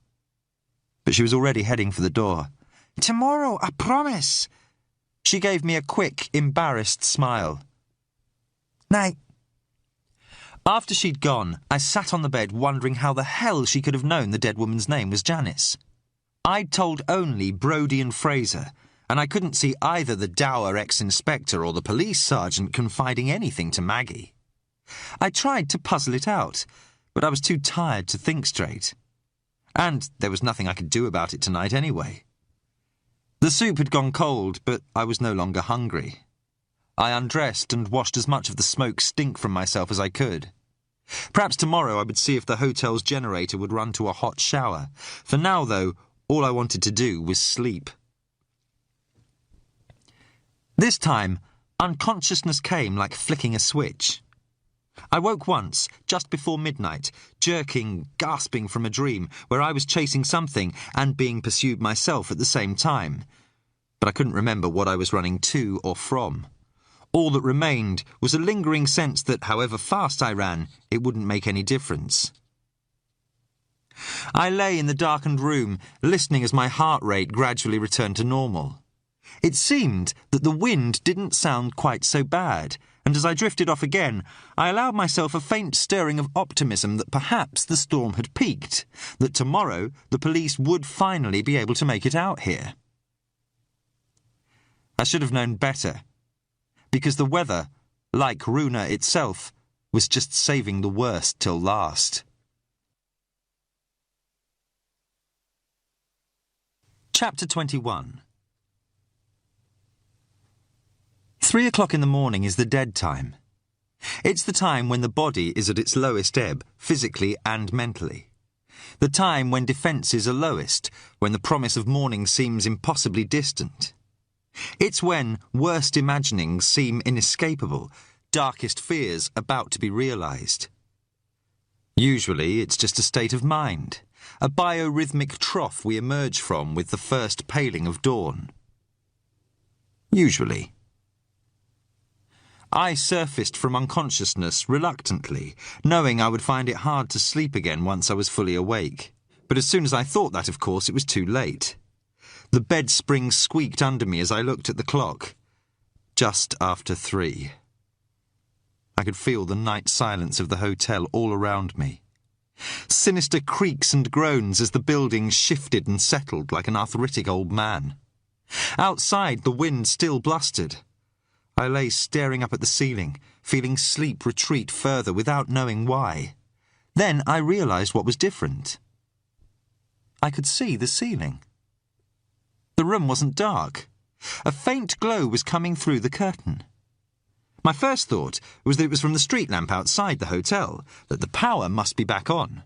I felt a surge of relief, thinking that if the electricity had been restored, then perhaps the phones had been too.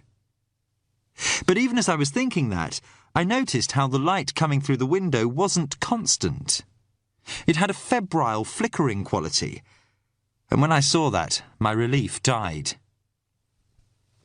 I hurried to the window and pulled back the curtain.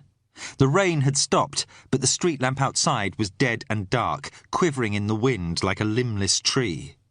The light I'd seen was coming from the harbour, a sickly yellow glow that reflected from the wet rooftops of the houses, growing brighter every second.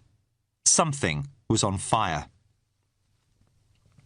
I quickly pulled on my clothes, wincing as my injured shoulder complained. I hurried down the hall and banged on Fraser's door. "Fraser, wake up!" There was no answer. If he'd stayed in the bar all night as I'd expected, trying to drown his guilt and grief over Duncan, there was no way I'd raise him. Leaving him, I ran downstairs. I expected Ellen to have been woken by the commotion, but there was no sign of her. The wind tried to rip my coat from me as I rushed outside, struggling to fasten it over my arm.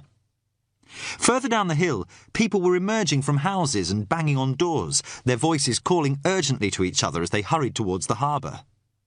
As I passed the lane that ran behind the hotel, I noticed that Ellen's old Beetle wasn't there. I guessed she'd already gone to investigate the blaze, but there was no time to give it much thought. The glow in the sky was brighter now, shining on the rain-slick street. I thought it might be the ferry that was burning. But when I reached the quayside, I saw it was still moored safely out on the jetty, caught in the dancing light from the shore. The fire was in the boatyard. Guthrie's derelict fishing boat was ablaze. Its stern was already engulfed, the small wheelhouse on its deck burning fiercely. Flames were flowing over its half-timbered hull with a sinuous grace, hiding it behind fluid black smoke. Figures were scurrying about, snatching up buckets and yelling at each other over the din of the flames. Guthrie was bellowing frantic instructions, and I saw Kinross emerge from the workshop with a heavy fire extinguisher, hunching against the heat as he ventured as close to the flames as he could. A hand fell on my shoulder. I turned and saw Brodie, face jaundiced by the yellow light. "What happened?" I asked. "No idea. Where's Fraser?" "Guess." We broke off, coughing, as a sudden shift in the wind sent the smoke over us. The wind was shredding the flames into a wildly flapping sheet. It seemed like most of the village was there now, either watching helplessly or trying to fight the blaze. Buckets were being passed along a line, and a hose had been rolled out, its thin jet vanishing ineffectively into the flames. It was obvious they couldn't save the boat, but the priority now was making sure the fire didn't spread. Across the yard, I caught a glimpse of Maggie's distinctive red coat as she stood with a group of onlookers. Standing by himself a little way from everyone else was Cameron, his face hollowed and shadowed as he stared at the flames. I looked around for Ellen, but couldn't pick out her face in the crowd. I'd assumed she'd come down to the harbour, but now I thought about it, it seemed odd that she hadn't woken Fraser or me first. Brodie saw me looking. "What's wrong?" "Have you seen Ellen?" "No. Why?" "Her car had gone from the hotel. I thought she must have come down here." "She wouldn't have left Anna," Brodie said, scanning the crowd. There was a note of anxiety in his voice. Even now I can't remember when I became aware of a sudden tension in the air. It was like a ripple of communal unease, spreading as quickly as the flames themselves. I looked back towards the boat, already feeling a dawning presentiment of disaster without knowing why. It was fully ablaze now, flames funneling into the gap formed by the missing hull timbers. And then the wind gusted, lifting the veil of smoke to reveal something moving inside. Cocooned in fire, a human arm was slowly lifting as though in salute. "Jesus Christ," Brodie breathed. Then, with a flurry of sparks, the deck collapsed and buried the awful sight from view. Pandemonium broke out. People were crying and yelling instructions, shouting for someone to do something. But I knew better than anyone there that there was nothing anyone could do. I felt a sudden grip on my shoulder, strong enough to hurt even through my coat. Brodie was staring at me, his face etched with an unforgettable expression. He uttered just one word, but it was enough. Ellen. Then he was barging people aside as he ran towards the burning boat. "Brodie!" I yelled, going after him. I doubt he heard. Only when the flames beat him back did he stop. I grabbed hold of him, flinching from the heat. We were close enough for our coats to steam. If the boat collapsed now, we'd be caught in it. "Come on, get back!" She was moving. "It was only a reflex. It was the fire, that's all." He pulled away from me, staring into the flames as though trying to find a route into them. I grabbed him again. "Whoever it is, they are dead. You can't do anything." What we had seen wasn't a sign of life. If anything, it was just the opposite. A blind, mechanical motion caused by the arm's tendons, contracting in the intense heat. There was no chance anyone could have survived the fire for this long.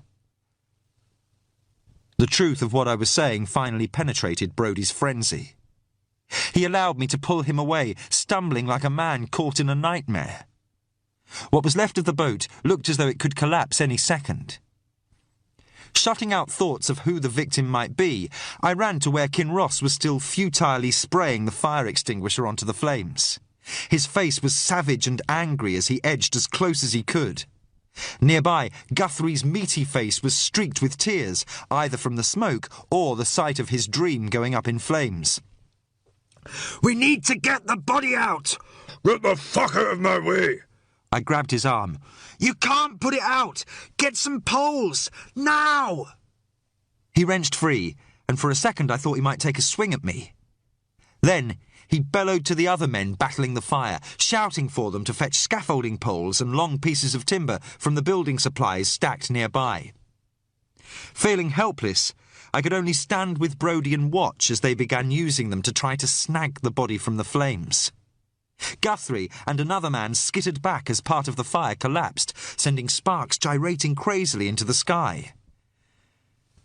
There was no way the body would survive such rough handling unscathed, but there was no alternative. If it wasn't recovered now, the fire would destroy any forensic evidence that might be left anyway. More than that, though, it would have been unthinkable to simply wait until the fire had burned itself out. Brodie's face was haggard. It can't be Ellen, I told myself, feeling an awful hollowness. I tried to think of where she could be, of another reason for her car to be missing. But that only raised even worse questions. Dear God, what about Anna? Where's she? I knew I should go back to the hotel to see, but I was afraid of what I might find. Across the other side of the yard, I caught a glimpse of Maggie's bright red coat. Seeing her, I felt my anger start to rise. Whatever she had kept from me earlier might not have been able to prevent this, but she had hidden behind her profession for long enough. Skirting the burning boat, I started across the yard, and, as I did, I almost bumped into someone coming the other way. It was Ellen. She was carrying Anna on one shoulder. The little girl was half asleep as she stared at the flames. "What happened?" Ellen asked, staring past me to the fire. Before I could answer, Brodie came running over. "Oh, thank God you're all right." He seemed about to hug her, but stopped, suddenly embarrassed. Ellen was looking bewildered. "Why wouldn't I be? I've been at Rose Cassidy's. Look, why are you both staring at me like that? What's going on?" "You were at Maggie's grandmother's?" I asked, recognising the name. Something dark and unsettling began to twitch in my subconscious. "Aye, she had a fall, so one of her neighbours came to fetch me." "Rose isn't fond of Bruce Cameron," she added wryly. A crease of concern appeared between her eyes. "Poor woman's worried more than anything. Maggie went out earlier and hasn't come back." The sense of foreboding was growing stronger. I just saw her. She's down here," I said, looking round. There was no longer any sign of Cameron, but Maggie was still where I'd seen her last, watching the boat burn with Karen Tate and a group of other islanders. She had her back to me, an unmistakable figure in her oversized coat. I went across, driven by an apprehension I still couldn't name. "Maggie?" I said. But at that moment, a cry went up from the boat. Over here! We've got it! I looked over, saw that the men had succeeded in dislodging a still burning shape from the fire. Kinross and the others pawed at the blackened object with poles, trying to drag it further away from the flames. It could almost have been a log, its smoking surface still licked by tongues of flame. But it wasn't. I had actually started to go over when Maggie turned round, and shock rooted me to the spot. The face gazing back at me from inside the red hood wasn't Maggie's. It was a teenage girl's, blank and uncomprehending. Mary Tate, the girl I'd seen outside my window. Chapter 22. An eerie silence had descended in the boatyard. A collective hush as people saw what had been pulled from the blaze. Then the spell broke. A fresh clamour erupted all around me as people jostled to either get away from the sight or to get a better look. But I was still struggling to recover from the shock of seeing Karen Tate's daughter wearing Maggie's coat, because it obviously was Maggie's. The distinctive red coat had seemed huge on the reporter, but Mary Tate was much bigger. Large as the coat was, it looked almost too small for her heavy frame. Karen Tate, Mary's mother, had turned to glare at me, but by now Brodie had followed me over. "What's wrong?"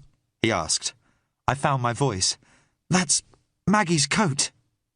"He's lying!" Karen Tate bridled drunkenly. But there was a shrillness to the accusation that didn't ring true. Kinross had broken away from the group of men by the fire and was pushing his way towards us. His son trailed behind, the firelight cruelly highlighting his pockmarked features with shadowed craters. At the sight of Kevin, Mary's face broke into a beaming smile, but it wasn't returned. When the teenager saw where his father was heading, he dropped back. Mary's smile faded as he slunk away into the crowd. Kinross was blackened and stinking of smoke, still clutching the charred pole he had used to drag the body from the fire. He hawked and spat a glob of sooty phlegm onto the floor. "We've got it out like you asked." He looked from me to Karen Tate. "What's going on?" "It's them! They're calling Mary a thief!" Tate cried. Brodie didn't react to the accusation. "That's Maggie's coat Mary's wearing." Tate's face contorted. "That's a lie! Don't believe him!" But Kinross was staring at the girl's coat with recognition. I remembered how he and Maggie had bantered on the ferry. There had been real affection there. He looked back at where the other firefighters had gathered to stare at the smouldering body they had pried from the flames, and I saw him make the connection I already had. "Where is Maggie?" he asked sharply. No one answered. Something in Kinross's expression seemed to close down. He swivelled his gaze back towards Karen Tate. "We don't have time for this now," I said quickly, trying to ignore my own fears for Maggie. "We need to get this place secured and get the body somewhere safe." Brodie nodded. "He's right, Ian. This can wait. We have to get everyone out of here. Will you help?" Kinross didn't respond. He continued to stare at Karen Tate, but she wouldn't meet his eyes. He levelled a finger at her. "We haven't finished," he warned. Then, turning his back, he began yelling instructions to clear the yard. Leaving Brodie to watch Karen Tate and her daughter, I pushed my way through to the body as Kinross and a handful of other men began herding people away. It lay charred and twisted on the dirty concrete floor of the yard, a sight that was both pitiful and horrific. Rain had puddled nearby, and in the light from the burning boat, oil glistened on the water like a dead rainbow. Tendrils of steam rose from the cooked flesh, and I could feel the heat still radiating from it like a joint left too long in the oven. The mouth had pulled open as though in a rictus of agony. I knew that was fanciful, that it was an inevitable effect of the tendons contracting in the fire, but somehow I couldn't shake the image. Please, let me be wrong. I turned to Guthrie as he went past, ushering a huddle of people from the yard. "Can I have a sheet of plastic or tarpaulin?" I thought he either hadn't heard or was ignoring me. But a few moments later the big man returned with a bundled-up piece of dirty canvas. He thrust it out at me. Here. I started to open it out, struggling in the high wind with only one arm. To my surprise, Guthrie came to help. As we wrestled with the flapping canvas, a figure emerged from the shadows. In the flickering light from the flames, I saw it was Cameron. He stared down at the body. "Dear God," he whispered. His Adam's apple bobbed as he swallowed. "What can I do?" There was none of his usual bombast, and I wondered if he was only now starting to realise what was at stake. I might have accepted his offer, but Guthrie didn't give me the chance. "Fuck all as usual," he rumbled dismissively. "You think a bandage is going to do any good here?" Cameron looked as though he'd been struck. Without a word, he turned and made his way out of the yard with the rest. At another time, I might have felt sorry for him, but there were more urgent matters just then. A decision would have to be made eventually about what to do with the body, but for now it needed to be covered. Without asking, once we had the tarpaulin open, Guthrie helped me start to spread it over the blackened form. "Who do you think it is?" he asked. I might have imagined it, but I thought there was an almost fearful note in his voice. I just shook my head as we lowered the canvas and hid the body from sight. But the heaviness in my heart told me that Maggie finally had her front-page story. The fire had all but burned itself out.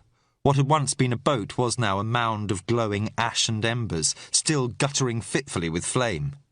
The wind kept it alive for the time being, but it was rapidly dying, beaten by its own fury as much as the efforts of the islanders.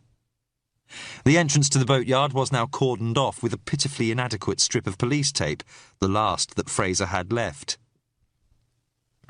Tied to 2 posts, it thrummed like a live thing in the wind, little more than a token obstruction. Most of the islanders had gone home. Brodie had asked Ellen to wake Fraser when she got back to the hotel, and the police sergeant had appeared not long afterwards, sheepish and rumpled. He had tried to grumble that I should have tried harder to wake him, but no one was in the mood to listen either to his complaints or his excuses. We'd eventually decided on taking the body into the workshop. There was still no way of knowing when Sock would arrive, and the protocol that said a crime scene should be left undisturbed hardly seemed to apply here. Dozens of people had been milling around the boatyard, and after it had been manhandled from the fire, there was no longer any point worrying about contaminating the body. I would have to take a look at it later, but in the meantime the best we could do was make sure it was kept safe.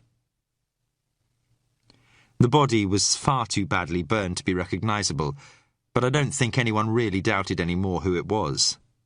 There had still been no sign of Maggie, and for all her faults, she wouldn't have abandoned her grandmother like that. Guthrie and Kinross had carried the body inside, using the tarpaulin as a stretcher, and set it at the back of the workshop. Guthrie had gone straight home, subdued and sombre face, but Kinross had flatly refused to leave. "Not until I've heard what she's got to say," he declared, jerking his chin towards where Karen Tate waited miserably with her daughter. Brodie hadn't argued, but I thought I knew why. Tate might not respond to pressure from him or Fraser, but Kinross was a different matter. He was one of her own, and I didn't think she'd be able to hold out against him. Mother and daughter were sitting at the same table where the men had been playing cards that afternoon, out of view of where the body now lay. Mary's features bore the same vacant expression as when she'd looked up at my window from the street. She had been persuaded to take off Maggie's coat. Wrapped in a bin liner, it was now locked out of sight in the back of the police Range Rover. There had been nothing in its pockets, and no visible bloodstains or signs of damage, but forensics would still need to examine it for trace evidence. Perhaps it was my imagination, but as I'd watched the girl take it off, it already seemed to have lost some of its brightness, the vivid red starting to look faded and worn. Kinross had given Mary his heavy oilskin to wear instead. Apparently oblivious to the cold, he'd helped her on with it almost tenderly. But there was no tenderness in his face as he stared at her mother. Karen Tate stared resolutely down at the table's cigarette-burned formica, refusing to look at any of us.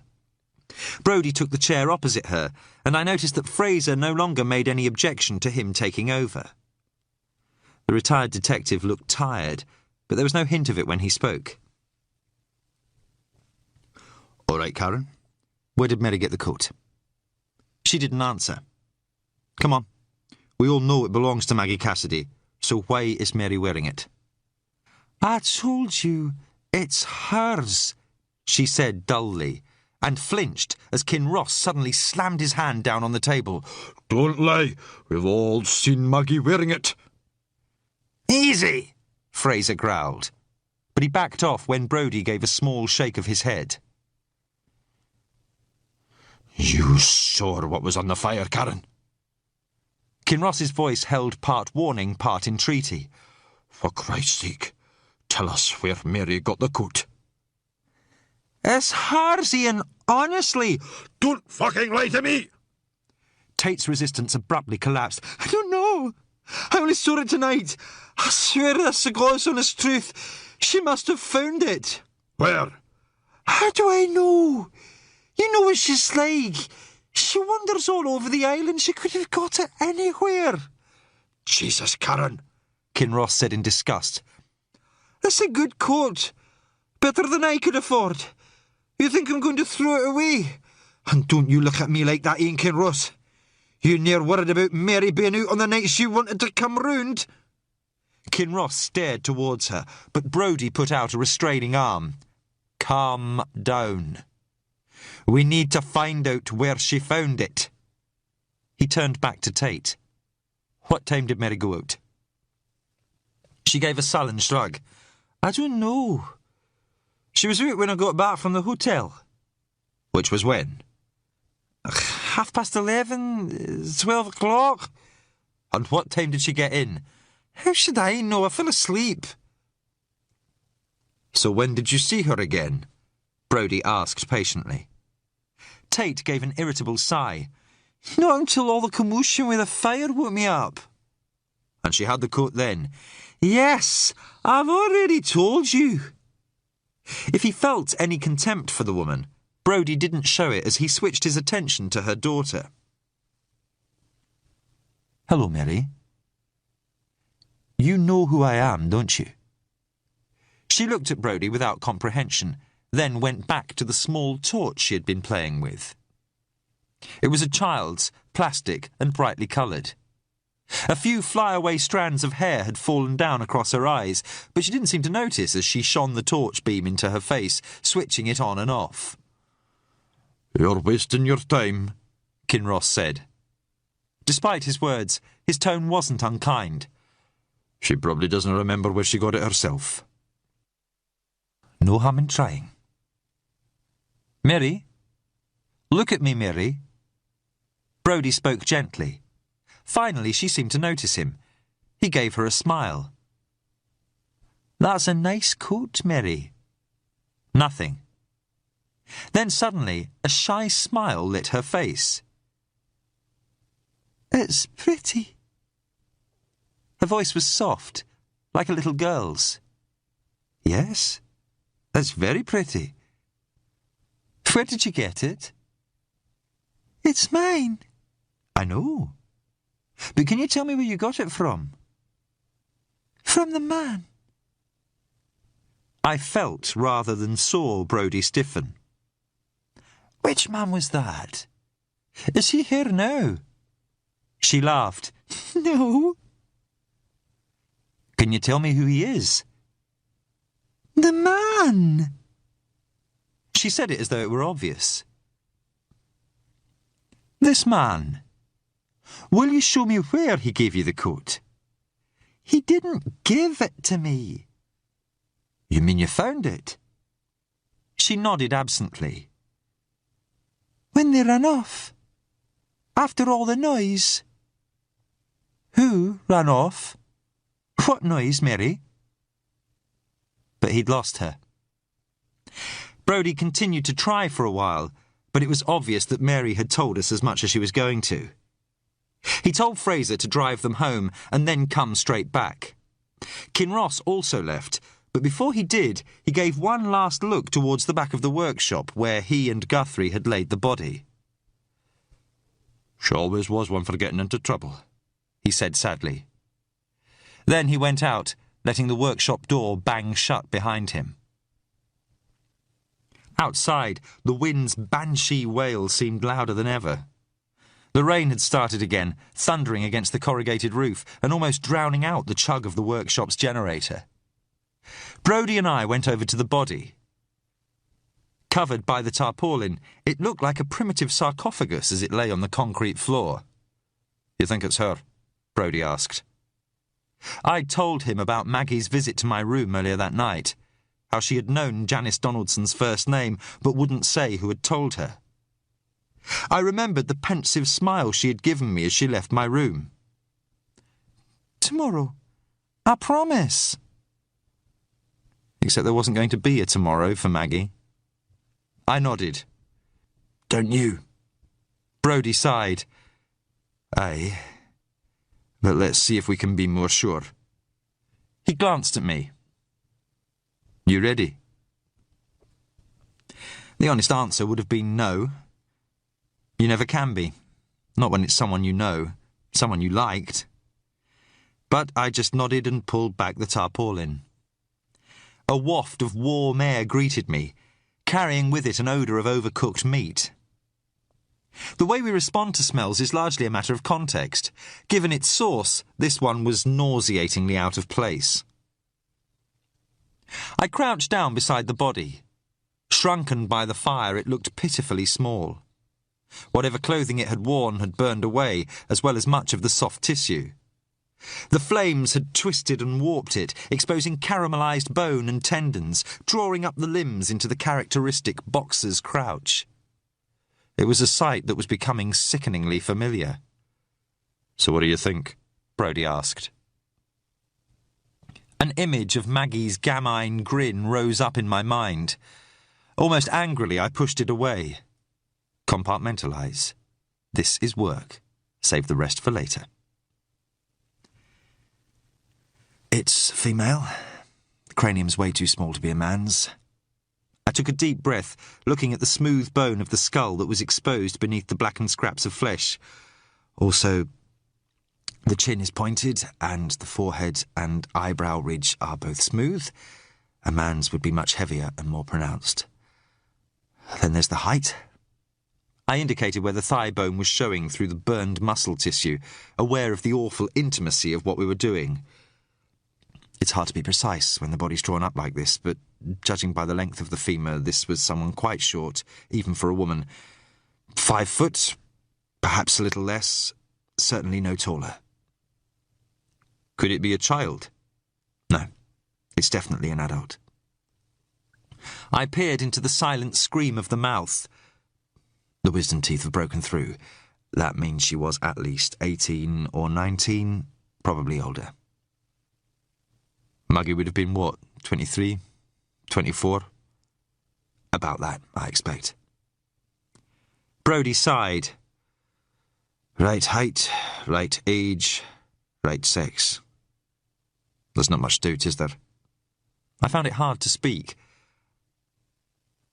No. Somehow, admitting it made it seem worse, as though I were letting Maggie down in some way. But there was no point in pretending. I forced myself to continue. For what it's worth, she was at least partially dressed when she was put onto the fire. I pointed to a tarnished metal disc that was embedded in the charred flesh between the hip bones. It was the size of a small coin. That's a trouser button. The fabric's burned away, but it's melted its way into the flesh. By the look of it, I'd guessed she was wearing jeans. Just like Maggie had been, the last time I'd seen her. Brodie pursed his lips. So she probably wasn't raped. Now that's something, I suppose. It was a fair assumption. Few rapists would bother to put their victim's jeans back on before killing her, and certainly not afterwards. Any idea about cause of death? He asked. Well, from what I can see, there's no trauma to the skull. They got the body off the fire before cranial pressure caused a blowout, which simplifies things a little. There's no sign of any head injury, as there was with both Janice Donaldson and Duncan. I suppose it's possible that she just wasn't hit as hard, although... I trailed off, bending forward for a closer look. The fire had stripped away the skin and muscle of the throat to expose burned cartilage and tendon. I scrutinised it, then did the same to the arms and legs, and finally the torso. The soft tissue was charred enough to disguise the signs, but not hide them altogether. What is it? Brodie prompted. I pointed to the throat. See here. The tendon on the left-hand side of the throat's been severed. Both ends have contracted right back away from each other. Severed as in cut? Brodie asked, leaning forward to see. Definitely as in cut. The fire might have caused them to snap eventually, but the ends are far too clean for that. You mean someone slit her throat? I can't be sure without carrying out a proper examination, but that's how it looks. There are what look like other puncture wounds as well. Here on the shoulder. The muscle fibres are badly burned, but you can still make out a cut running across them. Same with the chest and stomach. I'd guess when I take x-rays we'll find blade marks on the ribs, and probably other bones as well. So she was stabbed to death? Brodie asked. The fire's made it hard to say if she was stabbed or hacked, but she was certainly attacked with a bladed weapon. I'll need to examine the cuts to the bones in a lab before I can say for sure what type. But it's more complicated than that. Complicated how? Her neck's broken. I kneaded my eyes as a wave of tiredness washed over me. Tired or not, though, there was no doubt about what I'd seen. Look at the angle of her head. I don't want to disturb the body too much, but if you look, you can see the third and fourth vertebrae are visible. They're splintered. And the left arm and right shin are broken as well. You can see the bones protruding through the burned tissue.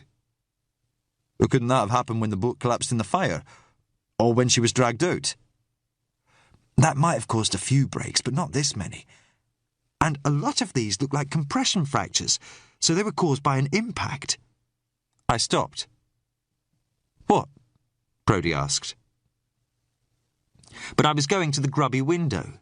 It was too dark to see much, but in the dying light from the burning boat, I could just make out the dark bulk of the cliff face towering above the boatyard. That's how he got her body down here. He threw her off the cliff. You sure? It'd explain the fractures.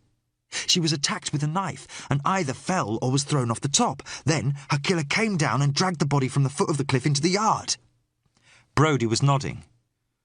Well, there are steps at the end of the harbour that lead to the cliff top. With a torch, you could just about manage them in the dark, and it'd be a lot quicker than taking the road back down through the village. Less chance of being seen, too. That didn't explain why Maggie would have been up there in the first place. But at least now we were starting to form a picture of what had happened, if not why. Brodie rubbed his face wearily, his hand rasping on the grey stubble silvering his chin. Do you think she was alive when she went over? I doubt it. Fall victims almost always have what are called Cole's fractures in their wrists, where they've put out their arms to stop themselves. There's nothing like that here. Only one arm's been broken and it's above the elbow in the humerus. That suggests she was either dead or unconscious when she fell. He glanced out of the workshop's window. It was still pitch black outside. It's too dark to see anything up there now. Soon as it's light, we'll go up to the cliff top and take a look. In the meantime, he broke off as there was a sudden commotion outside. There was a yell, then something clattered to the floor as we heard the unmistakable sounds of a struggle. Brodie jumped up and ran for the door, but it was flung open before he reached it. A blast of icy wind roared into the workshop as Fraser burst in, dragging someone with him. "Look who I found snooping at the window," he panted, thrusting the intruder ahead of him. The figure stumbled into the centre of the workshop. Shocked and pale, the acne-scarred face of Kevin Kinross stared at us fearfully. Chapter 23. The teenager stood in the workshop, dripping water on the concrete. He was shivering, his eyes downcast, shoulders hunched in a posture of abject misery. "I'm only going to ask you once more," Fraser warned. "What were you doing out there?" Kevin didn't answer. I'd covered the body with the tarpaulin again, but not before he'd seen it lying on the floor when Fraser had dragged him inside. He had immediately jerked his gaze away as though scalded. Fraser glowered at him. This sort of policing was more his territory, an opportunity to assert his authority. "Look, son, you don't cooperate, you're going to be in a whole world of trouble.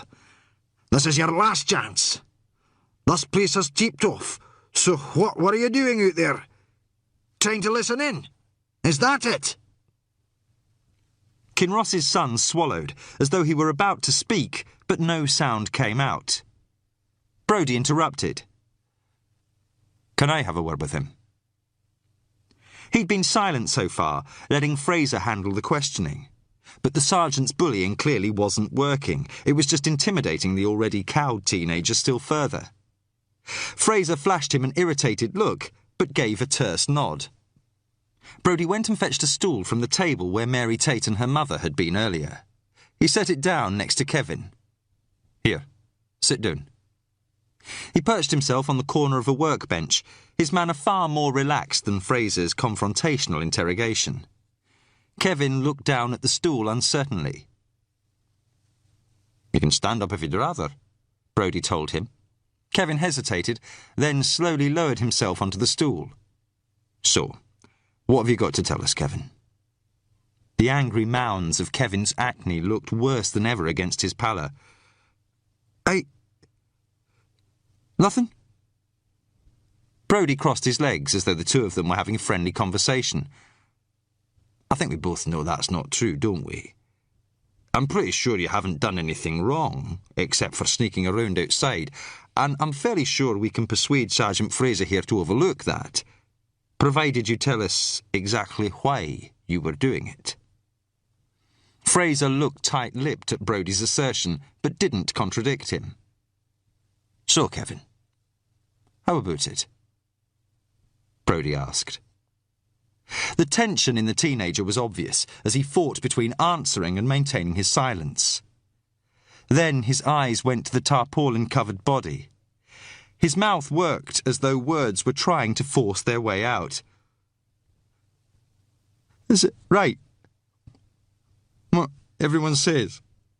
He sounded agonised. "What are they saying?" That's... He darted another quick look at the tarpaulin. "That's... Maggie." Brodie paused, but then answered. "We think it might be, yes." Kevin started to cry. I remembered the way he had behaved around Maggie, how he had blushed whenever she'd acknowledged him. His crush had been painfully apparent, and I felt more sorry for him than ever. Brodie fished in his pocket for a handkerchief. Wordlessly, he went over and gave it to him, then returned to the workbench. "What can you tell us about it, Kevin?" The youth was sobbing. I killed her." The statement seemed to charge the air with an electric current. In the silence that followed, the stink of burned flesh and bone seemed stronger than before, overlying the smell of fuel oil, sawdust and solder. The workshop's walls reverberated under the gale's assault, rain clattering like tin tacks against the corrugated roof. "What do you mean, you killed her?" Brodie asked, almost gently. Kevin wiped his eyes. "Because if not for me, she wouldn't be dead." "Go on. We're listening." Having come this far, though, now Kevin seemed to balk. But I was thinking about his reaction when Brodie had revealed that the body found in the Crofters' cottage belonged to a prostitute from Stornoway. Not just shocked, stunned, as though he'd only just made a connection.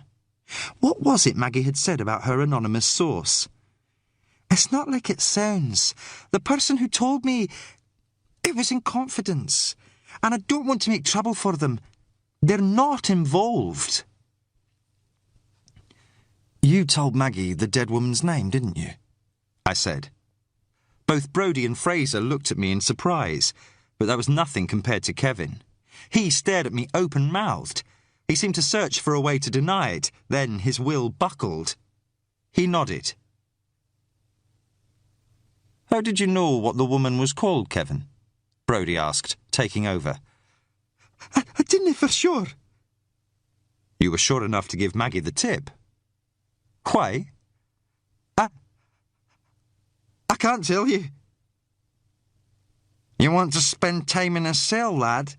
Fraser cut in, oblivious to the angry look Brodie shot him. Because I can promise you that's where you'll be heading if you don't talk. I'm sure Kevin knows that, Brodie said. And I don't think he wants to protect the person who did this to Maggie, do you, Kevin? The teenager's gaze involuntarily twitched towards the tarpaulin again. His expression was anguished. So come on, Kevin, Brodie coaxed. Tell us, where did you get the name from? Did someone tell you? Or do you know someone who knew her? Is that it? Kinross's son hung his head. He mumbled something none of us could hear. Speak up, Fraser barked. Kevin's head jerked up angrily. My dad! The cry rang out in the confines of the workshop. Brodie's face had stilled to immobility, masking any emotion. Why don't you start at the beginning? Kevin hugged himself. That was last summer. We'd taken the ferry across to Stonaway. My dad said he had some business to see to, so I walked into town. I thought I might go and see a film or something. We don't care what you watched, Fraser interrupted. Get to the point. The look Kevin gave him suggested he might be his father's son after all. I cut through some back streets near the bus station. There were these houses nearby, and when I got nearer, I saw my dad standing outside one of them. I was going to go over, but then this woman opened the door. She was just wearing a short bathrobe. You could see nearly everything. Kevin's pocked face had gone crimson. And when she saw my dad, she grinned, sort of a dirty smile. And then he went inside with her. Brodie nodded patiently. What does she look like? Well, like she was a... you know... A prostitute. That earned a shamed nod. Brodie looked as though this new development was as unwelcome as it was unexpected. Can you describe her? Kevin's fingers went unconsciously to rub the livid bumps on his face. I don't know. Dark hair, older than me, but not that old. Pretty, but... like she didn't look after herself. Was she short? Tall? Tall, I think. Big. Not fat, but not skinny. He could be shown photographs later to see if he recognised Janice Donaldson, but his description fitted her so far. So how did you know what she was called? Brodie asked. The teenager's face flamed an even deeper red. After he'd gone in, I went over to the doorway, just to see. There were a few buzzers, but I'd seen he press the top one. I just said, Janice. Did your dad ever know that you'd seen him? Kevin looked appalled. He shook his head. So did he go to see her again? Brodie asked. I don't know. I think so. Every few weeks he'd say he'd got some business to see to, so I guess that was where he was going. Some business, Fraser muttered. Brodie ignored the interruption. And did she ever come to see him here, on the island? The question was met with another quick shake of the head. But I was recalling the curt way Kinross had silenced Cameron in the bar earlier. At the time, I'd thought he'd simply been irritated by Cameron's officious manner, but now the way he had effectively ended the meeting was shown in an altogether more sinister light. Brodie kneaded the bridge of his nose wearily. How much of this did you tell Maggie? Only her name. I didn't want her knowing my dad went with... You know, I just thought her being a reporter should be able to write a story saying who the woman was.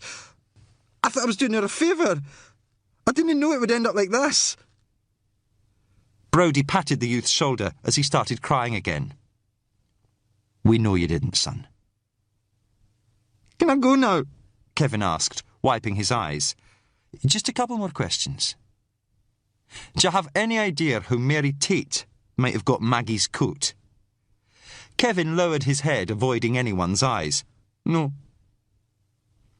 The denial was too rushed. Brodie regarded him expressionlessly. Mary's a pretty girl, isn't she, Kevin? I don't know, I suppose. Brodie let the silence build for a few seconds, waiting until Kevin had started to shift uncomfortably before asking the next question. So how long have you been seeing her? I haven't. Brodie just looked at him. Kevin dropped his gaze. We just meet up. We don't do anything. Not really. We haven't, you know. Brodie sighed. So where do you meet up? The teenager's embarrassment was painful. On the ferry sometimes. The cut ruins if it's dark. Or... Go on, Kevin. Sometimes out at the mountain. At the old cottage out at the croft. Brodie looked surprised. You mean where the body was found? Yes, but I didn't know anything about that, honest. I haven't been out there for ages, not since summer. Does anyone else go out there? Not so far as I know. That's where we use it. It's private. Not anymore. I thought about the empty cans and remains of campfires we'd found. Nothing to do with the murdered prostitute after all. Only the detritus of sneaked encounters between a handicapped girl and a scarred and frustrated boy.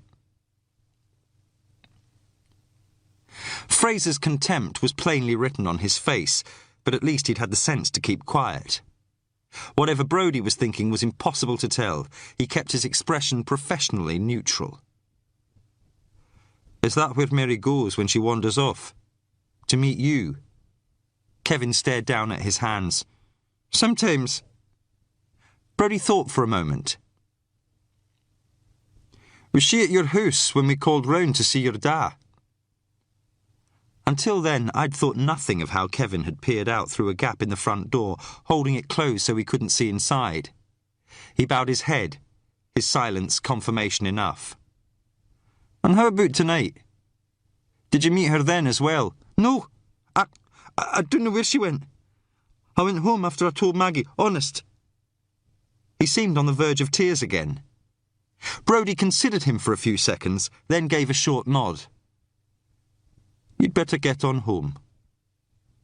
Now, just wait a second, Fraser objected, but Brodie had anticipated him. That's all right. Kevin's not going to say anything about what he's told us. Are you, Kevin? The youth shook his head earnestly. I won't, I promise. He hurried to the door, then stopped. My dad wouldn't have hurt Maggie, or the other woman. I don't want to get him into trouble. Brodie didn't respond, but then there wasn't much he could say.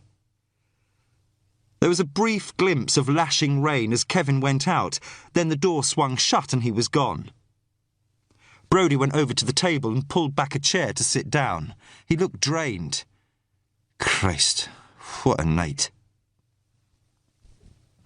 You think we can trust the lad to keep quiet? Fraser asked doubtfully. The former detective passed his hand across his face. I can't see him running home to confess this to his father, can you? Fraser seemed about to concede the point, but then he suddenly looked aghast. Christ! What about the girl? Kinross knows she was a witness. No wonder he was so keen to stay while we questioned her. His words sent a chill through me. But Brodie didn't seem concerned. Mary's not in any danger. Even assuming Kinross is the killer, and we still don't know that he is, he's going to be satisfied that she didn't see anything that could incriminate him. He knows she's no threat. Fraser looked relieved. So what now? Arrest him? It'd be a pleasure to slap cuffs on that bastard. Brodie was silent. Not yet, he said at last. All we have against Kinross is the fact he knew Janice Donaldson. That's not enough to arrest him. We'd only be tipping our hand and giving him time to prepare his story before Wallace's team get here. Oh, come on! Fraser exclaimed. You heard what his own son said, and that bastard probably killed Duncan as well. We can't just sit on our asses. I didn't say we should, Brodie rapped back, suddenly heated. He made an effort to calm himself. Look, I've worked murder investigations before. You jump in half-cocked, you risk letting the killer walk. Is that what you want? We've got to do something, Fraser persisted. And we will. Brodie looked across at the tarpaulin-covered shape, thinking. David, do you still believe Maggie's body was thrown off the cliff? I'm sure of it, I said. Hard to see how she could have got all those injuries otherwise. He looked at his watch. It'll be light in a couple of hours. As soon as it is, I say we take a look up there. See if there's any sign of what happened. In the meantime, I suggest you two go back to the hotel and try to get some sleep. We've got a busy day ahead of us. What about you? I asked. I don't sleep much. I'll stay here and keep Maggie company. He gave a smile, but his eyes looked haunted. I couldn't stop her from getting killed. Seems the least I can do for her now. Shouldn't one of us stay with you? Don't worry about me, Brodie said grimly. He picked up a crowbar from the workbench and hefted it, testing its weight. I'll be fine.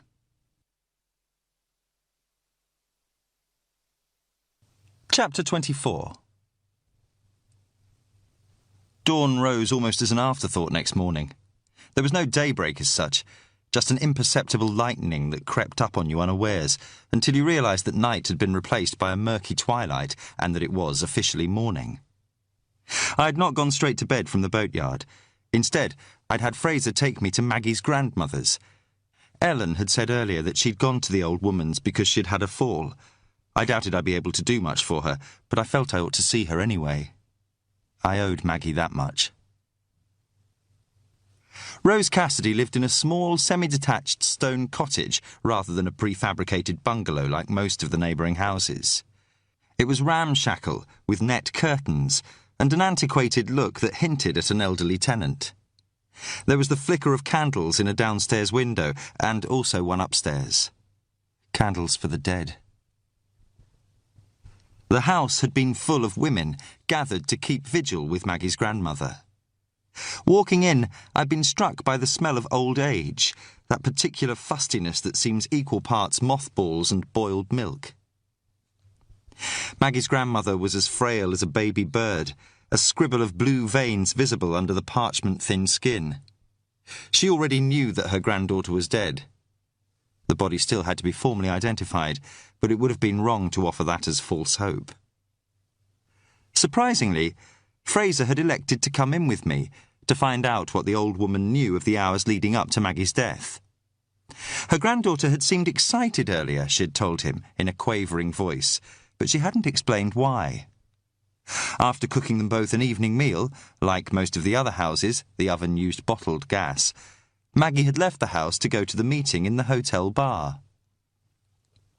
"It was after 9:30 when she got back," Rose Cassidy recalled, gesturing with a shaking hand to a clock with oversized numerals on the mantelpiece.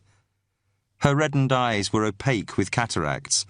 "She seemed different, as if there was something on her mind." That fitted what we already knew. This would have been after she'd been told the dead woman's name by Kevin Kinross and then visited my room at the hotel.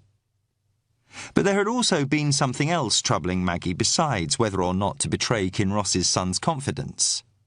Whatever it had been, she hadn't revealed it to her grandmother. The old woman had heard her leaving later at around 11:30 and called to ask where she was going. Maggie had shouted upstairs that she was taking the car, that she was meeting someone to do with work, and that she wouldn't be long. She never came back. By 2 o'clock, her grandmother had known that something was wrong. She'd fallen from bed as she was banging on the wall to rouse her neighbour. It was another indication of Cameron standing on the island that Ellen had been sent for rather than the island's nurse. Not that there was much anyone could do for her anyway. She hadn't been badly hurt by the fall, but like many other old people I'd seen, her body was slowly winding down, trapping her in a life that was no longer wanted. And now she had outlived her own granddaughter. It seemed an unnecessarily cruel longevity. It had been after 6 before I got back to the hotel. Still dark, but there was no point in going to bed. I sat on the hard chair listening to the moaning of the gale until I heard sounds of movement downstairs and knew Ellen was up. Feeling more tired than I could ever remember, I plunged my head into cold water in an effort to wake myself up, then knocked on Fraser's door and went down to the kitchen. Ellen insisted on cooking a full breakfast, a steaming plate full of eggs, bacon, toast and sweet scalding tea. I hadn't felt hungry, but when it came I ate ravenously, feeling energy slowly seep back into my limbs. Fraser came downstairs after a few minutes and sat opposite me, his face pouchy from lack of sleep. But at least this morning he was sober. "Radio's still out," he grunted without being asked. I had not expected otherwise. I was long past optimism or disappointment. Now all I wanted to do was see this through. Dawn had broken, and light was seeping into the sky as we drove back down to the boatyard. It was another filthy day. Waves pounded the shingle and cliffs, flinging sheets of spray high into the air to be carried inland. Kinross's ferry was still moored in the harbour, bucking violently on the angry sea. At least its owner wouldn't be taking it anywhere this morning, no matter how badly he might want to. Beyond it, white tops crashed against the pinnacle of Stack Ross, foaming against each other as though frustrated by their failure to smash its dark rock. And over it all, the wind ruled. Far from dying down, the storm had gained in intensity. Elemental in its savagery, it buffeted the Range Rover, flinging the rain against the windscreen in such torrents that the wipers struggled to clear the glass. When we climbed out of the car, it harried us over to the boatyard. The ashes and skeletal spars of the burned fishing boat stood like a remnant of a Viking funeral, a stark reminder of the night's events. Inside the workshop, Brodie was sitting in an old car seat. The crowbar was laid across his lap as he faced the door, coat collar turned up against the chill. Behind him, Maggie's tarpaulin-shrouded body looked childlike and pathetic on the concrete floor. He smiled wanly when Fraser and I went in. "Morning." He seemed to have aged overnight. His face was haggard, the flesh more tightly stretched over the bones. New lines were etched in the skin round his eyes and mouth. A frost of silver stubble clung to his chin. "Any problems?" I asked. "No, it's been quiet enough." He stood up, joints cracking as he stretched. He gave a little sigh of appreciation as he took a bite from the bacon sandwich Ellen had sent for him. I poured him a mug of tea from the thermos flask she'd also packed, while I told him what we'd learned from Maggie's grandmother. "If Maggie took the car, that should make it easier to find where she went, assuming it hasn't been moved," he said when I'd finished. Neatly dusting crumbs from his fingers and mouth, he drained his tea and stood up. "Right, let's take a look at the cliff." "What about that?" Fraser asked, jerking his head uneasily at the body. "Shouldn't one of us keep an eye on it, in case Kinross decides to do anything?" "Are you volunteering?" Brodie asked. He smiled thinly at the reluctance on Fraser's face. "Don't worry. I found a padlock in one of the drawers. We can lock the doors, and I can't see Kinross or anyone else risking anything in broad daylight anyway." "I don't mind staying," I offered. Brodie shook his head. "You're the only forensic expert we've got. If there's any evidence up there, I'd like you to see it." "That sort of thing isn't really my field." "It's more yours than mine or Fraser's," he said. There was no arguing with that. Brodie hurried home to check on his dog while Fraser and I secured the doors with the oil-smeared padlock. The metallic snick brought an unwelcome flashback of being trapped in the burning community centre. I was glad when Brodie returned a few minutes later and we could set off for the foot of the cliffs. At their closest point, they lay only 30 or 40 yards from the boatyard, but the rain battered us relentlessly as we crossed the open ground. "Christ on a bicycle!" Fraser exclaimed, hunching against it. The cliffs themselves afforded some protection once we reached them. A strip of shingle ran along their base, broken with jagged outcrops of rock. Leaning into the wind, we made our way along it, treading carefully as we scanned the rain-slick pebbles. After a few yards, Brodie stopped. "Here." He pointed to a rock protruding from the shingle. It had been sluiced almost clean by the rain, but a smear of something dark clung to it. I crouched down for a better look. It was a clot of bloodied tissue, veined and torn. The shingle around it was disturbed, a depression that could have been left by the impact of something heavy. What might have been drag marks ran from it towards the boatyard, disappearing where the shingle gave way to firmer ground. I'd brought more freezer bags from the hotel to use as stand-ins for evidence bags. Taking one from my pocket, I used the blade of my penknife to scrape up a sample of bloody tissue. If the rain kept up, it would have washed most of the blood away by the time the police got here, and the gulls would have scavenged what was left. Brodie was looking up at the top of the cliff about 100 feet above us. "The steps are further along, but there's no point all three of us climbing up." He turned to Fraser. "Makes more sense for you to take the car and meet us at the top." "Aye, you're right," Fraser hurriedly agreed. Giving him the plastic bag to take back to the Range Rover, Brodie and I crunched along the shingle to the steps. They were cut into the cliff face, steep and winding. There was an old handrail, but it didn't inspire confidence. Wiping the rain from his face, Brodie regarded them, then looked at my sling. "Sure you're up to it?" I nodded. I wasn't going to back out now. We started up. Brodie went first, leaving me to follow at my own pace. The steps were slippery with rain. Seabirds huddled against the cliff, feathers ruffling in the wind. The higher we climbed, the more exposed to it we became. It shrieked and flailed at us, as though willfully trying to fling us off. We were only a few yards from the top when Brodie's foot slipped on a broken step. He skidded back into me, knocking me out against the handrail. I felt the rusted metal give under my weight, and for a moment looked directly down into the open drop. Then Brodie grabbed me by the scruff of my coat and hauled me back to safety. "Sorry," he panted, letting go. "You okay?" I nodded, not trusting my voice. My pulse was still racing as I started after him again. But as I did, I noticed something on the rock face a few yards away. "Brodie!"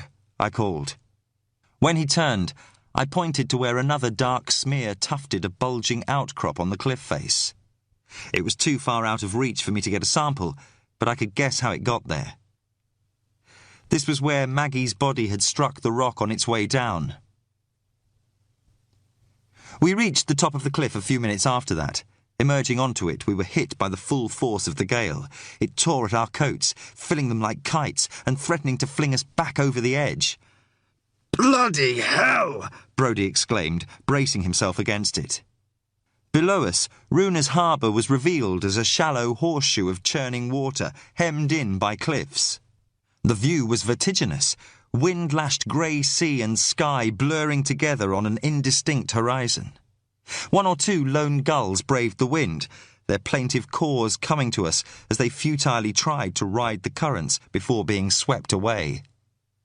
Inland, the brooding slopes of Ben Turid loomed in the distance, while 100 yards away, Runa, the island's standing stone, rose from the turf like a crooked finger.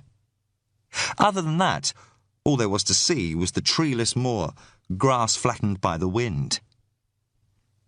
There was nothing to suggest that Maggie or anyone else had ever been up here. The rain slashed against us like buckshot as we made our way to the spot where Maggie must have fallen from.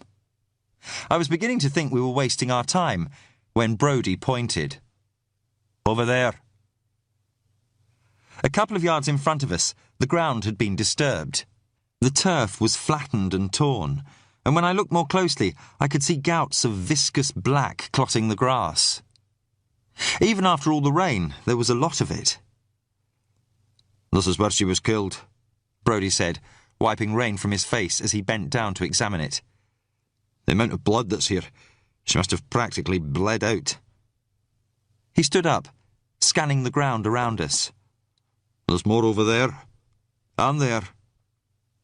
The patches were smaller than the one by the cliff's edge, already almost washed away.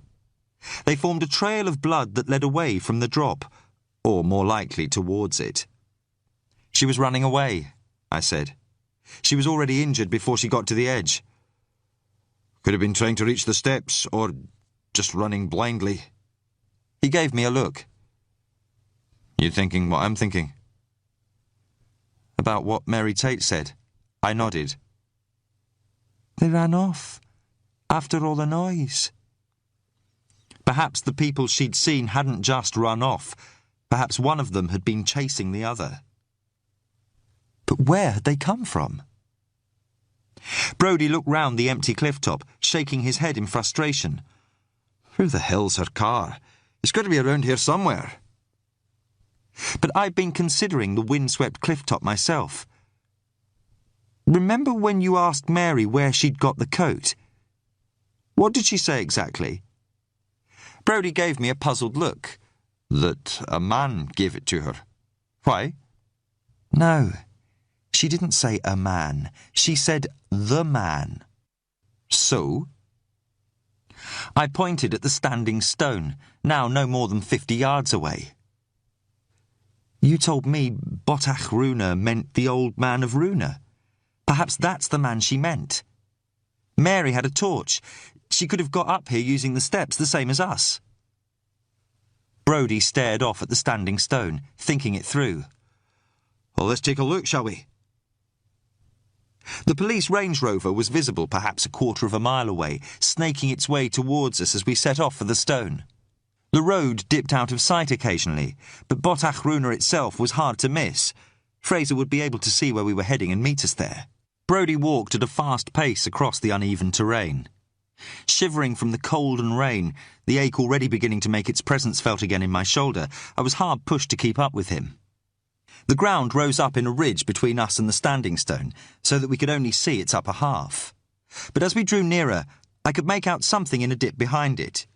Gradually, the roof of a car came into view. Maggie's old Mini. It was parked in a hollow just beyond the stone. A couple of sheep huddled against it out of the wind, adding to the car's air of abandonment. They bolted as Brodie and I slithered down the grassy bank towards it. The sound of a car engine came from an overgrown track that ran from the hollow, and a few moments later the Range Rover came bumping into view. Fraser parked at the end of the track and climbed out. Not hers! Aye, Brodie told him. That's Maggie's. Both doors hung open, swinging slightly as the wind pushed them back against their hinges. The front seats were soaked from the rain, but it wasn't water alone that darkened them. Splashes and smears of blood dappled the dashboard and windscreen, as though flung there by a mad artist. Jesus, Fraser breathed. We approached a little closer, but still stayed well back so as not to contaminate the ground around the car. Brodie peered through the open driver's door at the blood-spattered interior. Looks like she was attacked through her side and managed to scramble away out to the passenger door. What do you think, a knife or axe? It seemed unreal, discussing what weapon had been used to kill Maggie, when only the evening before I'd sat next to her in this same car. But sentiment wasn't going to catch her killer. Knife, I'd say. Not enough room to swing an axe, not without leaving marks on the inside of the car. I looked around the hollow. At night, beyond the arcs of a car's headlights, it would have been impenetrably dark. Dark enough for Mary Tate to watch unobserved, and to hear. I imagine there would have been a lot to listen to. Fraser was looking behind the car. There's more tyre tracks back here. Don't look like the minis. Brodie clicked his tongue, exasperated. I knew he was thinking that either rain or sheep's hooves would have churned the tracks into mud by the time Sock got here to take casts, but there was nothing we could do about it. She told her grandmother she was meeting someone. Looks like this was where. Mary must have been up here already and close enough nearby to hear the commotion. He frowned, staring at the car. I still can't see how she came by the coat. It wasn't damaged or blood-stained. But how come Maggie wasn't wearing it on a night like that? Perhaps she took it off for Kinross, Fraser suggested. Along with a few other things, if you get my drift. No other reason for him to be up here. Then they had a lover's tiff or whatever, and Kinross lost his rag. This was no lover's tiff, Brodie snapped. Maggie was an ambitious young woman. She'd have set her sights higher than a ferry captain. And until we can prove it was Kinross she met last night, I'd try not to jump to conclusions. Fraser coloured up at the rebuke, but something he'd said had sparked my own train of thought. He's probably right about Maggie taking off her coat, I said. I told them about the car heater being stuck on full. Both times Maggie gave me a lift, she put it on the back seat. That'd explain why there was no blood on it. Brodie was trying to see into the back of the car. Could be. There's hardly any spatter back there. If the car doors were left open when Maggie tried to get away, Mary could have just walked up and looked inside. Even if she noticed the blood in the front, I doubt she'd realise what it was. Still keeping his distance from the Mini, he began to circle it. When he got to the other side, he stopped. Over here. Fraser and I went round to see what he'd found. Maggie's shoulder bag was lying on the ground, below the passenger door, its contents spilled on the muddy grass. Scraps of wind-blown tissue and paper littered the ground around it, snagged by grass stalks and turned to pulp by the rain. Lying amongst the makeup and other artefacts of Maggie's life, its muddied pages fluttering like trapped moths, was a ring-bound notebook. "Let me have a plastic bag," Brodie said to me. "You sure about this?" Fraser said uncertainly. Brodie opened the bag I'd given him. Maggie was a reporter. Crime scene or not, if she made a note of who she was meeting, it's not going to survive long out here. Treading carefully, he went to the car and crouched down by the open passenger door. Taking a pen from his pocket, he slid it into the notebook's ring binding. Then he carefully lifted the book and slipped it into the bag. Even from where I stood, I could see that the pages were disintegrating, the writing on them reduced to an illegible colour wash of ink. Brodie's mouth compressed with disappointment. "Well, whatever was in it, it's not much use anymore." He started to get up again, then stopped. "There's something under the car." There was a new excitement in his voice. "Looks like her dictaphone." I thought about all the times I'd seen Maggie brandishing her tape recorder. Like many modern journalists, she'd relied on it more than a notepad and pen. So if she'd kept some sort of record while she'd been on the island, it didn't have to be a written one. Brodie could barely contain his impatience as I peeled off another plastic bag. "Don't worry, I'll tell Wallace this was my decision," he said, giving Fraser a shrewd glance. For once, the police sergeant didn't argue. Evidence as potentially important and vulnerable as this could hardly be left until Sock arrived. Putting his hand into the plastic bag, Brodie reached under the car sill and picked up the dictaphone. Then, retracing his steps to where Fraser and I waited, he reversed the bag so the muddied recorder was enclosed in it. He held it up so we could get a better look. The voice recorder was digital, a Sony model, similar to the one I'd lost in the fire. "Wonder how long the batteries last on these things," Brodie mused. "Long enough," I told him. "It's still recording." "What?" He stared at it. "You're joking. It started when you spoke. Must be voice-activated." He studied the recorder's LCD display. "So, this could have been running when Maggie was killed. Unless it was turned on accidentally when it was knocked out of the car, then yes." The wind wailed around us as we all considered that. Brodie rubbed his jaw thoughtfully, staring at the small silver machine in the plastic bag. I knew even before he spoke what he was going to say next. How do I play it?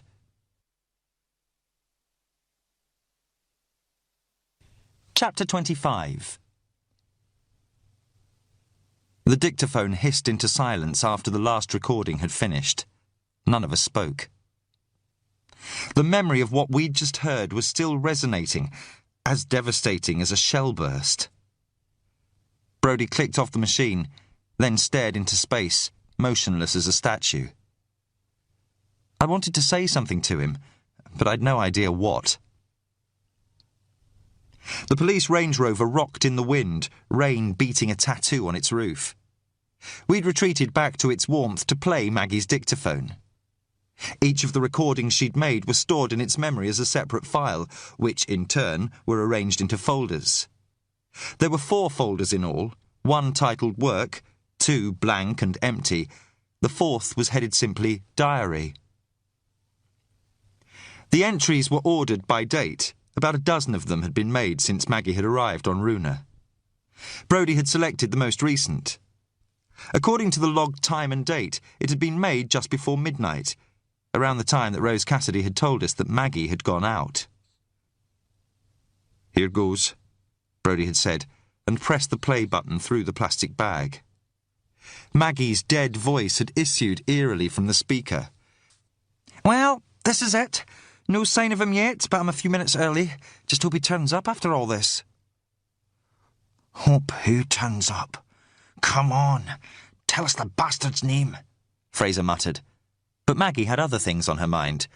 God, what am I doing here? I was actually excited about this earlier, but it all seems a bit pointless now. Why the hell did Kevin Kinross have to tell me the woman's name? I'm a hack on a local newspaper, not an investigative journalist. How did he know, anyway? That stupid stunt with David Hunter. Is the victim called Janice? Really slick, Mags. Now he thinks I'm withholding information. But I can't just throw up Kevin in it. So what do I do now? There was a sound it took me a moment to place.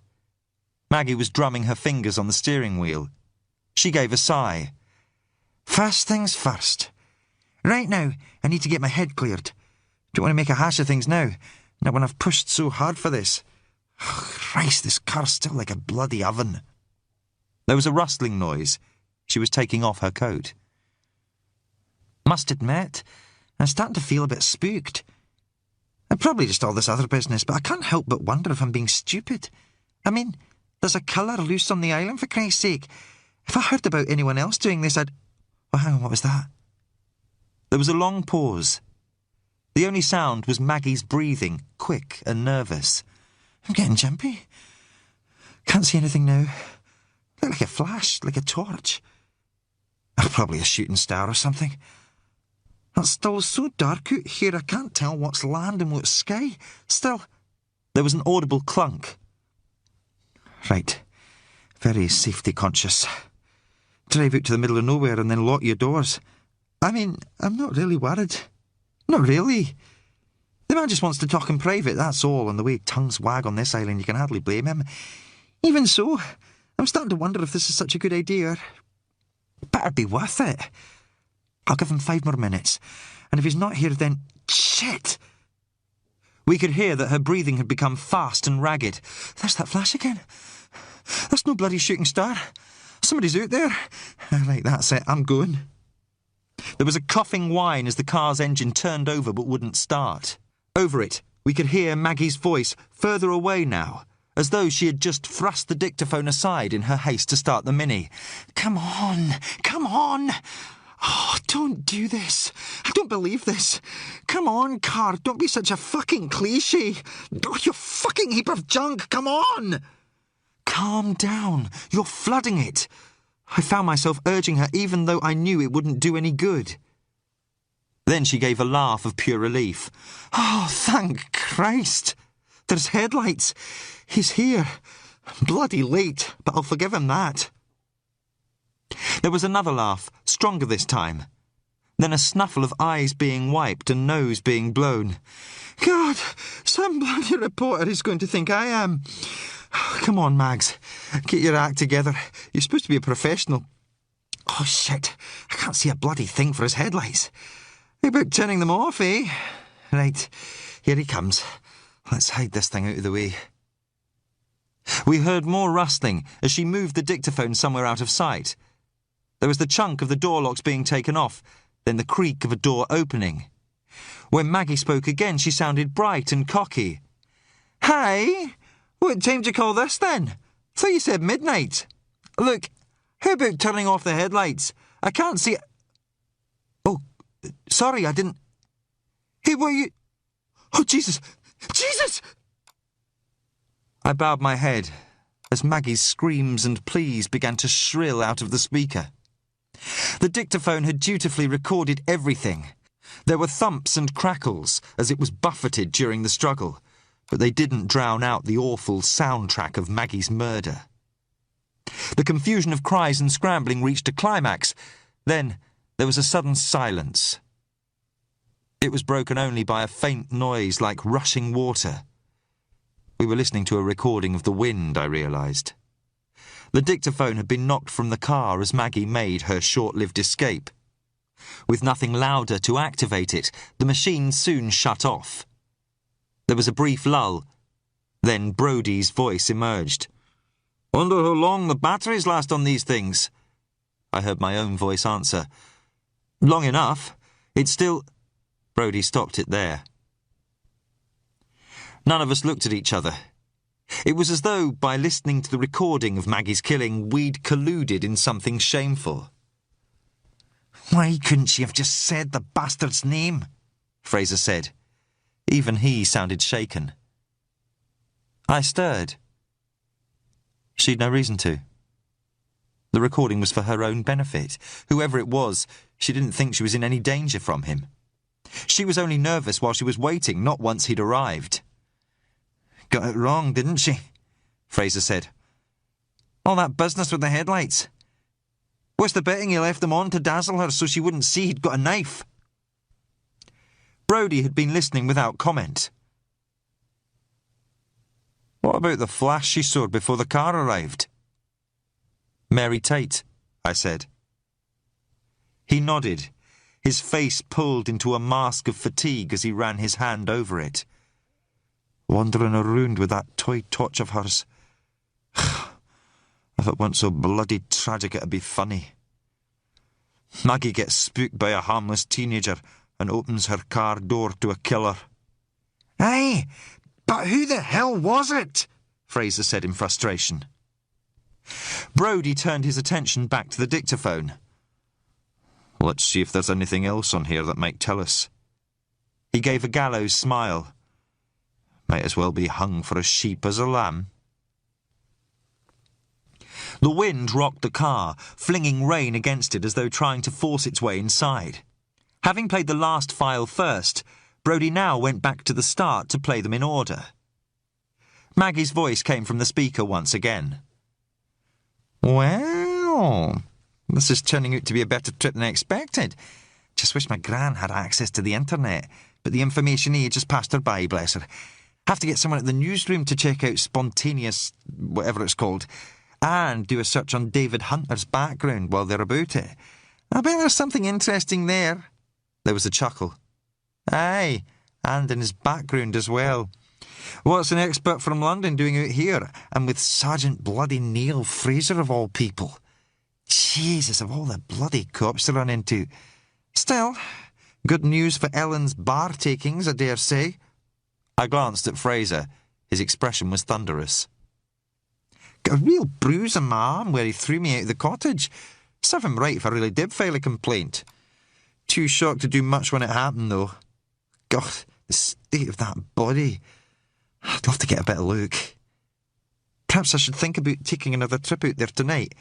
Fraser's bound to be in the bar by then. The back of Fraser's neck was burning crimson. Brodie kept his face impassive as he played the next file. Maggie sounded bad-tempered and out of breath. Well, a right waste of time that was. And I still didn't manage to get a proper look at the body. Last time I tried to play at commandos. It was possible to hear a smile enter her voice. Still, gave me quite a rush, I have to admit. I've not been that scared since I wet myself playing hide-and-seek at junior school. God, when that young PC jumped out at me. What was his name? Duncan, I think they called him. Keen bugger. But at least he seemed human. Cute, too, come to think of it. Wonder if he's single. The next two entries were mainly concerned with her personal musings on family and work. Brodie skipped through them until a familiar name jumped out.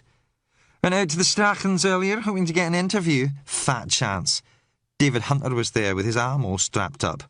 Learned the hard way about going out at night on Runa without a torch. She gave a snort. Bruce Cameron was there as well, sniffing around Strachan's wife as usual. Creepy sod. Can't see why the Strachans put up with him. Grace is nice enough, even though she's so good-looking I should hate her. But can't make my mind up about her husband. All charm 1 minute, frost the next. Mind you, I wouldn't say no.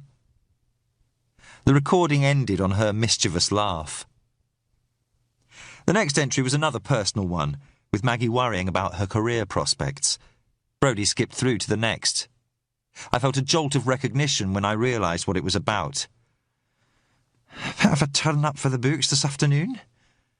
Took a shortcut to my grand's down the alleyway behind the hotel, and who should come rushing out of the back door but Michael Strachan? Looked guilty as hell when I said hello. Don't know who was more surprised, me or him.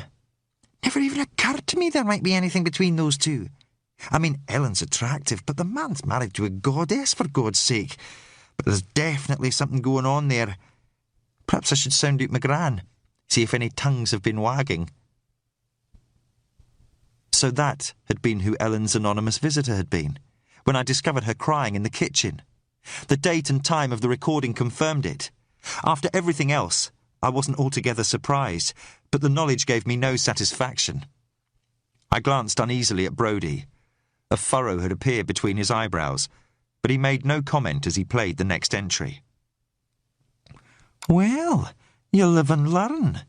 Here's me thinking I'm the seasoned reporter unearthing some big secret, and it turns out to be old news. Course, my gran's sworn me to secrecy anyway, bless her. Sounds like practically everyone knows, but just keeps quiet about it. Can't help but wonder if it would have stayed a secret if it had been anyone else. People here know which side their bread's buttered on, I expect. She gave a cynical laugh. The thing is, it's obvious once you look for it. The little girl's got Ellen's colouring, the same lovely red hair. But if you ignore that, you can see that Strachan's her father. Oh, hell, I thought. Fraser gave a low whistle. So Strachan's been playing away from home. Some people are never satisfied. Brodie looked startled, as though he couldn't quite believe what he had just heard. But it made all too much sense to me. What was it Ellen had said about Anna's father the night she had treated my burns? Let's just say there was never any future there. Now I knew why. The planes of Brodie's face had hardened. Ellen wasn't his daughter, but she might as well have been. Tight-lipped, he stabbed at the machine with a blunt finger to play the next file. It was immediately obvious from Maggie's voice that something was wrong. God, what a lousy bloody day. Seemed like a good idea trying to get an interview with Strachan and his wife after she'd been attacked. Awful business, but they're the most glamorous couple in the Western Isles, and this is a big story now. Thought it was being clever, dropping the soup all over the floor and batting me eyes at Strachan. Then Dr. David bloody Hunter comes out with that Campbell's crack. God, I just wanted the ground to swallow me up. And as though that wasn't bad enough, he tells me the young policeman's been murdered. Duncan. Oh, what was his surname? That's awful. I can't remember. Some bloody journalist I am. He was really nice. Helped me on the ferry with my bag. Even that night he caught me at the cottage. Doesn't it seem possible that someone on this island... Christ, someone I know must have killed him. I mean, what's going on? I don't even want to talk about it anymore. The file ended abruptly. Our breathing had misted the car windows, so that it seemed as though we were enclosed in a sea of fog. The world outside might have ceased to exist as Brodie selected the next entry. 2 left. This time, I thought there was something wrong with the recorder. The noise that came from its speaker was unintelligible at first, an indistinct babble of sound. It was only when I recognised Guthrie's booming voice ordering a drink that I realised we were listening to a recording made in the bar before the meeting. Snatches of conversation came and went, then Brodie's voice came from the speaker. It sounded tinny and far away as the dictaphone struggled to pick up his speech from across the room. We listened once more to Kinross's vehement refusal to believe the killer was an islander, Maggie's own question about the dead woman's identity, and Cameron's abortive attempt to assert himself. The recording became unintelligible again as the meeting broke up. When it finished, the tension in the steamed-up interior of the car seemed unbearable. Then Brodie spoke. Last one. This time, Maggie's voice sounded much more upbeat. Finally, some good news. Almost missed it, too. I had no idea the note was there. It was stuffed so far down in my coat pocket. It'd have been a real sickener if I'd not found it in time. Although, why he wants to meet me at midnight out at Runa, I don't know. Man's got a sense of the dramatic, I'll give him that. Anyone else but him, I might have second thoughts, but I dare say he just wants to wait till his wife's asleep. Either way, no way I can pass this up. I've been trying hard enough for an interview, and if Michael Strachan wants to keep it private, I'm no going to argue. There was a sudden, exuberant laugh. Glad I didn't break my granny's third-best bowl for nothing after all. God, I just hope he isn't setting me up. Be a real anticlimax if he doesn't show. The recording finished. The only sound was the drumming of the rain on the car roof and the mournful bluster of wind. Wordlessly, Brodie played the last section again. If Michael Strachan wants to keep it private, I'm no going to argue. Fraser was the first to find his voice. Jesus Christ. She went to meet Strachan. You heard her. Brodie spoke quietly. He sat very still, as though unwilling to move. But, Christ, it doesn't make any sense. Why would Strachan kill Maggie Cassidy? And the others? What about his wife? He can't have attacked her himself. People do anything when they're desperate, Brodie said. He slowly shook his head. I didn't see this coming either. But Strachan makes more sense than Kinross. We thought Janice Donaldson might have been killed because she tried to blackmail a client. And who'd make the best target? A widowed ferry captain, or a wealthy married man who's the pillar of his community? Aye, but why would Strachan bother with a low-rent tart like Donaldson when he's got a wife like that? Brodie gave a weary shrug. For some men, it's the sordidness that provides the cakes. As for the rest, the more someone has to lose, the harder they'll try to keep it. I didn't want to accept it, but it made an awful sort of sense. First Janice Donaldson, then Duncan had been killed as Strachan tried to cover his tracks, and even though Maggie's persistence in trying to interview him was innocent, to a killer who wasn't prepared to take any chances, it would have appeared in a very different light. He planted the note yesterday, I said slowly, while I was out there. He left Grace and Maggie with me while he went to clean her coat. Even the stalker that Grace thought she had seen had no doubt been engineered by Strachan, a means of distracting her so he could slip a hastily written note into Maggie's coat pocket. A note that was now probably lost on the moorland near the Minnie, scattered with the rest of the contents of Maggie's bag. I felt shock begin to give way to anger, outrage at the extent of Strachan's crimes, his betrayal of everyone who'd trusted him, including me. The Range Rover lurched as a gust of wind savaged it. The gale seemed to have grown worse while we'd listened to Maggie's recordings. So what do we do now? Fraser asked. Moving with the deliberation of a crash victim, Brodie slowly opened the glove compartment and put the dictaphone inside. He closed it again, pressing the door shut with a deliberate click. Try the radio. Fraser tried first his own, then the car's fixed set. Still dead. Brodie nodded, as though that was only what he'd expected. We can't afford to wait for the mainland team anymore. We need to bring him in. Strachan's going to be off this island the second the weather clears. There's not only his own yacht, there's a dozen or so other boats he could try for. We can't watch them all. We don't know for sure he'll run, Fraser countered, but he didn't sound as if he believed it himself. He's killed 3 people, including a police officer, Brodie said implacably. Maggie wasn't even a threat, he just thought she was. He's losing it, getting desperate. We give him the chance, he'll be gone, or kill somebody else. You think Wallace will thank you if that happens? Fraser gave a reluctant nod.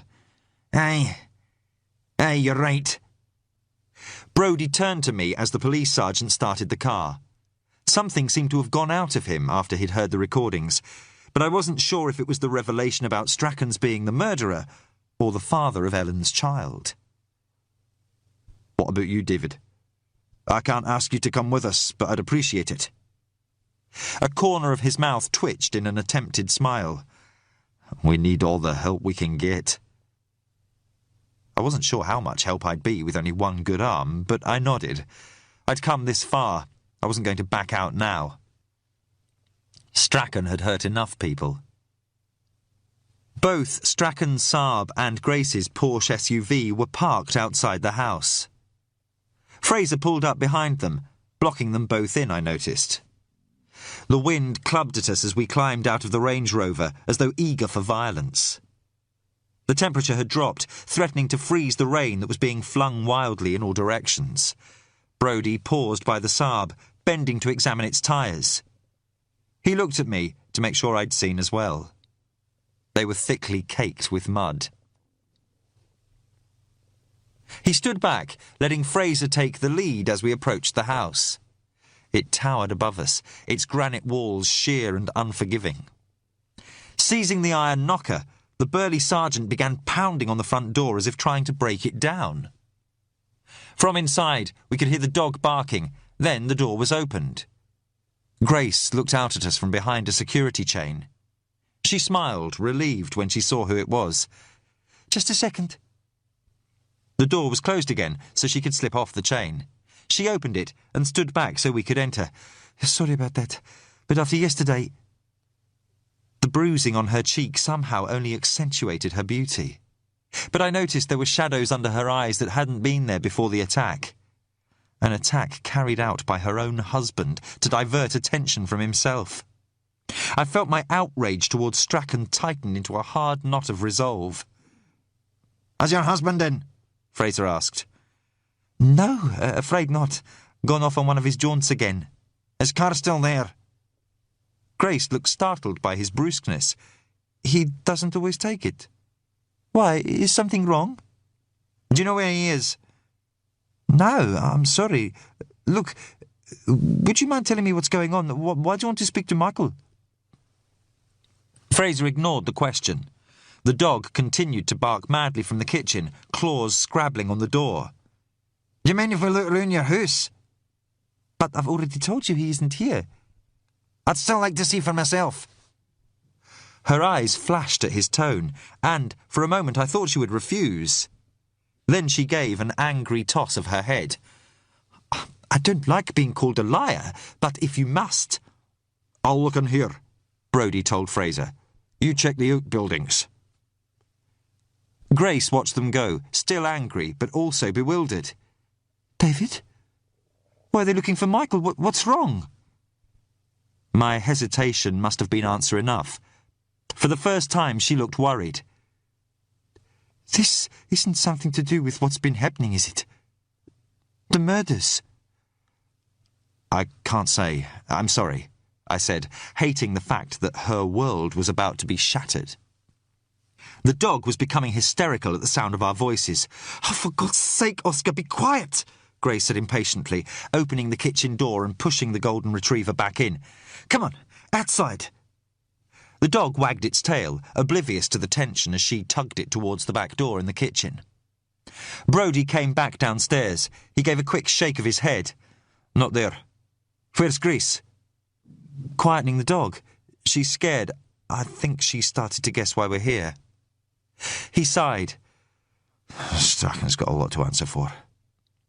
Bad enough finding out your husband's a murderer, let alone got a child by another woman. An expression of pain creased his features. Christ.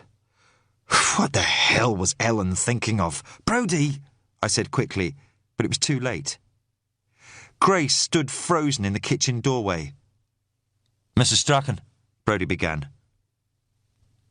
I don't believe you, she whispered. She had gone white. I'm sorry. You shouldn't have had to hear like that. Nah, you're lying. Michael wouldn't. He wouldn't. I'm very... Get out. Get out. It was more a sob than a shout. Come on, let's go, Brodie said quietly. I didn't like leaving her like that, but there was nothing I could do or say that would make any difference to Grace. As we went outside, she was hugging herself, her perfect face now a stricken mask. Then Brodie had closed the door behind us, shutting her off from sight. Christ, I didn't mean that to happen. Well, it has. I felt unaccountably angry. Let's find Fraser. I pulled my coat hood tight as we made our way towards the outbuildings. It was much colder now. The wind seemed to be trying to push us back, flinging rain in icy blasts against us. Fraser was just emerging from the barn when we rounded the side of the house. Find anything? Brodie asked. You better see for yourselves. He led us back into the barn. I'd last been here with Strachan when Grace had been missing, or when I'd thought she was missing, I reminded myself. He'd known all along where she was. Fraser went to where a petrol-driven lawnmower stood in the far corner. Behind it was a large petrol container. There was no lid, only a broken plastic strap to show where one had been attached. What's the betting that the top we found near the camper van is from that?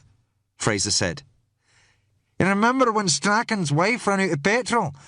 I put money that's where he got his accelerant from to start the fires. Christ, if I get hold of the bastard. Brodie's jaw bunched as he looked down at the container.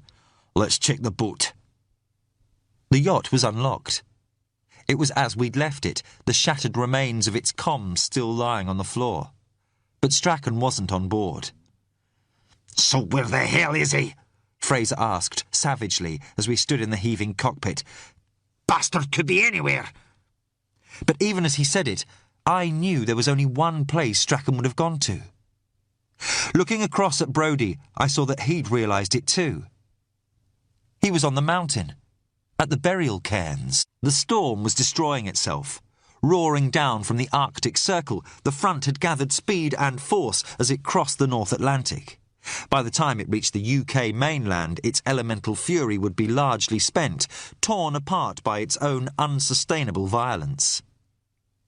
On Runa, though, it had reached its peak, building into a frenzy, as though determined to wrench the tiny island from the sea. As we clambered up the exposed slopes of Ben Turit, the wind seemed to have doubled its intensity, and the temperature had plummeted. The icy rain had turned to hail, white stones that bounced and skidded underfoot, beating down on my hood like gravel. We'd left the car on the road as close to the foot of the mountain as we could get and started up. It was still light, but visibility was poor, and the afternoon was already passing. There was another hour, 2 at most, before the first dimming of twilight, and once darkness fell, then being out here could very quickly go from being dangerous to fatal. Despite the exertion, my hands, feet and face were numb. The cold made my injured shoulder burn with a dull, strength-sapping ache. To make matters worse, we had only a vague idea of where the cairns were. It had been night when I'd blindly stumbled up here, following the glow from Strachan's fire, and I'd been delirious with exhaustion and pain. In daylight, the mountainside was a bewildering jumble of boulders and gullies. Its rock-strewn slopes were covered with formations that could be either natural or man-made. "Never been up here before," Brodie panted. "But I don't think the cairns are very far. Shouldn't take us too long. If we head straight up, we're bound to come to them." I wasn't so sure. The slope was treacherous with loose stone and scree, and there was nothing resembling any sort of path. We were forced to make our own route, often finding ourselves faced with rocks that had to be either scrambled over or bypassed. If he'd managed to carry me down here single-handed at night, Strachan was obviously stronger than he looked. And more dangerous. We were walking directly into the wind, bent almost double by the effort. We'd started out close together, but as the steep gradient took its toll, we'd become strung out. Brodie forged on resolutely, but with my balance impaired by my strapped arm, I was finding the going harder. Not as hard as Fraser, though. Overweight and unfit, the police sergeant was wheezing for breath and falling further behind with every step. I was considering calling for arrest when there was a clatter from behind me. Looking back, I saw that Fraser had fallen. Loose rocks formed a mini avalanche around him as he slid backwards on his hands and knees. He stayed on them, gulping air through his open mouth, too exhausted to get up. Ahead of us, Brodie was carrying on unaware. "Brodie! Wait!" I called, the wind throwing my words back at me. I hurried back down to Fraser. I got my hand under his arm and tried to pull him to his feet. He was a solid, dead weight. "Give me a minute," he gasped. But I could see that a minute, or even longer, wasn't going to make any difference. There was no way he could go any further. I looked up for Brodie again and saw him almost lost in the hail. Then a sudden gust peppered my eyes with shards of ice, making me avert my face. "Can you make it back to the car?" I asked, putting my mouth close to his ear so he could hear me over the wind. He nodded, chest heaving. "You sure?" He waved me on irritably. I left him to it and hurried after Brodie. I couldn't see him at all now. My breathing became ragged as I tried to catch up. I kept my head down, staring at the ground directly in front of me, partly to protect my face from the wind's bite, but mainly because I was too tired to do anything else. Whenever I looked up, hoping to catch a glimpse of Brodie, the hail obscured the slope ahead like static on a TV screen. A stone skidded from under my foot, sending me down onto one knee. I sucked in air, not sure how much further I could go. "Brodie!" I shouted. But the only answer was the shriek of the gale. I clambered to my feet again. It was too exposed to stay where I was. I had to decide whether to carry on or follow Fraser back down. And, as I stood there, I realised that the tumbles of rock nearby were oddly symmetrical. I'd been so focused on catching up with Brodie that I'd not taken notice of the surrounding landscape until now. I was standing amongst the burial cairns. But there was no sign of Brodie. I told myself that he couldn't have missed them, that he wouldn't have gone straight past even though that was what I'd almost done myself. As I looked round for him, an eddy in the wind created a gap in the swirling hail, like a curtain being drawn back. It only lasted for a moment, but while it did, I saw a larger stone structure further off along the slope. My boots skidded on the hail-covered slope, carving ruts in the sodden turf as I went to take a closer look. The structure was like a round stone hut, partially caved in. Just outside it was the remains of a campfire. The ashes were cold, already half covered with hail. But looking at them, I saw the flames leaping up and remembered the hooded figure emerging into the firelight the night I had been lost. Strachan's words came back to me. "The broch's a good place to think.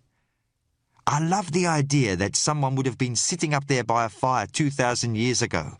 I like to think I'm keeping the tradition." I looked around, not really expecting to see either Fraser or Brodie, but hoping all the same. But I might have been the only living soul on the mountainside.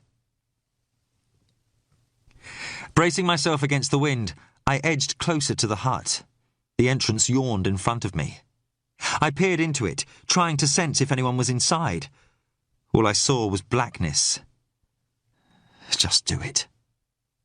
Crouching down, I ducked through the low opening. Silence draped around me like a blanket as the wind was cut off. It was pitch black, the air heavy with loam and age. It was cramped inside, barely high enough to allow me to stand, but no one jumped out at me.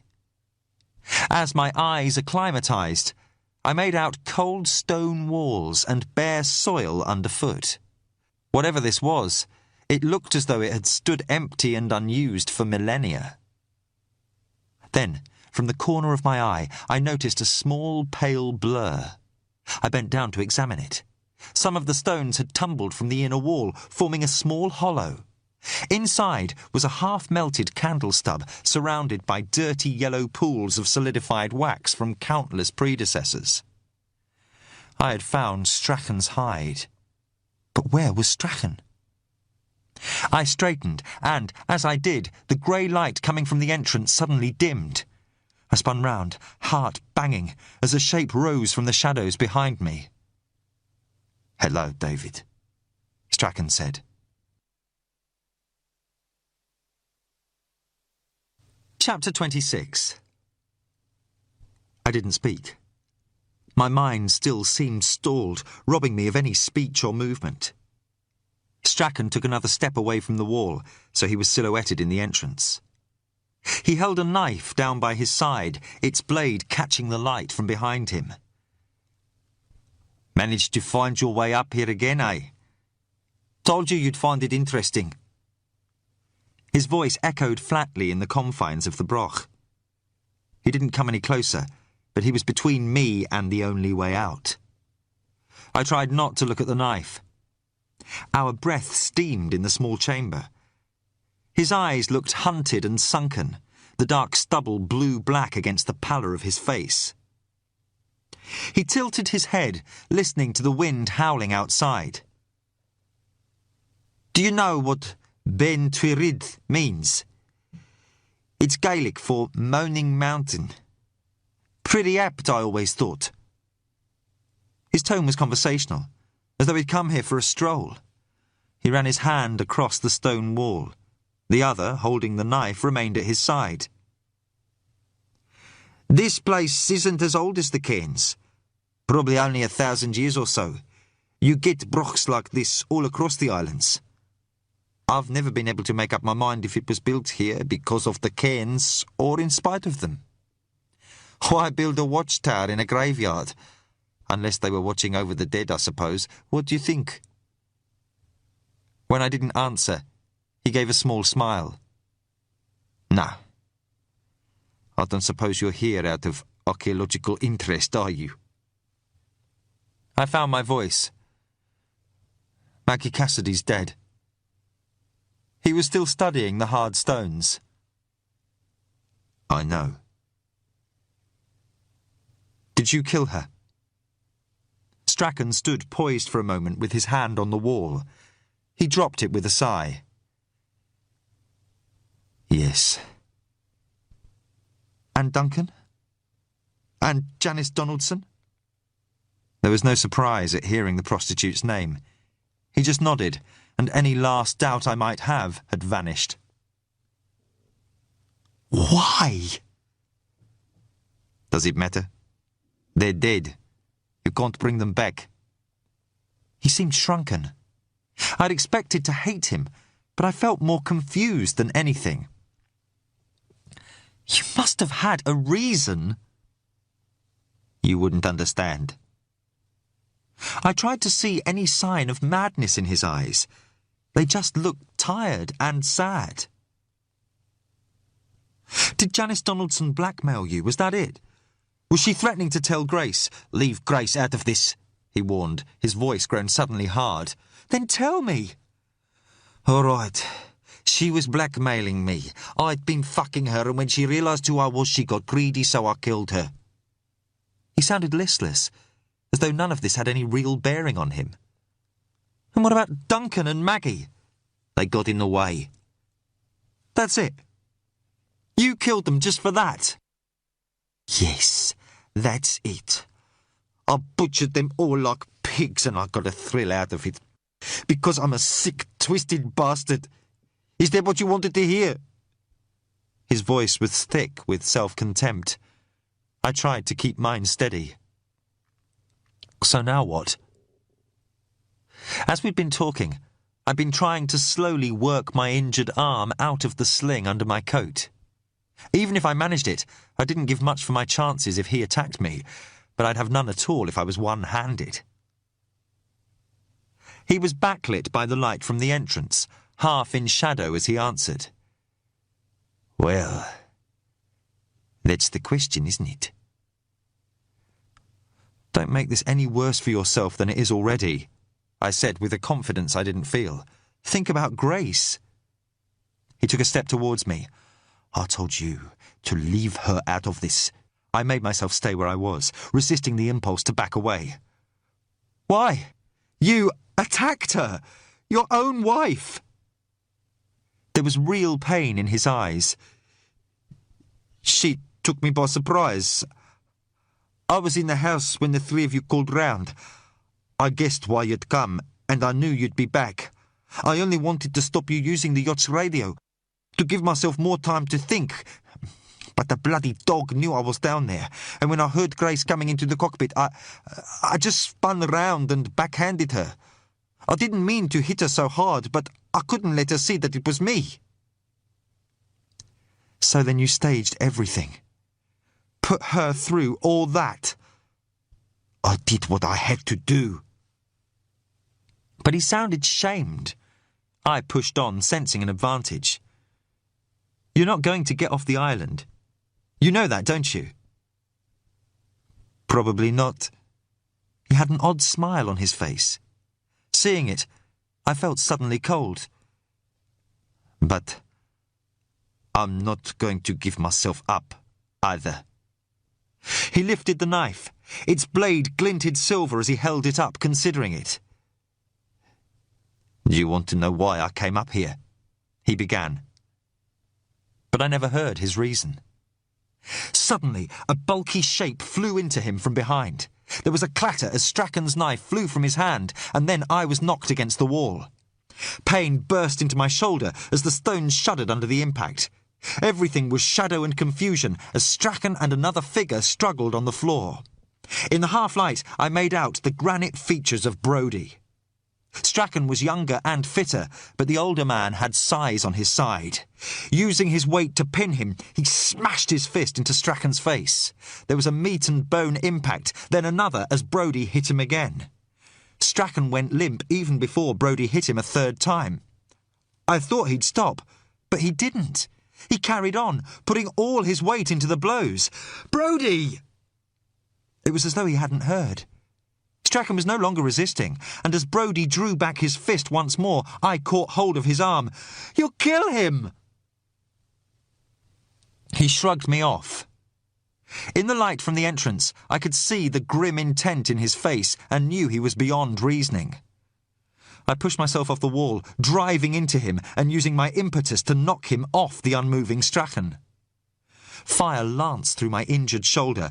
Brodie tried to push me aside, but the pain maddened me. I shoved him back. No! For an instant, I thought he was going to attack me. Then the rage seemed to drain from him. Panting, he slumped against the wall as the fit passed.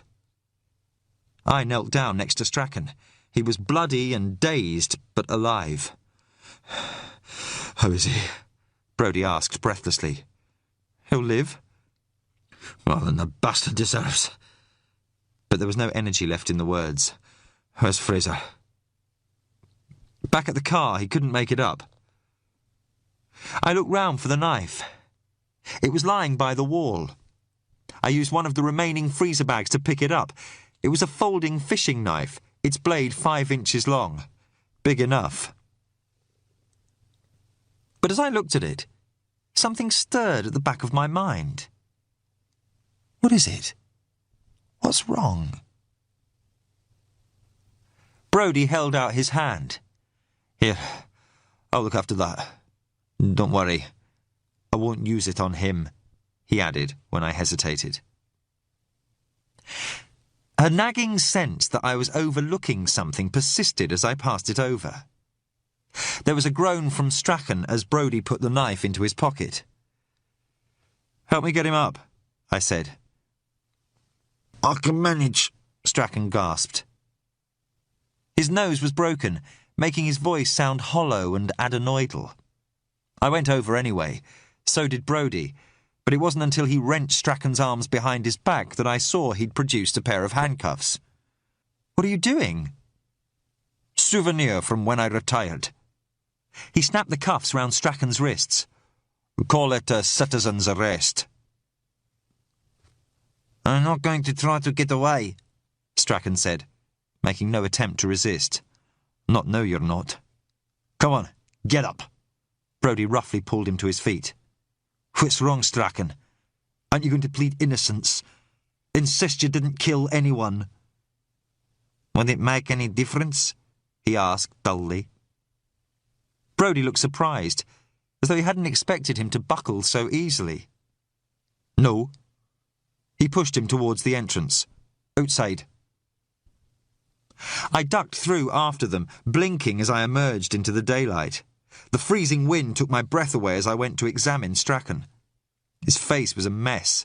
The blood and mucus that smeared it was superficial, but one of his eyes was puffed almost shut. From the way the cheek under it was also swollen, I guessed it wasn't only his nose that was broken. I felt in my pockets for a tissue and began trying to staunch the blood. "Let him bleed," Brodie said. Strachan gave a travesty of a smile. "Ever the humanitarian, Brodie?" "Can you make it down?" I asked him. "Do I have any choice?" None of us did. Strachan wasn't the only one in bad shape. The climb and fight had taken its toll on Brodie. His face was grey, and I doubted I looked any better. My shoulder had started throbbing again, and I was beginning to shiver as the wind cut through my fire-damaged coat like icy knives. We all needed to get off the exposed mountainside fast. Brodie gave Strachan a shove. "Move." "Take it easy," I told him, as Strachan almost fell. "Don't waste your sympathy. It would have killed you back there given a chance." Strachan looked over his shoulder at me. "I don't want any sympathy, but you were never in any danger from me." Brodie snorted. "Aye, right. That's why you got the knife." "I came up here to kill myself, not anybody else. Save it, Strachan," Brodie told him roughly, steering him down the slope. But the feeling that something wasn't right about this, that I was missing something, was stronger than ever. I found myself wanting to hear what Strachan had to say. I don't understand," I said. "You've murdered 3 people. Why suddenly decide to kill yourself now?" The desolation on his face seemed genuine. "Because enough people have died. I wanted to be the last." Brodie's next shove sent him to his knees on the hail-covered grass. "You lying bastard! All the blood in your hands and you stand there and say that? Christ, I ought to—" "Brodie!" I quickly moved in between them. He was trembling with anger, all his fury focused on the man kneeling in front of him.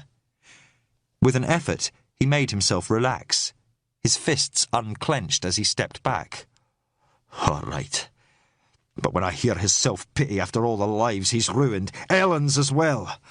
"I know, but it's finished. Let the police handle it now." Brodie drew in a long, shaky breath, nodding assent. But Strachan was still staring at him. "What about Ellen?" "Don't bother denying it," Brodie told him bitterly. "We know you're Anna's father, God help her." Strachan had scrambled to his feet. There was an unmistakable urgency about him now. "How did you find out? Who told you?" Brodie regarded him coldly. "You weren't as clever as you thought. Maggie Cassidy found out. Seems like everyone on the island knew about it." Strachan looked as though he had been struck. "And about Grace? Does she know?" "That's the least of your worries after this." "Does she know?" His vehemence took us both aback. I answered, feeling an awful apprehension start to bloom. It was an accident. She overheard. Strachan looked as though he'd been struck. "We have to get back to the village." Brodie grabbed hold of him as he turned away. "You're not going anywhere." Strachan shook him off. "Let me go, you bloody idiot. Christ, you have no idea what you've done." It wasn't his anger that convinced me. It was what else was in his eyes. Fear.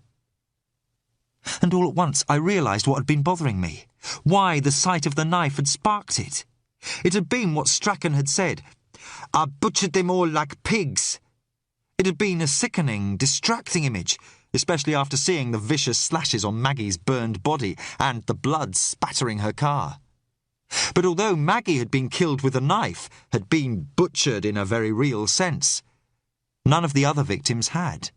So either Strachan hadn't meant what he'd said, or... Oh my God. What had we done? I fought to keep my voice steady. "Take his handcuffs off." Brodie stared at me as if I were mad. "What? I'm not going to..." "We don't have time for this," Strachan broke in. "We need to get back, now." "He's right. We have to hurry," I said. "Why, for God's sake, what's wrong?" Brodie demanded, but he still started to unlock the handcuffs. "He didn't kill them," I said, willing him to hurry. The enormity of our mistake was starting to dawn with appalling bell-like clarity. It was Grace. He's just been protecting her. "Grace?" Brodie echoed incredulously. "His wife?" A look of self-loathing crossed Strachan's battered face. "Grace isn't my wife. She's my sister." Chapter 27. The journey back to the Range Rover was a nightmare.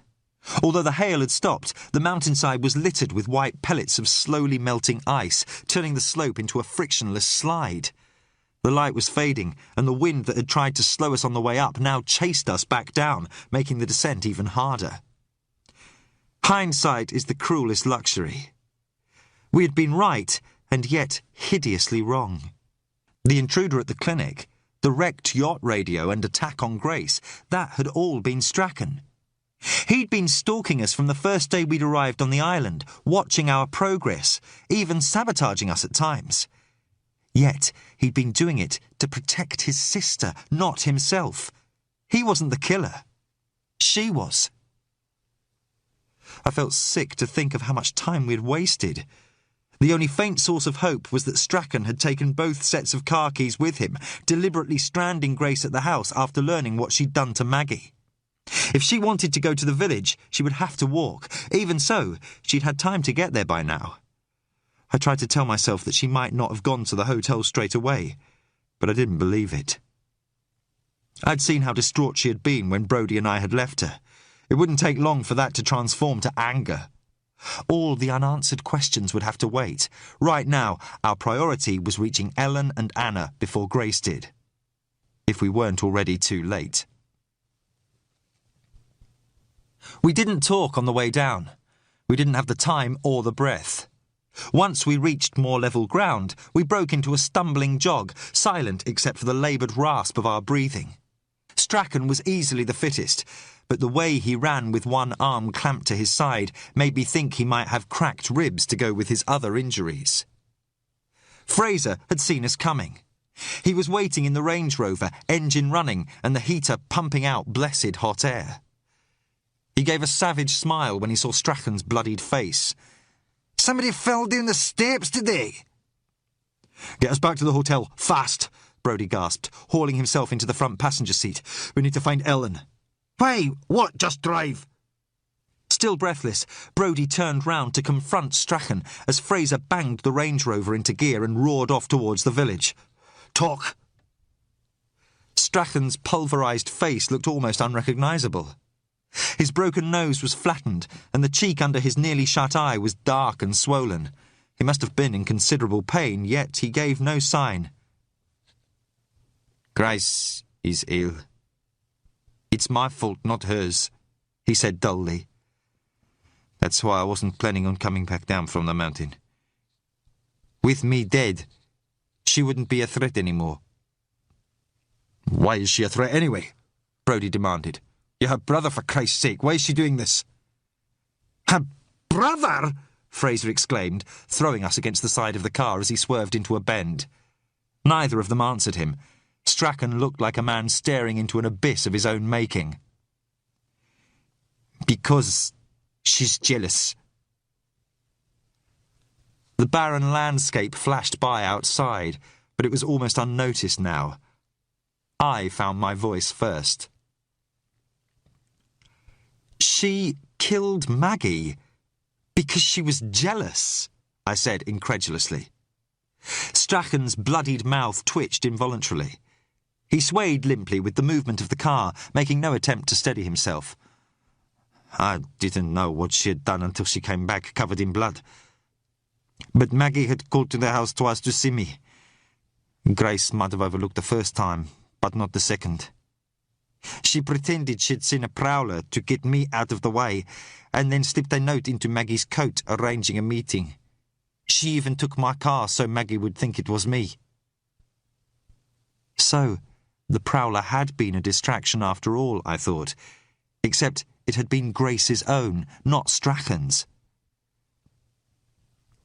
"You've got to understand how it was," Strachan said, and for the first time a hint of pleading had entered his voice. "When we were growing up, there were just the two of us. Our mother died when we were young, and our father was away most of the time on trips. We lived on an isolated estate with security guards and private tutors.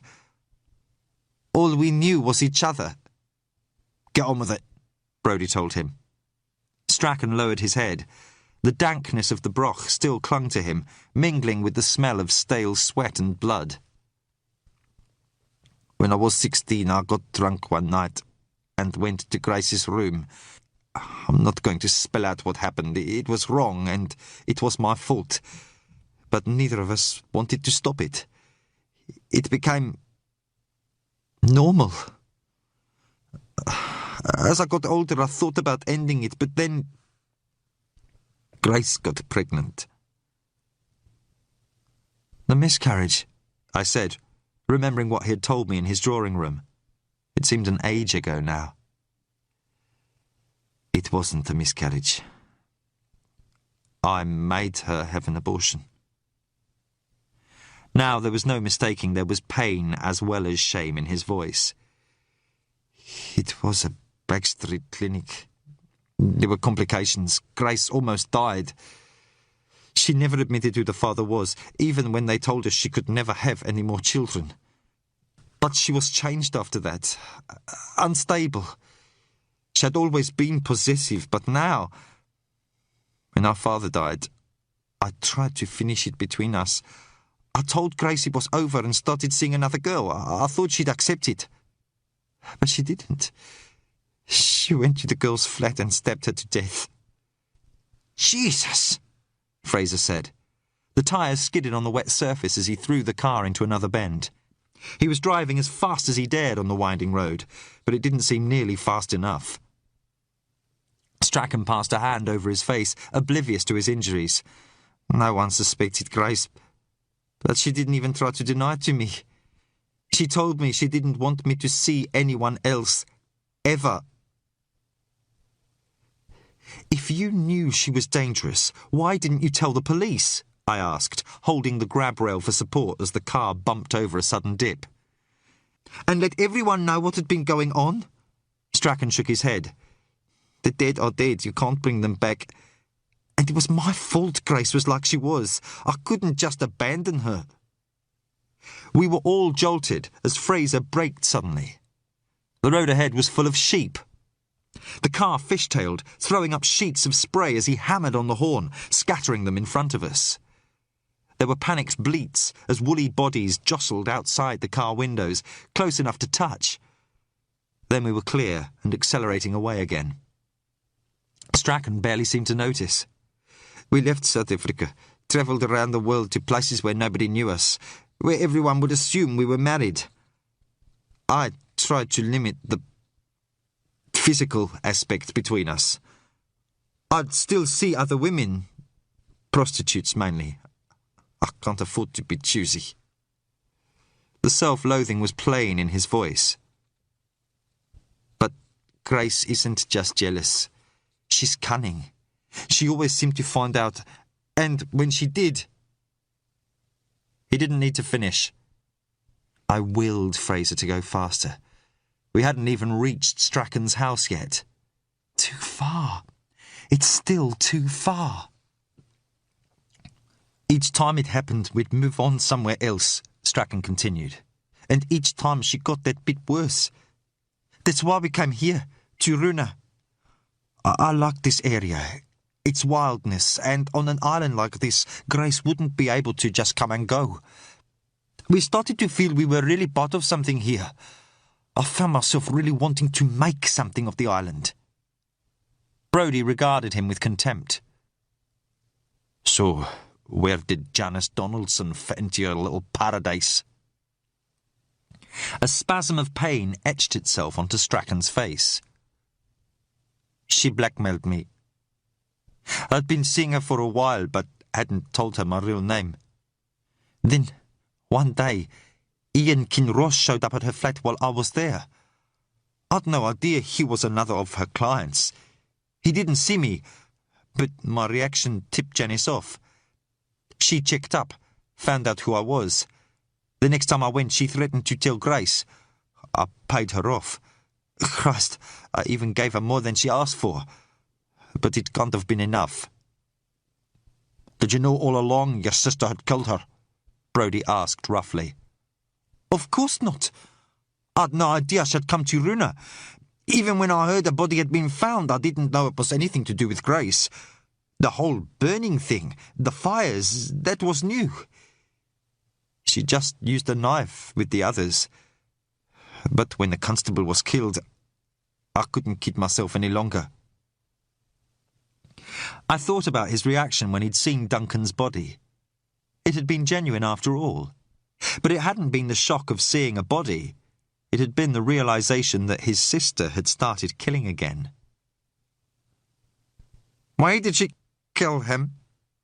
Fraser demanded without turning round, his voice cracked. He was slewing the car round the bends almost recklessly, throwing us from side to side. I don't know. But in the past, whenever Grace had an episode, we'd always moved on. This time we couldn't. And when she realised there was going to be a murder investigation, she must have panicked and tried to get rid of anything that might incriminate her. Duncan must have just been in the way. In the fucking way! Fraser snarled, the car swerving as he started to turn around. Easy, Brodie warned him. His face was like stone as he turned back to Strachan. How many people has she killed? Strachan shook his head. I don't know for sure. She doesn't always tell me. 4 or 5 before this, perhaps. I don't know which was worse, the number or the fact that Strachan hadn't even kept track of his sister's victims. Tell me about Ellen, Brodie grated. Strachan closed his eyes. Ellen was a mistake. There always was that tension between us. I tried to avoid her. I daren't make Grace suspicious.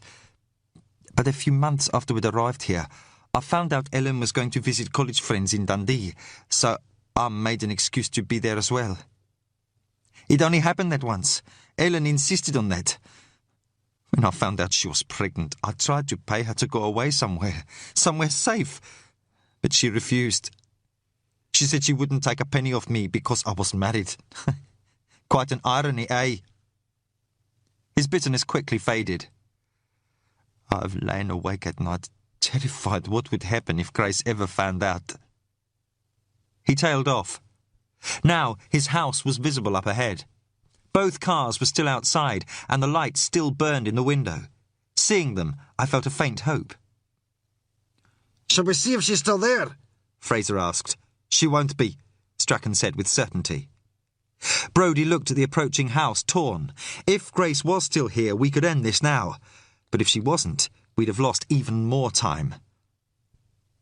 What's that on the drive? I asked. A pale yellow shape was lying motionless in the driveway. I felt cold as I realised what it was. The body of Oscar, Strachan's retriever. "She killed his dog!" Fraser exclaimed. "Why the hell would she do that?" No one answered, but Strachan's face was bleak as we left the house behind. "Drive faster," Brodie told Fraser. Within minutes, the first houses had appeared ahead of us. The light had almost gone as we entered the village. Its streets were ominously empty. Fraser barely slowed as he flung the Range Rover into the side road leading up to the hotel. The front door stood open. Strachan leaped out of the car even before it had stopped moving. He ran up the hotel steps to the entrance, but then stopped dead. His battered face suddenly leached of colour. "Oh, Christ," Brodie breathed, staring inside. The hotel had been wrecked. Broken furniture littered the hall. The grandfather clock lay face down and smashed, the mirror torn from the wall and smashed into crazed shards of glass. It was frenzied, wanton destruction, but that wasn't what had stopped Strachan. The hallway was covered with blood. The metallic stink of it thickened the air with a slaughterhouse taint. It was pooled on the wooden floorboards, spattered in abstract splashes across the panelled walls. It had sprayed highest just inside the doorway, jetting up the walls almost as far as the ceiling. This would have been where the attack first took place, but its progress afterwards was easy enough to follow. The blood formed a trail, big round splashes at first, then smeared tracks as its source had stumbled down the hallway. The trail disappeared into the bar. "Oh, no," Strachan whispered. "Oh, please, no." There was hardly any coagulation, which meant the blood was still fresh. Not very long ago, it had been pumping round a living body. Both Strachan and Brodie seemed paralysed by the sight of it. I forced myself to go past them and hurried down the hall, trying to avoid treading in the splashes on the floor. A bloody hand mark stood out on the white doorframe where someone had clutched it for support. It was too smudged to say how big or small the hand had been, but it was low down on the frame, as though whoever had made it had been crawling. Or a child. I didn't want to see what was inside, but I had no choice. I took a breath, trying to prepare myself, and stepped into the bar. Nothing in it had been left intact. Chairs and tables had been tipped over and smashed, curtains slashed, bottles and glasses shattered in a frenzy. In the middle of it all was Cameron. Limbs splayed out in the relaxation of death. The schoolteacher lay slumped against the bar. His clothes were soaked through with blood that had only just begun to dry. A wide gash had opened a second mouth in his throat, slicing across his trachea as though trying to free the bulging Adam's apple. The teacher's eyes were wide with shock, as though unable to believe what Grace had done to him. Fraser appeared behind us. "Oh, Christ," he mumbled. The air was a nauseous cocktail of alcohol and blood. There was another odour as well, but even as my stunned senses began to recognise it, a sudden sound tore through the silence. A child's scream. It came from the kitchen. Strachan was running even before it had died. Brodie and I were just behind him as he burst through the kitchen swing door, but the scene inside halted us all in our tracks. The devastation we had found before was nothing compared to this.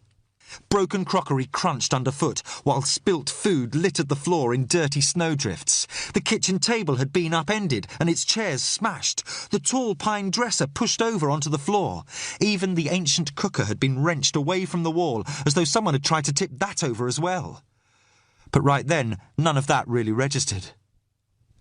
Ellen was backed into a corner, terrified and bloodied, but alive.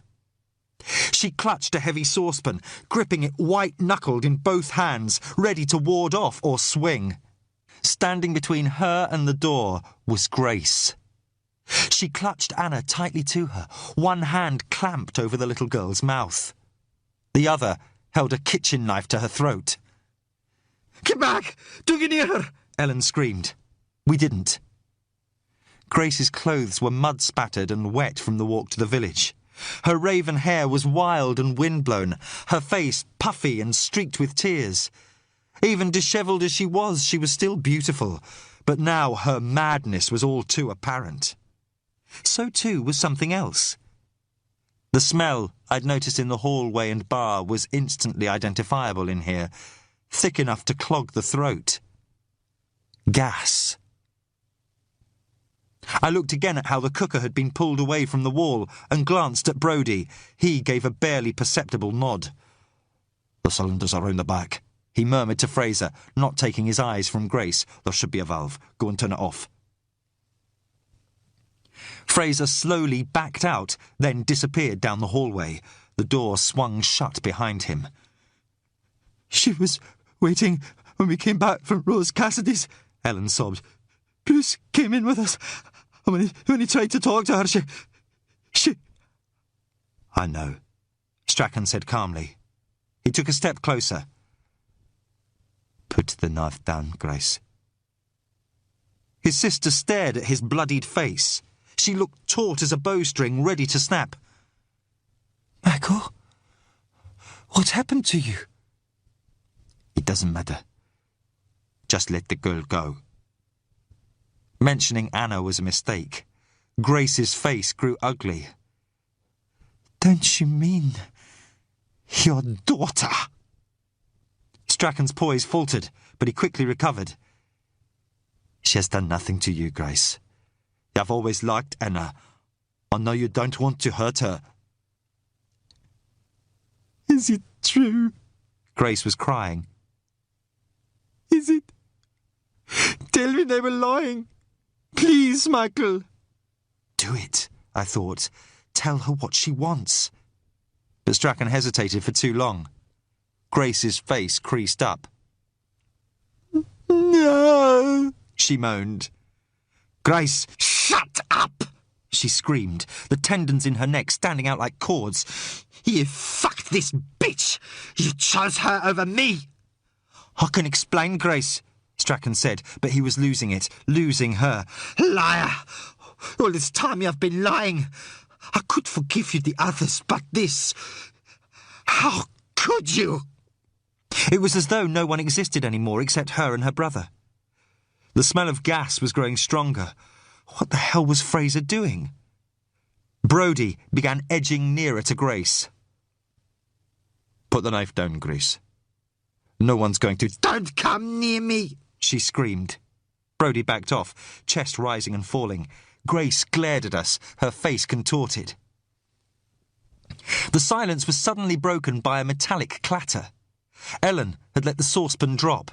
As it bounced on the floor, the sound of it shockingly loud, she stepped slowly towards Grace.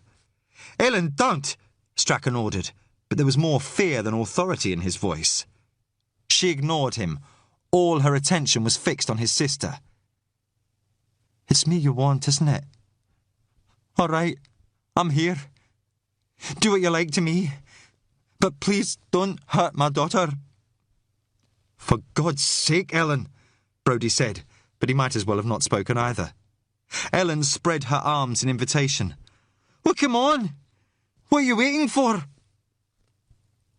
Grace had turned to face her, a tick working one corner of her mouth like broken clockwork. Strachan broke in desperately. Look at me, Grace. Forget her. She's not important. Stay out of this, Ellen warned. But Strachan took one pace forward, then another.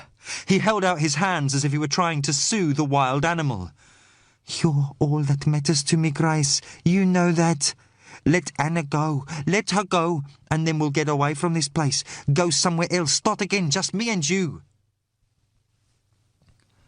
Grace was staring at him with such naked yearning it felt obscene to see it. Put the knife down, he told her softly.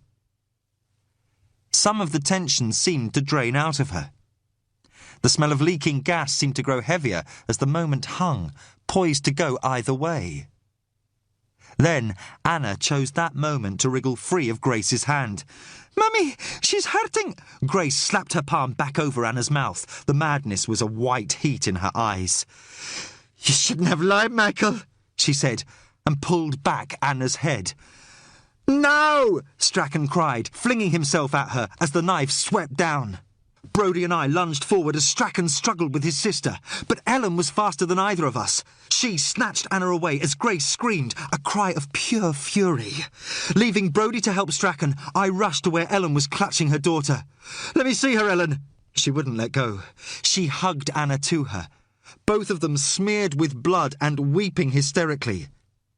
But I could see that the blood was from Ellen's cuts, that the little girl wasn't hurt. Thank God. As I sagged with relief, Brodie's voice came from behind me. "David!" He sounded odd. He had hold of Grace, pinning her arms behind her back, but she wasn't struggling anymore. They were both staring at Strachan. He stood nearby, looking down at himself with a faintly surprised expression. The knife handle was jutting from his stomach. "Michael?" Grace said in a small voice. "It's all right," he told her, but then his legs gave way. "Michael!" Grace screamed. Brodie held her back as she tried to go to Strachan. I managed to reach him, trying to take his weight on my good shoulder. "Get Anna outside, take her to a neighbour's," I told Ellen as he sank to the floor. Just take her, Ellen." I wanted them well away from here. The stink of gas had become so thick it was nauseating. I glanced at the portable heater that lay on its side nearby, relieved that at least it wasn't still on. With so much propane leaking into the room, the last thing we needed was a naked flame. I wondered again what was taking Fraser so long. Grace was still being restrained by Brodie, sobbing, as I knelt by Strachan. His face had gone shockingly white. "You can let go of my sister now," he said, voice hoarse with pain. "She's not going anywhere." I gave Brodie a nod when he hesitated. As soon as he released her, Grace dropped down beside Strachan. "Oh, God, Michael!" Her face was a mask of anguish as she turned to me. "Do something! Help him!" He tried to smile as he took hold of her hand. "Don't worry. Everything will be all right. I promise." "Don't talk," I told him. "Try to keep as still as you can." I started to examine his wound. It was bad. The knife blade was fully lodged in his stomach. I couldn't even begin to guess what internal damage it had caused. "Don't look so grim," he told me. "Just a scratch," I said lightly. "I'm going to help you lie down flat. Try not to move the knife." Its blade was the only thing preventing him from bleeding to death. As long as it stayed where it was, it would act as a plug to slow his blood loss. But not for long. Grace was weeping more quietly now, the violence drained from her as she cradled her brother's head on her lap. I tried to keep my anxiety from my face as I quickly ran through my options. There weren't many. There were none of the facilities here that Strachan needed, and the only nurse on the island was lying dead in the other room. Unless we could get him evacuated, and soon, he was going to die whatever I did. Fraser rushed back in, skidding on the broken crockery and spilled food on the floor. "Jesus!" he panted, seeing Strachan, then gathered himself. "The gas canisters are locked in a cage. I can't open it." Brodie had been struggling to move the heavy pine dresser that was lying in front of the back door, partially blocking it. Now he abandoned the attempt, staring round the wrecked kitchen. "The keys for the cage must be here somewhere," he said, frustrated. But even if we'd known where Ellen kept them, it wouldn't have done any good. Every drawer had been pulled out and smashed, their contents scattered among the rest of the debris. The keys could be anywhere. Brodie had reached the same conclusion. "We don't have time to look. Let's get everybody out while we break into the cage to turn off the gas." There was no way Strachan should be moved, but the gas left us no choice. It was so thick now I could taste it. The atmosphere in the kitchen would soon be unbreathable, and propane was heavier than air, which meant it would be even worse on the floor where Strachan lay. I gave a quick nod of assent. We can use the table to carry him. Grace was still weeping as she cradled her brother's head. Strachan had been watching us in silence. Even though he must have been in agony, he seemed remarkably calm, almost peaceful. "Just leave me here," he said, his voice already weakening. "I thought I told you to be quiet." He grinned, and for a moment looked like the man I'd met when I'd first arrived on the island. Grace was keening, an almost animal sound of grief as she stroked his face. "I'm sorry. I'm so sorry." "Shh. Everything's going to be fine. I promise." Fraser and Brodie were struggling to right the heavy table. I went to the kitchen's window, hoping it hadn't been painted shut. Even a little ventilation would be better than nothing. But I'd only taken a few steps when I saw Strachan grope for something lying in the broken crockery nearby. "Get away from there, David," he said, holding it up. It was the lighter for the gas range. He had his thumb poised on the ignition button. "Sorry, but I'm not going anywhere." "Put it down, Michael," I said, trying for an assurance I didn't feel. There was so much gas in the kitchen that one spark would set it off.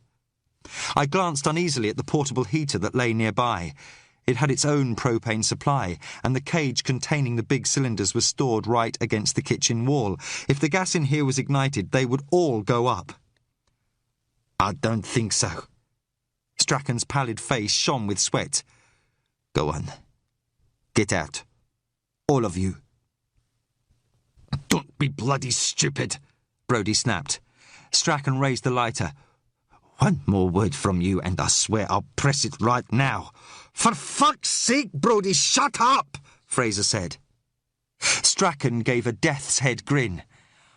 "Good advice. I'm going to count to 10. 1. "What about Grace?" I said, stalling for time. Grace and I stay together, don't we, Grace?" She was blinking through her tears, as though only now becoming aware of what was going on. "Michael, what are you going to do?" He smiled at her. "Trust me."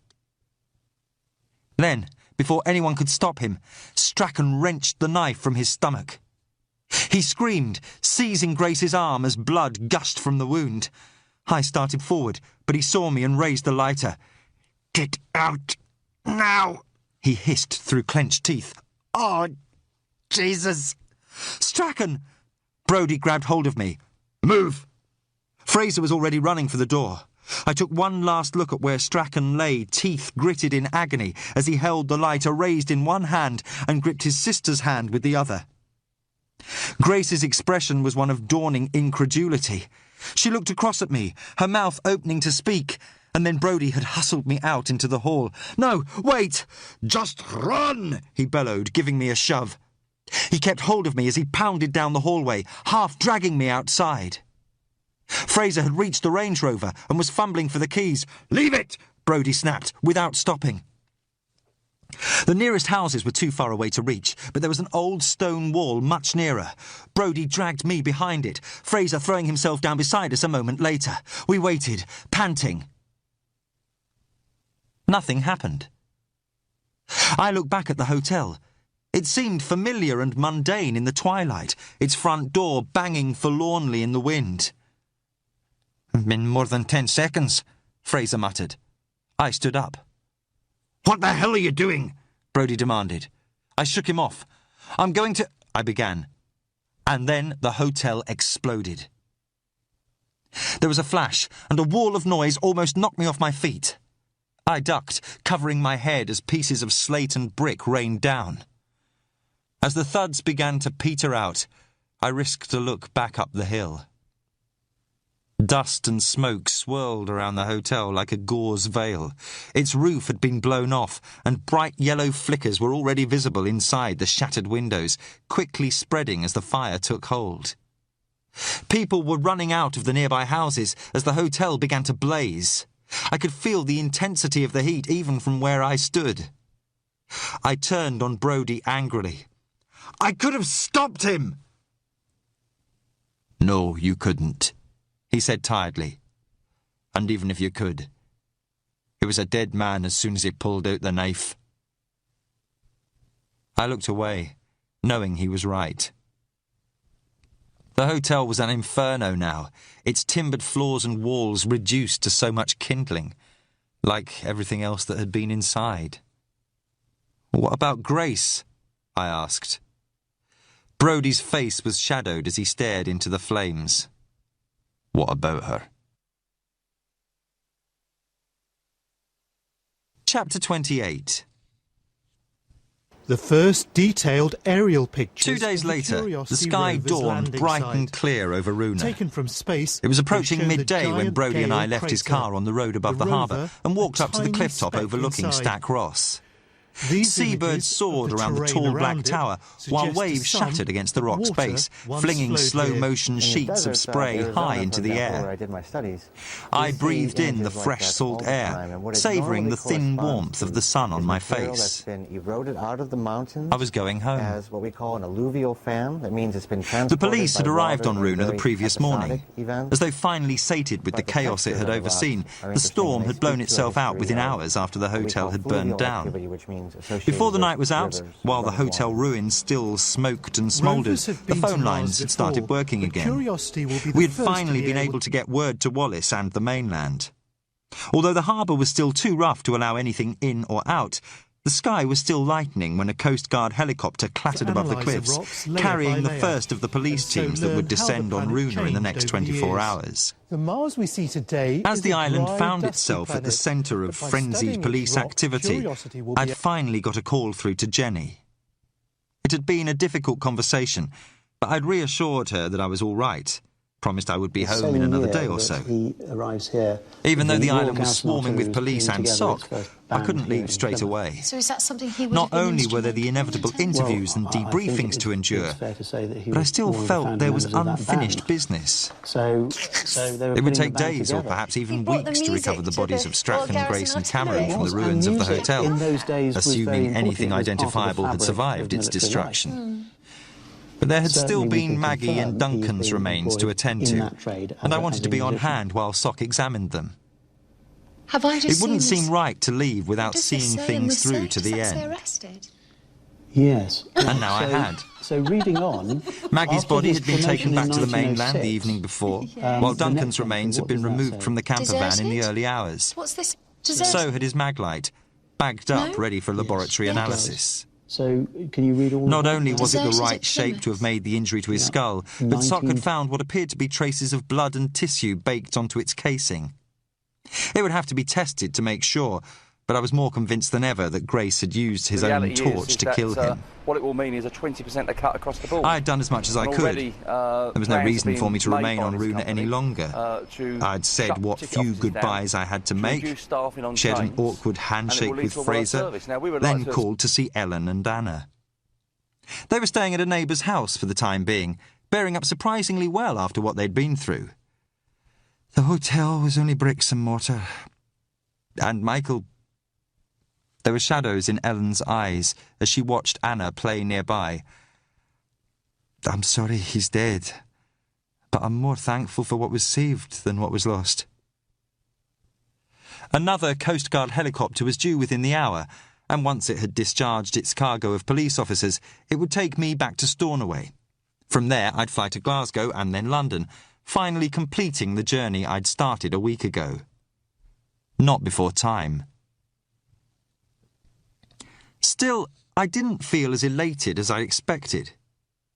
Even though I was looking forward to seeing Jenny, I felt oddly flat as Brodie and I walked up to the cliff where the helicopter would put down. Brodie, too, was silent and lost in his thoughts. Although I'd been sleeping in his spare room, I'd not seen much of him since the mainland police teams had arrived. Ex-inspector or not, he was a civilian now, and he had been politely excluded from the investigation. I felt sorry for him. After all that had happened, it must have been hard for him to be brushed onto the sidelines. When we reached the cliff top, we rested. The stone monolith of Runa stood some distance away, the old man of Runa, still keeping his lonely vigil for a lost child. The dip where we had found Maggie's car was out of sight, but the Mini itself had since been moved. Gulls and gannets wheeled and cried in the bright winter sunlight. The wind still gusted, but less strongly, and the clouds that had seemed a permanent cover were gone, replaced with high white wisps of cumulus that skated serenely across the blue sky. In some regards at least, it was going to be a beautiful day. This is one of my favourite views, Brodie said, looking out at the sea stack that rose like a giant chimney from the waves. The wind ruffled his grey hair, mirroring the movement of the waves 200 feet below. He reached down to stroke his dog's head. Been a while since Bess has had a chance to stretch her legs up here. I rubbed my shoulder through my coat. It was still painful, but I'd almost grown used to it. I'd be able to get it x-rayed and properly looked at once I was back in London. "What do you think will happen now to Runa?" I asked. At the moment, the island was still in a state of shock. In the space of a few days, it had lost 4 members of its community, including its main benefactor, a tragedy made all the harder to accept because of the shocking manner of their dying. The gale, too, had added to the tally, swamping a fishing boat in the harbour and causing Strachan's yacht to slip its chain. Wreckage from the beautiful boat would be found days later, but that was the least of the island's losses. It was the others from which it would struggle to recover. Brodie turned down his mouth. God knows. Might keep going for a while. But the fish farm, the new jobs, the investment, all that's gone. Can't see it surviving without them. You think it'll become another St Kilda? Not for a few years, perhaps. But eventually. His mouth quirked in a smile. Let's hope they don't drown their dogs when they go. Will you stay? Brodie shrugged. We'll see. Not as though I've any reason to go anywhere else. The border collie had crouched at his feet, head down on its paws, as it stared up at him intently. Smiling, he took an old tennis ball from his pocket and tossed it for the dog. It trotted after it, legs too stiff to run, then brought it back, tail wagging. I just wish we'd been able to talk to Grace. Find out why she did what she did, I said, as Brodie threw the ball again. Jealousy, like Strachan said. And hate, I expect. You'd be surprised how powerful that can be. That still doesn't explain everything. Like why she clubbed Janice Donaldson and Duncan but used a knife on Maggie and Cameron. And the others that Strachan told us about. Means an opportunity, I expect. I don't think she really planned anything, just acted when she got the urge. Duncan's maglite was probably lying to hand, and I dare say something similar happened with Donaldson. But we'll never know now. The collie had dropped the ball at his feet again. Brodie picked it up and threw it, then gave me a rueful smile. There aren't always answers to everything, no matter how hard we look. Sometimes you have to learn to just let things go. I suppose so. He took out his cigarettes and lit one, drawing on it with satisfaction. I watched as he put the pack away. I didn't know you were left-handed, I said. Sorry? You threw the ball with your left hand just now. Did I? I didn't notice. My heart had begun to thump. A few days ago in your kitchen, you used your right hand. It was when I told you and Fraser that whoever killed Duncan was left-handed. So? I'm not with you. So, I just wondered why you used your right hand then, but your left now. He turned to look at me, quizzical and a little exasperated. Where are you going with this, David? My mouth had dried. Grace was right-handed. Brodie considered that. How do you know? When she had hold of Anna, the knife was in her right hand. I'd forgotten about it till I saw you just now. I knew something still jarred, but I didn't know what. And when I saw Grace preparing food earlier, she had used the same hand then. Her right, not her left. Perhaps your memory's playing tricks. I wished it was. For a moment or two, I even allowed myself to hope, but I knew better. No, I said, with something like regret. But even if it was, we can check to see which hand the fingerprints on her paintbrushes and knife handles are from. Even if the prints weren't clear, their angle would reveal that much. She could have been ambidextrous. Then we'll find equal numbers of both. He took a long draw of his cigarette. You saw what Grace was like. You can't seriously think Strachan was lying. No. I don't doubt she murdered Maggie, and God knows how many others before they came here. But Strachan just assumed she had killed Janice Donaldson and Duncan as well. He might have been wrong. I was still willing Brodie to laugh it off, to point out a fatal flaw in my reasoning. He just sighed. You've been here too long, David. You're looking for things that aren't there. I had to moisten my mouth before I could get the next words out. How did you know Duncan was killed with his own maglite? Brodie frowned. Wasn't he? I thought that's what you said. No. I never mentioned it. I'd wondered, but only to myself. I didn't say anything about the maglite until Sock got here. Well, I must have heard it from one of them. When? He gestured with the cigarette, vaguely irritated. I don't know. Yesterday, perhaps. They only removed the torch during the night, and no one's going to know for sure that's what killed him until lab tests have been carried out. They wouldn't have said anything. Brodie stared out across the sea at the black pinnacle of Stack Ross, squinting in the bright sunlight. 200 feet below us, I could hear the waves crashing on the rocks.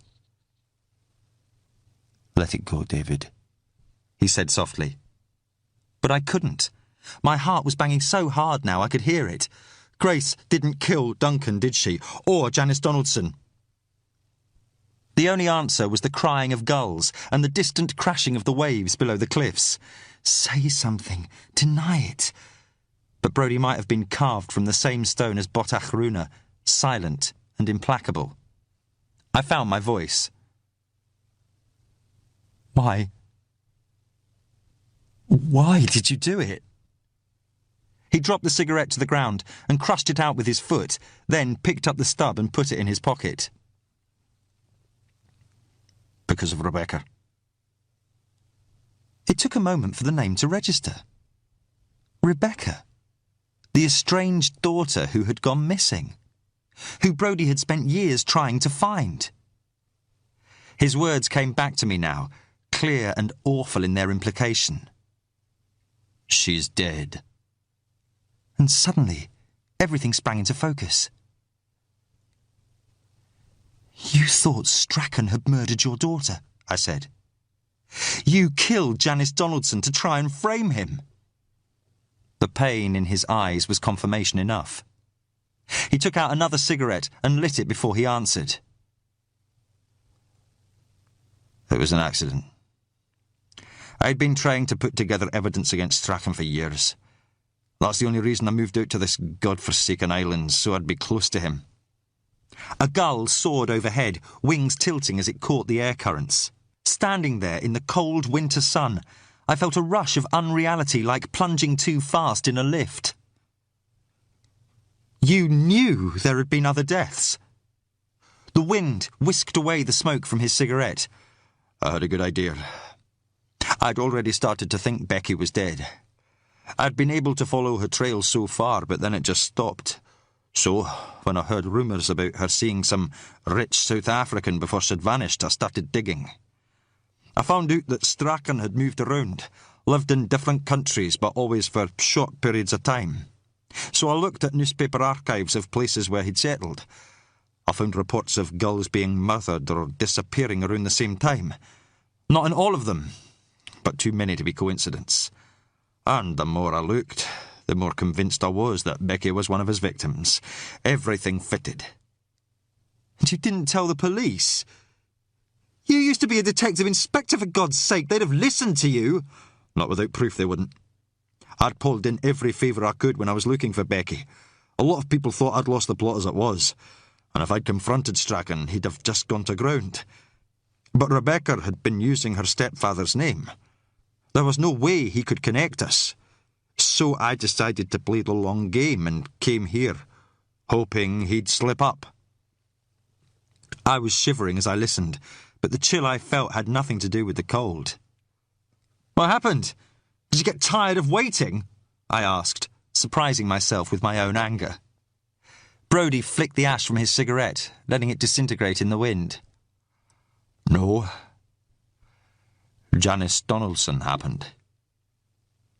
His face was unreadable as he told me how he had followed Strachan on his trips to Stornoway, inventing business and meetings of his own, taking the ferry to arrive first whenever Strachan had gone on the yacht. To begin with, he had been worried that Strachan had been preparing to select another victim.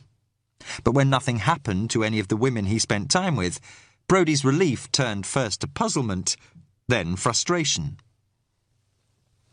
Finally, he had approached Janice Donaldson in Stornoway one night after she'd left a pub.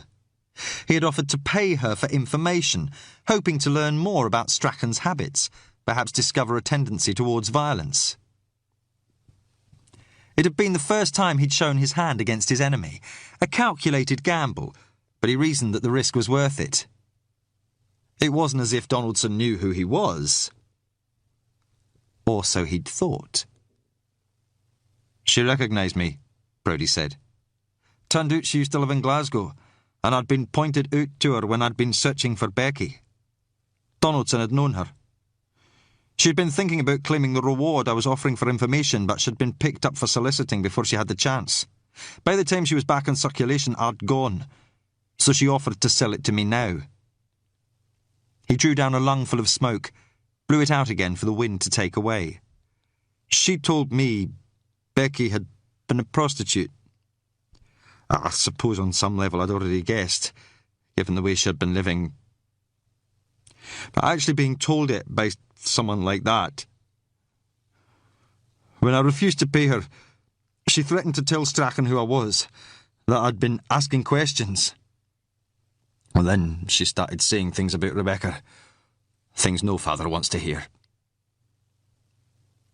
Brodie held out his hand, considering it.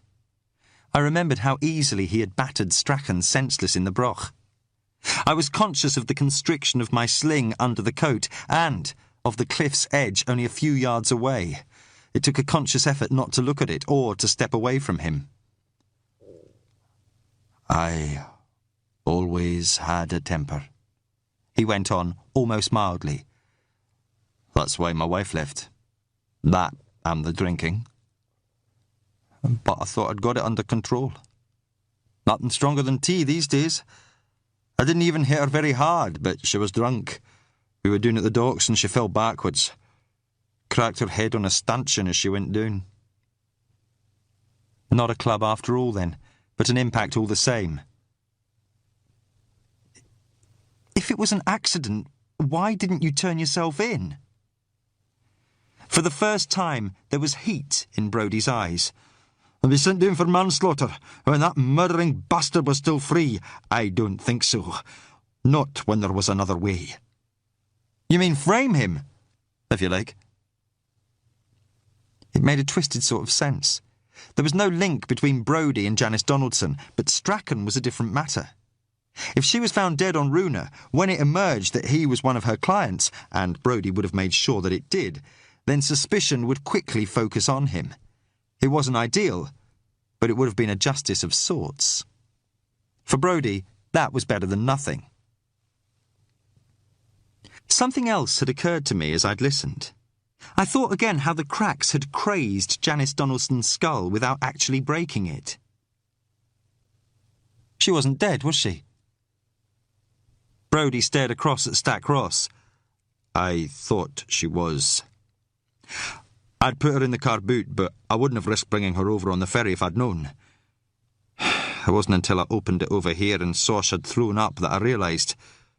But she was dead then, right enough. No, I thought.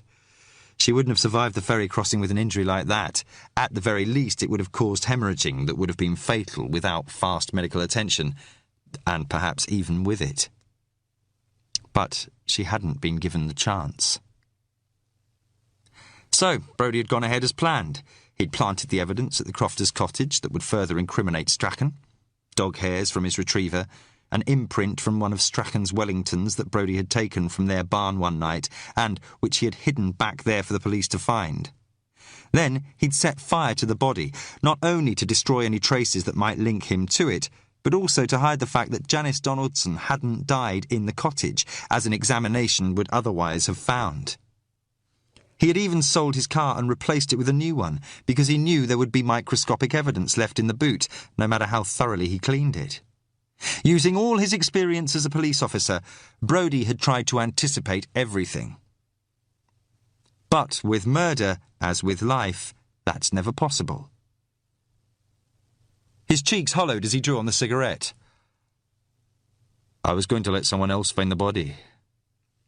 Well, after a month of waiting, knowing it was just lying there, I couldn't stand it any longer. Oh, Christ, when I went in again and saw it.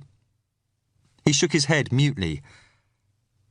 I'd not used much petrol, just enough to make it look like a botched attempt to torch the body.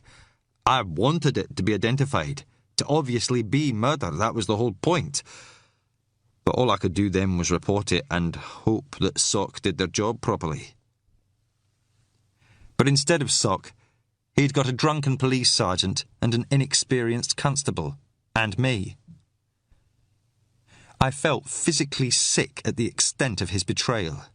He had used us all, playing on our trust, and he had steadily pointed us towards Strachan.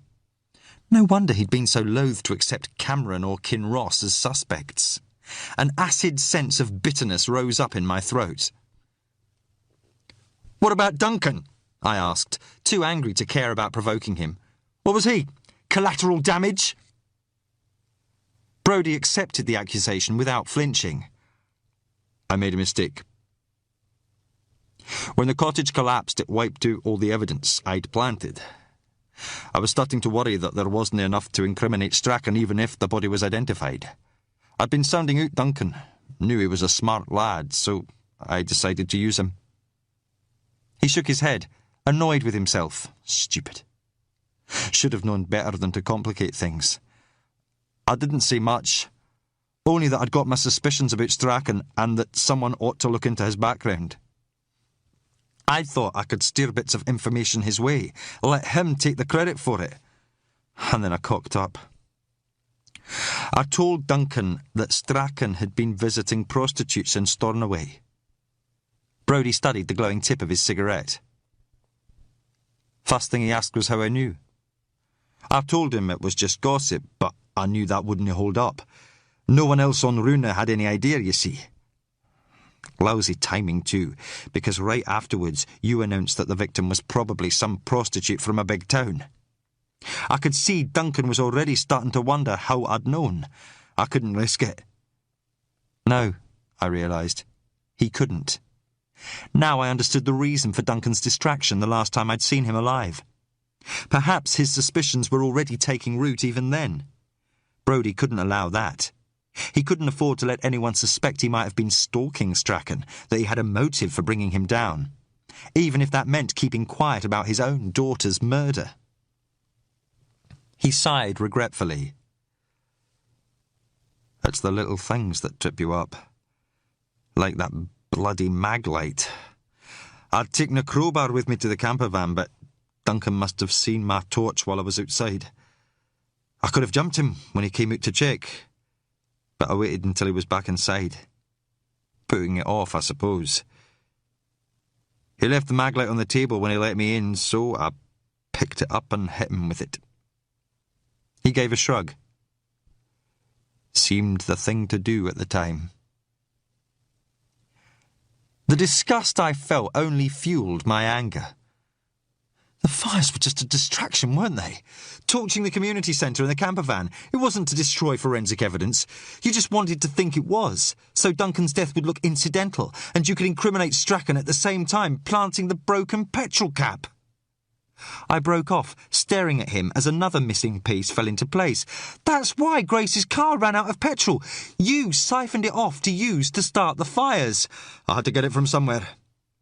If I'd taken his, it might have tipped him off. Brodie had been gazing out at the horizon, but now he turned to me.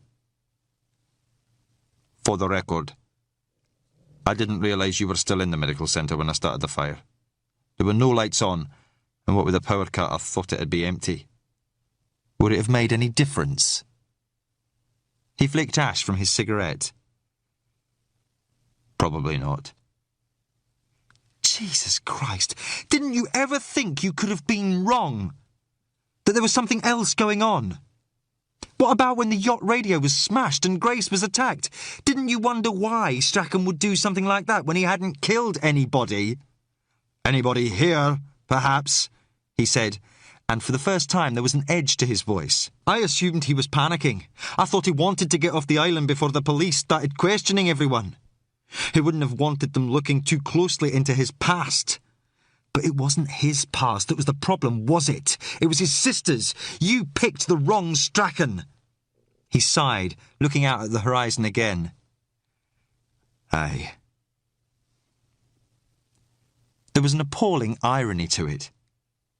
Because of Brodie's attempts to frame her brother, Grace had believed, along with everyone else, that there was a killer loose on Runa.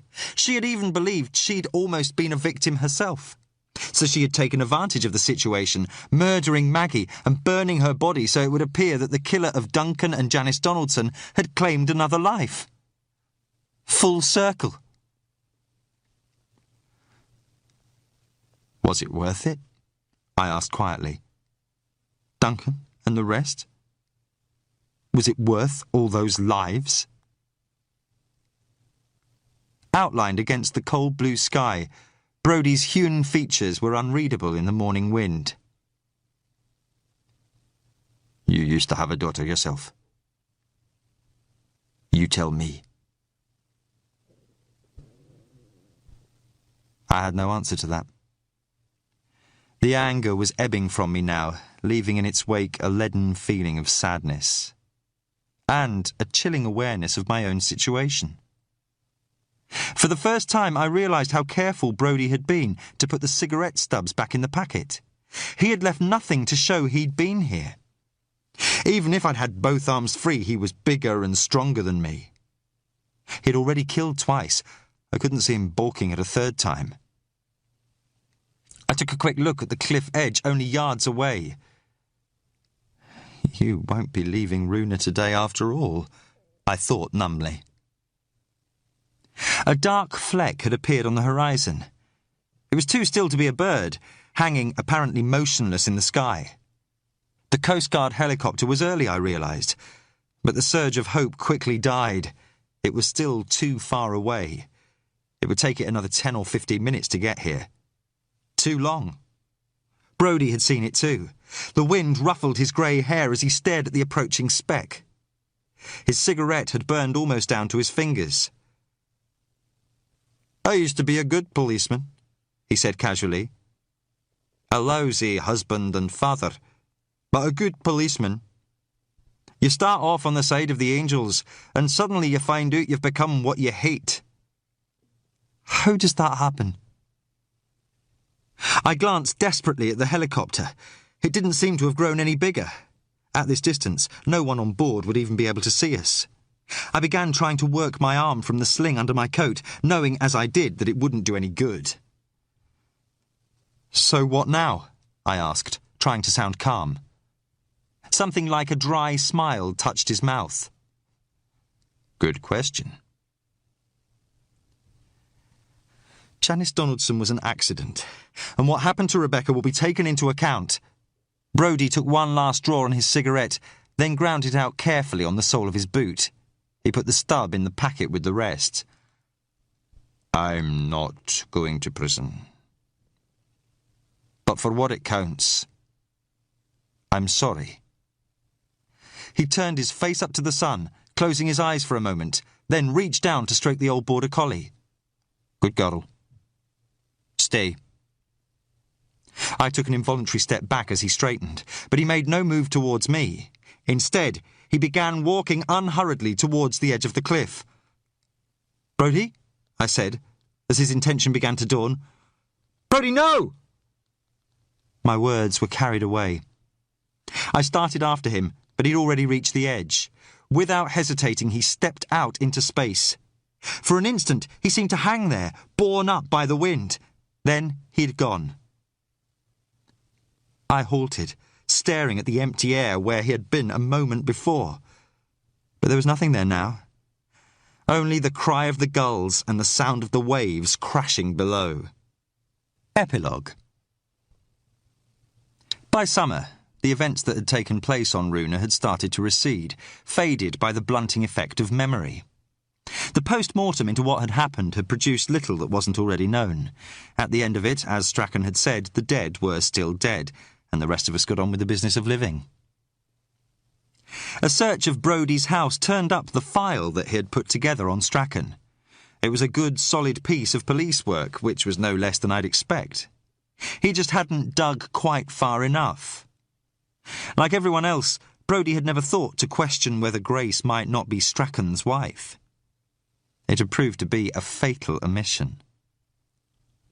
But the file still provided a chilling roll call of victims, although there was no way of knowing how many Brodie, like Strachan, might have missed. It was probable that the fate of some of Grace's victims would never be known. Like Rebecca Brodie. Her father's body had been recovered from the sea by a fishing boat a week after he'd thrown himself from the cliff. The fall and the salt water had carried out their usual disfiguring transformation, but there was no room for doubt. That loose end, at least, could be securely tied off, which I thought Brodie would appreciate. He had always hated mess. Not everything had such a neat resolution. Fuelled by spirits from the bar and oil for the generator, the fire had completed the destruction started by the exploding gas canisters and razed the hotel to the ground. A few charred pieces of bone, too damaged by the heat to yield any DNA, were identified as Cameron's because of their location in the bar. But Grace and Michael Strachan had been together in the kitchen when they died.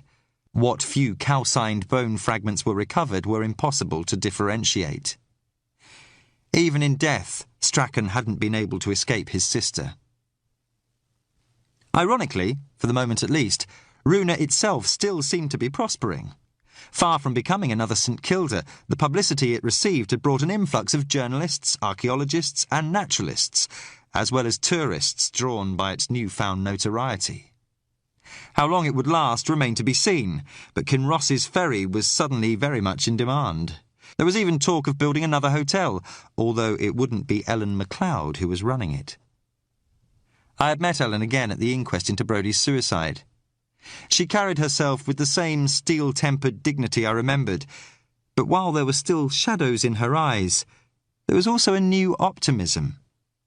She and Anna had moved to Edinburgh, living in a small house paid for by the hotel's insurance. Both Strachan and Brodie had left them well cared for in their wills, but Ellen put everything they left her into a fund to help rebuild the island. It was blood money, she'd said, with a flash of her old fierceness. She wanted nothing to do with it. But there was one thing they'd brought with them from Runa. Brodie's border collie. It had been either that or let her be destroyed, and, as Ellen said, it wouldn't have seemed right to punish the old dogs for the crimes of its owner. I thought Brodie would have been grateful for that. As for me, it was surprising how quickly life slid back to normal.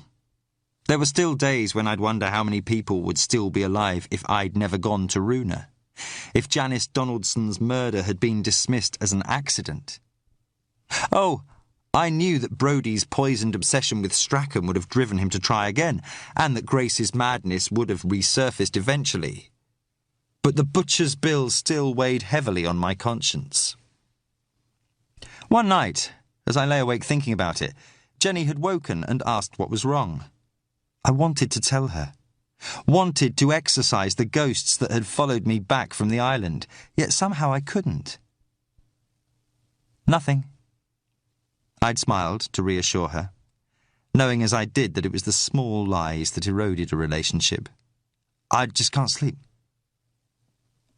Things had been tense enough between us anyway after my return. What had happened on Runa had only served to reinforce her dislike of my profession. I knew she thought it was too much of a link to the past, that it tied me to my own dead in a way she mistrusted. In that she was wrong. It was because of what had happened to my family that I'd once tried to give up my work. But Jenny remained unconvinced. "You're a qualified GP, David," she said during one of our not-quite arguments. "You can find a job in any number of practices. I wouldn't care where it was." And what if that's not what I want to do? It used to be, and it'd be about life, not death. I couldn't make her understand that, as I saw it, my work was already about life, about how people had lost it and who had taken it away, and how I might help keep them from taking anyone else's. But as the weeks passed, the friction between us eased. Summer came, bringing hot days and balmy nights, making the events on Runa seem more distant than ever. The questions about our future still remained, but they were shelved by mutual, if unspoken, consent. Yet the tension was still there, not yet gathering into a storm, but never far below the horizon either. I'd been invited for a month-long research trip to the outdoor anthropology research facility in Tennessee, the so-called body farm, where I'd learned much of my trade. It wasn't until autumn, but so far I'd put off making a decision. It wasn't just my being away that would be a problem, although Jenny wouldn't like it. It was the statement of intent that making the trip would represent. My work was a part of me, but so was Jenny. I'd almost lost her once. I couldn't bear losing her again. Even so, I continued to stall, putting off the moment when I would have to decide. Then, late one Saturday afternoon, the past caught up with us. We were at my ground floor flat rather than Jenny's, because it had a small terrace at the back big enough for a table and chairs during summer. It was a warm, sunny evening, and we'd invited friends round for a barbecue.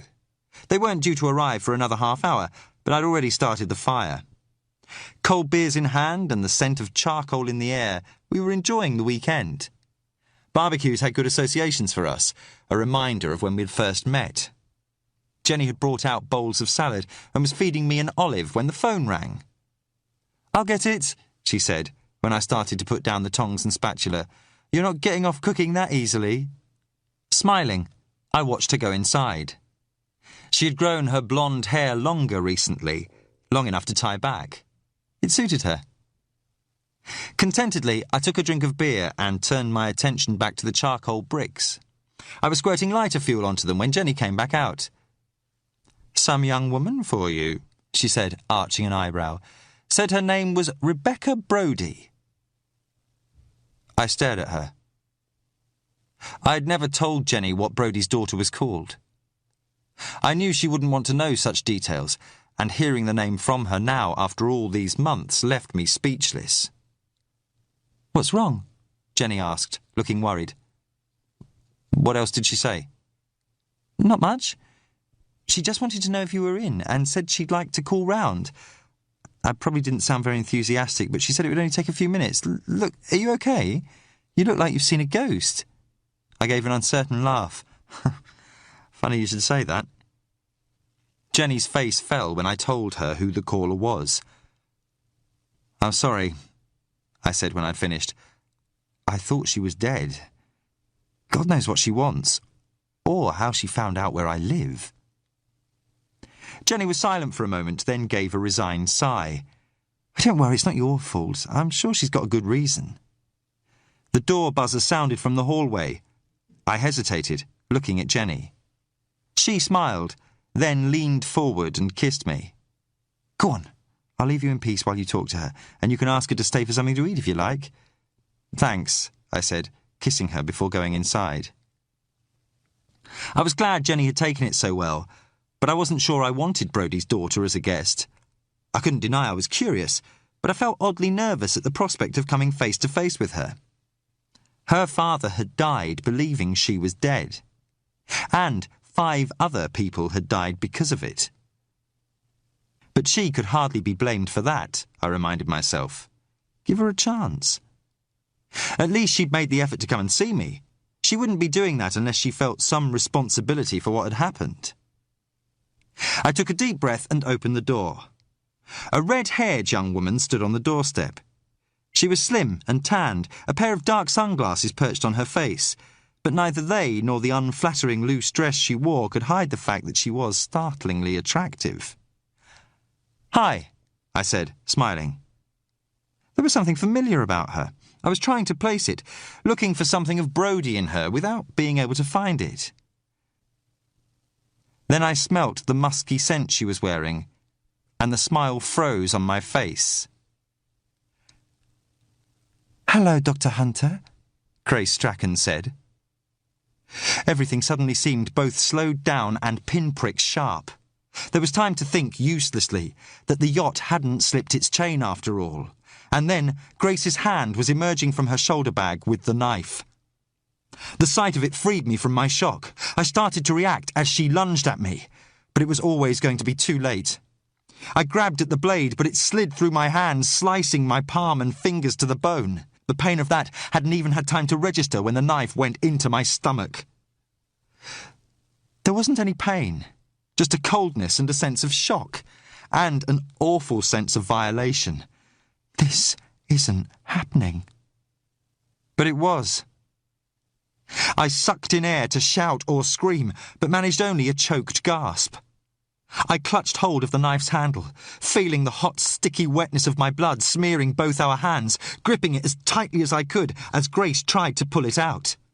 I held on even as my legs sagged under me. Keep hold or you're dead. And so is Jenny. Grace was grunting as she tried to tug the knife free, following me down to the floor as I slid down the wall. Then, with a last frustrated gasp, she gave up. She stood over me, panting, her mouth contorted. "He let me go," she spat, and I saw the tears running in parallel tracks down her cheeks. "He killed himself, but he let me go." I tried to say something. Anything, but no words would form. Her face hung above me for a moment longer, ugly and twisted, and then it was gone. The doorway was empty. The sound of running feet a fading echo on the street. I looked down at my stomach. The knife handle protruded from it obscenely. My shirt was soaked through with blood. I could feel it under me pooling on the tiled floor. Get up, move. But I no longer had any strength. I tried to shout out. All that emerged was a croak. And now it was growing dark. Dark and cold. Already? But it was summer. There was still no pain. Just a spreading numbness. From a nearby street, the chime of an ice cream van drifted cheerfully on the air. I could hear Jenny moving around on the terrace, the tinkle of glasses. It sounded friendly and inviting. I knew I should try to move, but it seemed like too much effort. Everything was growing hazy. All I could remember was that I couldn't let go of the knife. I didn't know why anymore. Only that it was very important. That's the end of Written in Bone. It was written by Simon Beckett and read by David Thorpe. This has been an ISIS Audiobooks presentation. Stay. The dog watches, anxiously, as the man advances further into the derelict's cottage. The odour of damp envelops him, and now another smell is making itself known. Slowly, almost reluctantly, the man crosses to a low door set in the back wall. It has swung shut. He puts out his hand to push it open, then pauses again. Behind him, the dog gives a low whine. He doesn't hear it. Gently, he eases open the door, as though fearful of what he's going to see. But at first, he sees nothing. The room is dim, the only light coming from a small window whose glass is cracked and cobwebbed with decades of dirt. In the mean light that bleeds through, the room retains its secrets for a few moments longer. Then, as the man's eyes adjust, details begin to emerge, and he sees what's lying in the room. He sucks in a breath as though punched, taking an involuntary step backwards. Oh, Jesus Christ. The words are soft, but seem unnaturally loud in the still confines of the cottage. The man's face has paled. He looks around as if fearful he'll find someone there with him, but he's alone. He backs out of the doorway as if reluctant to turn away from the object on the floor. Only when the warped door has creaked shut again, cutting off his view of the other room, does he turn his back.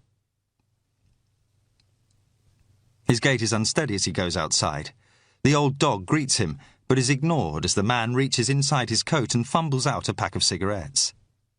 His hands are trembling, and it takes 3 attempts for him to ignite the lighter.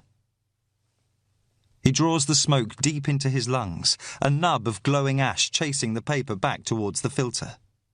By the time the cigarette's finished, his trembling has steadied. He drops the stub onto the grass and treads it out before bending down to retrieve it. Then, slipping it into his coat pocket, he takes a deep breath and goes to make the phone call. I was on my way to Glasgow Airport when the call came. It was a foul February morning, brooding grey skies, and a depressing mizzle driven by cold winds. The east coast was being lashed by storms, and although they hadn't worked their way this far inland yet, it didn't look promising. I only hoped the worst would hold off long enough for me to catch my flight. I was on my way back to London, having spent the previous week first recovering, then examining a body from a moorland grave out on the Grampian Highlands. It had been a thankless task. The crystalline frost had turned the moors and peaks to iron, as breathtakingly cold as it was beautiful. The mutilated victim had been a young woman who still hadn't been identified. It was the second such body I'd been asked to recover from the Grampians in recent months. As yet, it had been kept out of the press, but no one on the investigating team was in any doubt that the same killer was responsible for both. One who would kill again if he wasn't caught, and at the moment that wasn't looking likely. What made it worse was that, although the state of decomposition made it hard to be sure, I was convinced that the mutilations weren't post-mortem. So, all in all, it had been a gruelling trip, and I was looking forward to going home. For the past 18 months, I'd been living in London, based at the Forensic Science Department of a university. It was a temporary contract that gave me access to lab facilities until I found something more permanent, but in recent weeks I'd spent far more time working out in the field than I had in my office. I promised Jenny, my girlfriend, that we'd be able to spend some time together after this. It wasn't the first time that I'd made that promise, but this time I was determined to keep it. When my phone rang, I thought it would be her, calling to make sure I was on my way home. But the number on the caller display wasn't one I recognised. When I answered, the voice at the other end was gruff and no-nonsense. Sorry to disturb you, Dr. Hunter. I'm Detective Superintendent Graham Wallace at Northern Force Headquarters in Inverness. Can you spare me a few minutes? He had the tone of someone used to getting his own way, and a harsh accent that spoke of Glasgow tenements rather than the softer cadences of Inverness. Just a few. I'm on my way to catch a flight. I know.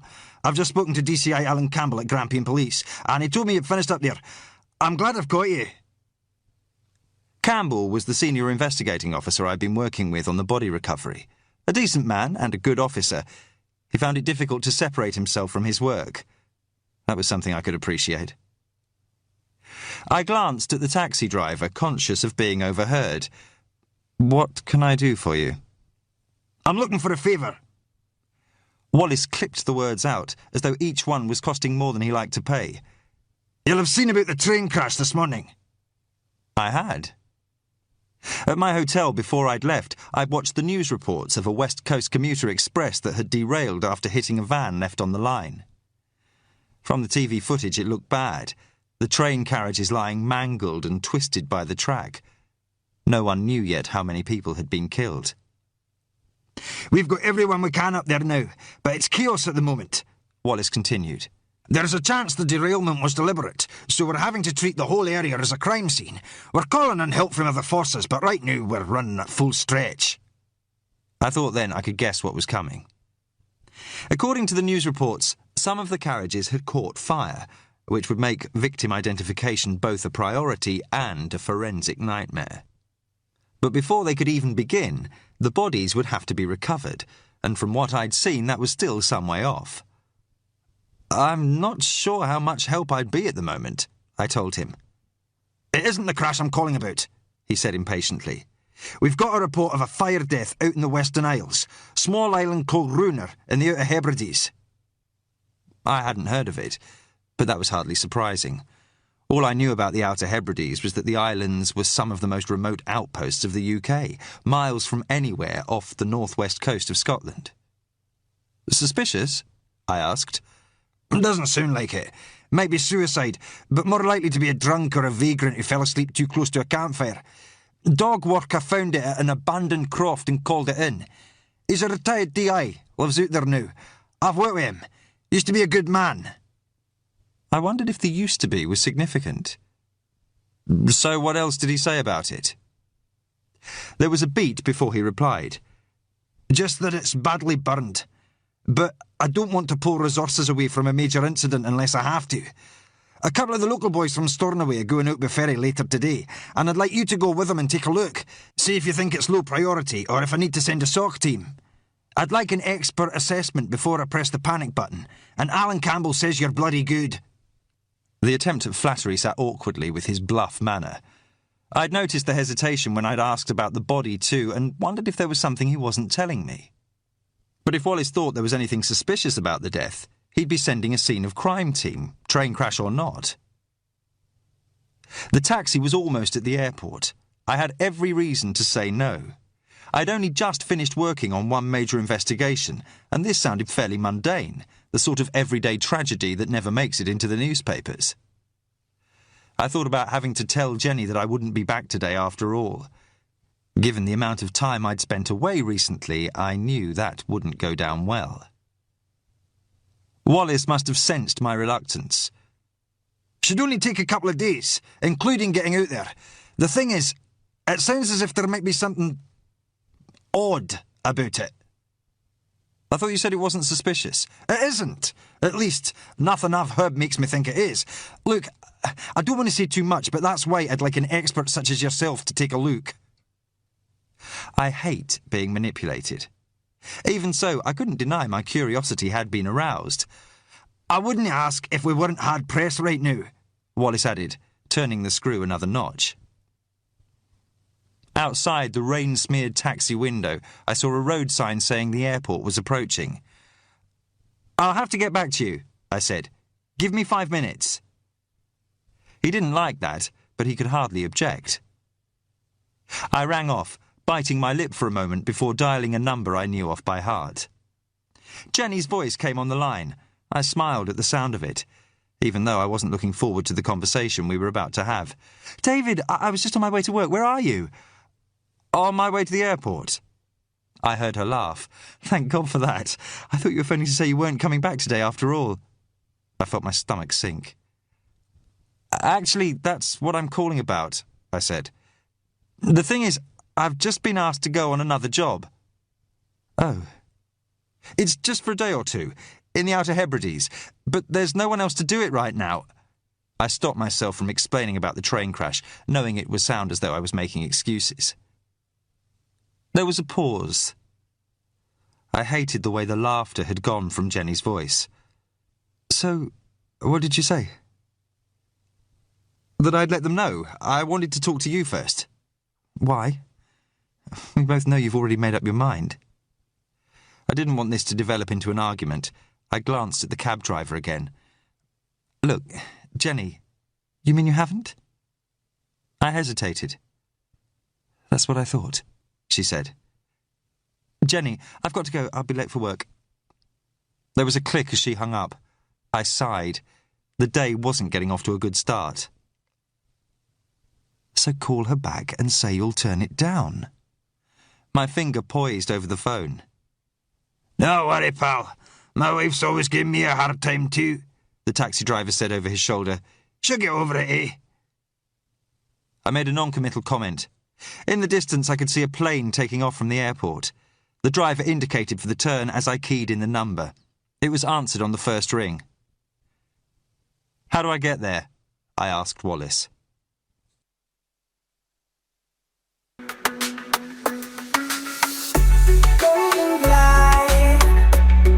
It takes a ray in the gentle sway where dreams sway. A shimmering sight in the light's array, in golden light where serenity.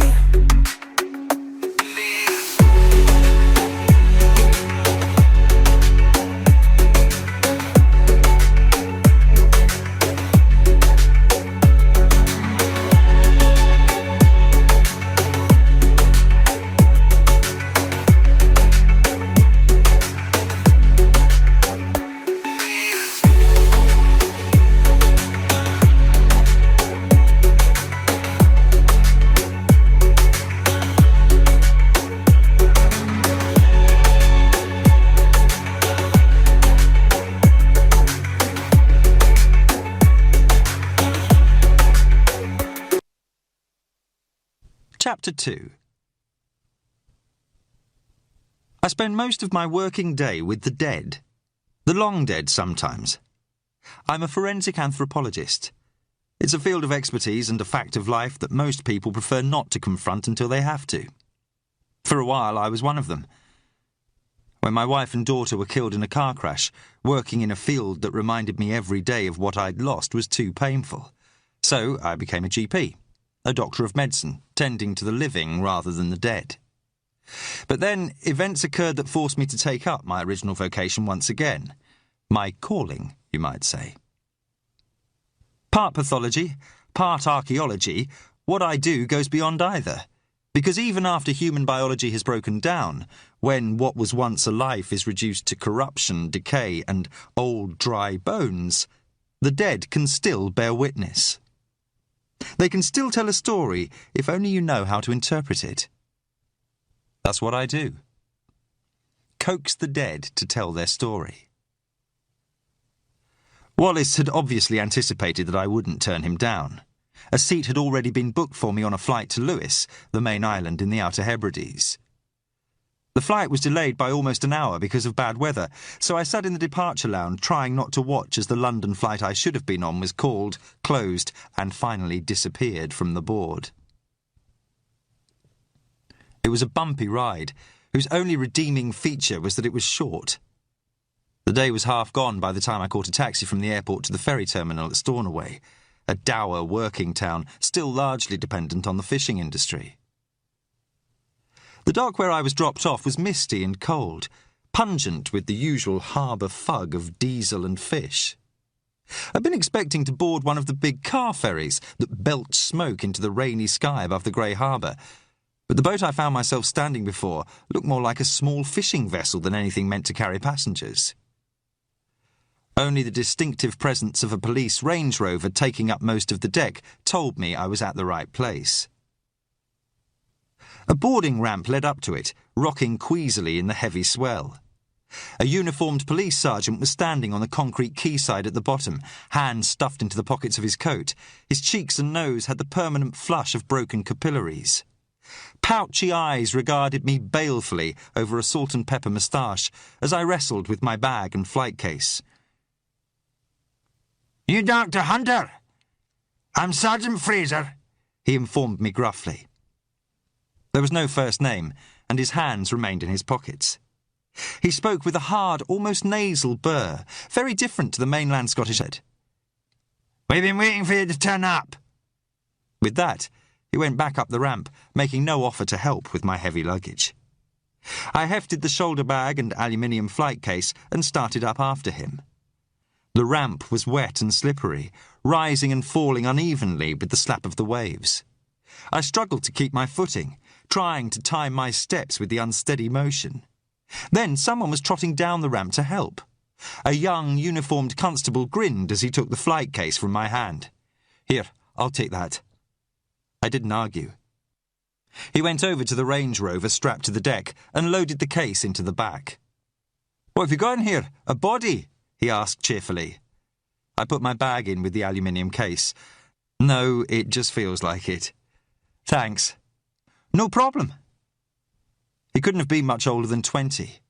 He had a friendly, open face, and his uniform looked neat even in the rain. "I'm P.C. McKinney, but just call me Duncan." "David Hunter." His handshake was enthusiastic, as though to make up for Fraser's lack. "So you the forensic man?" "Afraid so." "Great! I mean, not great, but, well, you know. Anyway, let's get out of the rain." The passenger cabin was a glassed-in section below the wheelhouse. Outside it, Fraser was talking heatedly to a bearded man in oilskins. Behind him, a tall teenage boy, face rippled with acne, looked on sullenly as Fraser jabbed the air with a finger. "Waited long enough as it is, and now you're saying you're not ready to go." The bearded man stared back impassively. "There's another passenger. We're not leaving till she's arrived." Fraser's already red face had darkened still further. "This isn't a bloody pleasure cruise. We're already behind schedule, so get that ramp pulled up, okay?" The other man's eyes stared out above the dark beard, giving him the feral look of a wild animal. "This is my boat, and I set the schedules. So if you want it pulling up, you'll have to do it yourself." Fraser drew himself up to assert himself when there was a clattering from the ramp. A diminutive young woman was hurrying up, struggling under the weight of a heavy-looking bag. She wore a bright red, down-filled coat that looked at least 2 sizes too big for her. A thick woolen hat was pulled down over her ears.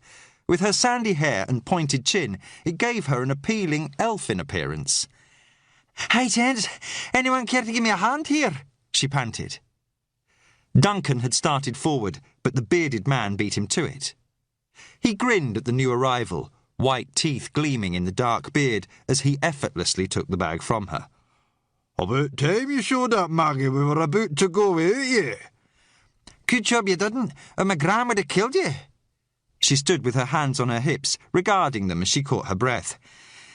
"Hi, Kevin, how's it going? Your dad here still working you too hard?" The teenager blushed and looked down. "Hey." "Hey, some things never change.